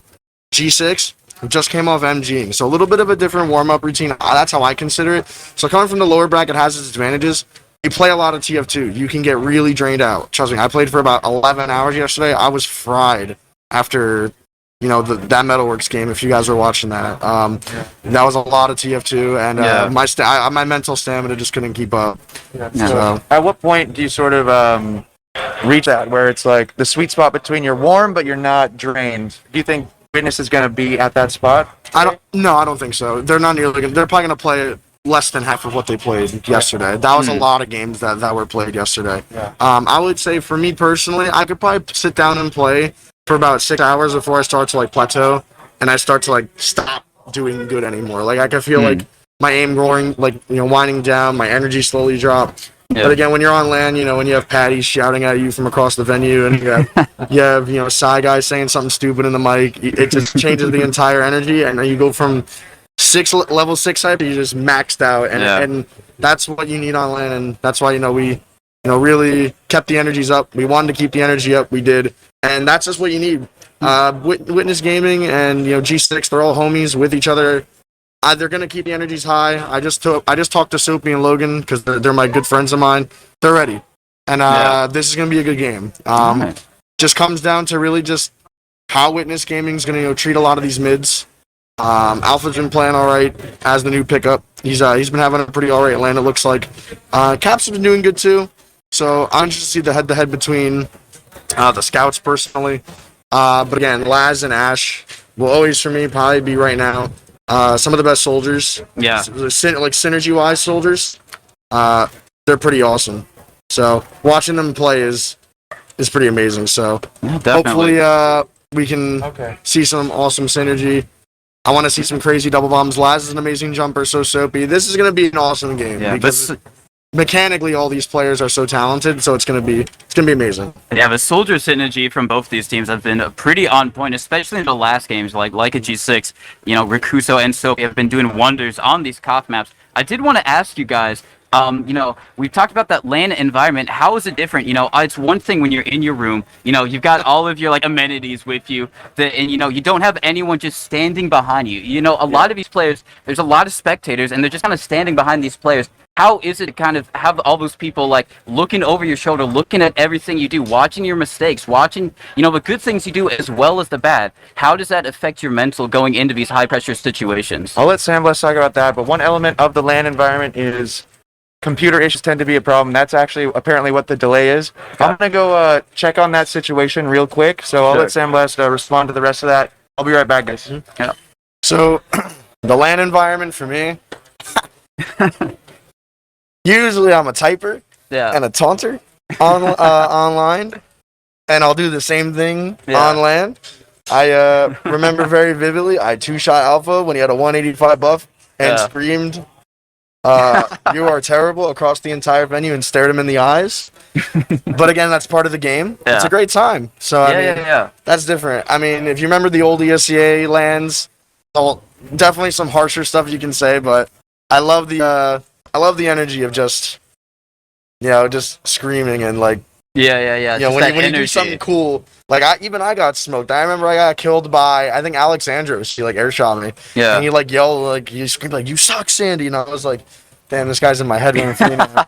But no, it's a good time. The smack talk makes LAN more fun. And you can't take it to heart. It's a video game. It keeps the energy going. Yeah. It's not a sport. It's not a sport, an esport.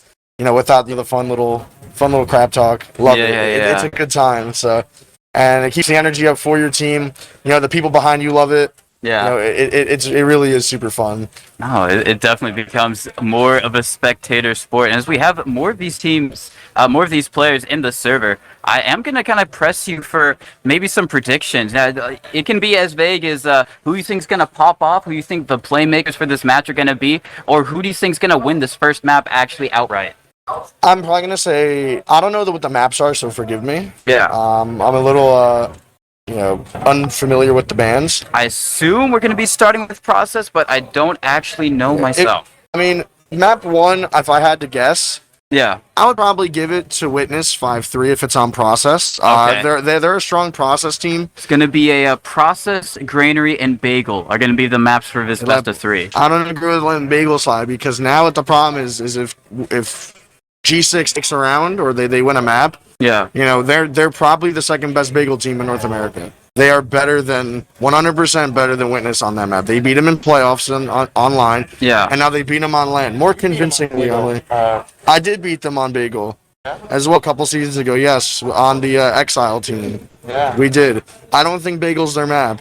Maybe they know something I don't. Yeah, not a Bagel team person. It's interesting that they've done this before actually, where they've lost on Bagel. They did this against us, I think, in the last playoffs. They lost on Bagel, but then they ran it back, and they were willing to play it again and again and again, even if they lost previously. So I guess they're just confident. Maybe they just think, oh, it was a fluke. Maybe we're always supposed to win that map. But it's a bit of a gamble for sure, because G6 I think has beaten them on it a couple times maybe, and that could go either way. The map that I'm surprised is in there is Granary personally, because in the RGL playoffs when these teams faced off, G6 looked very lost on Granary. They had Witness Gaming on the ropes, but then, Logan, I don't even think knew how to roll out to mid. So hopefully, you think Logan's prepared now? Like, does he know what he's doing here? Is Granary going to be a better showing for them here? To be fair, if you're leaving these maps open after getting smoked on them, you're probably reviewing, you're probably thinking about something. Teams are demo reviewing here in their hotel rooms, which is pretty crazy to me because I'm definitely not demo reviewing in my hotel room. There's actually the polar opposite of talking about TF2, which is fine. But, it was super, it's super cool to see people like reviewing for the LAN and trying to figure out how to play because I know both these teams want it, And I know that the pop-off will be emphatic because I know that if G6 does win this series, I'm probably running over off the cast and dapping up Soapy Meister. I have to. Because yesterday when he beat Witness Gaming, I popped off with him and Logan. We started yelling. That was awesome. Yeah. I hyped up the boys. Yeah. Yeah, you got to have it. But if we're playing Process, which we are, I'm going to give it 5-3 for Witness. They have really solid mids on this map. Probably the hardest team I've played against in the RGL era for mids on Process. For the couple seasons I've played, they're a solid team, and I don't like playing Process against them. Their soldiers are just so fearless. They just land on you. Yeah. Brand Slam just runs across the point, and somehow we lose up top control, and then we lose the mid. Yeah. So now will that change with Alpha? Not sure. I'm sure he's been a top player since pretty much like 2009, 2010. Yeah. He's been playing for a while. So I'm not too worried about his performance. I want to see, I think it's going to come down to each teams on just the soldiers on mids. How are they going to make space for the team? How are they going to make the enemies kite into like a back position? That's really dictates the mid. How can you cut off the vision of your enemies? That's what the thing about Process is. You can corral them into a spot where they can't see when the bombers are coming over or where a scout's going to push over. It's really tough. That's why going sides like right aren't as favored because you just lose so much vision from your demo, your medic. So your med's not going to know when they're getting bombed. If a scout's going to barrel around a corner with a 185 buff. So you got to be careful in a lot of situations. Not like your traditional snake waters or your gully where you can kind of see everything at all times. Process you really can't. So you got to be a little careful. And Witness does it very, very well. Yeah, on that question of visibility, just real quick, we did talk about Alpha joining the team. Alpha, he's kind of known for his very off-class heavy playstyle. Do you, from what you've seen of Witness and what you know of how they play, do you think they're gonna allow him to kind of do that, or do you think they're gonna kind of restrain him, like tame him back, make sure he's just playing that kind of standard flank scout role, or do you think they're gonna actually like push him and allow him to off-class as much as he likes? I think Witness Gaming have fully embraced Alpha, and what he brings to the table. We played a match against them on this very map just a few days ago, actually before this LAN, and the only round that they won was because Alpha sniped 6 people in a row. So I think that they know that that's a new tool that they have, and they're going to let Alpha use it. Though, of course, with the lower round timer, letting a sniper just wait for picks isn't really going to work as well. So Alpha needs to be hitting his shots if he's going to snipe. But I think Alpha will be busting that out, and he can win his team rounds. It's going to be a lot of pressure onto skis, especially to be mindful of those sniper sight lines and to just withhold under the pressure, because that's really the Witness Gaming style is people just constantly kind of like taking what space they can until it just overwhelms you, and then your medic pops, and then wall guy's just on the other side of the world, and he's never going to counter pop. So that's what Witness Gaming is going to try to do. So if Alpha can be a tool for them to add that extra layer of pressure, they absolutely will do it. But I will say, I've been playing a bit against G6 on this map as well, and I think that they're gonna come out of the gate playing confident, playing aggressive. When I notice that they've been the most successful, it's when everyone on their team just goes. They've been dry pushing so much. We played them on Viact, we played them on Process, and some of the timings they would catch us on was just unexpected because they're just dry pushing, and then suddenly bot mode's just like holding W at you with no fear. And I think that they're all kind of on the same page about that play style. It's kind of reminiscent, honestly, of like an old Witness Gaming style that they used to have. So this could be quite a legendary clash here. And I just will mention, I think bot mode was having some computer issues, so that's Okay. the situation that is just holding this up. Aim Right in now, the so. server though. Yeah, I don't know. Yeah, ROS HNJ aim.com. So hopefully maybe aim's gonna be subbing in, doubtful. But I mean the Alpha Sniper, I mean they had Yite, I'm sure they're used to it. Yeah. Yite's a solid off classer, but I would say Alpha is probably right now that Slemmy is officially retired, no point of return. Shout out to my boy Jaden, love you. Let's play Valorant when I get home. Alpha's probably just the best sniper right now. You think? Yeah. I don't think I know. Okay. Yeah. Jay was popping off. Jay with me on sniper. He's either hitting everything or he's hitting nothing. So you think Alpha's more consistent? Alpha and Kev, even though Kev's not here, very consistent sniper, which is weird. I've lost a Kev sniper before. Yeah, it left a good taste in my mouth. It's actually saddening. But Alpha Sniper is very consistent. It works very well. He's a very good off-classer. I wish there was more off-class in this LAN. And not a lot of people are going for like back caps or cool spy plays. And that brings the height if you get like a backstab or you hit a nice headshot. This match, I mean. Yeah, that's the round timer. You can't really slow down the game to that pace anymore. Yeah, but at the same time, it can add that extra layer of pressure to maybe create some of those openings because teams might start pushing forward, create some of that backfield area where the spy can uncloak. And I actually recently have been finding spy to be a little more relevant. I don't know if you feel the same way, but I just feel like I haven't played on the config enough. Yeah, I guess that's true. But I don't know. I wouldn't be surprised if we see some spy plays here tonight. But who will be the victim? It's hard to predict. Skis, I'm hoping that you turn around.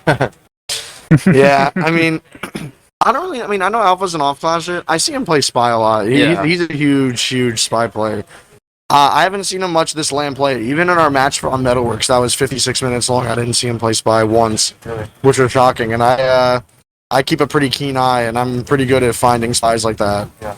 So, pretty shocked to see that he wasn't off-classing spy, but Maybe just waiting for the right moment to decloak and let loose a surprise. Yeah, I mean, you got to find the right moment, and especially with 3 minutes, you got to work quick and kind of just turn whatever situation you're in into a good situation. So, even though it's not favored for you, you just got to make it happen. But looks like we have 11. We're still waiting on that PC issue from bot mode, it looks like.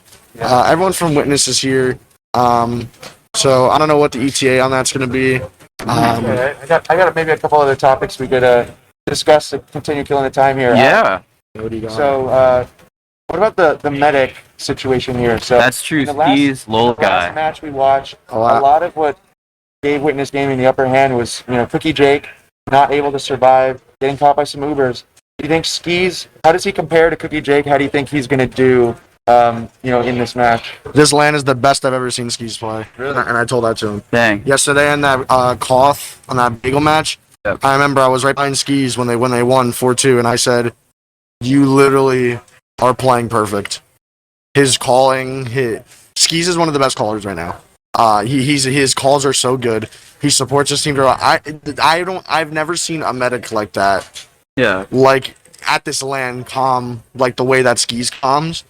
And how easy it is to know what he wants to do, how receptive it is. He, out of all the medics at this LAN, by far, I can imagine. May as well is a very good calmer, so is Logai. But Skis' LAN, when I was watching and listening into like their just the comms and what people are saying, Skis' like how he was calling his positioning, bouncing it back off Logan, off caps, off bot mode. Yeah. It worked so good, and he was the only medic using the Solemn Vow to its maximum potential. Literally calling like literally on his HUD, he'll hover over an enemy, and if they're red HP, it'll like hover over and it'll like flash red for like a quarter second, and he'll comment, and then still people just go deep and kill him. Okay. Like Interesting. Yeah, like Skis' comms right now are immaculate, and it's the best I've ever. I wish I watched him play more this LAN, but Skis is playing almost near perfect. I'm so happy he's playing great. I would credit a lot of that bagel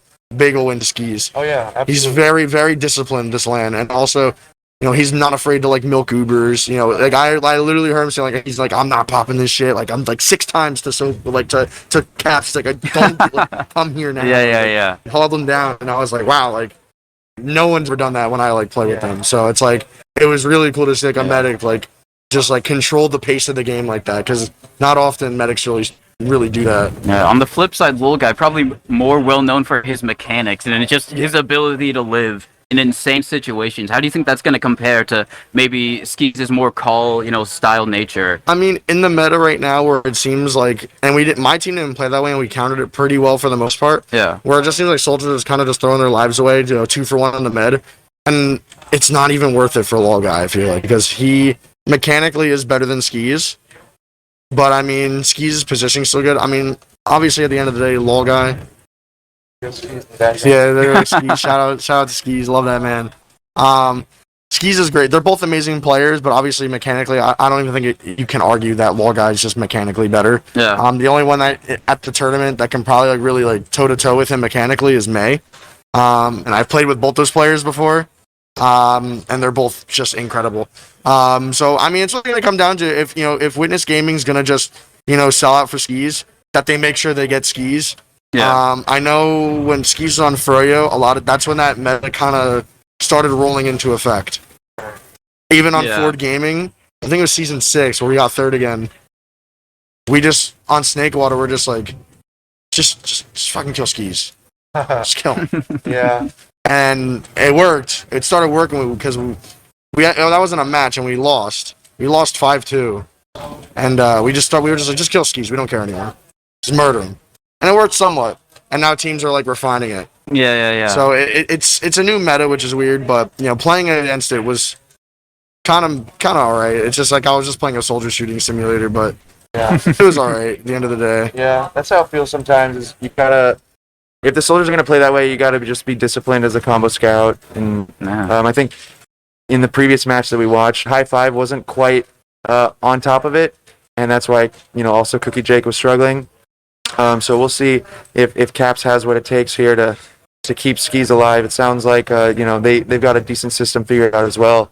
But yeah, this whole like double soldier for the med sort of style, it's familiar, yet the whole like the extent to it is kind of ramped up recently, especially with Witness Gaming. I'd say they were kind of the ones to popularize it. Yeah. And a lot of the other teams were kind of just like, well, if you can't beat them, join them kind of thing. So we started following suit, going deep just as much, just as hard, and just at least trying to kill the other medic.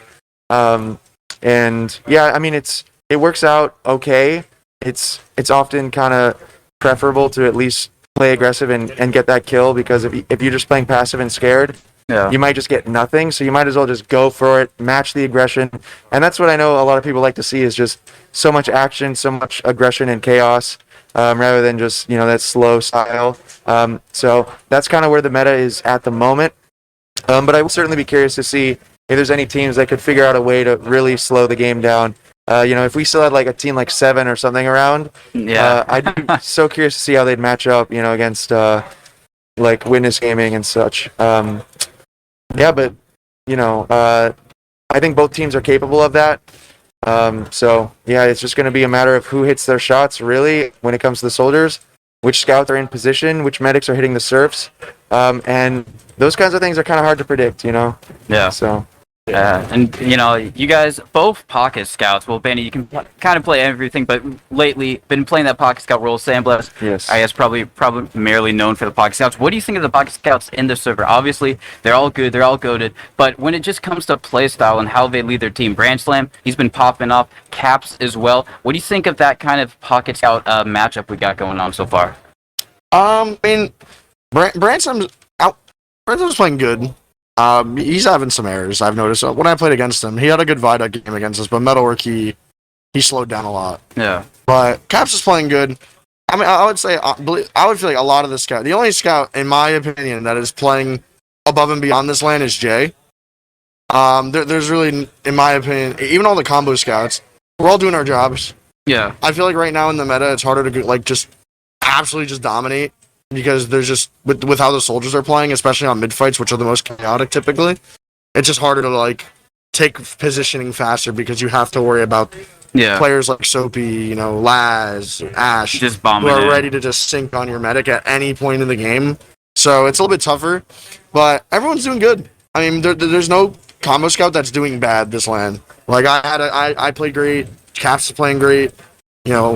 Branson's playing great. Vanny's playing great. Obviously, everyone's playing great. No one's really beefing, which is good. It's going to be a close matchup. I mean, obviously, I think in a vacuum, Branson's just a better player. He's been playing longer in Invite.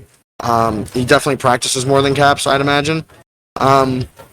Really just comes down to how the teams are how they're gonna function. Yeah. G6 obviously Witness doesn't sleep on them. They know that they're a good team, so they're gonna respect them this event and kind of just make sure that they can keep Soapy in check, because the amount of space that man makes is crazy.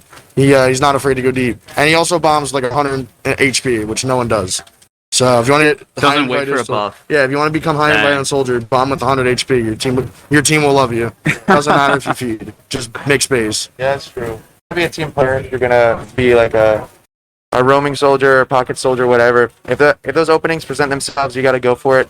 And I think G6, that's really what they're trying to do. Like you said earlier, if Skis gets the call on someone, he spots it with a solemn bow. If someone does some damage, it seems like G6, they're willing to just go all in to chase those opportunities down.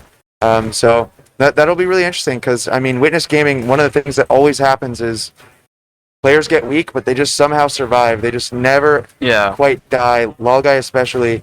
So if G6 are on point with their collapses and their chases, then maybe we're going to see a little bit more of a chaotic game for both teams, rather than just Witness Gaming holding their Uber ad the whole game and just slowly steamrolling it up. Yeah. All right. But I think right now would be a good time if I just could remind everyone who's about to watch this match about some things going on here in the background. We are still fundraising for the prize pool. The crowdfunding campaign has been killing it. Thanks you guys who have contributed so far. Yeah, absolutely. Prize pool right now is exceeding $6,000.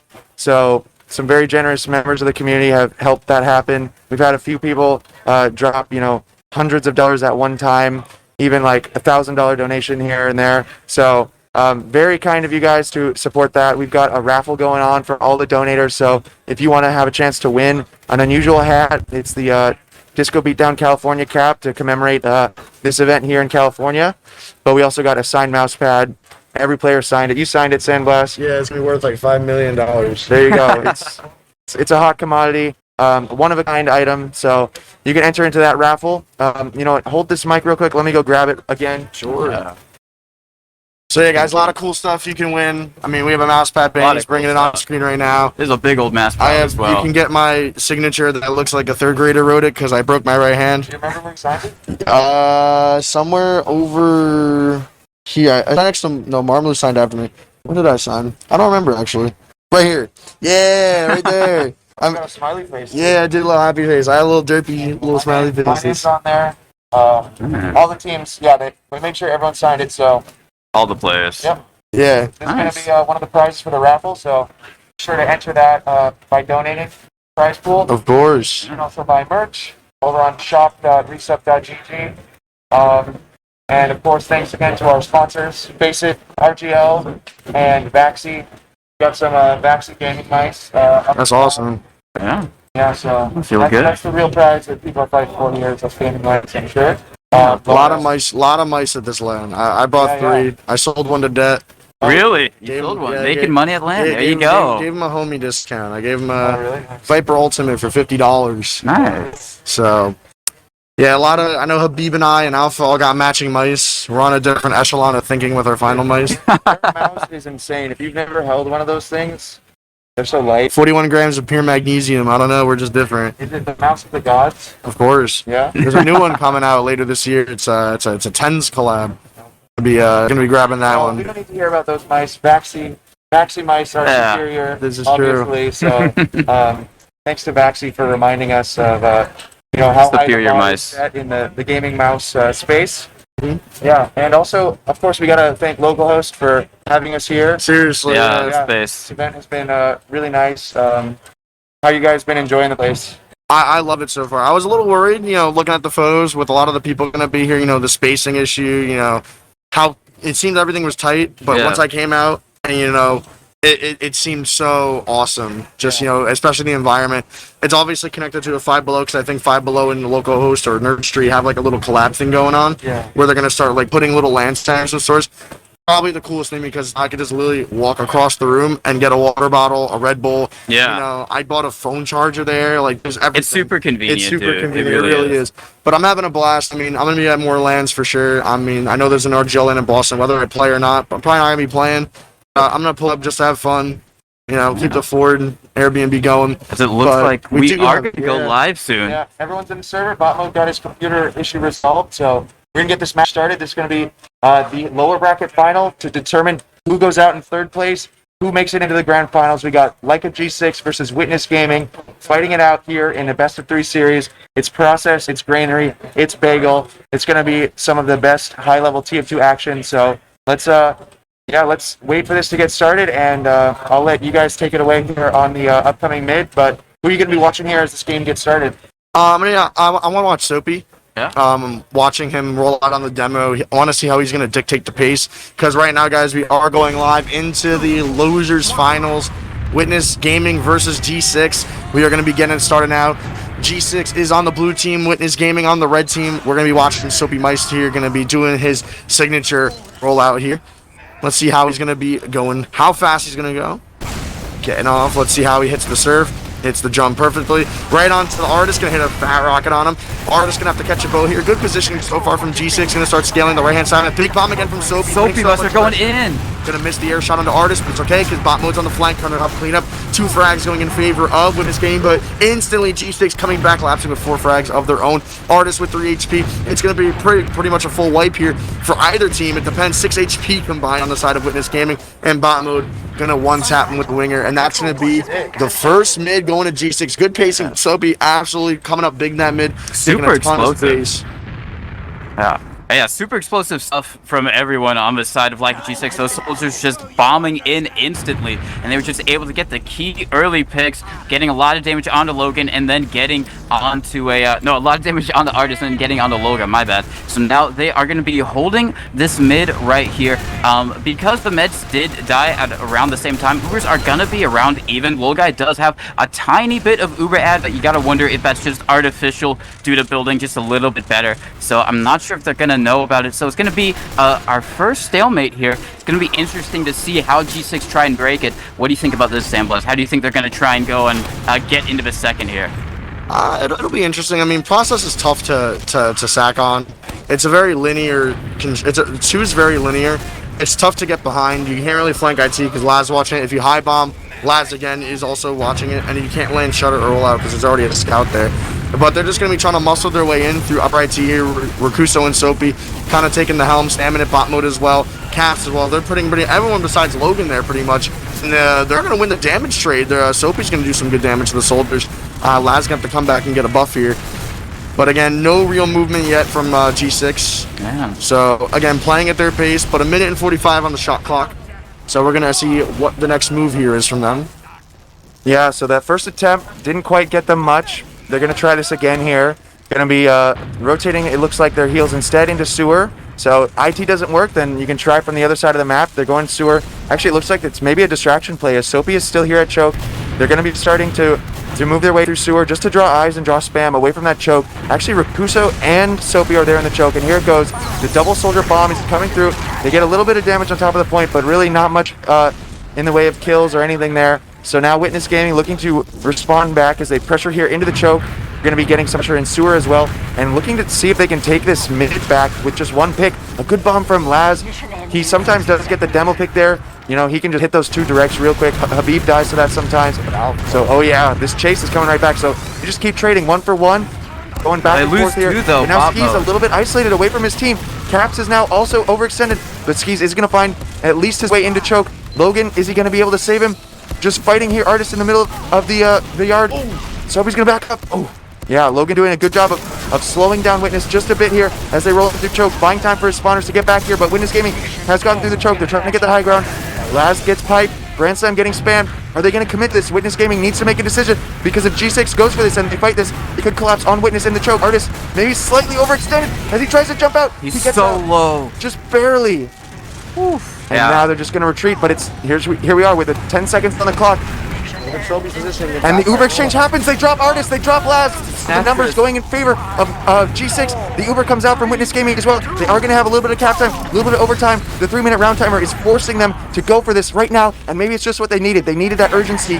They needed that aggression to come out. And now they have the demo and the soldier impact. That's going to be a lot less spam on these choke points as they bust through. Ash pre-bombing onto 4, but he's going to take so much damage. Grand Slam trying to get across as well. Rakuso gets onto the point. Spawners are up now, but is it too little too late? Last bomb to the point. So much onto the point, but Sophie's also going for the point, doing a lot of damage. It's going to be a whole wipe from G6. They just couldn't quite lock out the spawners from Witness Gaming, and they couldn't get that cap time or kill, any of the people that fought them in the choke. So Witness Gaming holding that in a 4v6 with no demo. Yeah, little tough there from G6. They committed a little bit too hard for the point.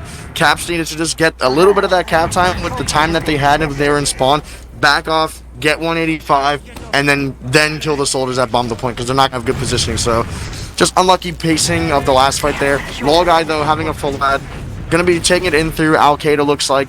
I don't like this positioning from whatever Scout does. If they went a little bit faster, he could have been caught there. Brand Slam already making a ton of space with Artist, Ash, and Laz. Here come the bombers. Laz going to get air body blocked by Rakuso and is going to crater, unfortunately. But it doesn't matter. Laz did his job. Soapy is going to die. Caps is going to find 2 somehow. They're going to be pushing lobby. I don't find out how. I didn't really see why Alpha went for a play there. Because you have ad, it's pushable. No reason to go for a play there. You already had even numbers. Cap the point, push Laz, try and force the med. Gonna have to slow it down now because Laz is a spawner, Alpha's dead now. So gonna be even out here for the stalemate here.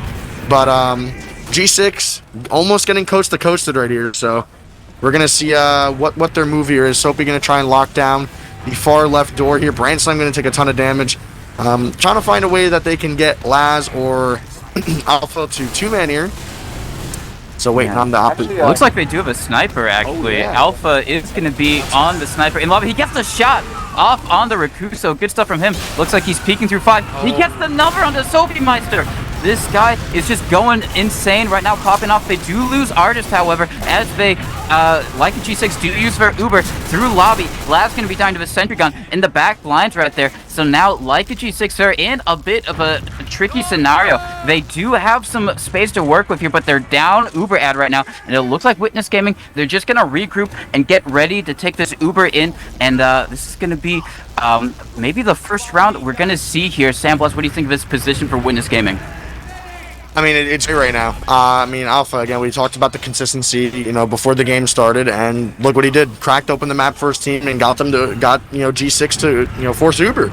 But the gun's going to spam down. Rakuso's a little too far up for his own good right now, but here comes the Uber. Artist going to instantly lock down that right door. 3 players in spawn right now from G6. 2 in nest. Rakuso and Soapy on the point, and this is going to be a pretty clean round. I mean, Texas with blast push. Artist right into the spawn door. 2 people in spawn, 1 in nest, 2 on the left side. It's almost unwinnable. So good first round. Great effort from G6 though. They're showing signs of life, which is great. So we know we're going to have a good series. Really excited to see this next mid here. Yeah, but definitely got to give credit to Alpha there. We mentioned, his sniper can win them rounds, and I'd say it pretty much won them that round. Gets those 2 picks, gets the force, and then they just push off that advantage. So now into the next mid. We're going to see if G6 can be as successful here as they were in the last mid, getting all those kills. There goes Soapy. He's jumping in first. Same thing happening from Witness Gaming, but actually Ash is going to go down. Laz is going to get denied. Kills are going well for G6 as Artist goes down as well, and G6 is on the chase, catching out Brand Slam as well in the choke. It's just Laz and Lol guy on the retreat. They're already out the lobby. That's 5 up still from G6. They could even potentially pressure for a spawn camp here, but do you think that might be a little bit too greedy? Could it backfire? I don't think so. I mean, their soldiers can jump in pretty deep right now. It's now or never to do it. We have a pause, though. Don't know if it's tech or tack. Could be. It is 30 seconds still in the future, so not right now. So maybe, a Leica G6 win this round and they Witness Gaming trying to regroup, or maybe they just get pushed back to their last. It's kind of hard to tell at the moment. Hopefully it is tack and not another technical issue. But what do you guys think about these mids? So far, Leica G6 have been looking like they've been having these mids on lock. They've just been having maybe a little bit of trouble getting it all the way to Witness Gaming's last and converting it, as we do see things start to pick back up. I mean, Witness Gaming needs to make a move faster, it seems. G6 is initiating these mids, but they're going to push off this 20 ad, it looks like, maybe. Nope, they're just kind of peeking the flank here. Nothing really going to happen here. They're going to cap. But HUD's a little messed up. It'll fix itself shortly after the little pause there. We're sorry about that. And never mind, we're back to normal, it seems. Oh yeah, it should be done. It was only like a minute and a half pause, so we should be good. But again, Laz gonna just try and get in. He's gonna kill Soapy, which is fine. But Logan gonna find some stray pipes. So good stuff to Logan. Kind of just shoot him in the last boot. Wow. That's gonna create a lot of openings here.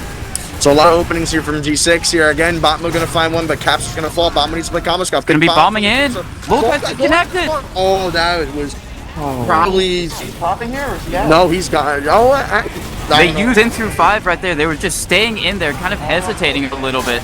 Gonna be trying to get on the Aspect to get Lolguy though. Good stuff there. Gonna be trying to clean up these kills. Nice. Only 3 up on the side of Witness Gaming. This is definitely doable for them. They have to get, maybe waiting for these respawners. Oh, they can try to get on the point right now. They got the respawners. Just Alpha. Good stuff. Good round. Tying it up.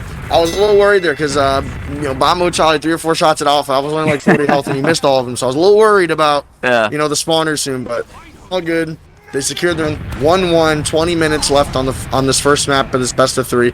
Yep. So very exciting stuff so far. Like that was a tactical pause. I don't know if we can confirm which side took the pause, but just keep in mind with this format, there is no halftime, so teams pausing, in between rounds is probably a really good strategy. Better to do it earlier than later. Go ahead and take the mid though. So Artist again, Soapy laying down this pressure from onto Artist. See bomb? Bomb doing the classic double mail bomb, just kind of fading and making space. But again, they're not taking any positioning off of it. They kind of just wasted their health. Laz and Carter now both have to kind of just back up and catch bows, which is not good. Bomb mode though, going to catch a straight pipe from Artist again. I believe that was Caps getting directed, but it doesn't really matter because the positioning. I don't really understand those fade bombs. But Soapy's super deep right there. Oh, he gets taken down. That's my boy right there going deep. Love that for him. But again, now they're overextending a little bit. Rakuso again going a little too deep. Probably than he should, but Skis a little bit of a spot here, but I don't believe he's going to be getting caught here. Witness Gaming flooding through. Yeah, Lolguy drops! Logan! He's going huge right now. Just getting those pipes, securing the advantage for his team right there. Skis gonna be at that 60% Uber, gonna have a really good clear shot of going into last. And now Witness Gaming completely on the back foot. All right, walk us in through this incoming last push here, Sandblast. I mean, this should be just a walk in the park. I mean, the last push was good. It was a little sloppy, but they ended up closing it out. But again, full ad coming out from G6 here. Pretty sad drop from Lolguy. Unfortunate, it happens though. But next move, you got to keep playing the game here. Sentry gun on the left side of the map from Alpha.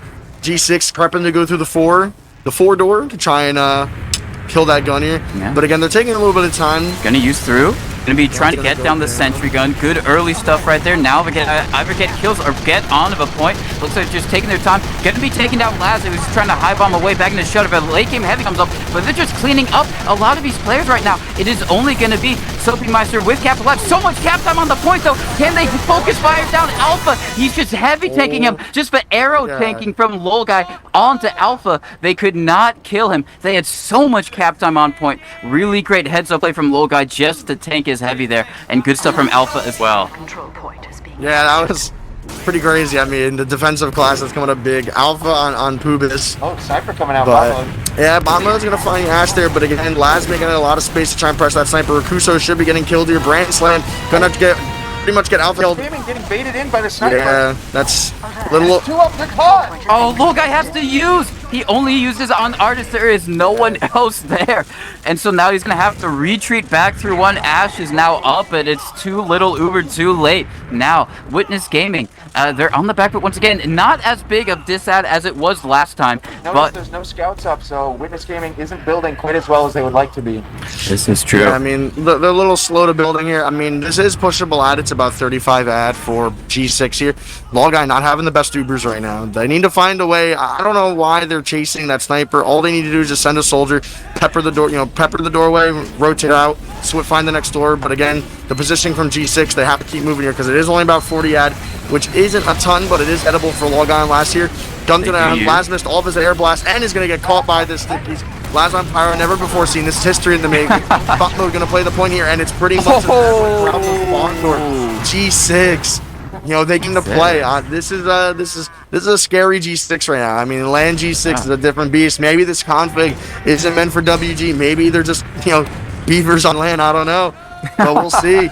I mean, G6, everything's in their favor right now. If they win this, I mean, that's one of the biggest LAN upsets I've seen in a very long time. Yeah, so coming into this next mid right here, gonna be trying to see what Witness Gaming can do to try and counteract these dominant G6 mids. Looks like maybe gonna be taking a little bit of a high ground presence, just a little bit. And yeah, looks like G6 kind of just backed up by their truck. They don't really have the space that they have previously. Now the Soldier Bomb is gonna be coming through. Soapy Meister gets taken down to the sticky trap of Artist right now, and you have Laz bombing around right now. So it is in the favor of Witness Gaming at the moment. We do see Bot Mode trying to go for a desperation play on the low guy. He was hitting some shots, but not enough. Rakuso going in. Oh, he gets body blocked by Brand Slam. That is so unfortunate. Oh, he gets him. I mean, that's what happens when you have the movement of a dump truck, unfortunately. I can relate to that. Sometimes you just get smoked. It happens, especially with 5-ping rockets. You got to have your movement on point. It happens to the best of us.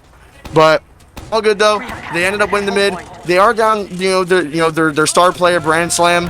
But again, Witness Gaming wants to keep moving. They just have 2 spawns from G6, but the spawns are a little bit faster for G6 as they are on their 2 right now. Again, Laz gonna bomb in right on the skis. Big damage on the skis. But again, skis not popping. So good damage out there. Yeah, Logan kind of just... Yeah, oh wow, he did. Yeah, I did notice that bomb. He ended up trying to kill skis, but ended up killing Logan by accident. Big bomb from Carter gonna land around the rollout, starting so much damage. And Skis is going to end up forcing that Uber. Cap's actually going to fall to some spam from Artist during that time, and Rakusa is going to try Artist on the chase? The exchange is definitely better for Witness Game, but look at this bomb for Rakusa, going to land nothing, unfortunately. But other bomb, Soapy? Soapy going to land nothing. Bot mode as well, going to feed and get nothing. Skis got Artist, though. I mean... For one, I mean, it could delay. It could delay. That's big. Probably getting rolled. It might still happen. I mean, this heavy's going to be big. This is where a demo's huge. But again, Branson not going to touch point. Someone has to get down the cap here, and it's going to be... but the respawners come in. They just kill everyone right there. That is incredible. Arrow taking help this time, like in G6, win that last point right there, and at least defend it. So now it is gonna start to wonder about the Ubers in play. Witness Gaming is gonna have a bit first, but Skis on that 80% right now, so they are fairly close. Looks like Witness Gaming gonna be going in, just using that cap time that they already had, can be taking down the gun instantly. Now they gotta get on the cap. They do have a lot of players. And that's gonna be it. Tied up 2-2. Lol guy just pushed off about 6 ads, so shout out to Lol guy. I know he did it yesterday. He pushed off 15 ad on Bagel in the G6 and wiped their team off that call. But again, these mids changing pace from G6. I mean, they want maybe they felt something off. Going in that mid, something was in the air, so they slowed it down a little bit. But starting out here, Soapy not as fast. Kind of take it slower this mid. Probably just gonna do a classic high bomb Logan here. Kind of just playing more centralized. But look at Laz, all that positioning for free. But again, gonna fade out and just lose half his HP. Rakuso though, also gonna do the same thing. Soapy as well, gonna go rain to IT. They're gonna instantly try and kill Soapy here. But again, Brand Slam, again, the dump truck movement, not gonna find the kill on the Soapy Meister. And again, gonna just... Soapy's in behind. This is the problem. Look at all these people turning for Soapy. And it doesn't matter. Soapy did his job. Again, winning him that mid single-handedly from Soapy Meister. Gonna draw the entire team of Witness Gaming back to 2. Now, Artist gonna lock down this doorway the best he can. So we're gonna see what happens next year. Again, Howard G6 gonna incorporate their sacks coming into the second point here. Looks like they're probably just gonna be waiting for Soapy Meister to get up here, get buffed, get healed before they try any play on the second right now. Ubers are even, it was a kind of a slower mid right there, both medics staying alive. But it does look like we have bot mode on the sniper, so it looks like they are going to be happy to slow it down at least for a little bit. They don't know that bot mode's on sniper just yet, so his first hit, first shot from bot mode is going to be very critical. That element of surprise looks like he's going to be going into sewer, going to be taking his first peek through there at Rakusa to help him maybe open up that shutter door for him while he charges up a shot. They don't know it just yet, but it looks like Low Guy's playing safe regardless. He does take the shot, doesn't connect onto anyone.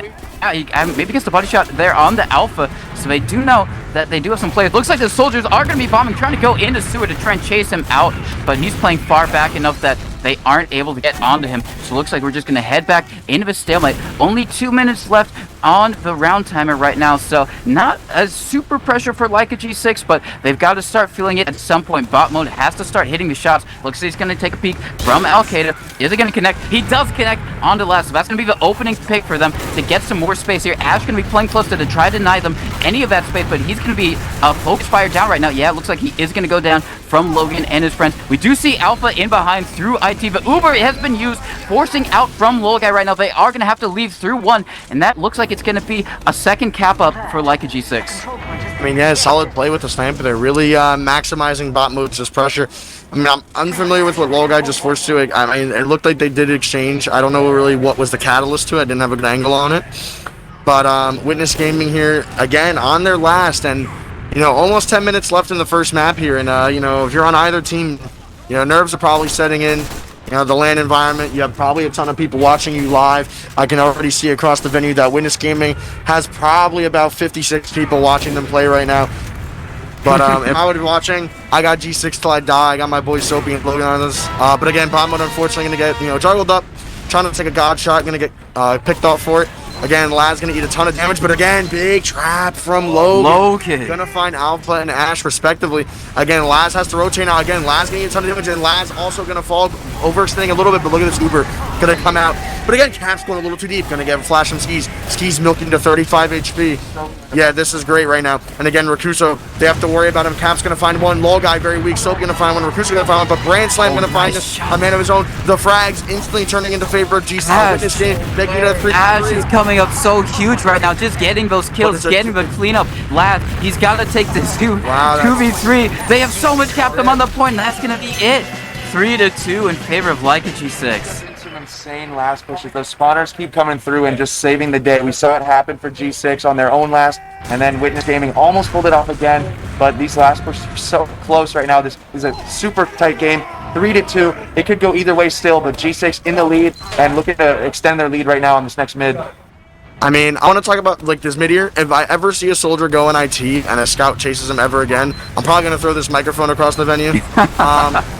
I know. I'll buy another one. But anyway, here comes the bomb from Lads. Again, going to fade out. No one's taking space off these bombs from Lads. This makes no sense. But look at the space from Rakuso. Scout up top. Scout pushing across up top. From all that one bomb from Rakuso. Brand Slam and the Alpha taking no position. Alpha's in his sewer getting a pack. Instead of getting a bow, Rakuso going to hit a nice air shot onto Ash there. Again, I don't understand what this play is from Witness Gaming. They are making Laz waste 100 HP, jumping and fading out, and no one's walking forward off of it. No reason to waste your resources like that. Use your buff, trade damage, take positioning that way. There's nothing being given from Talad with the positioning he's making. Yeah. But again, Soapy instantly going fast. Gonna go for the spoon. Tried to make Artis his little spoon. Not gonna find it though. But again, Laz gonna be running into sewer here. I don't think Rakuso saw him though, so this timing's good for Laz. He's not gonna commit on it though. Again, is Witness Gaming gonna push off this? Again, there is technically, you know, no end to this game until someone hits 5. Or, you know, when the timer ends, you know, win different, you know, they have to win at least one more round and close out the round you're playing. Yeah. So we could see bot mode maybe try and go back onto Sniper. It worked last time, but it's going to be waiting for Silkmeister to get back up here. Once again, it's Leica G6 trying to push into Witness Gaming second right here. And last time they were successful. They did it fairly cleanly. So we're going to see if they do it again. Looks like they are. Logan getting the trap up onto Brand Slam. And now they've got a player ad to work with here. Going to be walking their way through choke. A huge bomb in from one of the soldiers just to make space. Looks like Labs was trying to get onto one of the scouts. Oh, we see Cap going down. Bot mode super weak. He does get focused right down, but Soapy must bring from behind. Respect. He gets the force. The respect from Lolguy onto Soapy. Yeah, Logan and Rakuso are going to get out, though, with skis. So this big Uber ad, actually G6 gets their spawners. They'll fight back on the mid here. I want to see them start moving IT immediately with this Uber. I want to see them play fast here. But they're not even going to. They're going to just not even go back to their scouts. They're going to try and stop this cap. Rakuso on the cap, but again, Skis Laz bombing a little bit. Ooh, huge air shot from Rakuso. Not able to escape there in time, so great shot there. Oh, Soapy. Yeah, Soapy getting Alpha in IT. He is, and he's just still walking forward. Going to be making space for his team already out here on the second before his team's cap mid. Just doing a lot. As you see, the rest of Leica G6 were trying to rush through IT right there, maybe trying to catch out any players who are peeking through rollout. Move off this ad. That's exactly what they want to do. They know they have a slim ad, but I think they're going to, you know, call it off. They're moving. They were feeling so. Soapy right now is winning them this game. Soapy's positioning, his kills, his impact on these mids, these transitions are near perfect, and he's playing on unbelievably perfect right now. It's insane to see him play this well. So even Ubers, time is on the side of G6 right now. How are they gonna take this exchange in? Maybe they're gonna make it 4-2, but again, Soapy gonna sack. He is gonna find Carter and trade out for it, which is fine. Rakuso gonna kind of try and spot the gun here. Artist very weak as well. They too take down the sentry. That's good. But no one really in position right now. Yeah. Soapy's dead and Rakuso. Bot mode tried to get in through one, and he got shot down pretty weak there. So gonna be waiting to heal up their players yet again. Looks like enough time for Alpha to reset up the sentry gun, so they might have to deal with that as well. I mean, yeah, sacking here is going to be a little tough. Process is a unique map for sacking on, because it's pretty hard to get a clean one. And Lad's going to find bot mode trying to go, and Soapy going to trade out the kill. Probably a 2-man. Just bot mode got picked off early. Brand slam on sniper. So no scouts on the side of Witness, which is fine because they have a sentry gun. Yeah. So they're kind of just down to probably either reset the timer or try and wipe them.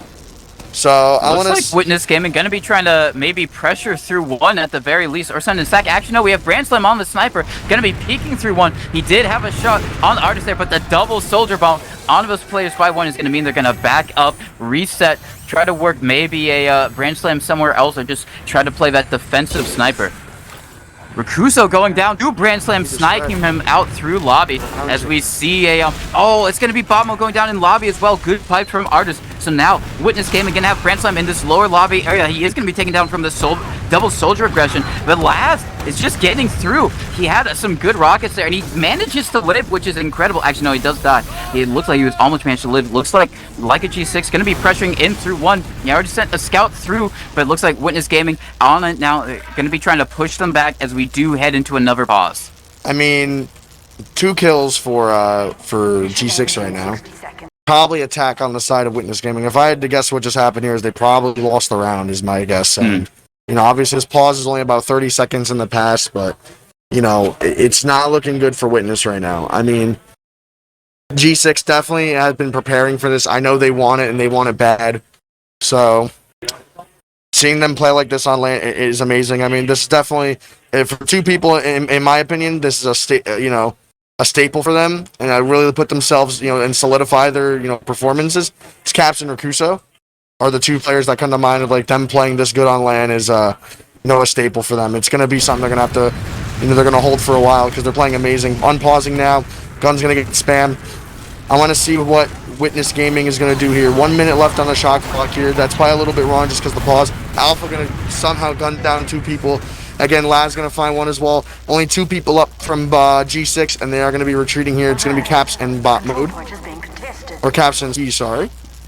7 seconds until all their spawners. They may get the forwards. They do. This is great. I can't tell yet.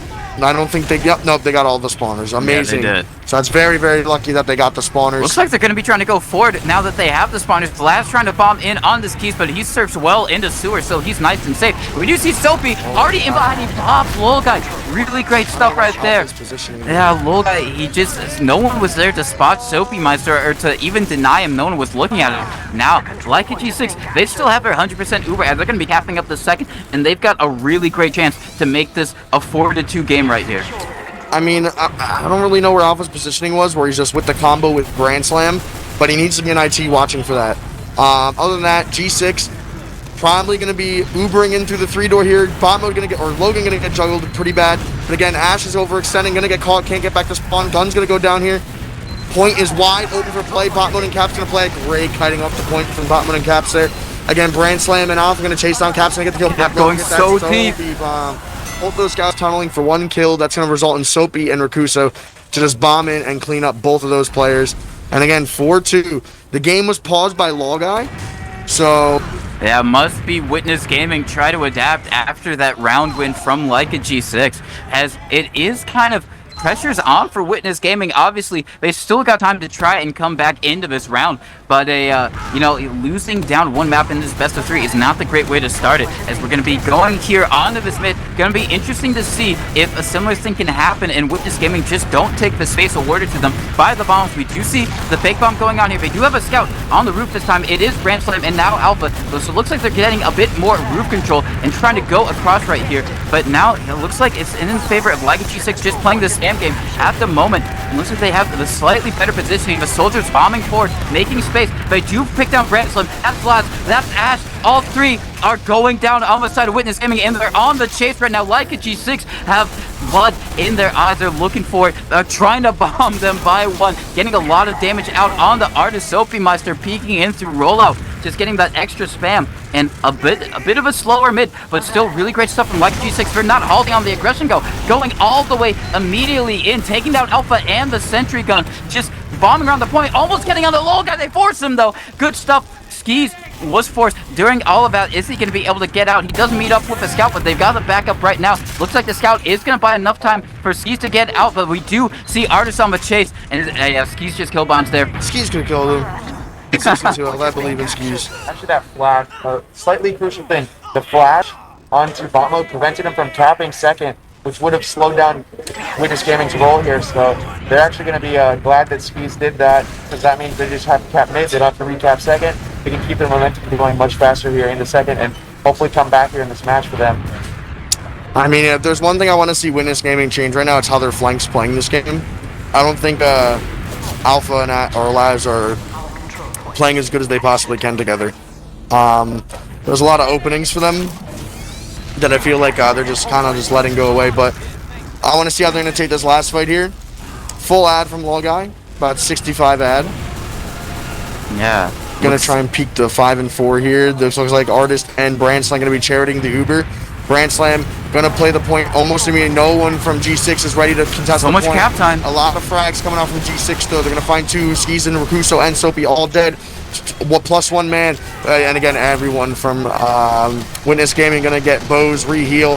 This is where it's gonna erupt because now the next wave, the next last fight 2 is happening. But look at bot mode.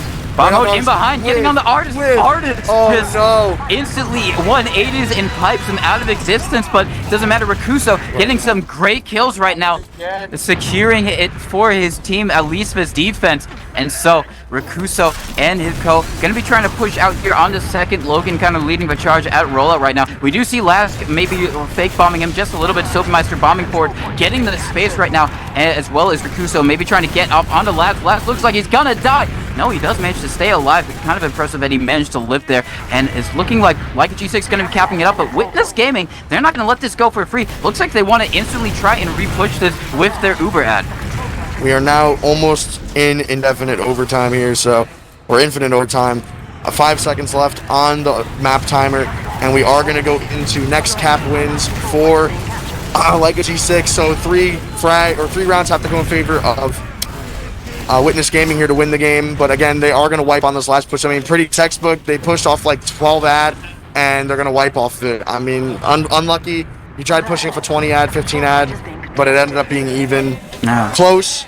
Good. I like the effort though. Yeah. That's a pretty tough call to make. You know, if you're on Witness Gaming and they took it. That means that shows they have confidence still.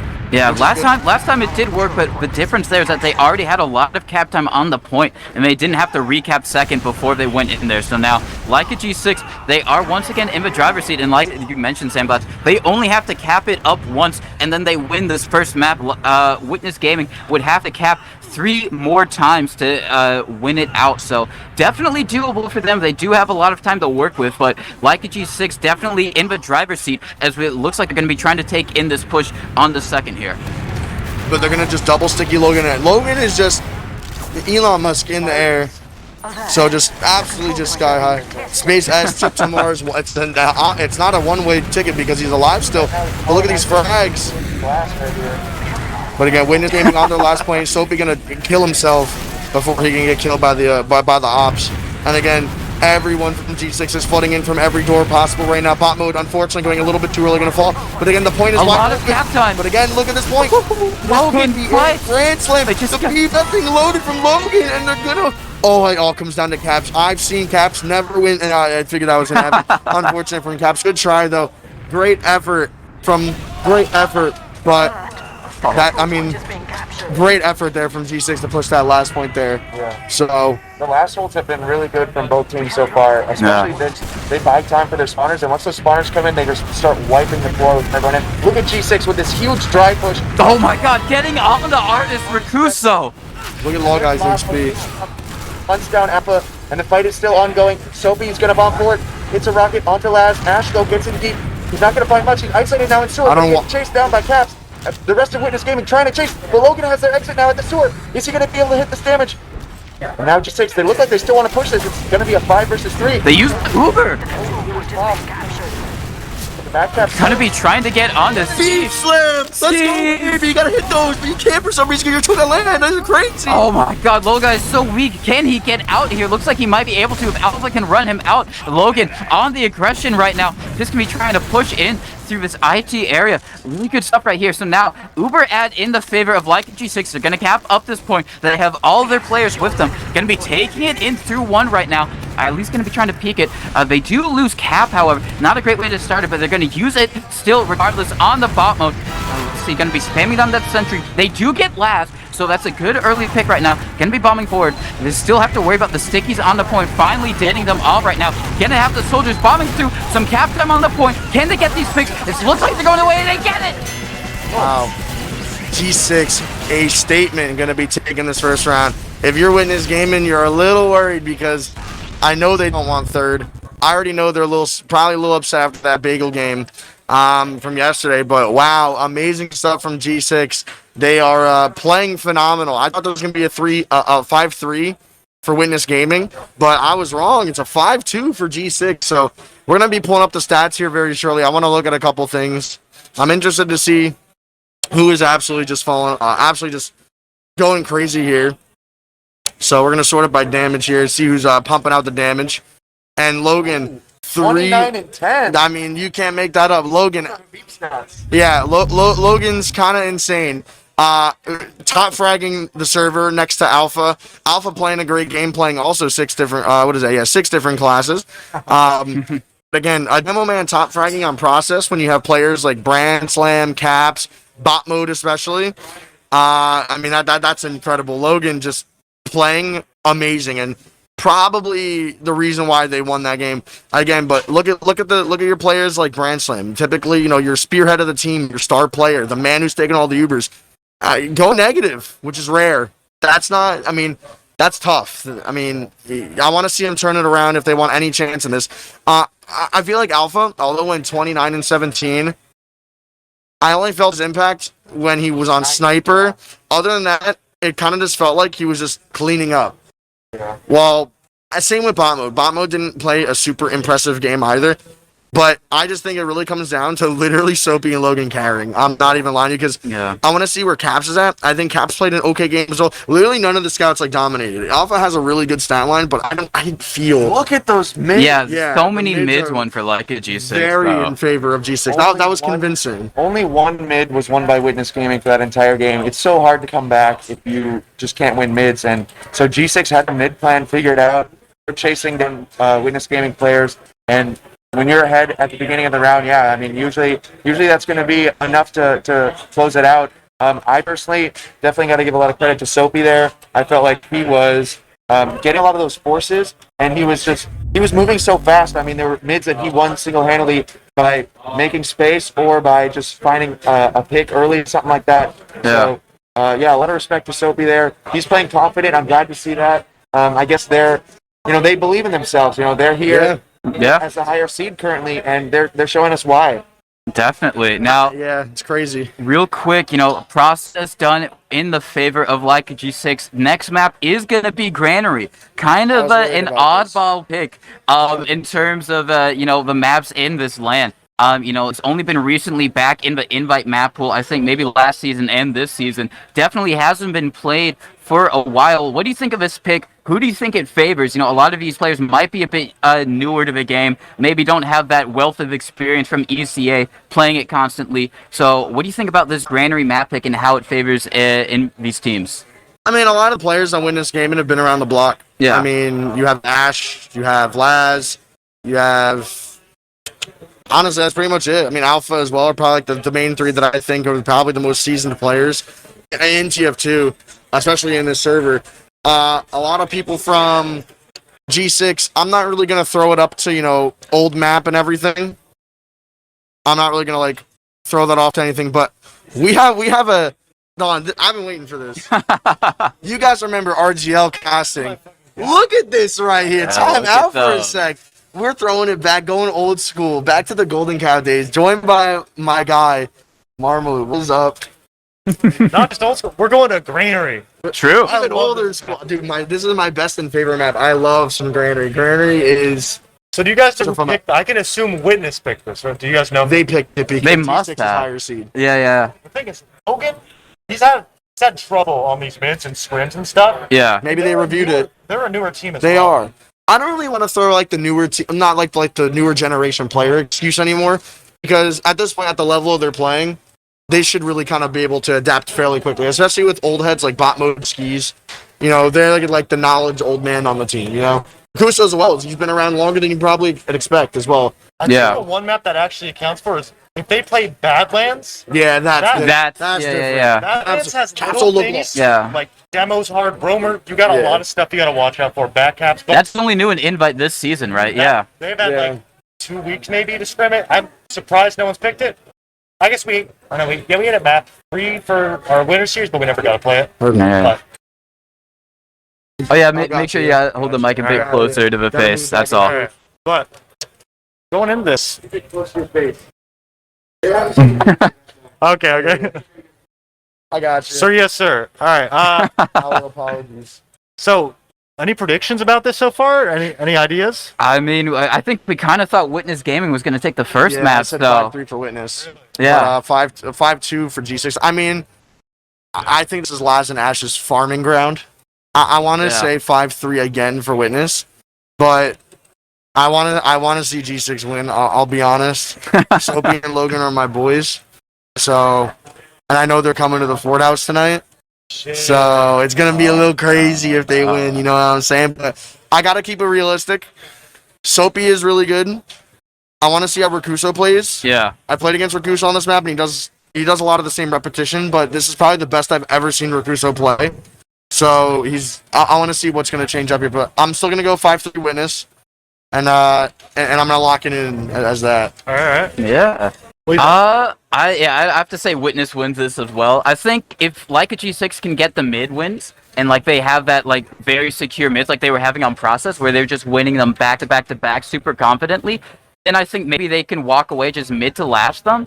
But I think the thing is, Witness Gaming are going to have the better mids. They probably know it a little bit better. Logan, like you said, has been having a bit of trouble with it. So I'm going to say maybe like a 4-2 in the favor of a Witness Gaming. I think it's going to be a bit of a slower game, and they're going to head into that overtime again. I don't know. What do you think about this, Marmalou, having played against these teams at LAN? So looking at this is such a good pick for Witness because first of all, I've talked to Ding earlier. This is one of the few maps he said that rollout actually matters. If the demo gets there on cat every mid faster, you're down 50, 60 HP and just bad positioning. Also, Alpha, backcap Demon, this is one of those maps you can actually backcap on. Yeah. The flank, if you get behind on Scout, it ruins everything. And like we said, a lot of pressure also on skis. The double bomb on a cat, you can do that every single mid. Yeah. And if your med can't survive it, you're kind of screwed. Your med demo, it's deadly. So, and also, I really want to see Bagel Map 3. Yeah. The run back. Yeah. True. See if anybody learned anything from last time. See if there's any adjustments. Somebody watch some demos. You never know. I'm gonna say, I think it's gonna be a 5-2 Witness. But okay. I think a lot of this game, I'm saying it's gonna be on Logan and Skis. If they can really get through those mids and Skis can rally the troops. Yeah. The heart and soul of G6, the new addition for LAN, but he's the heart and soul. He always is. Gotta love Skis. Skis is great. And I've already went up to Skis and I said Skis is the best I've ever seen you play. Skis is playing absolutely insane. When I was watching, I said it before, but now Marm's here. Now that Skis was playing that Bagel match yesterday, he was just unbelievable with his comms, his positioning. He was dictating the pace of the fight, his medic on a call map, which is crazy to me. So I want to see how Skis is going to play. I agree with watching out for Logan and Skis, seeing how they're going to try and survive, these horrific bombs from Laz and Ash because they are terrifying on this map. Laz is a demon on this map. I'm still going to lock in the 5-3. Alpha, again, he's been around the block a while. This is a map, he's definitely familiar with. But I trust Caps enough. I trust Soapy enough to, be able to play this map efficiently and play at a level at Witness because they've already beaten them twice now. So even if somehow G6 lose this series, they took, they went 2 for 2 in maps against Witness Gaming. They had an amazing showing. Obviously, they want to take it home. One more map from knocking out the expected grand finalist team. So I'm very, very excited to see how this map ends. Because if this map ends with a G6 dub, it's going to get a little crazy in here. Definitely get a little crazy. will. This Five Below going to be so mad next door. Granary, obviously, is kind of known for being more of a projectile-favored map. It can really soldier-dominant. Do you think that helps any of these teams in particular? Or do you think the soldier duos on both sides are just so good that it's really still all to play for? Honestly, Rakuso and Soapy have been doing really... Soapy's been really good at LAN. Rakuso's been super good. Yeah. I honestly think they're around the same level right now. And Witness Gaming, it kind of feels like they kind of lost their stride a little bit. I don't know. They're not playing with the same swagger, confidence, just going in, throwing balls to the wall, shooting after that med. But, yeah, I kind of want to see, what's your player to watch on each team? Let's say one for each team. Okay. Mine will be one for each team. I got Soapy, and honestly, the Roamers, Laz. Those are the ones I'm interested in. Yeah, I'd probably have to say, I would have said Soapy, but I have to say Logan.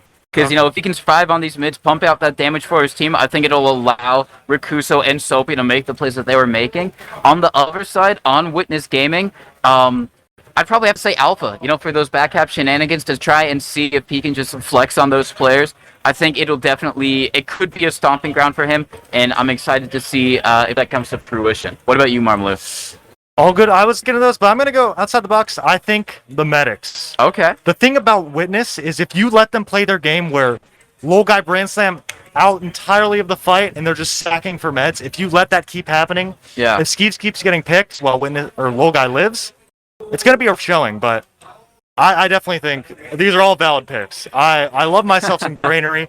3-minute timer definitely makes the stalemates not nearly as boring. Yeah.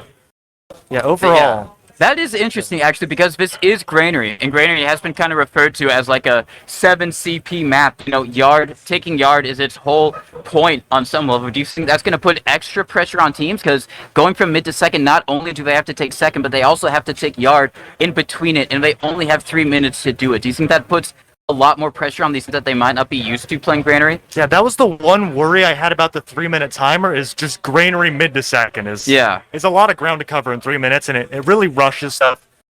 But yeah, and also one thing before we start, the difference between medics like Howard and Skis. Howard is just one of the best medics mechanically, hands down, and Skis may not be up to that level because Howard is up there, upper echelon. But Skis brings the leadership, the comms, the calmness. And you can really see they're kind of different.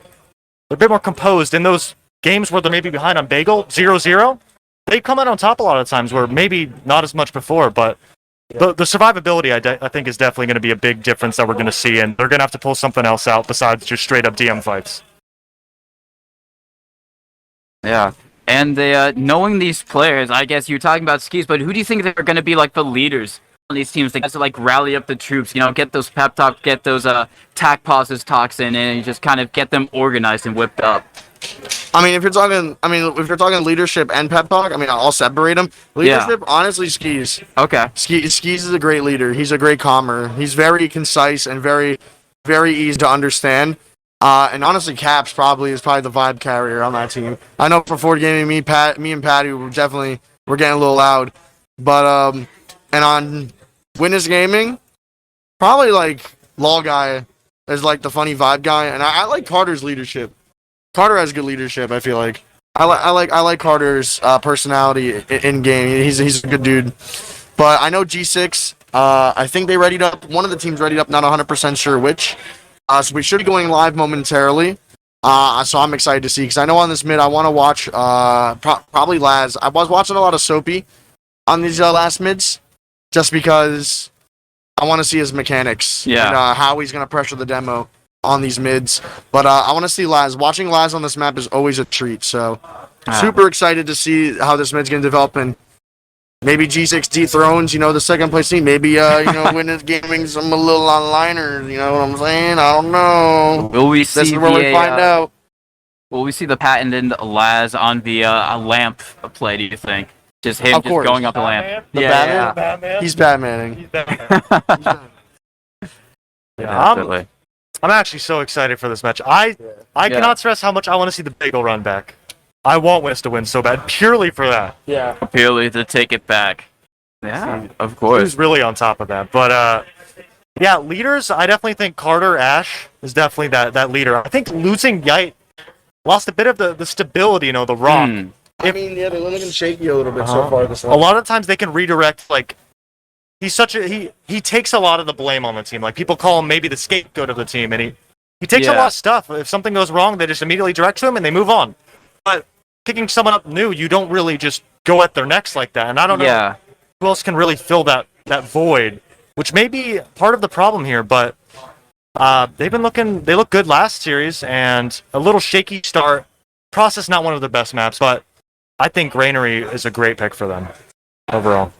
And I was worried about, and I want to know the thought process behind the Bagel pick for Witness Gaming and keeping that in the mix, because it's very worrying for me, because they lost. I mean, convincingly, it was a 4-2. Yeah. There were rounds. that went to double overtime, but I mean, sorry, someone threw a water bottle. That was crazy. Yeah, could have damaged like $1,000 of equipment. It's all Luckily, it good, didn't. Yeah, luckily it's all good. But if we go to map 3, this is going to be pretty crazy. So I'm excited to see it. Maybe I didn't see the HNJ Witness game. I don't know if maybe they played Bagel against them. I wasn't at the venue quite yet. I was just kind of cooking some Becky, waking up and everything. Yeah. But so probably some just networks. I'm pretty sure they're both teams just talking over some strategies, getting some DMing, because this is the point where it's now or never. Get That's it all true. out now, because if you don't, you're probably going to be losing. So Definitely. good Does- luck to both teams here, seriously. Yeah, it does call into question what you think Witness Gaming banned instead. Obviously, they didn't ban Bagel, so they gotta have at least some other maps that they feel they're potentially worse at than Bagel that they decided to ban instead, which is a bit interesting. Just trying to see what these teams' theories are when it comes to this pick ban process. But while we just have a little bit while we're waiting for these players to ready up, just gonna say thanks once again to Localhost for letting us in here using the venue. Shout outs to the sponsors, Face It, Vaxi, all those guys. And then as well, resup.gg. Check it out. Lots of great merch stuff. Lots of great merch stuff as well. Donate, check out the prize pool. Some great $6,000 design. prize pool. Yeah. Sick. Yeah. Your lights are staying on for the next Danny said it was 4 last night. Somebody must have gone off. Yeah, I mean, placing You can fifth. eat tomorrow, Marmaloo. Placing fifth, I can definitely buy a couple McDoubles. So Spicy McChicken, 2 for Spicy 2. McChicken? They changed it 2 to 250. What? You treating yourself. That's not bad. Listen, Yeah. gotta go a little premium. Yeah, shout out to the sponsors. Keeping us, contributing to the prize pool, helping us out a little bit. Our little grassroots game. We're just trying to play in it for fun. Vibing with the boys, and here we are. So it's super awesome, especially to be here at the first LAN back. Hopefully, Yeah. I know there's some people here that wanted to go, but with COVID and everything, didn't want to pull out. So again, hopefully we see you next LAN. Shout out to Muma. Yeah. Wish you were here, buddy.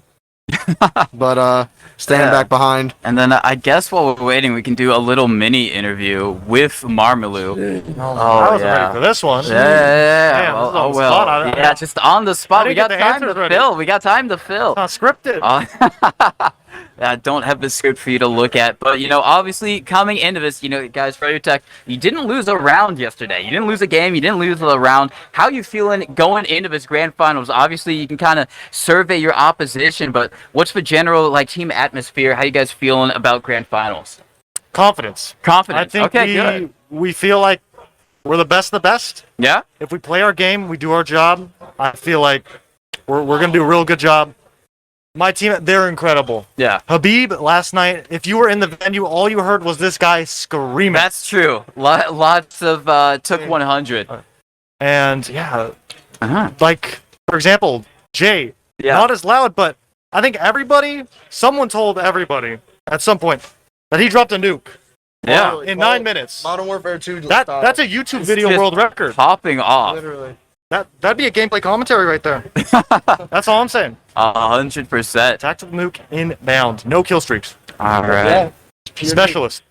Specialists, agreed. I'm saying. So yeah, you guys have been having a good time, obviously scoping out your opposition right now, as it looks like we are getting ready to go live. This is going to be Leica G6 versus Witness Gaming map 2 right now here on Granary. If you didn't catch it, Leica G6 did win that first map, a 4-2 or 5-2 on process. So now it's going to see if they can pull out a repeat performance, or if Witness Gaming's map pick is going to take them this win. Why don't you take it away on this mid here, Marmalou? All right, like I said, rolling out, I really want to see how Laz can do here. I want to see if he can really pressure Logan, and if Logan really worked on that rollout, because that's going to be a big thing, but both Demo getting on a cat, both of them around the same time, no high bombs right away. We're starting to get through, saw a high bomb from both soldiers immediately, left it on the couch, onto Skis, Skis down instantly. Now this is getting a bit scrapped, they're going to have to hunt Low Guy, scout onto Low Guy. Low Guy's moving, Low Guy gets picked off. And it's looking like G6 is having a really good job, unless Brandslam can come up with something, and he doesn't.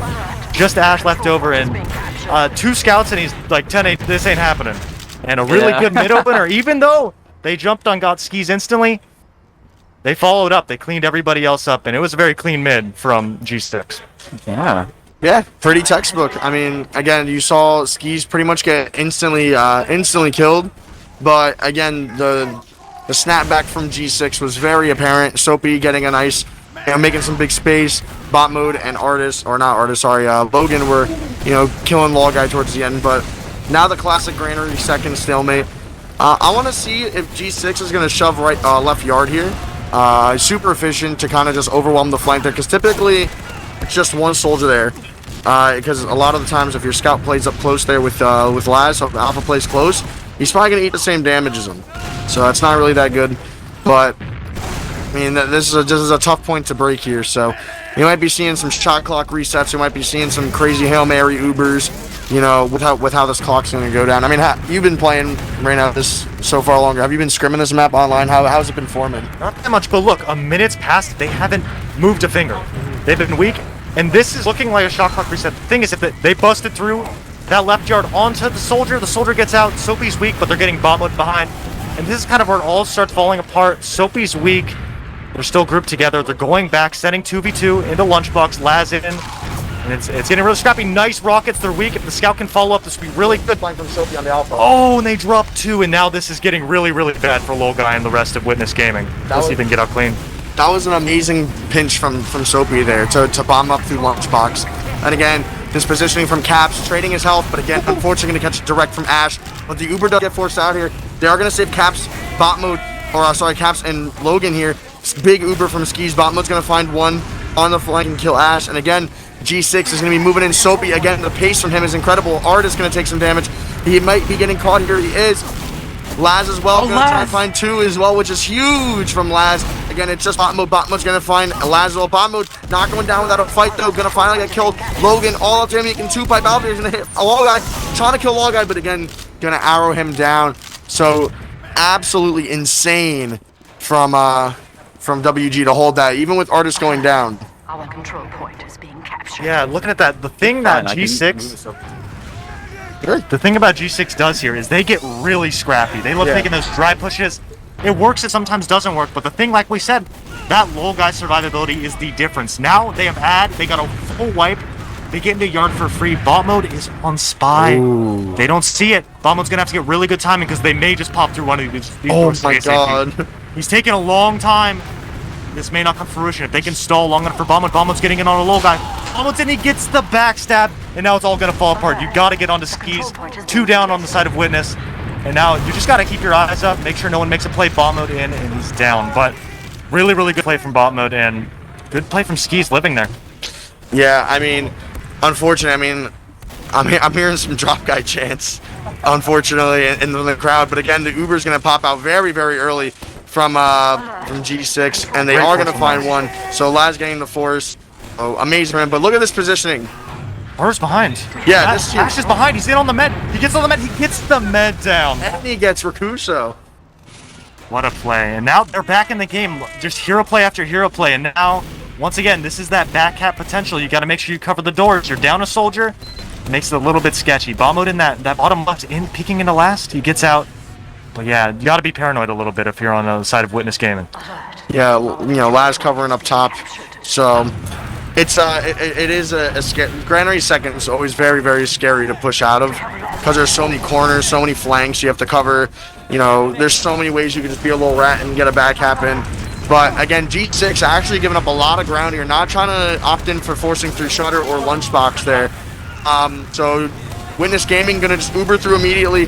Ard is gonna get his jump snuffed out. Oh my god, huge rockets himself. Oh, but Ard is gonna hit big air shot onto Soapy. He is still gonna fall, but Soapy gonna be very low and he's gonna get cleaned up by Laz. So 2 frags going in favor of Witness Gaming though, but they are gonna lose Artist 4 and Skis is gonna make out like a bandit with about a 60% ad. Now that's a great trade, and now, yeah, like you said, they got ad. Now they can push back into mid, no demo. Those chokes are gonna be really easy to fly through, but you still gotta watch out for the double soldier bomb.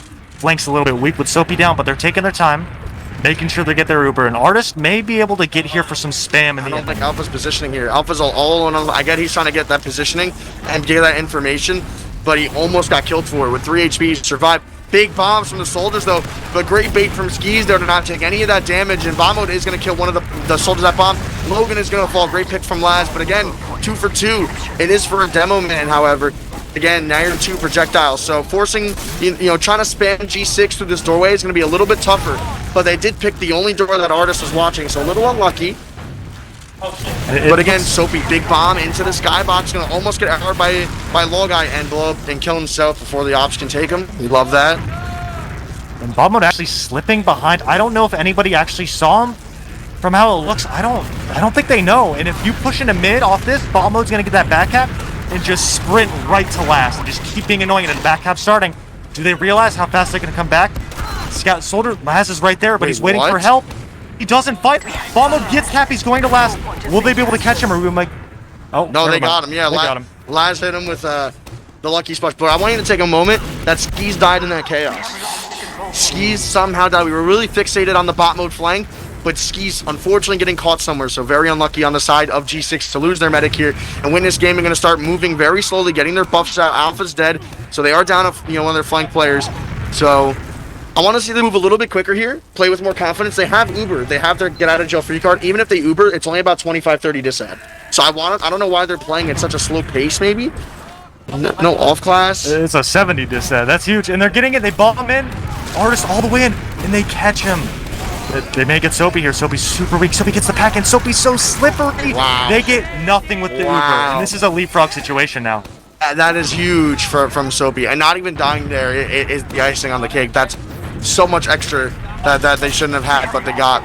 So again, I want to see maybe G6 speeds it up, plays a little bit faster than Witness does. So I want to see what the play here is. Everyone's getting their buffs all organized, prepping the push. Yeah, the thing about this map is demo bombing it's a little bit scary to do. Yeah. You can't really just pop through doors like you do in other maps, but they're getting through that lower garage door.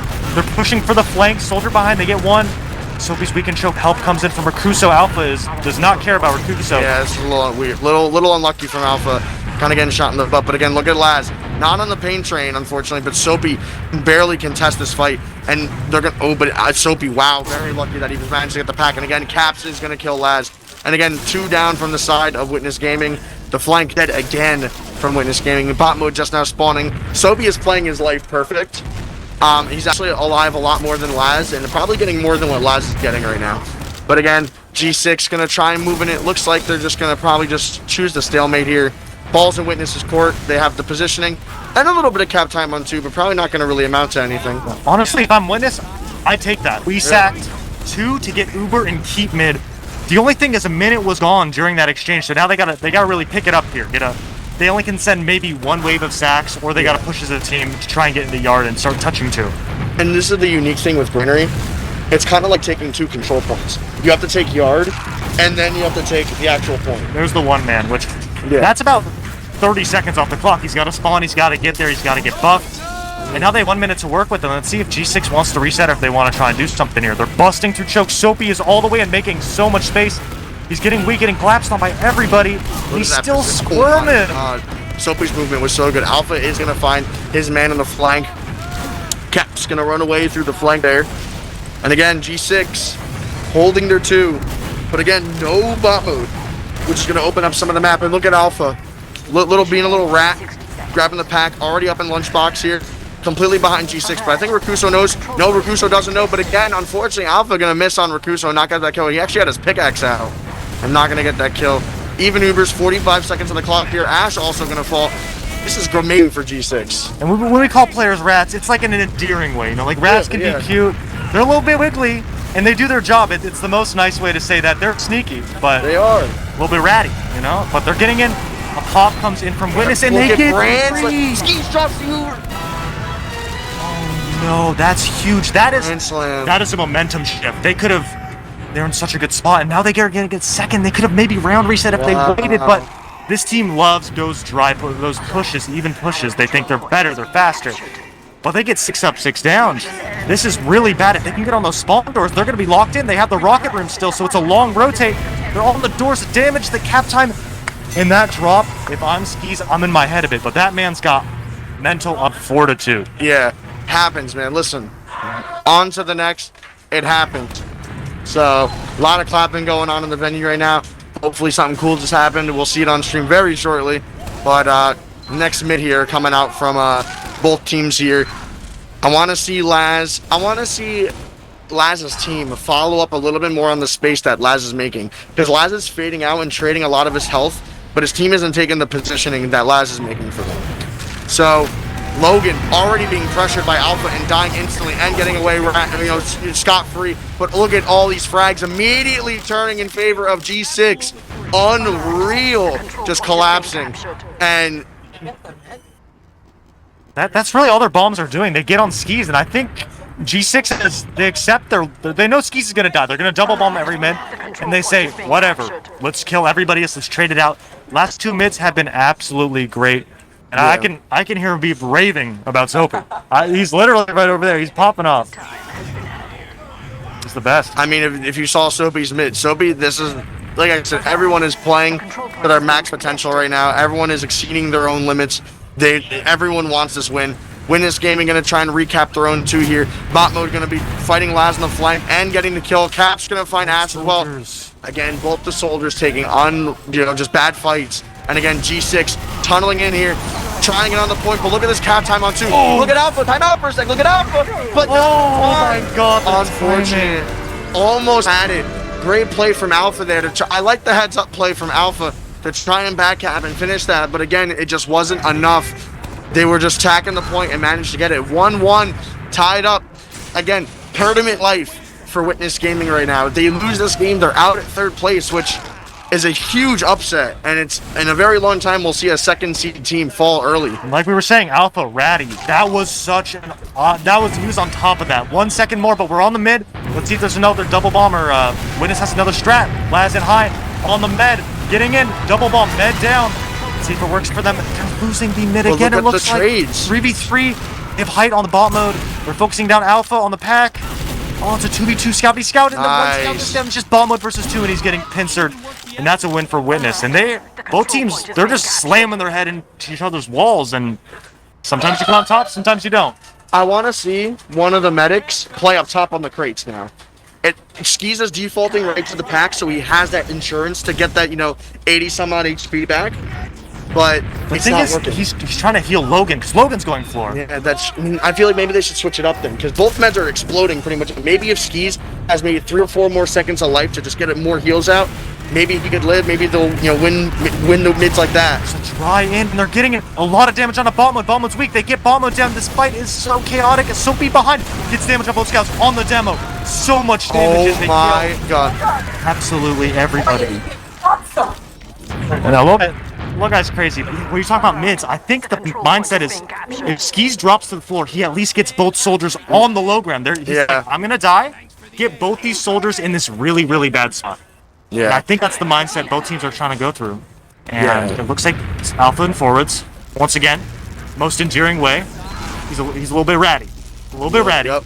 little bit ratty, but you know, He's we the- love rats. I love rats. Have you seen Sam? Sam's rats? He's got some cute rats. Sam does have very cute rats, but again, Get the force. yeah, this is nice play from Ash. But again, they lost 2 for it though. And there's no off class right now. No gun, no heavy. Brand Slam trying to kill Rakuso. So much damage on the Rakuso. Gonna finally get a bow here. But again, Caps playing the point here. Brand Slam trying to slow it down the best he can. Bot mode gonna try and have Logan in bot mode on the point as well. And again, G6 gonna be up in this round on Witness's map pick potentially. Yeah, this is back and forth. So far, I don't know the logs, but mid's definitely looking like it gets you rounds, which Granary's a big proponent of that. You win the mid, you're in a really good spot. Yeah, man. I mean, the mids are so influential on this map, similar to how Gully works as well. If you win mid on Gully convincingly, you can almost always win off of it. And again, wiping that G6 wipe onto Witness Gaming was insane. But again, mid number 4 here, big bomb from Laz onto Catwalk. Ski slowing himself down. Great at that. That's what we want to see. But again, look at Carter, or Ash rather, also trying to get on Ski. He's not going to find it. Mid is over again. Law Guy going to kill Soapy because no one else can kill him. And Logan going to find another pipe onto Alpha. And again, just G6 moving at such a fast pace. You love to see how fast they're playing. And again, they are on to ready to cap and push their last again. The tire trap though, they get Caps down. They don't have any scouts here. Bump was on mid. It's gonna let Wiz get back in the lobby, get that control. A really clever play by Skis. Witness, no matter what, they're like, I'm gonna kill Skis. Little guy's gonna try and live. And Skis knows that, puts himself in the hardest position to get killed. And they get 2 soldier picks for it. Ash can't follow up, it gets denied. Yeah.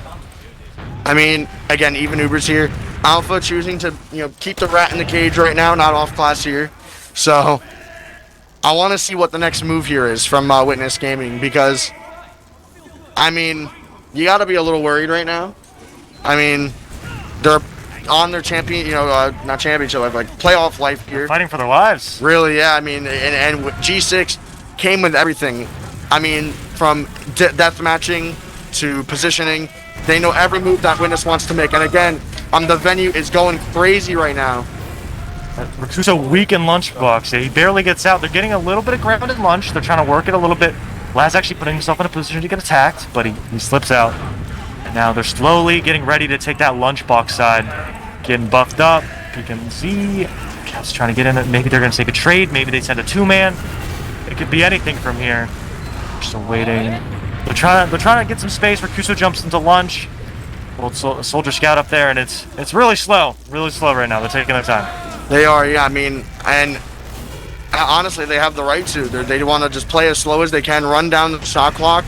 The time's in their favor right now. Although the game will not end until, after the 12 minutes, you have to win one more round if you're not at 4, or not at 5 rather. So. We'll see what the flank wants to do here from G6. Looks like Soapy and Bot Mode are talking to each other here, getting ready to push it, but actually just Ubering and right through on the Caps and exchanging onto Artist there. And Rakuso gonna be going up super deep and open up the map for his team. And again, Bot Mode and Caps gonna find 2 as well. The flank from Witness just cannot keep up with the flank of G6, and they're getting smoked in these team fights. Grand Slam, nowhere to be found here. Law Guy just not really stopping 2, but Artist not going to be able to stop. And Artist is the one to stop 2 for some reason. Now there's no traps on point. That could have bided some time for the spawners. And G6 again going up 3-1. The thing I want to highlight there, Skis won that fight. That soldier up top, Skis flashed the soldier top, and he killed one, damage to the other. That's 2 picks right there, all on the med. Those little things don't show up in the kill feed, but that flash was incredible. Yeah. An Artist trying to make the play. The thing is, holding last, 3v5, 3v4. It's very unlikely. I like Artist. He was close. He piped the scout, but just not enough. Demo versus scout, it's It's hard. unfavorable, and I like the play he made. It was the only play he probably could have made in all honesty. We're both down catwalk. Let's see if the high bombs come out. High bomb. Last kind of whips this jump a little bit, maybe for his own good. He's not really in mid. They're on the Logan. They big bomb. This is a completely different pacing from Witness Gaming. Both medics are alive. Skis played a lot passive, but again, the positioning from Brand Slam and Alpha this mid on top of the point, and making sure that when Soapy or Rakusa have to peel back to Skis to help with those soldiers, ended up getting those kills there. So that's amazing. I honestly think that flub from Laz actually helped him, because he may have just jumped into that med, because they realize now Skis is baiting. They're on last. Scout goes from there.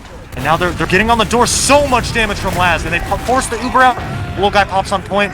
They're trying to get a lot of damage. So many flashes. Grand Slam is going absolutely crazy with the damage on everybody. The fight's getting super, super scrappy. Oh, but the picks from Witness Gaming gonna slowly be trickling in favor of them. Alpha gonna finish off Caps as well. And again, Ski's caught, Logan caught. Bot mode, all up to you. 1 versus 4. Unfortunately, not enough. And again, 2-3 still in favor of G6, however, but only 10 minutes on the clock right now. Maybe if bot mode was cheating, you could have won that, but yeah, otherwise... Perfection was in the server. Who? Wait, what? This is an RGL station. What? We can't say that name. We can't say that name. What? Cut it. Yo, my fault. Cut it. Shoot. But it's all right, though. We're going into the next scrap minute. that last minute there. Okay, thanks. All right, so we're going into this next mid. I want to see if Skis is still going to bait this, because... I like it when he baits like that. But the thing is, they finally realized that if they do that, they're going to ignore Skis. Skis is not really in the fight. He's not a pick they can get. Logan's already super weak, dropping on the floor. Soldier's double onto Logan. They get him down. Soldier on the lamp. He's in on the mid. He gets in. He gets damaged. Oh! So much damage with it. They're going to lose the mid. But good salvage there from RESUP. But don't count bot mode yet, though, against Brand Slam. Oh my god. Brand Slam almost losing that. But again, great stuff to witness. They're really adapting now and playing off the aggression of Laz way better. You can see it in the performances. That bomb from Laz, the Batman spot, really helped out to close out that frag on the Skis. Yeah, the thing about, it's kind of like you pick your poison. Do you want your demo to get bombed? Do you want your med to get bombed? And when Skis baits like that, the demo's left out to dry. No bows, no buff. Yeah. The med may live, but your demo's dead, and a lot of times it's harder to clean up on a demo pick. Agreed. Just counts around your med, not your demo. Yeah. So again, Witness Gaming, believe it or not, are they on crits? I can't tell. Can we get an angle on that Medigun real quick? Because they're building Uber very, very fast. I want to see the Medigun here from Lawguy. Yeah, they are on the crits. Ooh, that this is very reminiscent of Ascent Marmalug taking the crits on the soldier and wiping the entire team. I want to see you casting. Do it again. And it's gonna happen. It's gonna happen, but not in the same fashion as they do a ton of damage onto, I believe that was onto Art or Logan rather, and they're not gonna find that kill. But again, they are gonna re-push in with full ad here. Art is gonna be a little bit more caught in here, but again, great force from Laz to drop down from that shutter and get the kill here. And they are gonna find Laz as well, but other than that, that's pretty much it. No, not gonna be able to get out through drop down. 2 soldiers down. This is a mid push, but the thing is, Lowguy's gonna get that crits when they start getting into the point, and this could be a crazy crits. The Ascent Marmalade, they lost after we got that crit, so hopefully that didn't happen. They're getting through. Laz just gets here so much damage onto him, and G6 has so much space caps in. But look at the spoon, Poverty Spoon though onto Alpha, not gonna get the crit. And again, bot mode, smoking Brand Slam there. That was crazy. And again, Logan dying for it though, but again, no scouts. There is no denial right now from the side of This is not normally. Someone needs to check Bomb Mode's PC. Yeah, we were talking about cheating, and I think admin. I mean, yeah, we need someone to take a look. Bomb Mode was having PC issues earlier. His config is definitely a little fishy. But again, does he got Word.exe or like? He may have some Word.exe right now. We got to check PC. This is crazy. But again, it's coming out from they take a trade in. G6 still has that high ground on mid, and let's see how Witness wants to bust through. I tried to I forgot they're on crits. Yeah, You're right. Good catch. They flubbed it, yeah. Completely forgot. So again, slowing down the game. I heard a little bit of, pop off just now, so it's a tale to come here, hopefully. Bot mode gonna find, and this is what I'm talking about. Look at the frags from Logan and Rakuso and bot mode all getting their mans. And again, Caps taking this positioning, running it through, gonna try and get as much space as possible. This could turn into a last push here, and they might win off this. I don't love that play. I don't know. I wasn't watching that closely, but they have crits at. They should play off that. They went off a dry push, and if they're feeling it, they're feeling it. But in the end, you're gonna have some sort of ad, and this is the problem with crits. Is now you're stuck on your last with crits while they have Uber. Yeah. The thing is, if you space yourself, they're gonna have to force really, really early. But still, your med's not invulnerable. They just do a lot of damage. So again, I want to see what it's looking like from G6, knowing that Lawguy is on crits. So they are just going to walk it on in here. Logan they're trying to spam down. The gun's going to go down. And again, the Uber gets popped off. They're going to kite into spawn. Everyone's in spawn right now. Ash going to get caught. Laz behind. And again, there's so much point play right now. That's it. No one from Witness Gaming can stop that point. This is Witness's tournament life on the line. They need to step up here. This is their last chance. If they want a chance at the next series and the grand finals, this is it. This is crazy. This is a first time in a very, very long time that, you know, the upset would ever happen, let alone on LAN. So let's see what's gonna happen here. I want to see what's gonna happen here. Let's see what's gonna happen here. G6, potentially the final mid for Witness Gaming here. Big bomb from Laz onto Logan. Not gonna find the kill. The goal from Skis, and now they're coming in. Low guy down. Skis still up, Skis living, and they're all in this corner. Everyone's in front. They know where they are. As long as they play beam, and they're gonna get out. They're gonna keep their lives.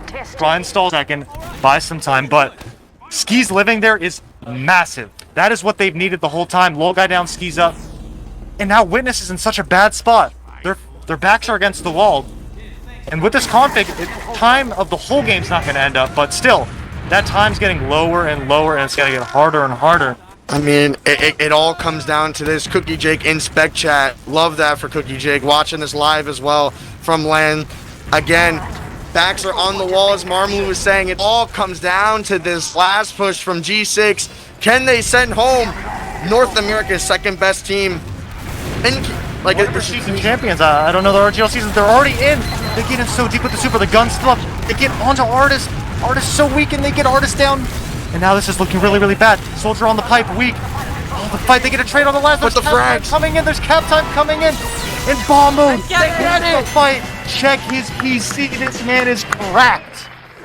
Wow, absolutely insane. G6 with a phenomenal upset against Witness Gaming.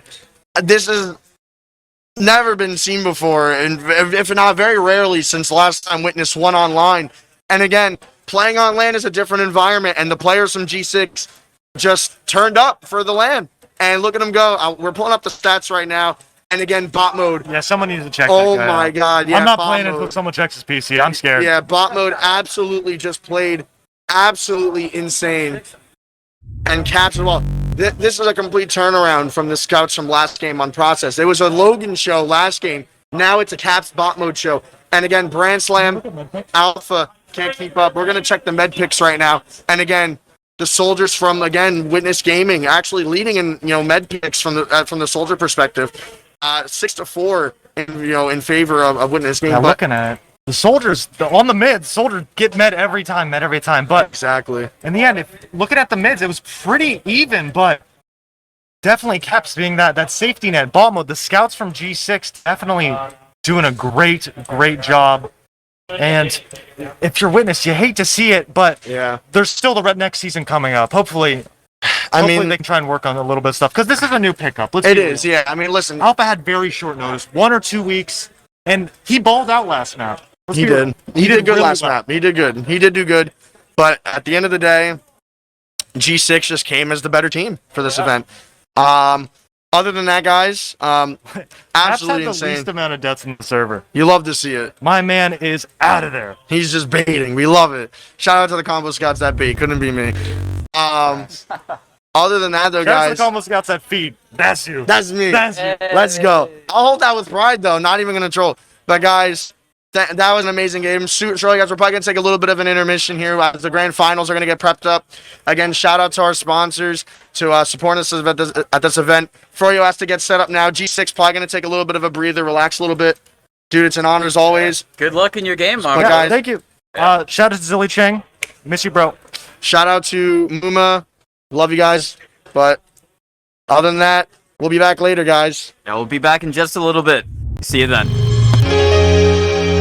Hello, everyone, and welcome back to Localhost TF2 here in Fullerton, Tisimano, joined by some of the players of Leica G6. Congrats, guys, over your win over Witness Gaming. You're into the grand final, so that's a big thing. Just, first off, how you feeling about that win? Pretty hype, right? I think it's safe to say they were pretty hyped, yeah. Yeah. It was really what we wanted. We wanted to do that. We wanted to get second. We wanted to beat Witness. Yeah. Yeah, we're pretty happy. Definitely. Bye-bye. Definitely happy. I knew it was possible after, scrimming them and seeing results. We could compete. Thoughts?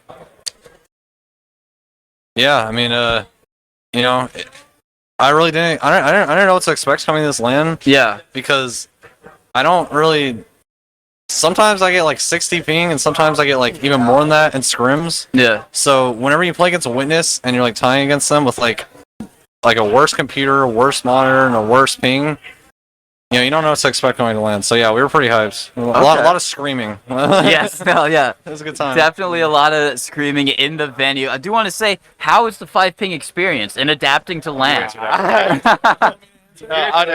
yeah, you got it. Tell you what, dude, my apartment. I'll tell you what, dude. I've had so many just like terrible scrim nights. It's like 130 ping. Yeah. It's like genuine. It's like weight training. It sucks. It Yeah. sucks playing top invite soldier with like 130 ping. It sucks. It does not feel good. So playing with 5 ping and being able to like actually like bomb and fight scouts, it's unreal. It's like so fun. It's actually unreal. Not to mention you get like constant 300 FPS, like 240. It's so fun. It's really good. It's so fun. Yeah. Alright. That's it. For me, I talked with Habib about this, but Demo Man on LAN with Iron Bomber, it's broken. It's actually broken. I'm pretty sure every Demo Man would agree. Like, scouts, they just kind of eat pipes, and there's nothing you can do about it. You know? Okay, interesting. Caps, do you agree with that? Were you eating pipes today, or you had the Dude, movement? I've never eaten a pipe in my life, but I will say this, bro. Like, I will say this, dude. Like, I'm playing scouts, so I don't know, but like, Yeah. I see these guys, these soldiers in demos. They're hitting some crazy shots, and like I can tell, and it's fun. You know what I mean? Even though I'm on the receiving end, Yeah. it's like it's still like, wow, man, it's so cool to see like just this display of skill. You know what I mean? Yeah. So. I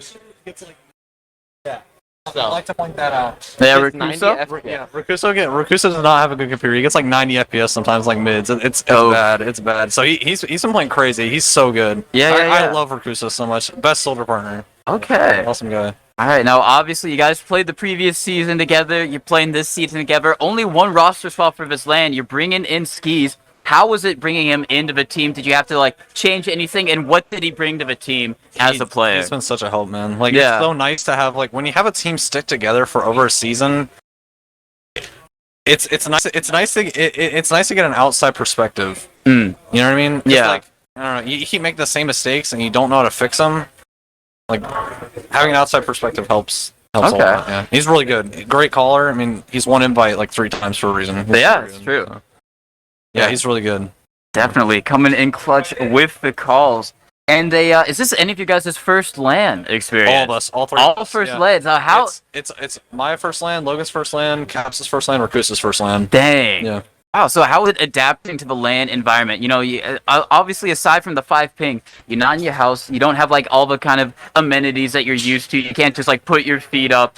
And you got players looking over your shoulder a lot of the time when you're making these plays. When you beep, when you hit the shots, how was that added pressure into the LAN experience, do you think? First of all, I'd like to say there's no beef. No, but it's hype. Whenever you hit, like, an air shot or something like that, and everyone's, like, screaming behind you, and, like, after you win a round, everyone's, like, getting all hyped. It's fun. Yeah. Actually, I think it's a lot more fun playing on LAN for sure. Yeah. For sure. Yeah. Okay. Definitely. Here, I'll float it. I'll let the mic float. Oh yeah. Cry is free. Trying to get a Oh yeah. I mean, yeah. And who are you excited to meet? I guess probably each other, but like any other players that you were like super hyped to meet as well. Yeah. Jeff. Jeff, Show, high five. Bro, pretty much all the top teams, like, because I play with them all the time and against them all the time, so it's just cool to like actually meet them, you know? All right. Yeah. And then. For 10 years. Really? First time meeting in real life. How long have we known each other? We've known each other since. Bro, I've known this guy since 12 years Yeah, old. we were like, wow. I know this guy since 12. That's incredible, dude. And then I guess on that, who's the most different online versus in real life? That if you've noticed any. I don't know. Good question. The same. We're all everybody Fair is kind enough. of the same, to be honest. Yeah. Fair enough, kind of the same. We got some fan questions. Who would win in an arm wrestling competition on your team? Let me take the charge here. Oh. Bro, listen, man. I got my technique down and everything, dude. Like, Okay, I would okay. absolutely dismantle anyone, dude. Like, for real. Thoughts? We're gonna have to find out. Oh, the answer is Skis. Skis would absolutely just roll. Skis? Okay. He's Chad. He's saying skis on that one. All right. From Omar MXP, who has the most swag on your team? Rakuso. Rakuso. Yeah. You thinking? He's up there, bro. Got the drip. Okay, I like these answers. Who has the worst alcohol tolerance? This has been a business trip for us. We haven't. Okay, I see. No fun allowed. No fun allowed. Just frags. We Just got our frags. mans. We're good now. A business trip. All right, I got another fan question just for Soapy from Eric. Is Hot Flash Heatwave your favorite band? What? Hot Flash Heatwave, your favorite band? Yeah, not my favorite band, but that album, Neapolitan's a good album. It's a good album. All right. And then you guys were seeded directly into the playoffs. Were you worried maybe you would be a bit rusty yesterday? You didn't have all those games to warm up like other people like Ford, H, and J had. So were you feeling maybe you had to de-rust a little bit, or was it just like hitting the ground running? I'm gonna be honest. It feels like I haven't played TF2 at all. We scrimmed like 2 maps on Friday because it took us like 2 hours to set up. Yeah. And then on yesterday, we played like 3 matches or 2 matches. We played 3 matches, but they weren't that long, and it was a BO1. It goes without saying that it's been a lot of fun. You know what I mean? Like LAN is fun. Yeah. So like that's our one I guess thing about it. Like we really wanted to play like all the teams. You know what I mean? Just even if it's like maybe a worse team or whatever. You know what I mean? But it's so much fun. Like getting to play with these guys, knowing that they're around you. You know what I mean? Yeah. So we played like 3 or 4 teams total or something like that. So Yeah. And then I guess one of the more final questions, what are your thoughts about the rule set? Obviously, the 3-minute round timer, the kind of overtime into indefinite. It can go as long as possible. What are your thoughts about that? Do you think you guys adapted to it well? And would you like to see it again in some other type of play? Yeah. Going into this LAN, a bunch of the teams like scrim at the format, and like I guess the biggest pet peeve people had was like the 3-minute thing. It's like, it's saying it's too little. But yeah, and I agree with that. But like after a while, I kind of got used to it, and overall, like I like the pace it provides. And the only thing is like matches can go on for a really long time. Like you'll have a 45-minute scrim or something like that. It's kind of crazy. But like overall, it's pretty fun. I think it keeps the pace up pretty good. Okay. All right. I think the rule set, it works. I would like to see the 3-minute time be increased though, just like a 4 or 5. Okay. Because like sniper's really hard to work, which can be a good thing, I guess. But I don't know. I do like the win con where you have to win by that 1 round because it just like proves that you deserved it more. Like in the match. Yeah. Yeah, comebacks. Comebacks. Yeah. It's weird for some maps because some maps like Badlands, there's almost no point in pushing out a last. You can just reset the round timer. Yeah. If you're on last and it's like even Ubers and they just sack too, you would gladly just take a mid fight instead of try to like pressure doors like with that many like backup opportunities and stuff like that. Like reset the round timer. I don't know. I haven't played a whole lot of Granary with it. I don't know. I know there's some differing takes on it. But yeah, I do want to ask about Granary because Granary is kind of known as that 7 CP type of map. Obviously, going mid to second can be a challenge because you've got to get through yard first. Did you guys feel that challenge, that pressure, or was it just kind of like the same old, kind of just like mid to second stalemate? I really like Granary when the game flows. When it stalemates, I cannot stand that map. Gotcha. I don't know. I'm not a big Granary fan, but when the game is like actually, when people are like doing things, it's a lot of fun. But I don't know. I mean, before last season, we played Granary like 2 or 3 times last season. And, like in like the lower bracket final versus Witness. That was like my 3rd time ever playing in an official. Really? Yeah. This preseason, I've never played Badlands in an official. So dang. Yeah. Some new maps, kind of some wacky map choices out there, and they I guess that's gonna basically be it. But I just want to ask, guys, have any shout-outs that you'd like to say? I guess we can go down the line from Caps to Soapy. All right, for sure. I gotta give 2 gigantic shout-outs here. I want to give a shout-out to Howard, who is our regular medic. Yeah. 3 gigantic shout-outs. Howard, who's our regular medic who couldn't go to LAN. Love him. Really sad he couldn't be here. Skis for filling in. Skis is savior, man. You know what I mean? Like, filled in. So awesome. And I want to shout out Charm Quark, who nobody in the world knows that sponsors us, but she is in fact our sponsor, and she sends us the sweetest Steam messages every time. You know, whether we lose a game, whether we win a game, anytime, always the support. Love that support. Nice, that's good. Yeah, I also have to give a huge shout out to Charm Quirk and Howard, you know. And then Skis, him playing with Skis, it like kind of opened my eyes because he plays different than some other medics that I'm used to, but it works. And I don't know, it just allows me to adjust my play style, and I think that's helped me improve as a player. And then I also want to shout out to all my HL buddies back home watching me. I know they've been supporting me and sending me messages. It's nice to see that. Nice. Yeah, I have a few. Shout out to Drifta, Maxi, Krung. Shout out to MCM, the Highlander team. Shout out to all the homies I've made in B-Ball, the B-Ball.tf crew. Shout out to Low Guy. Shout out Sandblast. That's it. All right. Congrats. It's been an interview with some of the guys from Leica G6 off of their win going into the grand finals. Going to face against Froyo Tech, so good luck to y'all. And we're going to... We do need it. Yeah. We'll be covering that match right here in just a little bit, so stay tuned, and we'll see you then.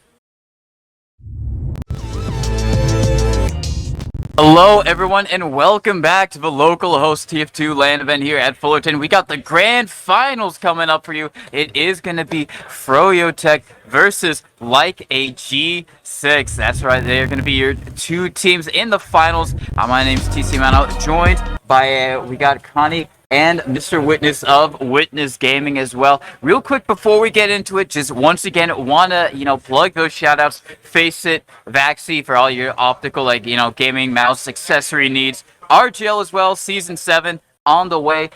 Check out donate RESUP.gg as well for, inflating that prize pool as well. We have a lot of great contributors and donators already, so thank you if you have donated, making these players' days right now. And also check out the merch store at resup.gg. It's got some really great designs and stuff as well. So I think that's it as far as shoutouts go. Obviously, shout out to Localhost as well for letting them use their venue. But let's start getting back into this match. It's going to be Froyo Tech versus Leica G6. First map is going to be on Cough Product. And Connie, how you feeling so far about this? I feel pretty good. I mean, yesterday we did see G6 on stream play on Product, and they did pretty well against Penguins in 3D. So we're going to see them play against a team like Froyo. And Froyo, I mean, there's not anything else I can really add to Froyo. They've been doing so well. Like, this is literally their home turf. Like, Banny, he's like 10 minutes away from here, bro. Like, he's right down the block. So, like, he's feeling comfortable. He's got his whole team with him. They're at LAN. This is nothing new for Froyo Tech, so I feel like they'll be pretty comfortable here. It's just a matter of what G6 can do to catch Froyo Tech off guard. I kind of agree with that. It's kind of interesting to see these maps be picked. I think G6 did a good job of keeping Froyo off of Metalworks and off of Sunshine. I think those are probably their two best maps. And definitely, like, whenever we were plotting our kind of plays against Froyo this tournament, we were looking to kind of keep them off of those two maps. I think Product right now going into it, Logan and Soapy are playing really hot right now. I would think Froyo has really had time to kind of play and kind of get warm. So if you're looking to kind of heat check people, I would say definitely kind of watch how Soapy and Logan kind of play and collapse onto the point, either from the flank or on even like during like those like post Uber fights. Definitely. So I do want to just quickly run down the rosters. Just, if people, they're just now tuning in and they don't know who these players are or what the team compositions are. So, I guess I'll run down like a G6. So you're going to have Caps and Bot Mode going to be your scout duo. You've got Rakuso, Soapy Meister as your soldier duo. Then you've got Logan on demo. And then you are going to have Skis filling in for Howard on Medic. Then, Con, if you want to run down Froyo Tech. Let's talk about Froyo Tech. We got Jay. Everybody loves Jay. Is that really a roommate? A type. Shout outs to roommates. We got Banny, the man behind it all. That's going place today. We got Marmaloo, aka Farmerloo, Mirror Man, not only a pro TF2 player, but also a platform fighter player as well. He plays some Nick All-Stars Brawl. I believe he's a SpongeBob main, if I recall correctly. Yes. But my man out here looking for Gary, but he's not only going to be looking for Gary, he's going to be looking for a win. And we also have Habib, the beast of Froyo Tech. You gotta love Habib. Great personality, great player, and we're gonna see some awesome stuff from him on demo, as well as May on the medic. You gotta have that support as well. So lots of great players on the side of Froyo Tech, obviously, but let's see. I mean, a lot of people probably are gonna expect a steamroll, but G6 took out Witness Gaming, like, surprisingly. I really wasn't expecting that out of them, so I'm really excited to see what they're able to do against Froyo Tech. They're at LAN. It's the first time since we've had an NA LAN in about 4 years, I want to say, if I'm remembering that correctly. Is that correct? Yeah, last time was Rewind, Rewind 2, all the way back in February of 2018, but man, it's so good to be back here, and it's really an honor and a privilege to be able to cast grand finals for such a momentous occasion in TF2 history. Definitely, and I want to ask you, Witness, obviously, kind of ahead of your team. You kind of saw your team go up against Leica G6, so you kind of know them fairly well. What do you think their strengths and weaknesses are, and do you think they are going to be able to apply those to Froyo Tech? Skis is actually perfect. Okay. You can't contain Soapy, and Logan's a monster. But I mean, in all seriousness, they are. I think there's a lot of very, very smart, like, old minds on G6 that kind of give them a nice learning edge. Like, I know really against us, like, if you watch the matches against us, either today or yesterday, they really do their homework thoroughly. Like, I think they really only ever watch our demos. And, they have really good answers in the back if you give them time to think about it. So I think a lot of their strong suits will be kind of, if they can find ways to kind of adapt and then approach certain fights or kind of approach mids in a way that kind of plays well into this 3-minute rule config, then you might see a few surprise rounds on Badlands or even like other 5CV man. Sounds like we're getting ready to start here though, but I really do think like G6 there'll be definitely like an uphill battle against like probably the best in the game to ever do like that live adaptation. Banny's just one of the best to ever do it, and he has a fantastic supporting cast all around him.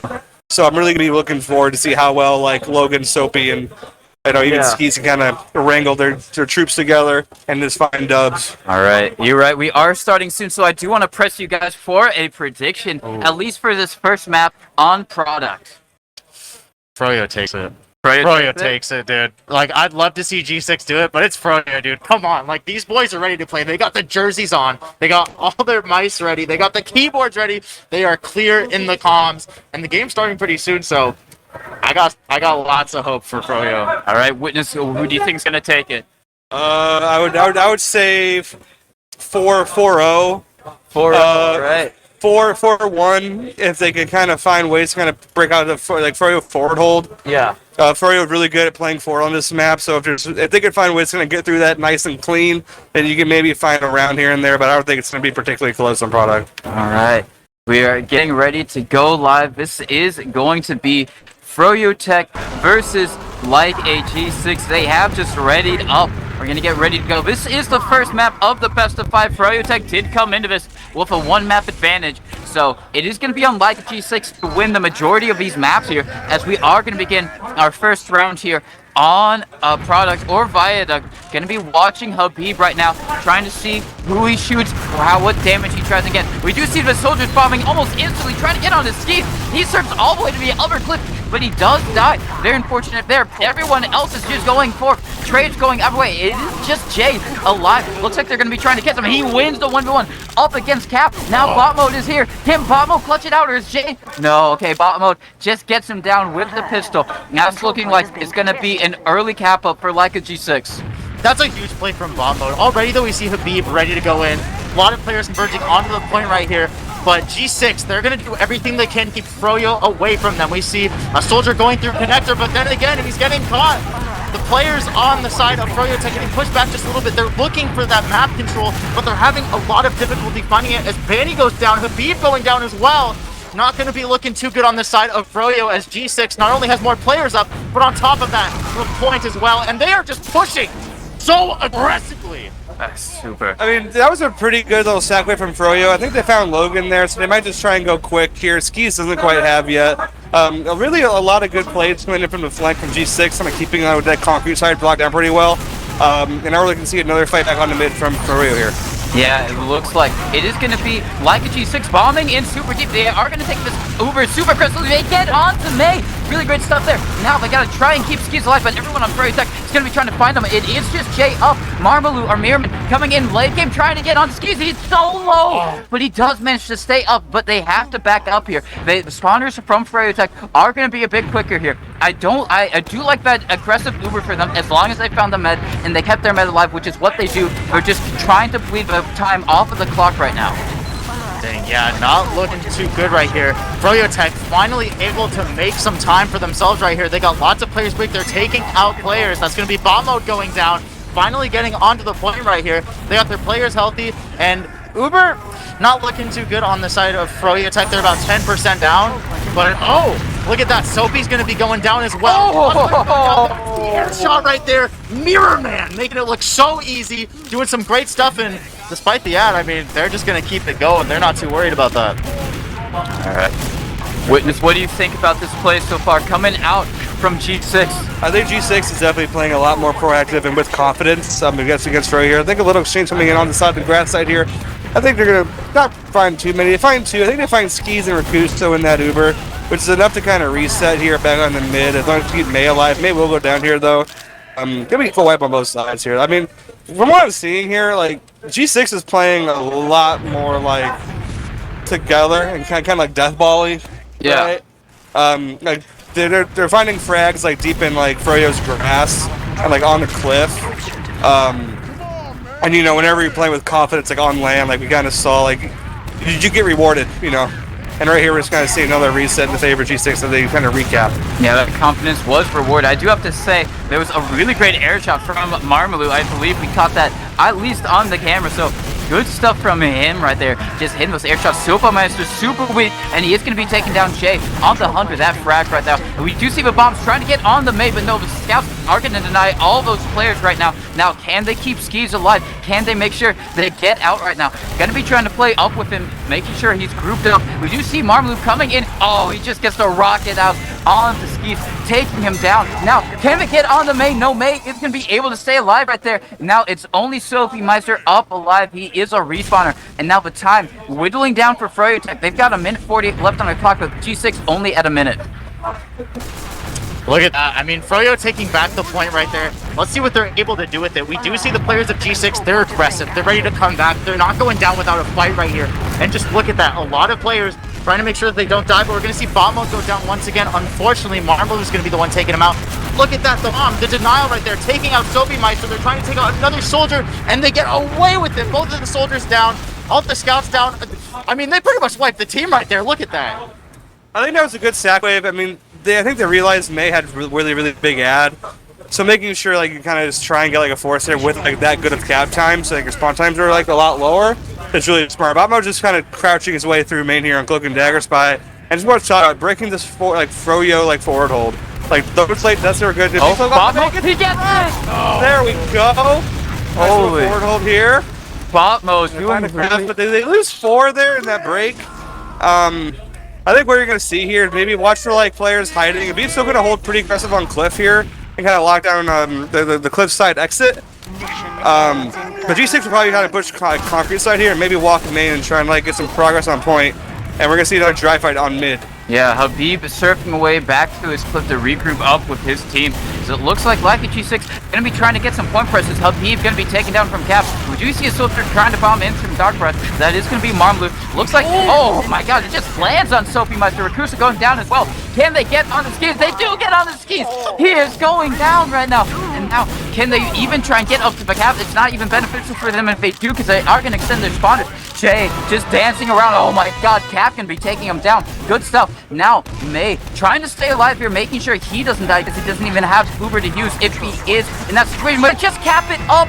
No one's on point, and that's going to be the first round for Froyo Tech. That's a really hard point to push in a situation because you're all so hurt on, like, your cliff, and you have to deal with, like, Banning and B being tanked. I think Ski's by playing a bit too fast so they actually give buffs. So that fight was really tough on Perfect even kind of overcome in the first place. Yeah, absolutely. I mean, the awareness from Froyo Tech, just being able to recognize that your enemies are weak and being able to capitalize on that is huge, especially for a game mode like King of the Hill. And already we are seeing the soldiers come in. May's going down. May's out of there. May is not going to be living. Hey, this is a Froyo mid. I mean, if Marmalu lives here and they all play on point together, it should be a clean mid for Froyo. Yes, it definitely should, as it looks like Cap is going to be taken down. He does mention to take down Banny before he does die, so it may stop Froyotech from capping it up immediately. No, they are just going to do it, maybe extend their respawners a little bit, but that is going to be a mid-cap up for the side of Froyotech. The second one here, May getting kind of launched up, and he is a little bit weak. So Soapmeister in this concrete area, meeting up with Rakusa, going to be taking down Marmalu on the connector side area. So it looks like Leica G6 is going to be using that player ad right there to try and get onto the point. Bamo going in super deep. He's going to take down May. Insane stuff from him right there. Now, can they keep Skis alive? That's going to be the name of the game right here. They do see Habib going in. He gets a nice pipe up onto Rakusa, but May... Ski's still not at that 100% Uber to use if he's in danger. So Marmalu trying to walk through connector, trying to get a jump on him, but no, he isn't get spotted from Soapmeister, trying to get a lot of cap time on the point. And it's looking like, as they push Marmalu back, that is going to be a... oh my god, Habib! Yeah, these are crazy. I mean, it's crazy to watch because G6, they'll get like such a pivotal pick, but the players on Froyo, they just know, like their comms must be so good because they know exactly where all their enemies are, they know how healthy they are, and because of that, they're able to just get away with so much just based on the knowledge that they give each other. It really goes to show how, like, really good communication go a long way. It's such a great impact for this team. Oh, if you notice, like, kind of on that, like, just the way they pressure and how G6 are pressuring, there's not a whole lot of alternative pressure coming in from a concrete side. They're all kind of walking on that, like, clutch side or that main side. So I'd like to see G6 kind of in this Uber, you know, try and find ways to pressure, like, along the flank here, maybe get some kills behind. I don't think they're... Take the mentions, clean up Mirror Man here. The Habib's killing me, man. Like, I can't talk. This is like the Habib stream live. Like, you get to watch the Froyo comms in person. It's amazing. It's crazy. Like, this way they pressure, like, I think it's a bit too linear. I think working soapy concrete a bit more and, like, those really grindy fights. Marmalu in from behind, getting onto May. Oh my god! He's still alive. No, the Uber is going to come in and take down Skis. Good stuff there. They used the Uber to try and get that kill. Now, this is looking like a really good cap up for Froyo right here. They are going to be trying to they are in advantage for time on the clock, so they're okay to wait on it, get Marmalu up before they cap it up, and really good stuff from Froyotech right there, making sure they still have Uber in this game. Yeah, Froyotech, I mean, holding on to that Uber ad is important. You know, that like 30% for them is going to go a really long way because it's going to determine how aggressive they can play and where they can position themselves on that. But then on top of that, you have to be careful because Habib's going to be going down. Froyo able to clean up 2 players on the side of G6 and just keep the momentum going. They're taking out pretty much the whole team once again. That's another wipe. Yeah, I mean, looks like they just kind of got caught like a bit too far forward trying to pressure for point and trying to kind of whittle away that 30 ad. I think the risk kind of got burned on there, though, because now they have to go against like a full ad push into a forward hold with just about a minute left here. Oh my god, Habib. He doesn't care what's going on. He tells the people that he got the demo. That's all that matters. If you can beat your counter class, that's all you need. But there we go. We have to spy. He gets him. What? Oh my god. No shot, dude. No shot. 2 for 2 on the spy plays right now. Bamo going huge. We do see Soapmeister cleaning up today by the side of Cliff. Oh my god, a nice sticky from Logan onto Banny right there. Those kind of plays on LAN are what really like have the most weight, you know. Trying again, like there's a lot of noise in here. Yeah. So sometimes you don't hear that Spidey cloak, and it kind of gets lost in translation. But you know, Bobmo's been really good about his off-class thing, and like this thing in particular, and he's been really smart with it, just finding ways to impact match that way. As we do see the soldiers bombing in on the cliff, trying to get on the May a little bit early, as it looks like the rest of like G6 just climbing up here, trying to get on the May. Banny's doing the best he can, and it looks like the other scouts going to be trying to escort the May. No, he's going to go down to a pipe from Logan. Good stuff there. Can they keep Skis alive right now? He is so far back away from his team. Looks like everyone else is going to die. We do have a soldier bombing in. Oh, it is going to be Mirror Man cleaning up that kill. I like the expression onto May there, but they didn't really have any escape plan for Skis. Dang, unlucky. I mean, Witness, I'd love to go back to that point to mention as well that, okay, those are good picks. Stop the bomb, the denial. Oh, but we're going to see Habib go down. That's unlucky. Thankfully, May lives. Got about 25% right here, which is good. But Witness, I want to go back to that point, you know, especially that, like, this is really tough for these players, you know. Barely able to cap right here, but it's just so tough for a lot of these LAN because, yeah, you have better ping, but you also have to consider that there's people behind you trying to watch what you're doing. You know, there's people, you know, snapping pictures. You know, there's a lot of distractions going on, so it's really hard to hear for things like that. So for Froyo Tech to be able to get away with such clear comms and recognize the stuff that they do, it's really important. Yeah, you know, the vibe is definitely different. In terms of like, I would say you see it more in like team fights and things like that. And that's like, you know, the spy play too, right? But here, like in exchanges where it gets kind of chaotic, making sure you like, have a plan and very, very clear caller. That's like where you went under Uber. Like I think we saw earlier, like Skis died like all the way back on like his own porch. Because that was probably because like nobody called like where to end the Uber. Oh, man! They all had different force there though, but I don't think Ski's lips here is actually really, really good. Like this is actually hope for life. They're going in super deep, trying to get onto him, but there's no one on the point. And that was really good pressure. Yeah, it's gonna be 2-0 for favor of Froyo Tech right now, and there's gonna be no halftime here. It looks like we're just gonna go straight into that third round. 2-0 for Froyo in this first map right now, and they been looking pretty good. I mean, like G6 have been putting up a defense. They've been hitting some kind of moments of glory, so to speak, but Froyo Tech has just been unending in their aggression. Let's see if they can do something different. We're bombing in deep. Jeez. Oh my god, huge things from Mirror Man at Mirror LAN, and just pounding out that damage. Only Logan alive right now on the cliffside area. There is a scout on the chase trying to get him. Oh, he might get him. No, he does stay alive. No way. That is so crazy. I mean, just you're seeing that Froyo is really feeling themselves. You can hear it in the comms, you can hear it in the venue right now, just like the energy from them. Like, I feel like the way they carry themselves, and on top of that, just the way that they can translate that into their gameplay is so important. You know, you really need to have that emotional impact to help your team push forward. And look at the denial right there, just totally stopping all the players on the side of G6 right there. Only Logan and the med up right now, who can have 40% all by themselves, and they know they got this in the bag. They know they got this first map. Yeah, I know. Now we're just kind of back in the you know, the infamous Froyo foothold situation. They're on about 30 disad here, 20 disad. So I mean, like it's definitely pushable. Just getting through will matter a lot. Maybe getting a pick on a B would be really huge. Yeah, they do get. That's what they need right here to kind of break this out. This can be a pretty good point cap if they play this right. They really can't lose Logan. It's like the really biggest thing here. Like losing Logan here would be like devastating. Ski's a little low, getting close to 90. Did we start pressuring forward here though? But Mirror Man, he gets two. He gets Rakuso and Cap. Good stuff from him. But they are on the chase, trying to get on the May. Can they get May, please? Bot mode. Yes, bot mode does finally pick up May and Jay right there. So good stuff. They are going to have 100% Uber to use hold here. Pretty impressive that they didn't have to use to escape that forward hold from Froyo, and now they can get a forward hold of their own. Banny in behind though, he gets the force out on the knees. Insane stuff, they just weren't paying attention, and he gets the force out from him. So now they can still try and forward hold here, but it's not nearly going to be as daunting or effective. We've seen this forward hold from G6 before, and what I want to know is how Froyo Tech is going to respond. They're going to respond with their own aggression. Look at that, already taking out 2 players, and most importantly, the medic as well. So many players on the side of G6 are going down. The demo is trying to escape, but Logan, he's not going to be able to make it out. Like you said, Witness, that's such an important class to take out. And look at that. Went to spawn and he got May. Normally that only works because you're in spawn with your medics and you're building while you're killing their medics. Sophie Meister, such a heads up play to go to Froyo Tech spawn and kill May while he was building. I'm not sure quite how he did it, but he did do it, and that's all that matters. I think he probably might have snuck in through Conley, Cliffside or Main, but yeah, definitely finding those frags like, you know, banning with the force or even like soap and spawn there can kind of open some doors here.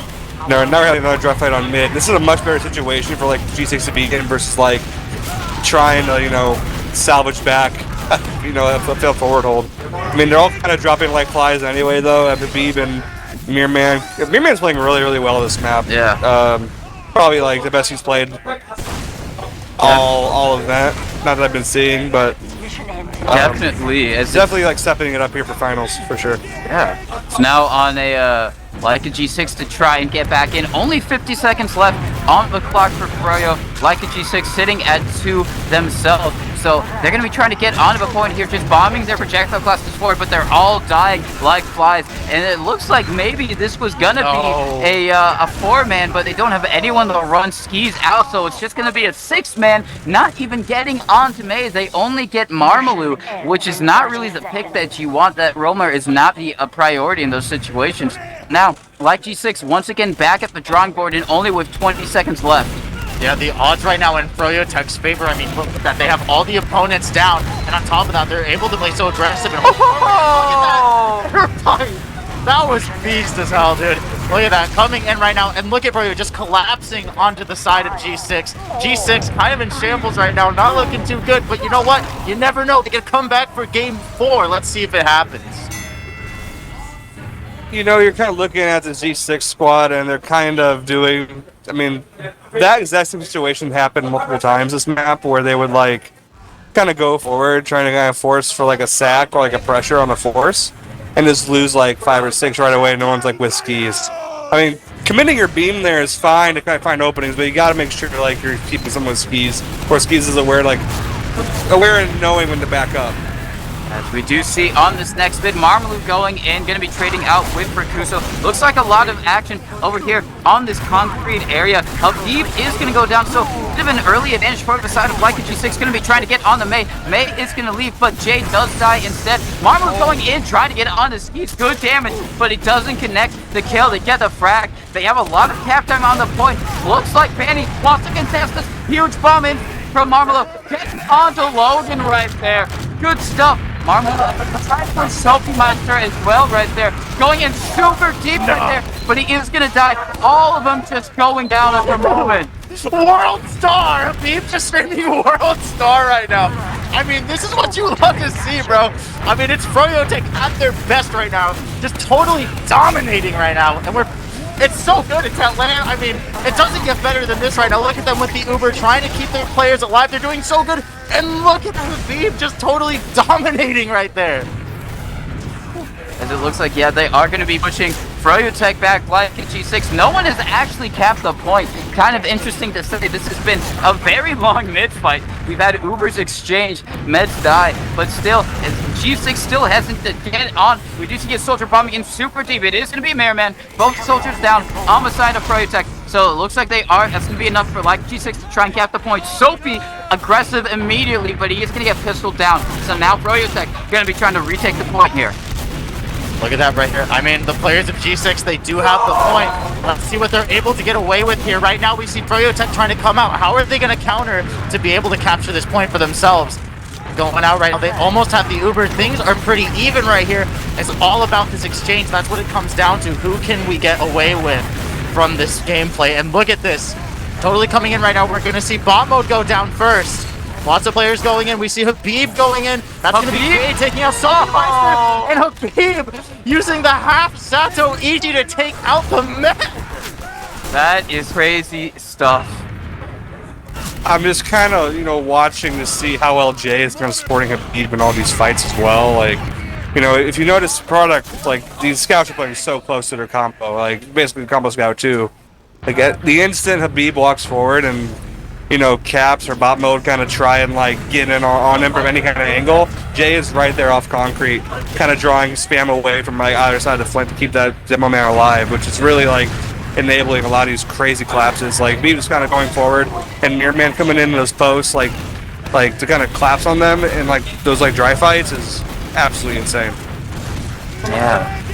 Definitely is. As we look and see, like a G6, they have a player ad right now, but it's going to be Froyo Tech using the Uber aggressively, going to be trying to get on the skis. Can skis stay alive? Looks like he might be able to actually, if they clean up this soldier, you got to clean him up right now. He is still alive. Oh my god, he gets the kill stick on to cap right there. We see the other soldier bombing in super deep skis, now finally uses his Uber. A little bit better for them as they have most of their players alive, and they can cap the point right here. That was looking very dicey for G6. Yeah, G6 right now, I mean, they're definitely evening things out in terms of objective time, and look at this. But the issue right here is that Logan's super weak. They need to get their med out to help their players, and finally they do. They get themselves into the proper position right here. They're going to go for the double bomb. Let's see. Oh! huge for the side of G6, and look at that. They're trying to play forward right here, trying to deny the other soldiers as well, and they're getting lots of pick. That's going to be Froyo going down. I think G6 might have a chance here. You know, there are different signs of life. I think whenever G6 is kind of being more cognizant of their positioning, kind of in those fights, you know, it's just better. Like Logan's just like it's way too forward there, like trying to kind of find that cheeky spam. But now they have no demo kind of fights. This is probably just like a free point for Froyo here.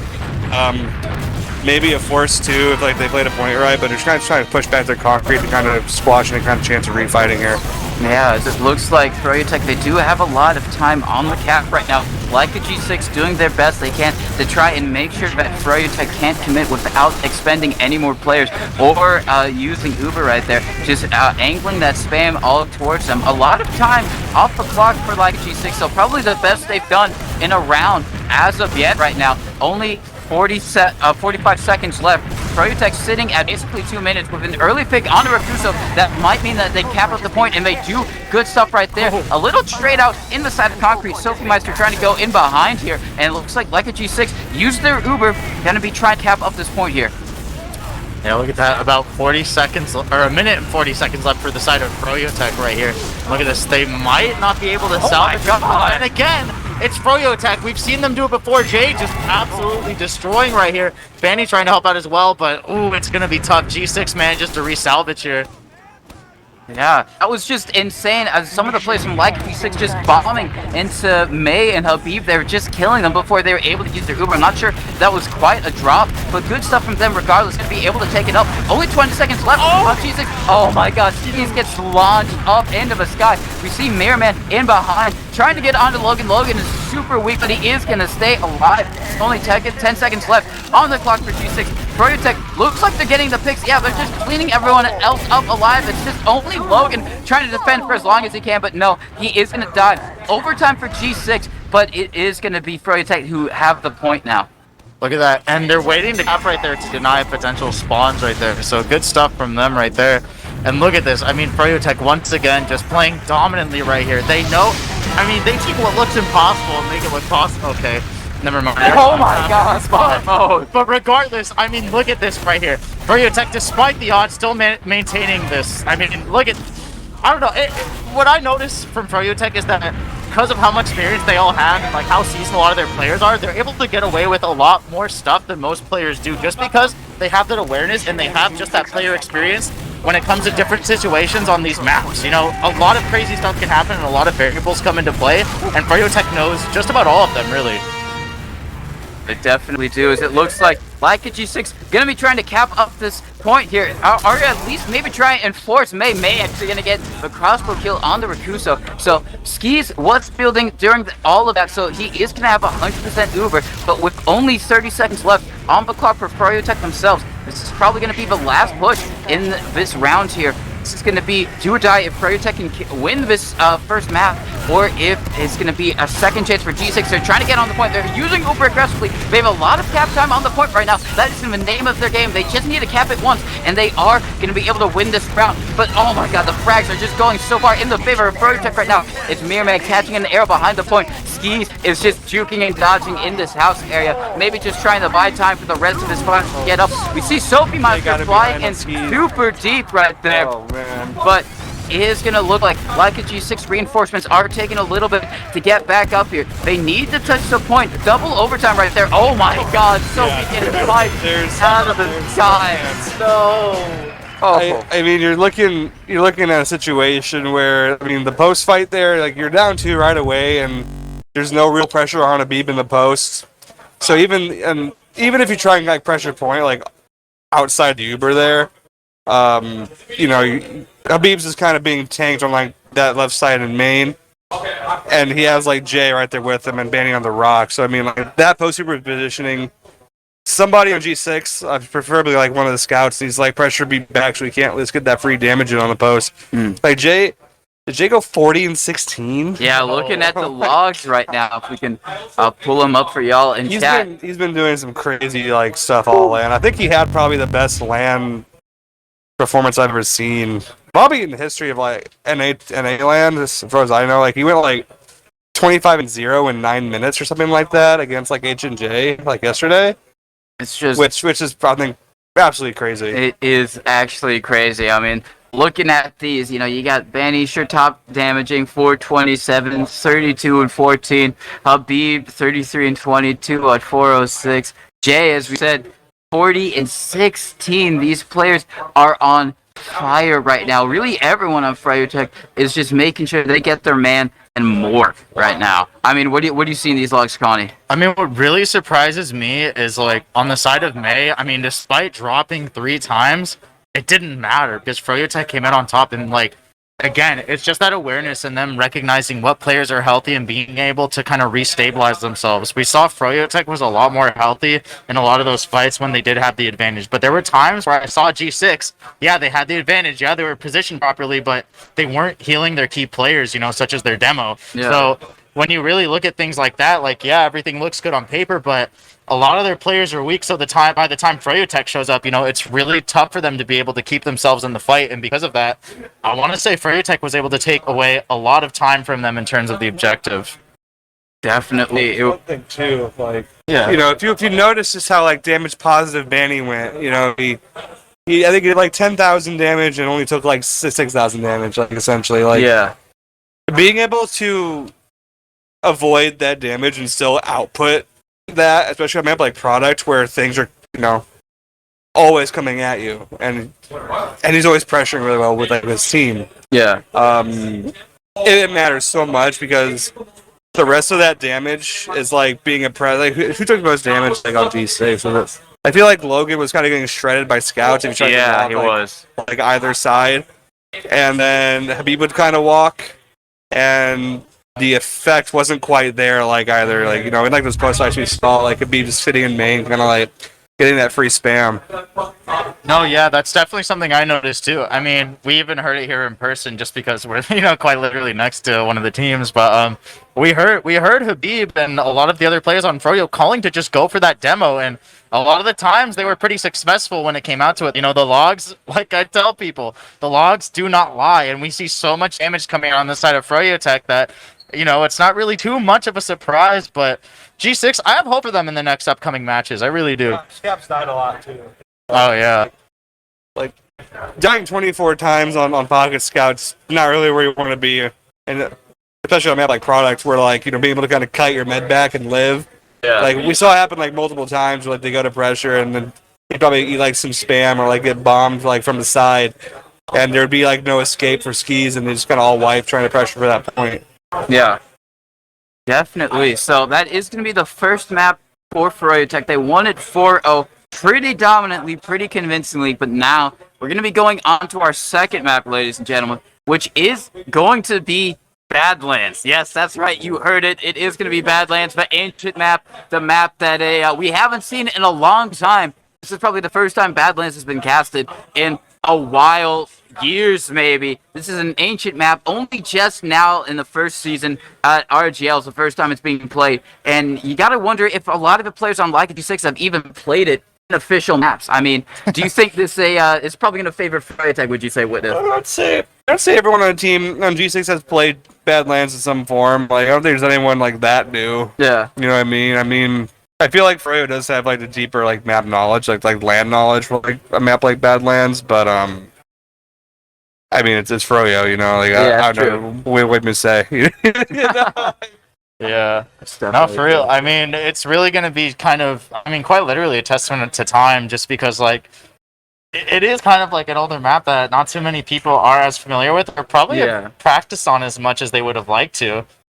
So to see it come up, I don't know. You disagree? Well, no, I was just thinking, like with the 3-minute rule timer, and just pushing out of it, like of Badlands, I feel like we might see a lot of situations where you'll see the timer get reset. I would say like maps like this, like the older maps, Granary, Badlands, even like Snakewater to a degree.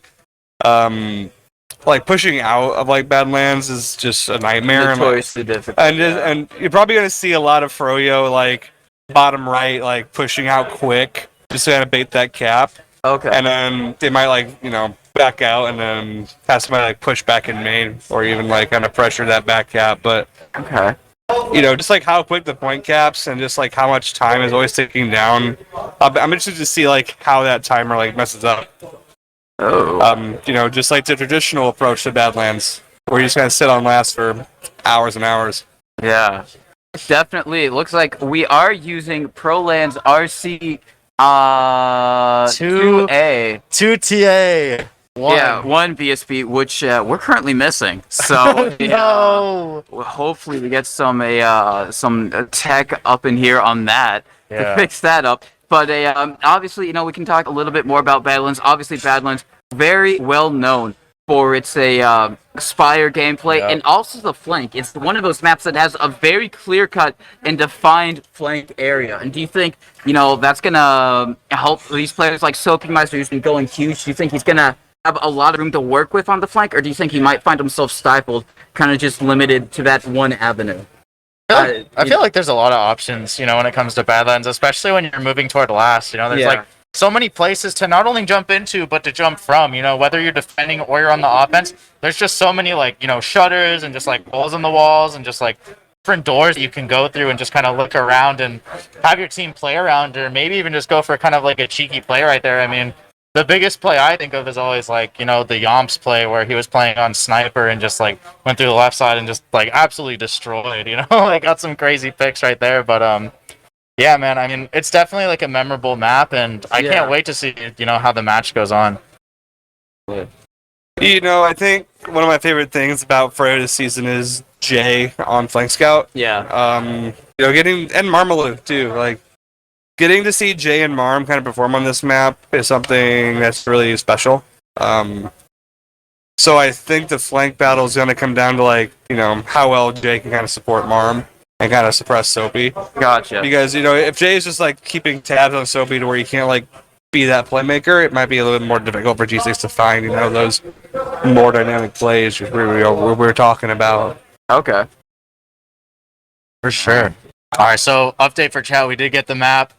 Thankfully, we're chilling. We're big chilling, dude. We couldn't forget about Spire, bro. It's on the RESUP merch. Speaking of RESUP merch, that's true. Make sure you do ! shop because there is some cool merch and some limited time. Oh my god, my words. Some limited time merch that you can buy to support the event that's going on today. That's right, you guys. You can get a shirt to commemorate the fact that you were at or you watched from home another sick NA TF2 LAN, the one posted at the beginning of 2022. I mean, how can we forget this? I mean, such a great event. I'm happy to be here. Witness, how you feeling, bro? I'm tired. I'm old. I'm old. I'm tired. I'm hyped. It's been a long weekend, but it's nice, man, seeing everyone and being here again. Just getting to compete with a new team and see a lot of new faces and a lot of old faces, man. It's pretty tight. Getting to hear Beeb live again, that's always a nice treat. Seeing Marmalou after 4 years was pretty crazy too, as that kid grew up a little bit. Because I saw him. But it's just very, very, very, very nice, and I'm really excited to do more of these in the future. Yeah, of course. It's always great to be here in this LAN environment. And it's gonna be interesting to see Badlands again. Coming back to the center stage, so to speak. And Badlands got a lot of really iconic moments as well. That it's gonna be be interesting to see how the new meta plays with it. Like you said, you're kind of talking about that 3-minute round timer. And, Badlands super notorious for people to push out. Do you think we might see some teams just turtle on last and wait for the round timer to go out, and we might get another mid-fight because it is such a difficulty and kind of very risky to push out on last on this map, especially with the 2-second back cap? I would think it depends on the situation. I was kind of theorizing, it's kind of in the macro. If you're a team like Froyo, and you have a very, very large library of mids and strategies you can use to approach a map like Badlands, or even any other map we're playing at this LAN. it favors like teams knowing how to do mids, because if you're ever in like a situation where you feel like unsafe, like maybe like you lose like a fight on like 2 or something, and you want to like stalemate on last like an engine like a heavy and kind of reset that clock, and go for another mid fight because you're confident. Hey, we're winning a lot of our team fights. To me, like that's the thing I'd like to see a bit more utilized if like a meta and then this format does become normal. Yeah. Because I think the weight of the mid fight gets increased. I mean, playing mid's great. Yeah. Like Witness Gaming, we lost a lot of mids this LAN, and we lost rounds to it. I mean, a team like Froyo just knowing never losing a mid, right? Yeah. It gives you that confidence to kind of just like... Yeah. So it gives you like an option, I mean, I think if RGL or whatever league, maybe TF2L or Age of Fortress decides to kind of utilize a 3-minute or 4-minute or 5-minute round timer, taking that approach just to any map will be helpful. I mean, it helps already, but it'll like greatly be more appreciated to kind of have that kind of angle. Yeah. Just in terms of like, again, how you approach like taking a fight, just in general. Yeah. Especially because anytime it round resets, you're gonna be going straight back to that mid fight, and on any map, you can mid to last fairly easily. So just having those strong mids and making sure that you're not getting mid to lasted yourself is very crucial and beneficial. But as we're waiting for the players to ready up and stuff, who do you think's gonna pop off from each team? You don't have to say who's gonna win, but who from each team do you think is gonna be the key playmaker for their team, specifically on Badlands? On product, we saw Habib, the soldiers really from Froyo just making the plays for them. But who do you think is gonna be on each team? I mean, we saw some really good plays from Habib last game, so I'm I'm excited for that. There's just some funny off-screen shenanigans going on. Apologies, but yeah, I mean, I'm really excited to see what Habib is able to do here. But I think Marmalou especially is going to excel. I don't know. I just have a gut feeling about it that Marmalou is just going to pull out something crazy. I don't know. Maybe he's going to go for a crazy bomb. Maybe he's going to get some picks. But I just feel like this is his time to shine. I've been hearing some good stuff about him, so we'll see. But on the side of G6, I want to say Cap, bro. I want to say Cap's going to do something cool. Cap's been impressing me the past day or two, so I'm excited to see what he pulls out as well. All right, what about you, Witness? 2 player or 1 player from each team? Yeah. I'm going to go with Jay. All right. And I'm going to go with... I want to pick my friend Skis. Pro Skis. Yeah. I think watching how Jay, can sneak in through, last or even, push slower on mids will be pretty interesting to watch. And I kind of, just love Skis. I'm a very huge Skis fan overall. So, I mean, if I had to pick like an actual player on G6, it would probably be, I think, 3, 2. I think Rakuso is due. Yeah. I think Rakuso should come up and just kind of drop like a 40 bomb for me right now. All right. Rakuso to go huge. Maybe. You heard it here first. So looks like we are getting ready to go live. This is going to be the second map of the Grand Finals. Froyo versus Leica G6 here. And going to be watching these mids.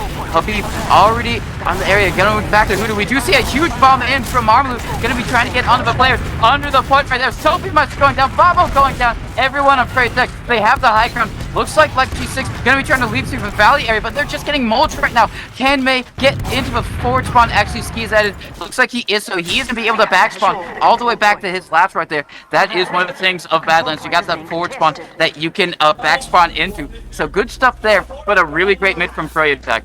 I told you, they call him Farmaloo for a reason. I told you I had that gut feeling because Farmaloo absolutely creating a fantastic opening for his team right there. They're already pushing their way into last right here. They have Uber.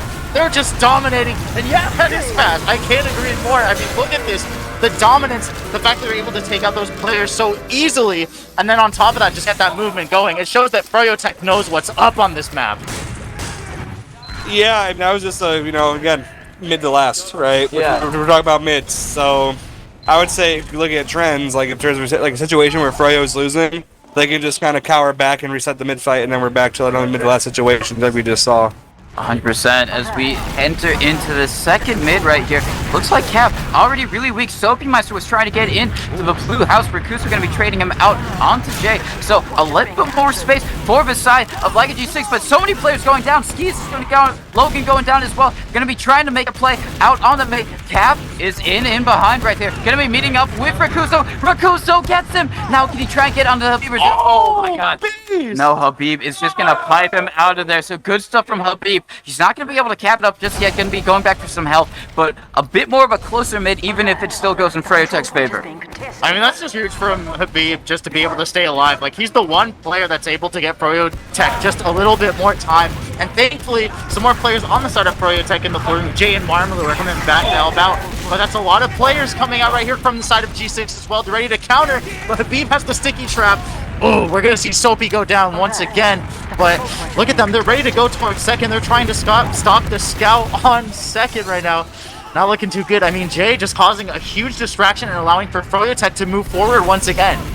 Yeah, as you can see, looks like Froyotech gonna be trying to get onto the spire right now. Bot mode at the top of it. He did kill Jay right there, who was trying to cap it up. They have a lot of cap time, but they're just killing everyone in this trash side area. Looks like we do have some players trying to chase. It is gonna be Cap on Habib and Maze Tail. Cap on the chase. Gonna be just pushing them back into their house side area, and that's gonna be enough for Leica G6 to cap this mid here. Yeah, it's good, really good on skis there to live on 4, kind of back in like trash, but you know, I think we're gonna look to see a little push through like choke right here and try to find some space on this ad. I mean, it's really small, probably not pushable. I think you see the chill and like try and find like a kill on the flank. So he doesn't get flank, but I think he got blinded. No, he didn't blinded. If you're watching a trap there on flank, but you know, I think. You know, we're evening out on the mid here, so never mind. Logan goes down. This is just an L, I think. We're doing exchange here. I think May pop first. They are going to exchange. It's hiding back. Yeah, looks like they are going to exchange. Going to be trying to get on to May and Banning here. They are losing so many players. Fourth, the Rakuso cap, bot mode, all going down. Skis going down as well. It's just Soapy, who is a respawner as well. Going to be trying to go for a hero shot onto one of the scouts, but he doesn't hit it. Looks like Logan going to be trapping up their house side area, but that's basically a wipe for Leica G6, as we already are going to have Freyotech trying to push forward. Mirror Man lurking behind right now. Our control point is being captured. Are they still? Okay, they might be on crits. Oh, we're about to find out. Yeah, we're on crits. Okay, so Froyotech running crits here. I mean, if they're able to get the damage, you might as well accentuate it because they're not really dying too much. We're seeing that they're able to just keep that aggression going forward. And pretty sure Jay and Marmalou are probably going to push bottom right here and try to get a pick on the soldier or play point for the crits. Okay, sick. So let's see if that happens. We're gonna see. Ooh, yeah. So they're just kind of looking for an opportunity right here to just push in. They're going with the stickies. They got the crits coming out right here. No players going down just yet, but Jay is going to be going down as well as Soapy Meister. Let's see what else happens here as players are just trying to keep themselves alive. That's Marmalou hiding on top of the point right there, trying to get some damage. Not going to get away with it. The cap arrow is coming out, and look at this. Froyotech just has to move just a little bit more back, but oh! No shot. No shot. Oh, no way. No way. You're crazy, dude. Well, like right there, like, you know, they thought the fight was over and they went back to spawn, like bottom left. They had a soldier watching like the bottom right. Like you can't, like Froyo is notorious for doing that. Like they've been doing a lot of like scrims against us. You know. Yeah. So you need to keep that. Like them going there and getting that soldier pick early on the fight enabled that like play right there.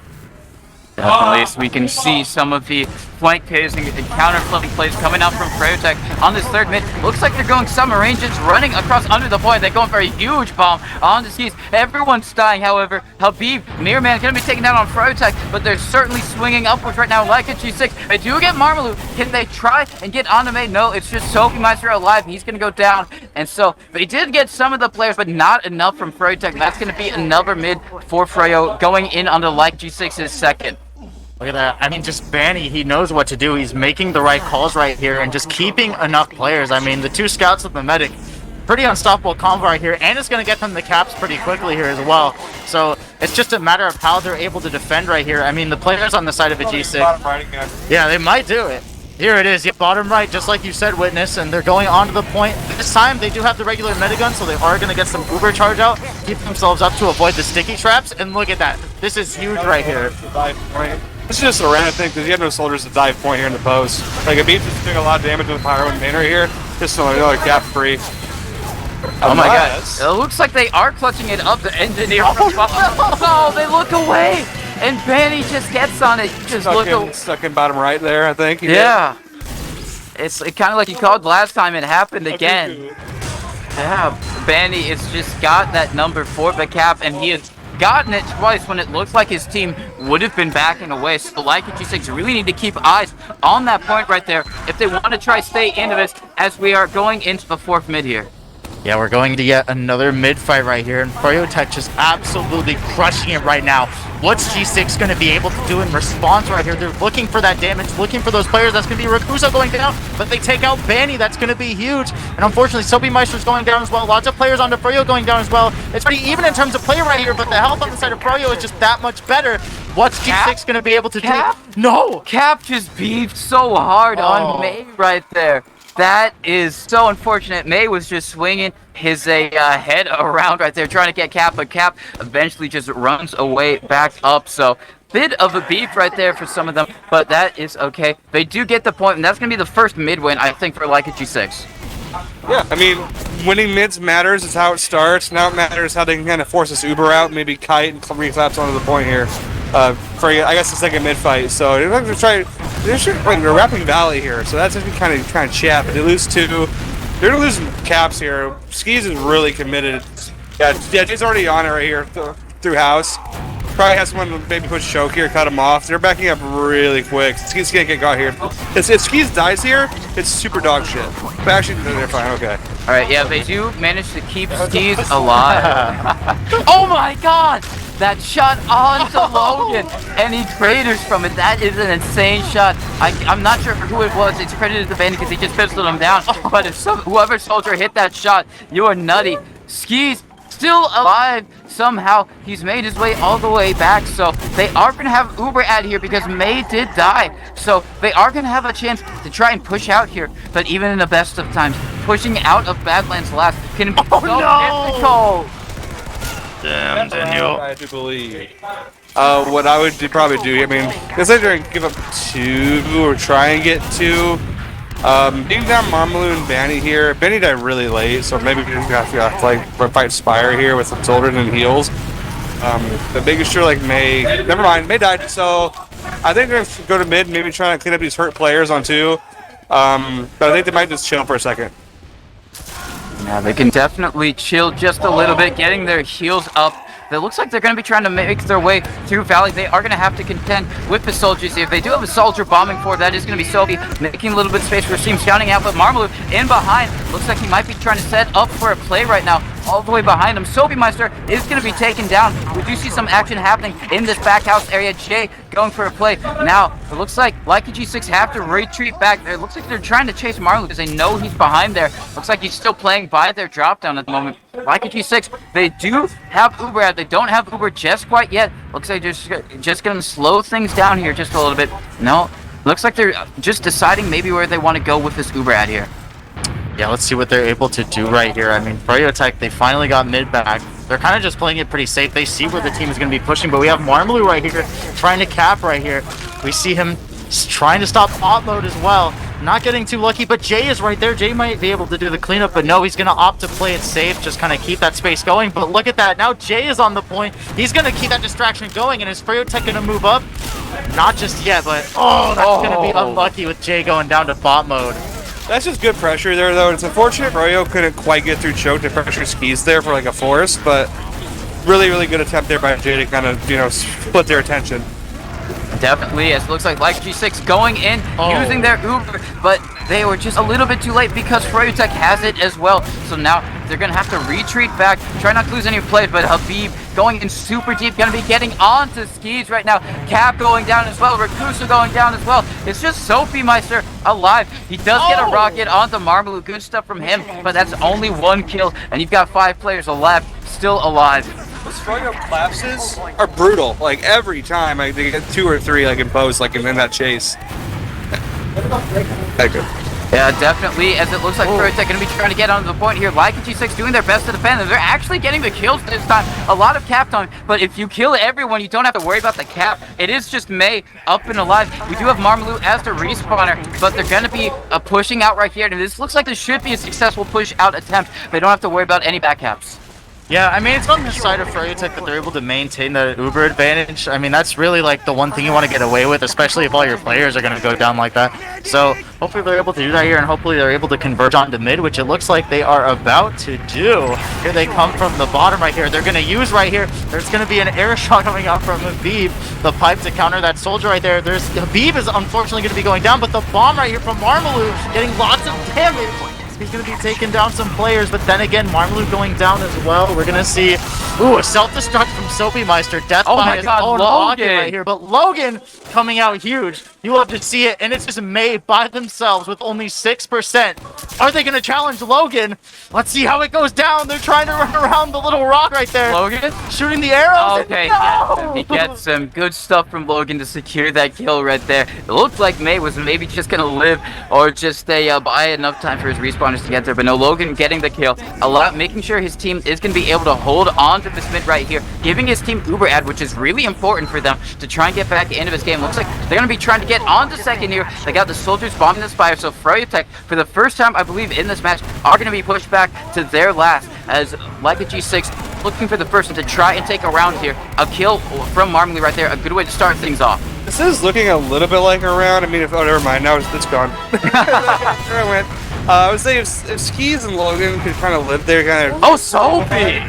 Okay, Soapy's kind of bringing it back, but that situation right there, you got to play tight and expect that kind of play, because you know May just died on mid like really late. As soon as you cap 2, you got to expect something to come out for you there, like because if you lose Logan and then someone else goes on your mid quickly there, like, and you don't stabilize, you're not gonna close that round, right? So we're just kind of looking here. I mean, we're just on a mid stalemate now, like going on. Yeah, so it looks like Leica he's G6 got blinded. Oh.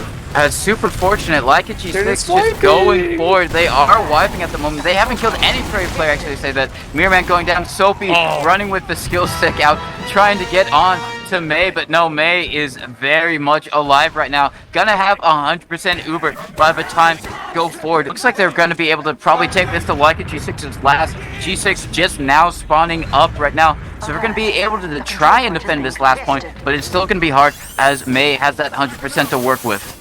And here we have Habib just playing a bit forward. He's got some stickies out trying to play against those trying to play against his opponents on the side of G6 right here. And a bit of damage here before they want to push. We see Jay clearing some traps right there before they push into last. We're going to see Mirrorman coming from the bottom, just trying to get some spam, trying to get those stickies off of the point if there are any. Like we saw earlier. Yeah, we're seeing bottom right play once again. Looks like we had a game crash, but don't worry, I'm going to look at the stream right here, even though we're a few seconds behind. We have a couple of the players just trying to move in right here. We see the Sentry from Bobo, as well as the Pyro from Cap. It's going to be an Uber coming out from the side of Froyo.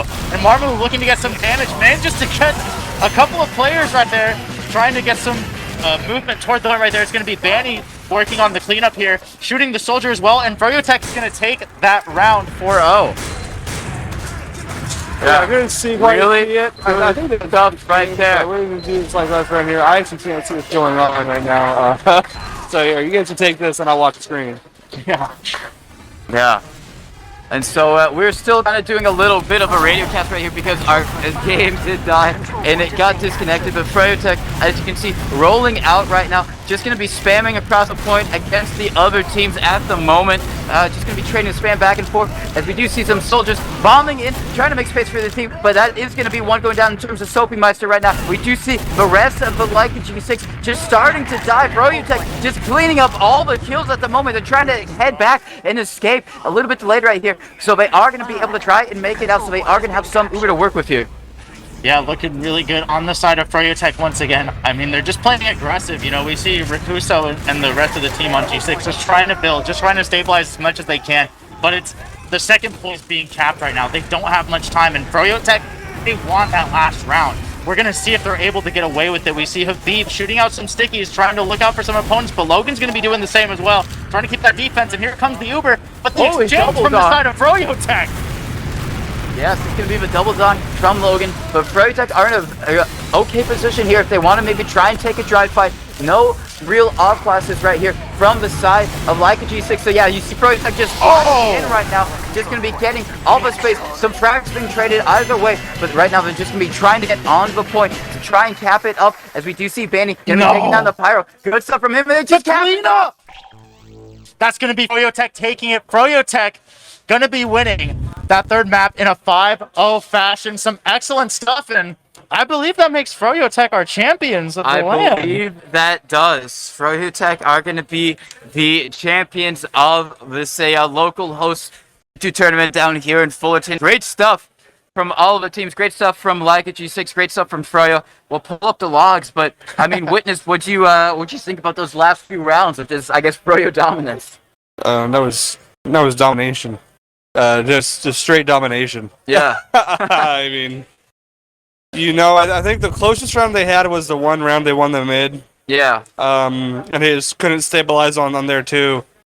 I mean, just kind of looking back at like how strong, like I see those lives real quick. Scroll up there. I mean, yeah, of course. It was Soapy kind of lost the flame. I mean, he had to go cush KD right there.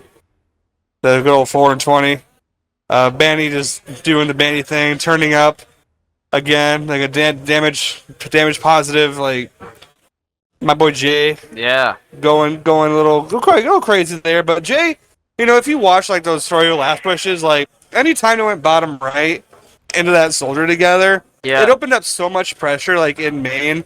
And like really enable like everyone else kind of like top left to kind of do things, and they always kind of found like that soldier pick. Like even that last push we saw. You know what, Grant, come here, come here.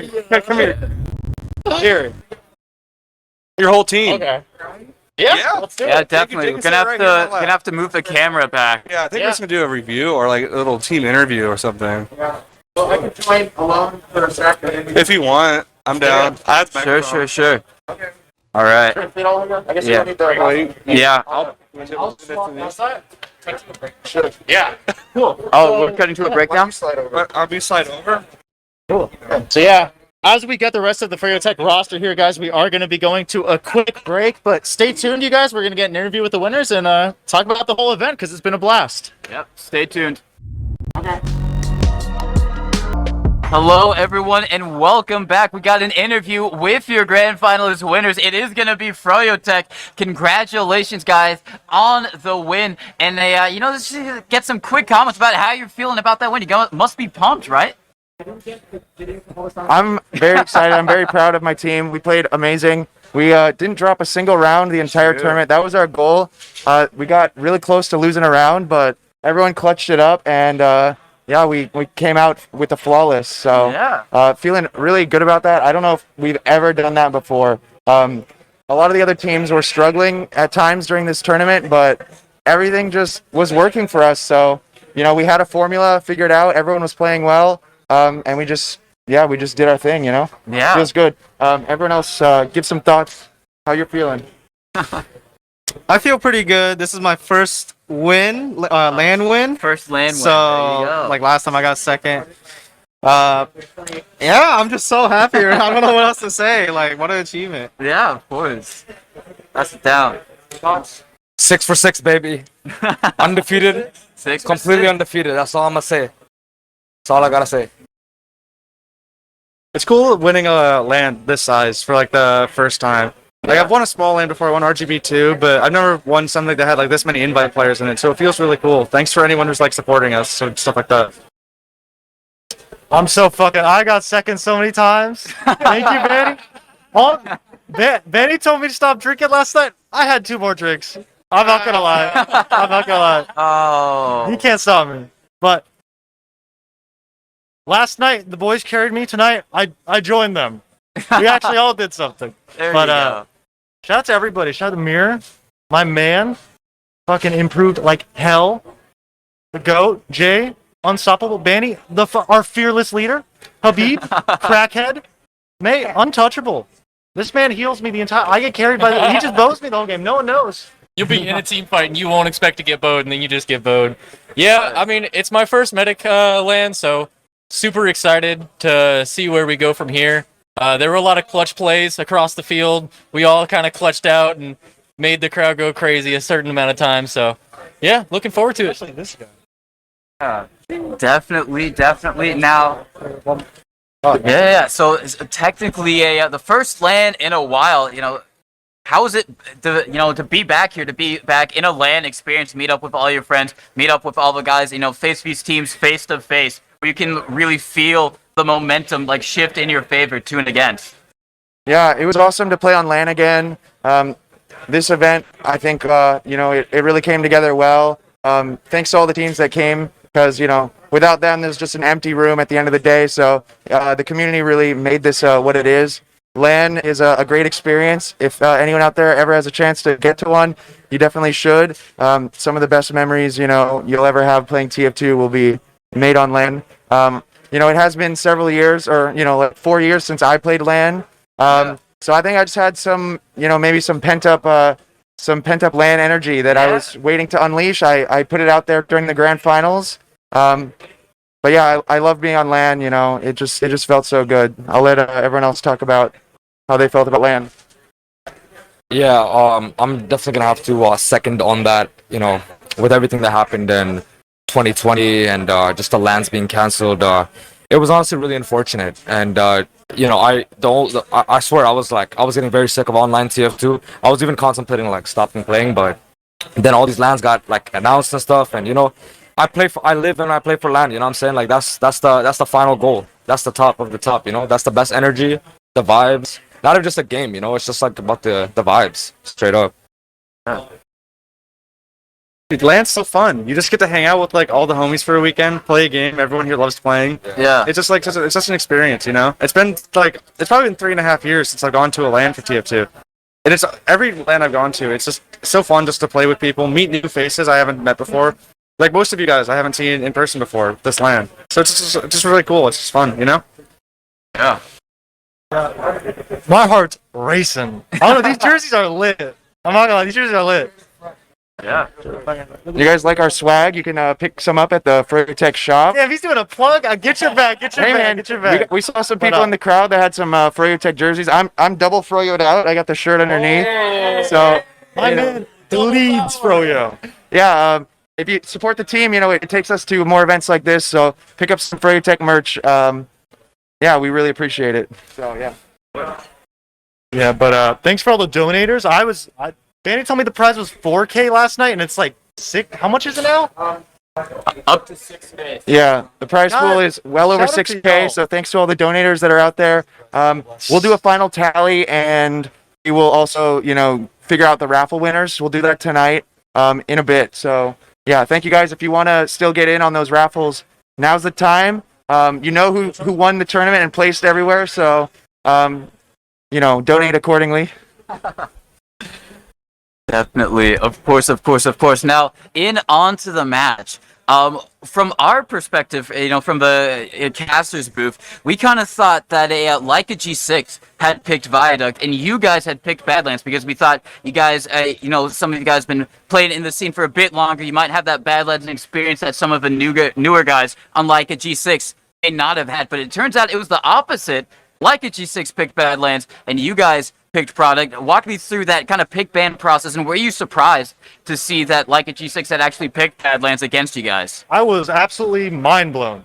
I'm not gonna lie, those are my two best. They used to know me the Badlands Demon. This guy developed a softball. I didn't even do it. Yeah, but yeah, I was really surprised. I guess they wanted a wild card, which it was out. We knew it for a week. I get the thinking, but a lot of those guys are newer. They really haven't played it. And Badlands is really punishing if you don't know all the little things for each class, like Demo, Roamer is really hard. Those guys are both pretty new. They haven't played it. But shout out to those guys. They played their hearts out the rest of the series. But yeah, I really like the balls on that pick, though. I gotta respect those.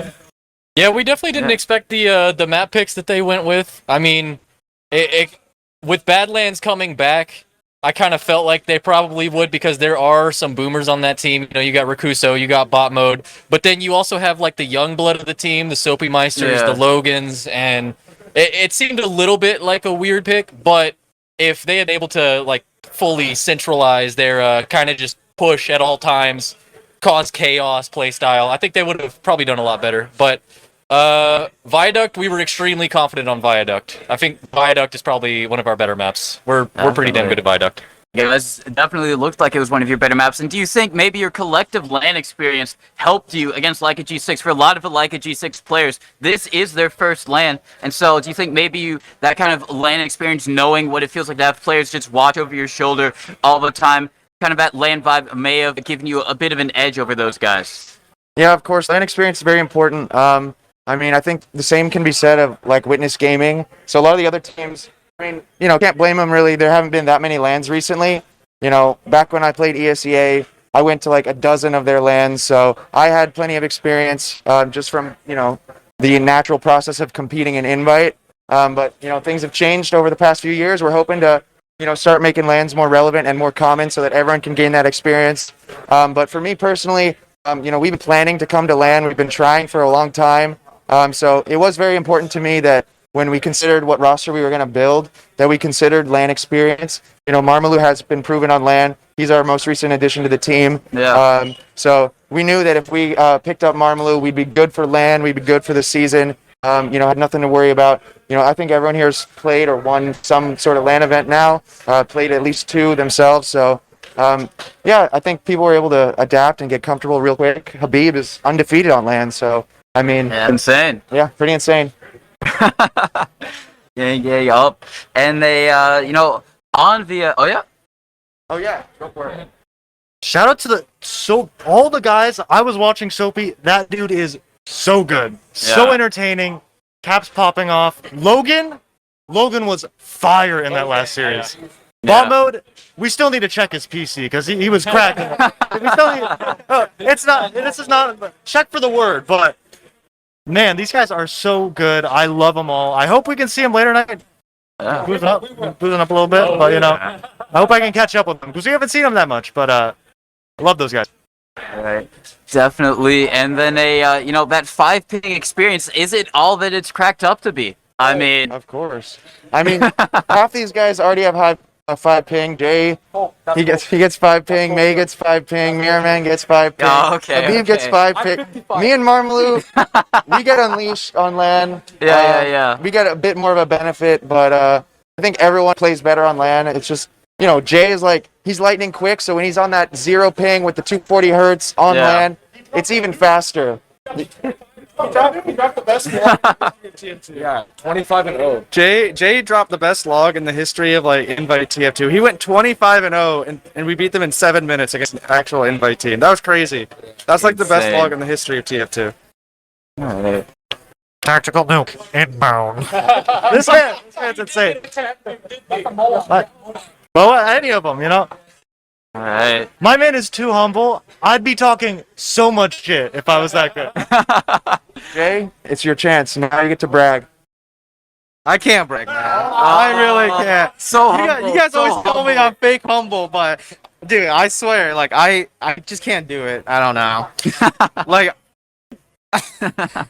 I mean, I don't know what else. I just have nothing to say about that. I was surprised. I'm still shocked to this day. Like Yeah. I managed to do that. Yeah. So it's impressive Insane. stuff. Impressive stuff. We do have some kind of fan questions. Who has the most swag on the team? Okay. Yeah. I respect the May choice. May. May or B. Habib can't have swag. Sorry, that's just the rule. Why would I need swag when I can have class? Yeah. Whoa. Hey, I got a message. Okay. Hey, no sipping, no sipping. Habib's just, he's addicted to Snapchat. You gotta forgive him. He has his vices, but at least he's a beast at TF2, okay? Alright. Yeah. Then real quick, what are your thoughts on the rule set used for this LAN? Obviously, 30 minutes finished going into overtime, 3-minute round timer. How was it to play with it? You guys probably been scrimming a little bit, so you're kind of used to it going into it. But just in thoughts on the rule set, do you like it, and would you like to see it in some future either TF2 LANs or like league play? Well, I may be a bit biased since I basically, really pushed to make it happen. But I personally love it, though admittedly our matches were over pretty quick. They were already pretty fast-paced, so the rule set didn't really affect us much. But I'll let them talk about it a bit, maybe. I've been advocating for the lower time limit. So glad that you organized this and rigged it in your favor with the time limit. But the 10 minutes is so long and it's so boring. And I know people are a bit controversial on the not ending by time, but there was a match earlier that ended due to time and there was a comeback. And as a player, it's kind of weird. Like, usually you'd win and it changes, but for viewing, it's better. And I think it definitely shows the better team because you actually have to close out. You got to win the rounds. But I love the 3-minute round timer. There's a lot less stalemates. The game is way more fast-paced. It kind of leads to less situations where it's kind of just endless sack waves. Like needless endless sack waves where you're just trying to get a force or you're trying to get 2 picks. At first, when it first came out, I wasn't as much of an advocate of it, but then I saw what it was kind of doing for the game competitively, and I respect it. I respect it. Danny does not have a gun to our heads. This is real opinions. We will not be cut if we say no. No. What? Well, Mirror Man, I'm sorry, but you said the one word you're not allowed to say. Hey, what was the question? It was Don't worry about it. Don't worry about it. Don't worry about it. Yeah. All right. And then we also got some other fan questions. Who are you most excited to meet this LAN? Maybe it's someone you've already met before, maybe someone new to this LAN. Who are you like looking forward to meet here? Well, for me, it was probably Sandblast, and he lived up to all expectations and surpassed them. I gotta say, my old boys, Cheris, Hunter, Stufu, and obviously all the other guys. I just love my friends, Yeah. Yeah, I'm gonna be real with you. I just wanted to see everybody again. It had been like 2.5, almost 3 years. I know who was pulling up. I'm a pretty social person. I'm down to just meet everybody, to be honest. I sound like 30 mouse pads. I know you guys did too. But, you know what I'm saying? It's just great. It's just great. For me, I was most excited to meet Jay, dude. I used to play with Jay back in Open like 5-6 years ago. We've known each other for so long, and this is the first time we've ever seen each other. So it was really fun. I don't know. It's so fun. I was also very excited to meet Mirror Man. It's been, it's been a long time that we've been playing together. A few seasons now, so it was long overdue. And he's a nice guy. I forgot to mention that. Always fun to meet the teammates, May as well. We all, just got along. I've met you before, Marmaloo. Well, new to LAN, yeah. Okay. I also enjoyed meeting you, Marmaloo. Me and Marmaloo, we used to maybe be rivals of sorts, but we've hugged so many times this LAN. I think it's clear that he can't stop hugging people, but we've had a good time. So we're all having a good time. It's great to hang out with all these guys. But who else were you guys looking forward to meeting? I'll go. Yeah, I haven't gone yet. Sandblast? All right, that was cool. Shout out to Sandblast. Skis, all the boys. Aim, my man, Trip. I don't know, everybody I've been talking to, haven't seen in like 3 years. One person, I always say this. DC, got the crown. If you need anything, let me know. I love you.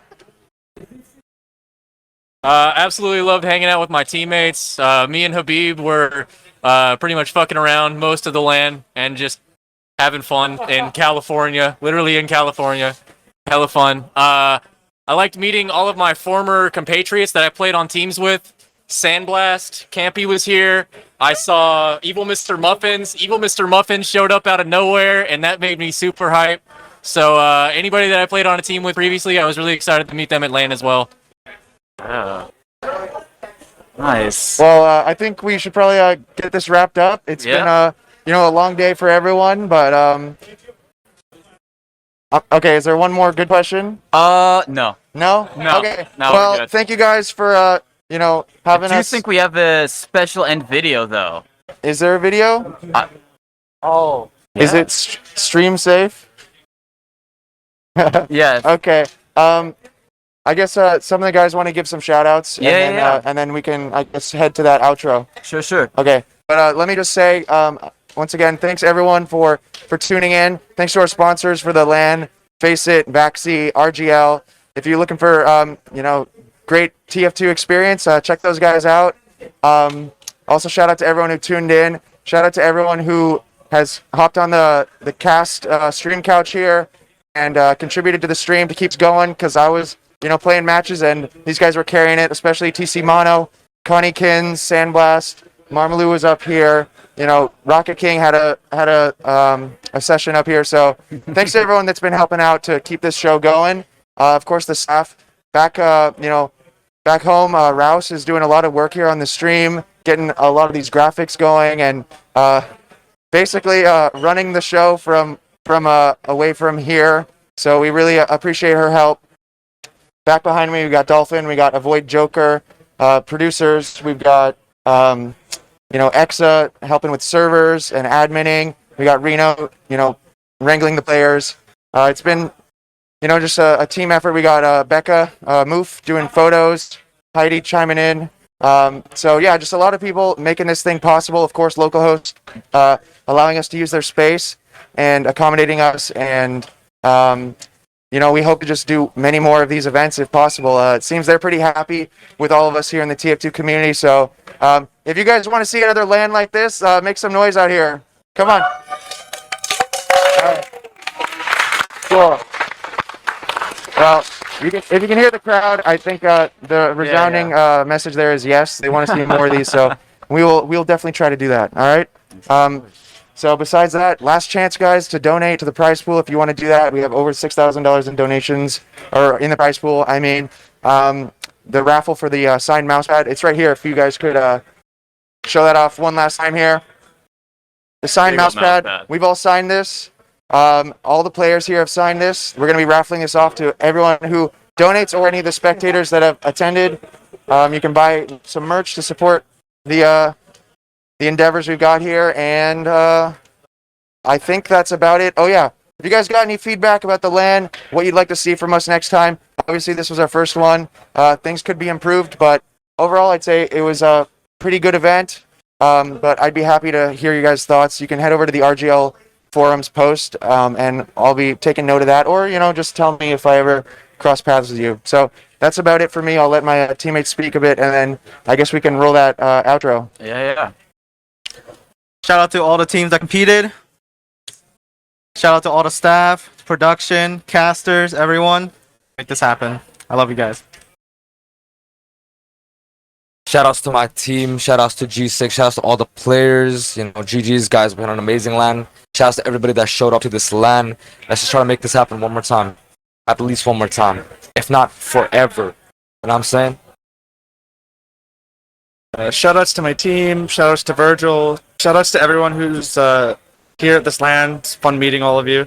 Shout outs to anyone who's supporting us through all this. It's always nice having support for something you're doing, stuff like that. Just thanks everyone. Shout out to everybody I met here. Great to see you all. Shout out to CC, as always. Styles Tracker. Everyone I pug with, play with.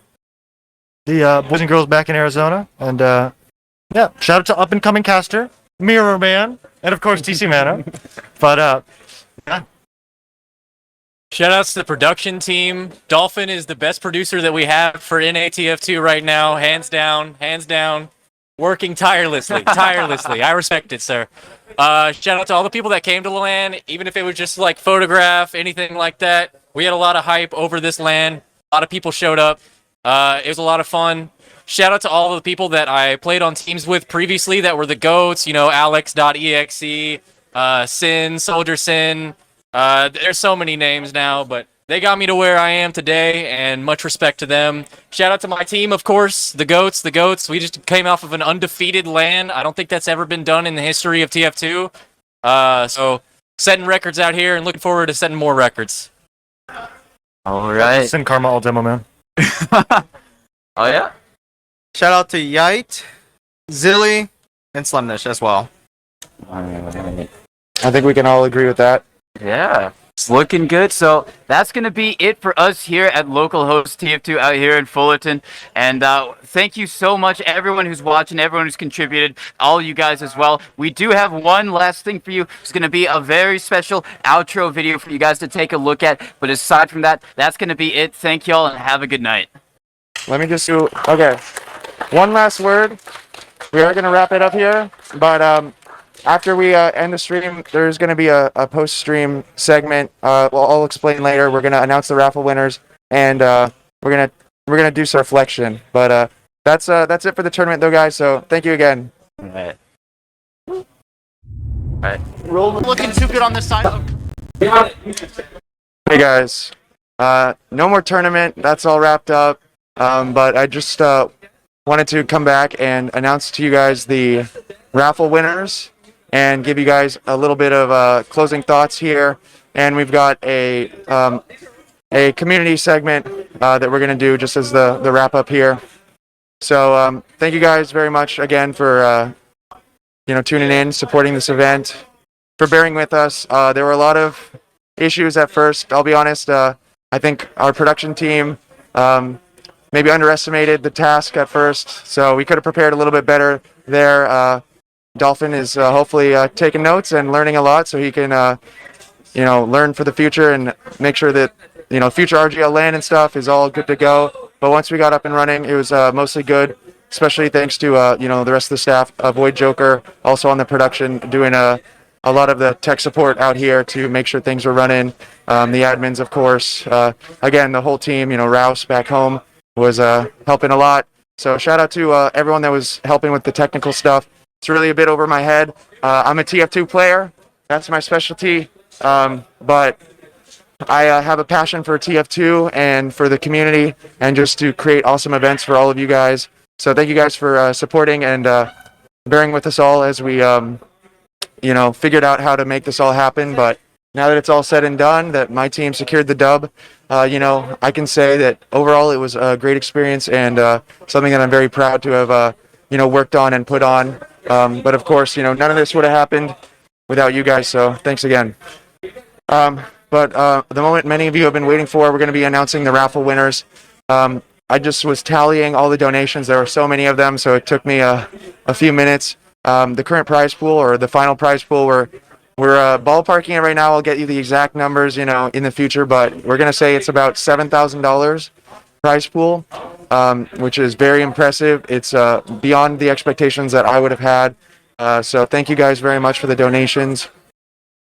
We can get that donator list. It's very long, but every single one of you guys that's on that list, just know that we really do appreciate your contributions towards this, and all the players, they of course will also be appreciating that too.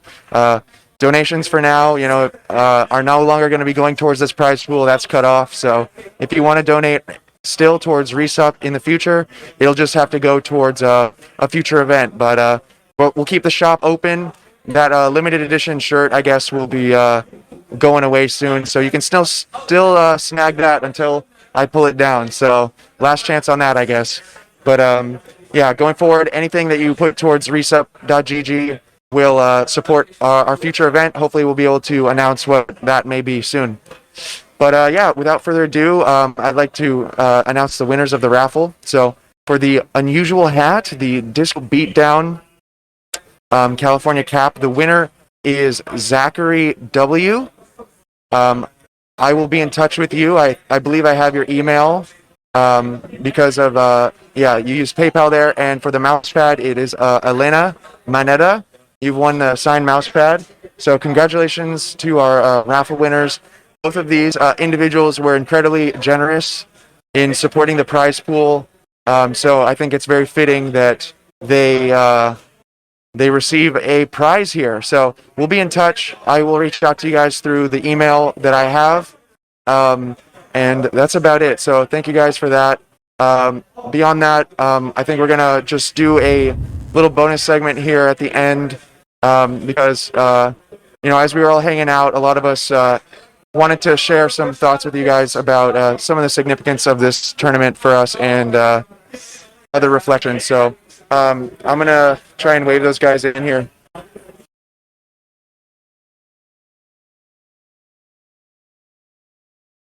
Yeah, so I'm going to be joined by a few of my friends. Hopefully you will recognize them here. We got High Five joining. Squeeze for Yeah, we got a High Five. Hey, thanks for coming down. High Five. What's up? Patty, thank you. Cookie Jake, and we got Habib coming. We'll try and fit everyone in here. Let's can we scoot in here? Get over there. Here. So here, can you hold this, Patty? Yeah. So this segment here, it's been a while since we've all been together, guys. Years, and a lot of us wanted to. Yeah, it's hard.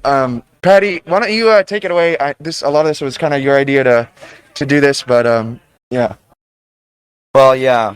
Basically, coming into this event was very last second for me, as most people know, and it's great that we're coming back to LAN and we're all seeing each other. But I couldn't help but on my way here, I thought about somebody that was really important to us all in the community.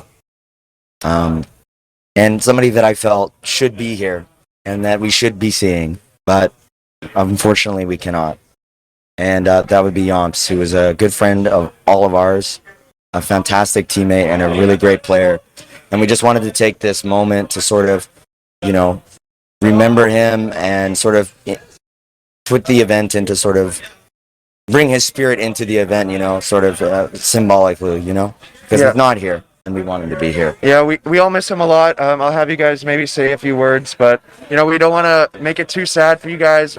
We want to hopefully have it be uplifting in some way. Yeah. So if you guys can just share some thoughts. Yeah, I just say you come to LAN and we haven't been to LAN in so long. LAN's about competing. It's about playing TF2. That's what we're here to actually physically do. But it's really about coming to hang out with all the people you hang out with all the time online. And so. It's just it's great to see everyone, and it's just like an elephant in the room. It's like, man, just miss Yomp so much, man. Yeah. I wish he was here. So it's just it was hard to just ignore it. So it's kind of like our recognition, but I just miss him. And if you play TF2 and or just any game really, and you hang out with people online all the time, and want to come play, this is where you come and I don't know, it just feels so complete when you actually come out here and play. And hang out with everyone. So if you haven't come to one of these events, you really should. It's awesome, really awesome place. Yeah. Any more? Yeah. Yeah, it definitely does feel like there's a little piece missing from the event. Yomps has been at almost every LAN event that I've been at, and he was on my first big team that I competed at a LAN with. Yeah, it's just really awful to think about. I'm glad that we can still remember him at a time like this. Yeah. And yeah, it's coming up on a year. It's a year and a half now. Yeah. It feels like it's been a minute since I last talked to him, but it also feels like it's been forever. So it's really. Yeah. One other thing I'll say is, it was a really sad, especially thinking back that we got unlucky that COVID happened. We would have been able to see him one more time at RGL LAN. So it's just another layer of appreciating that these events happen because.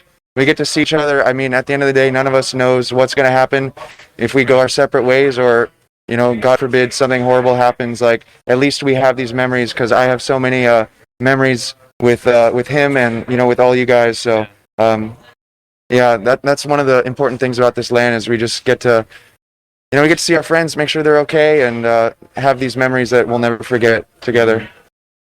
Habib.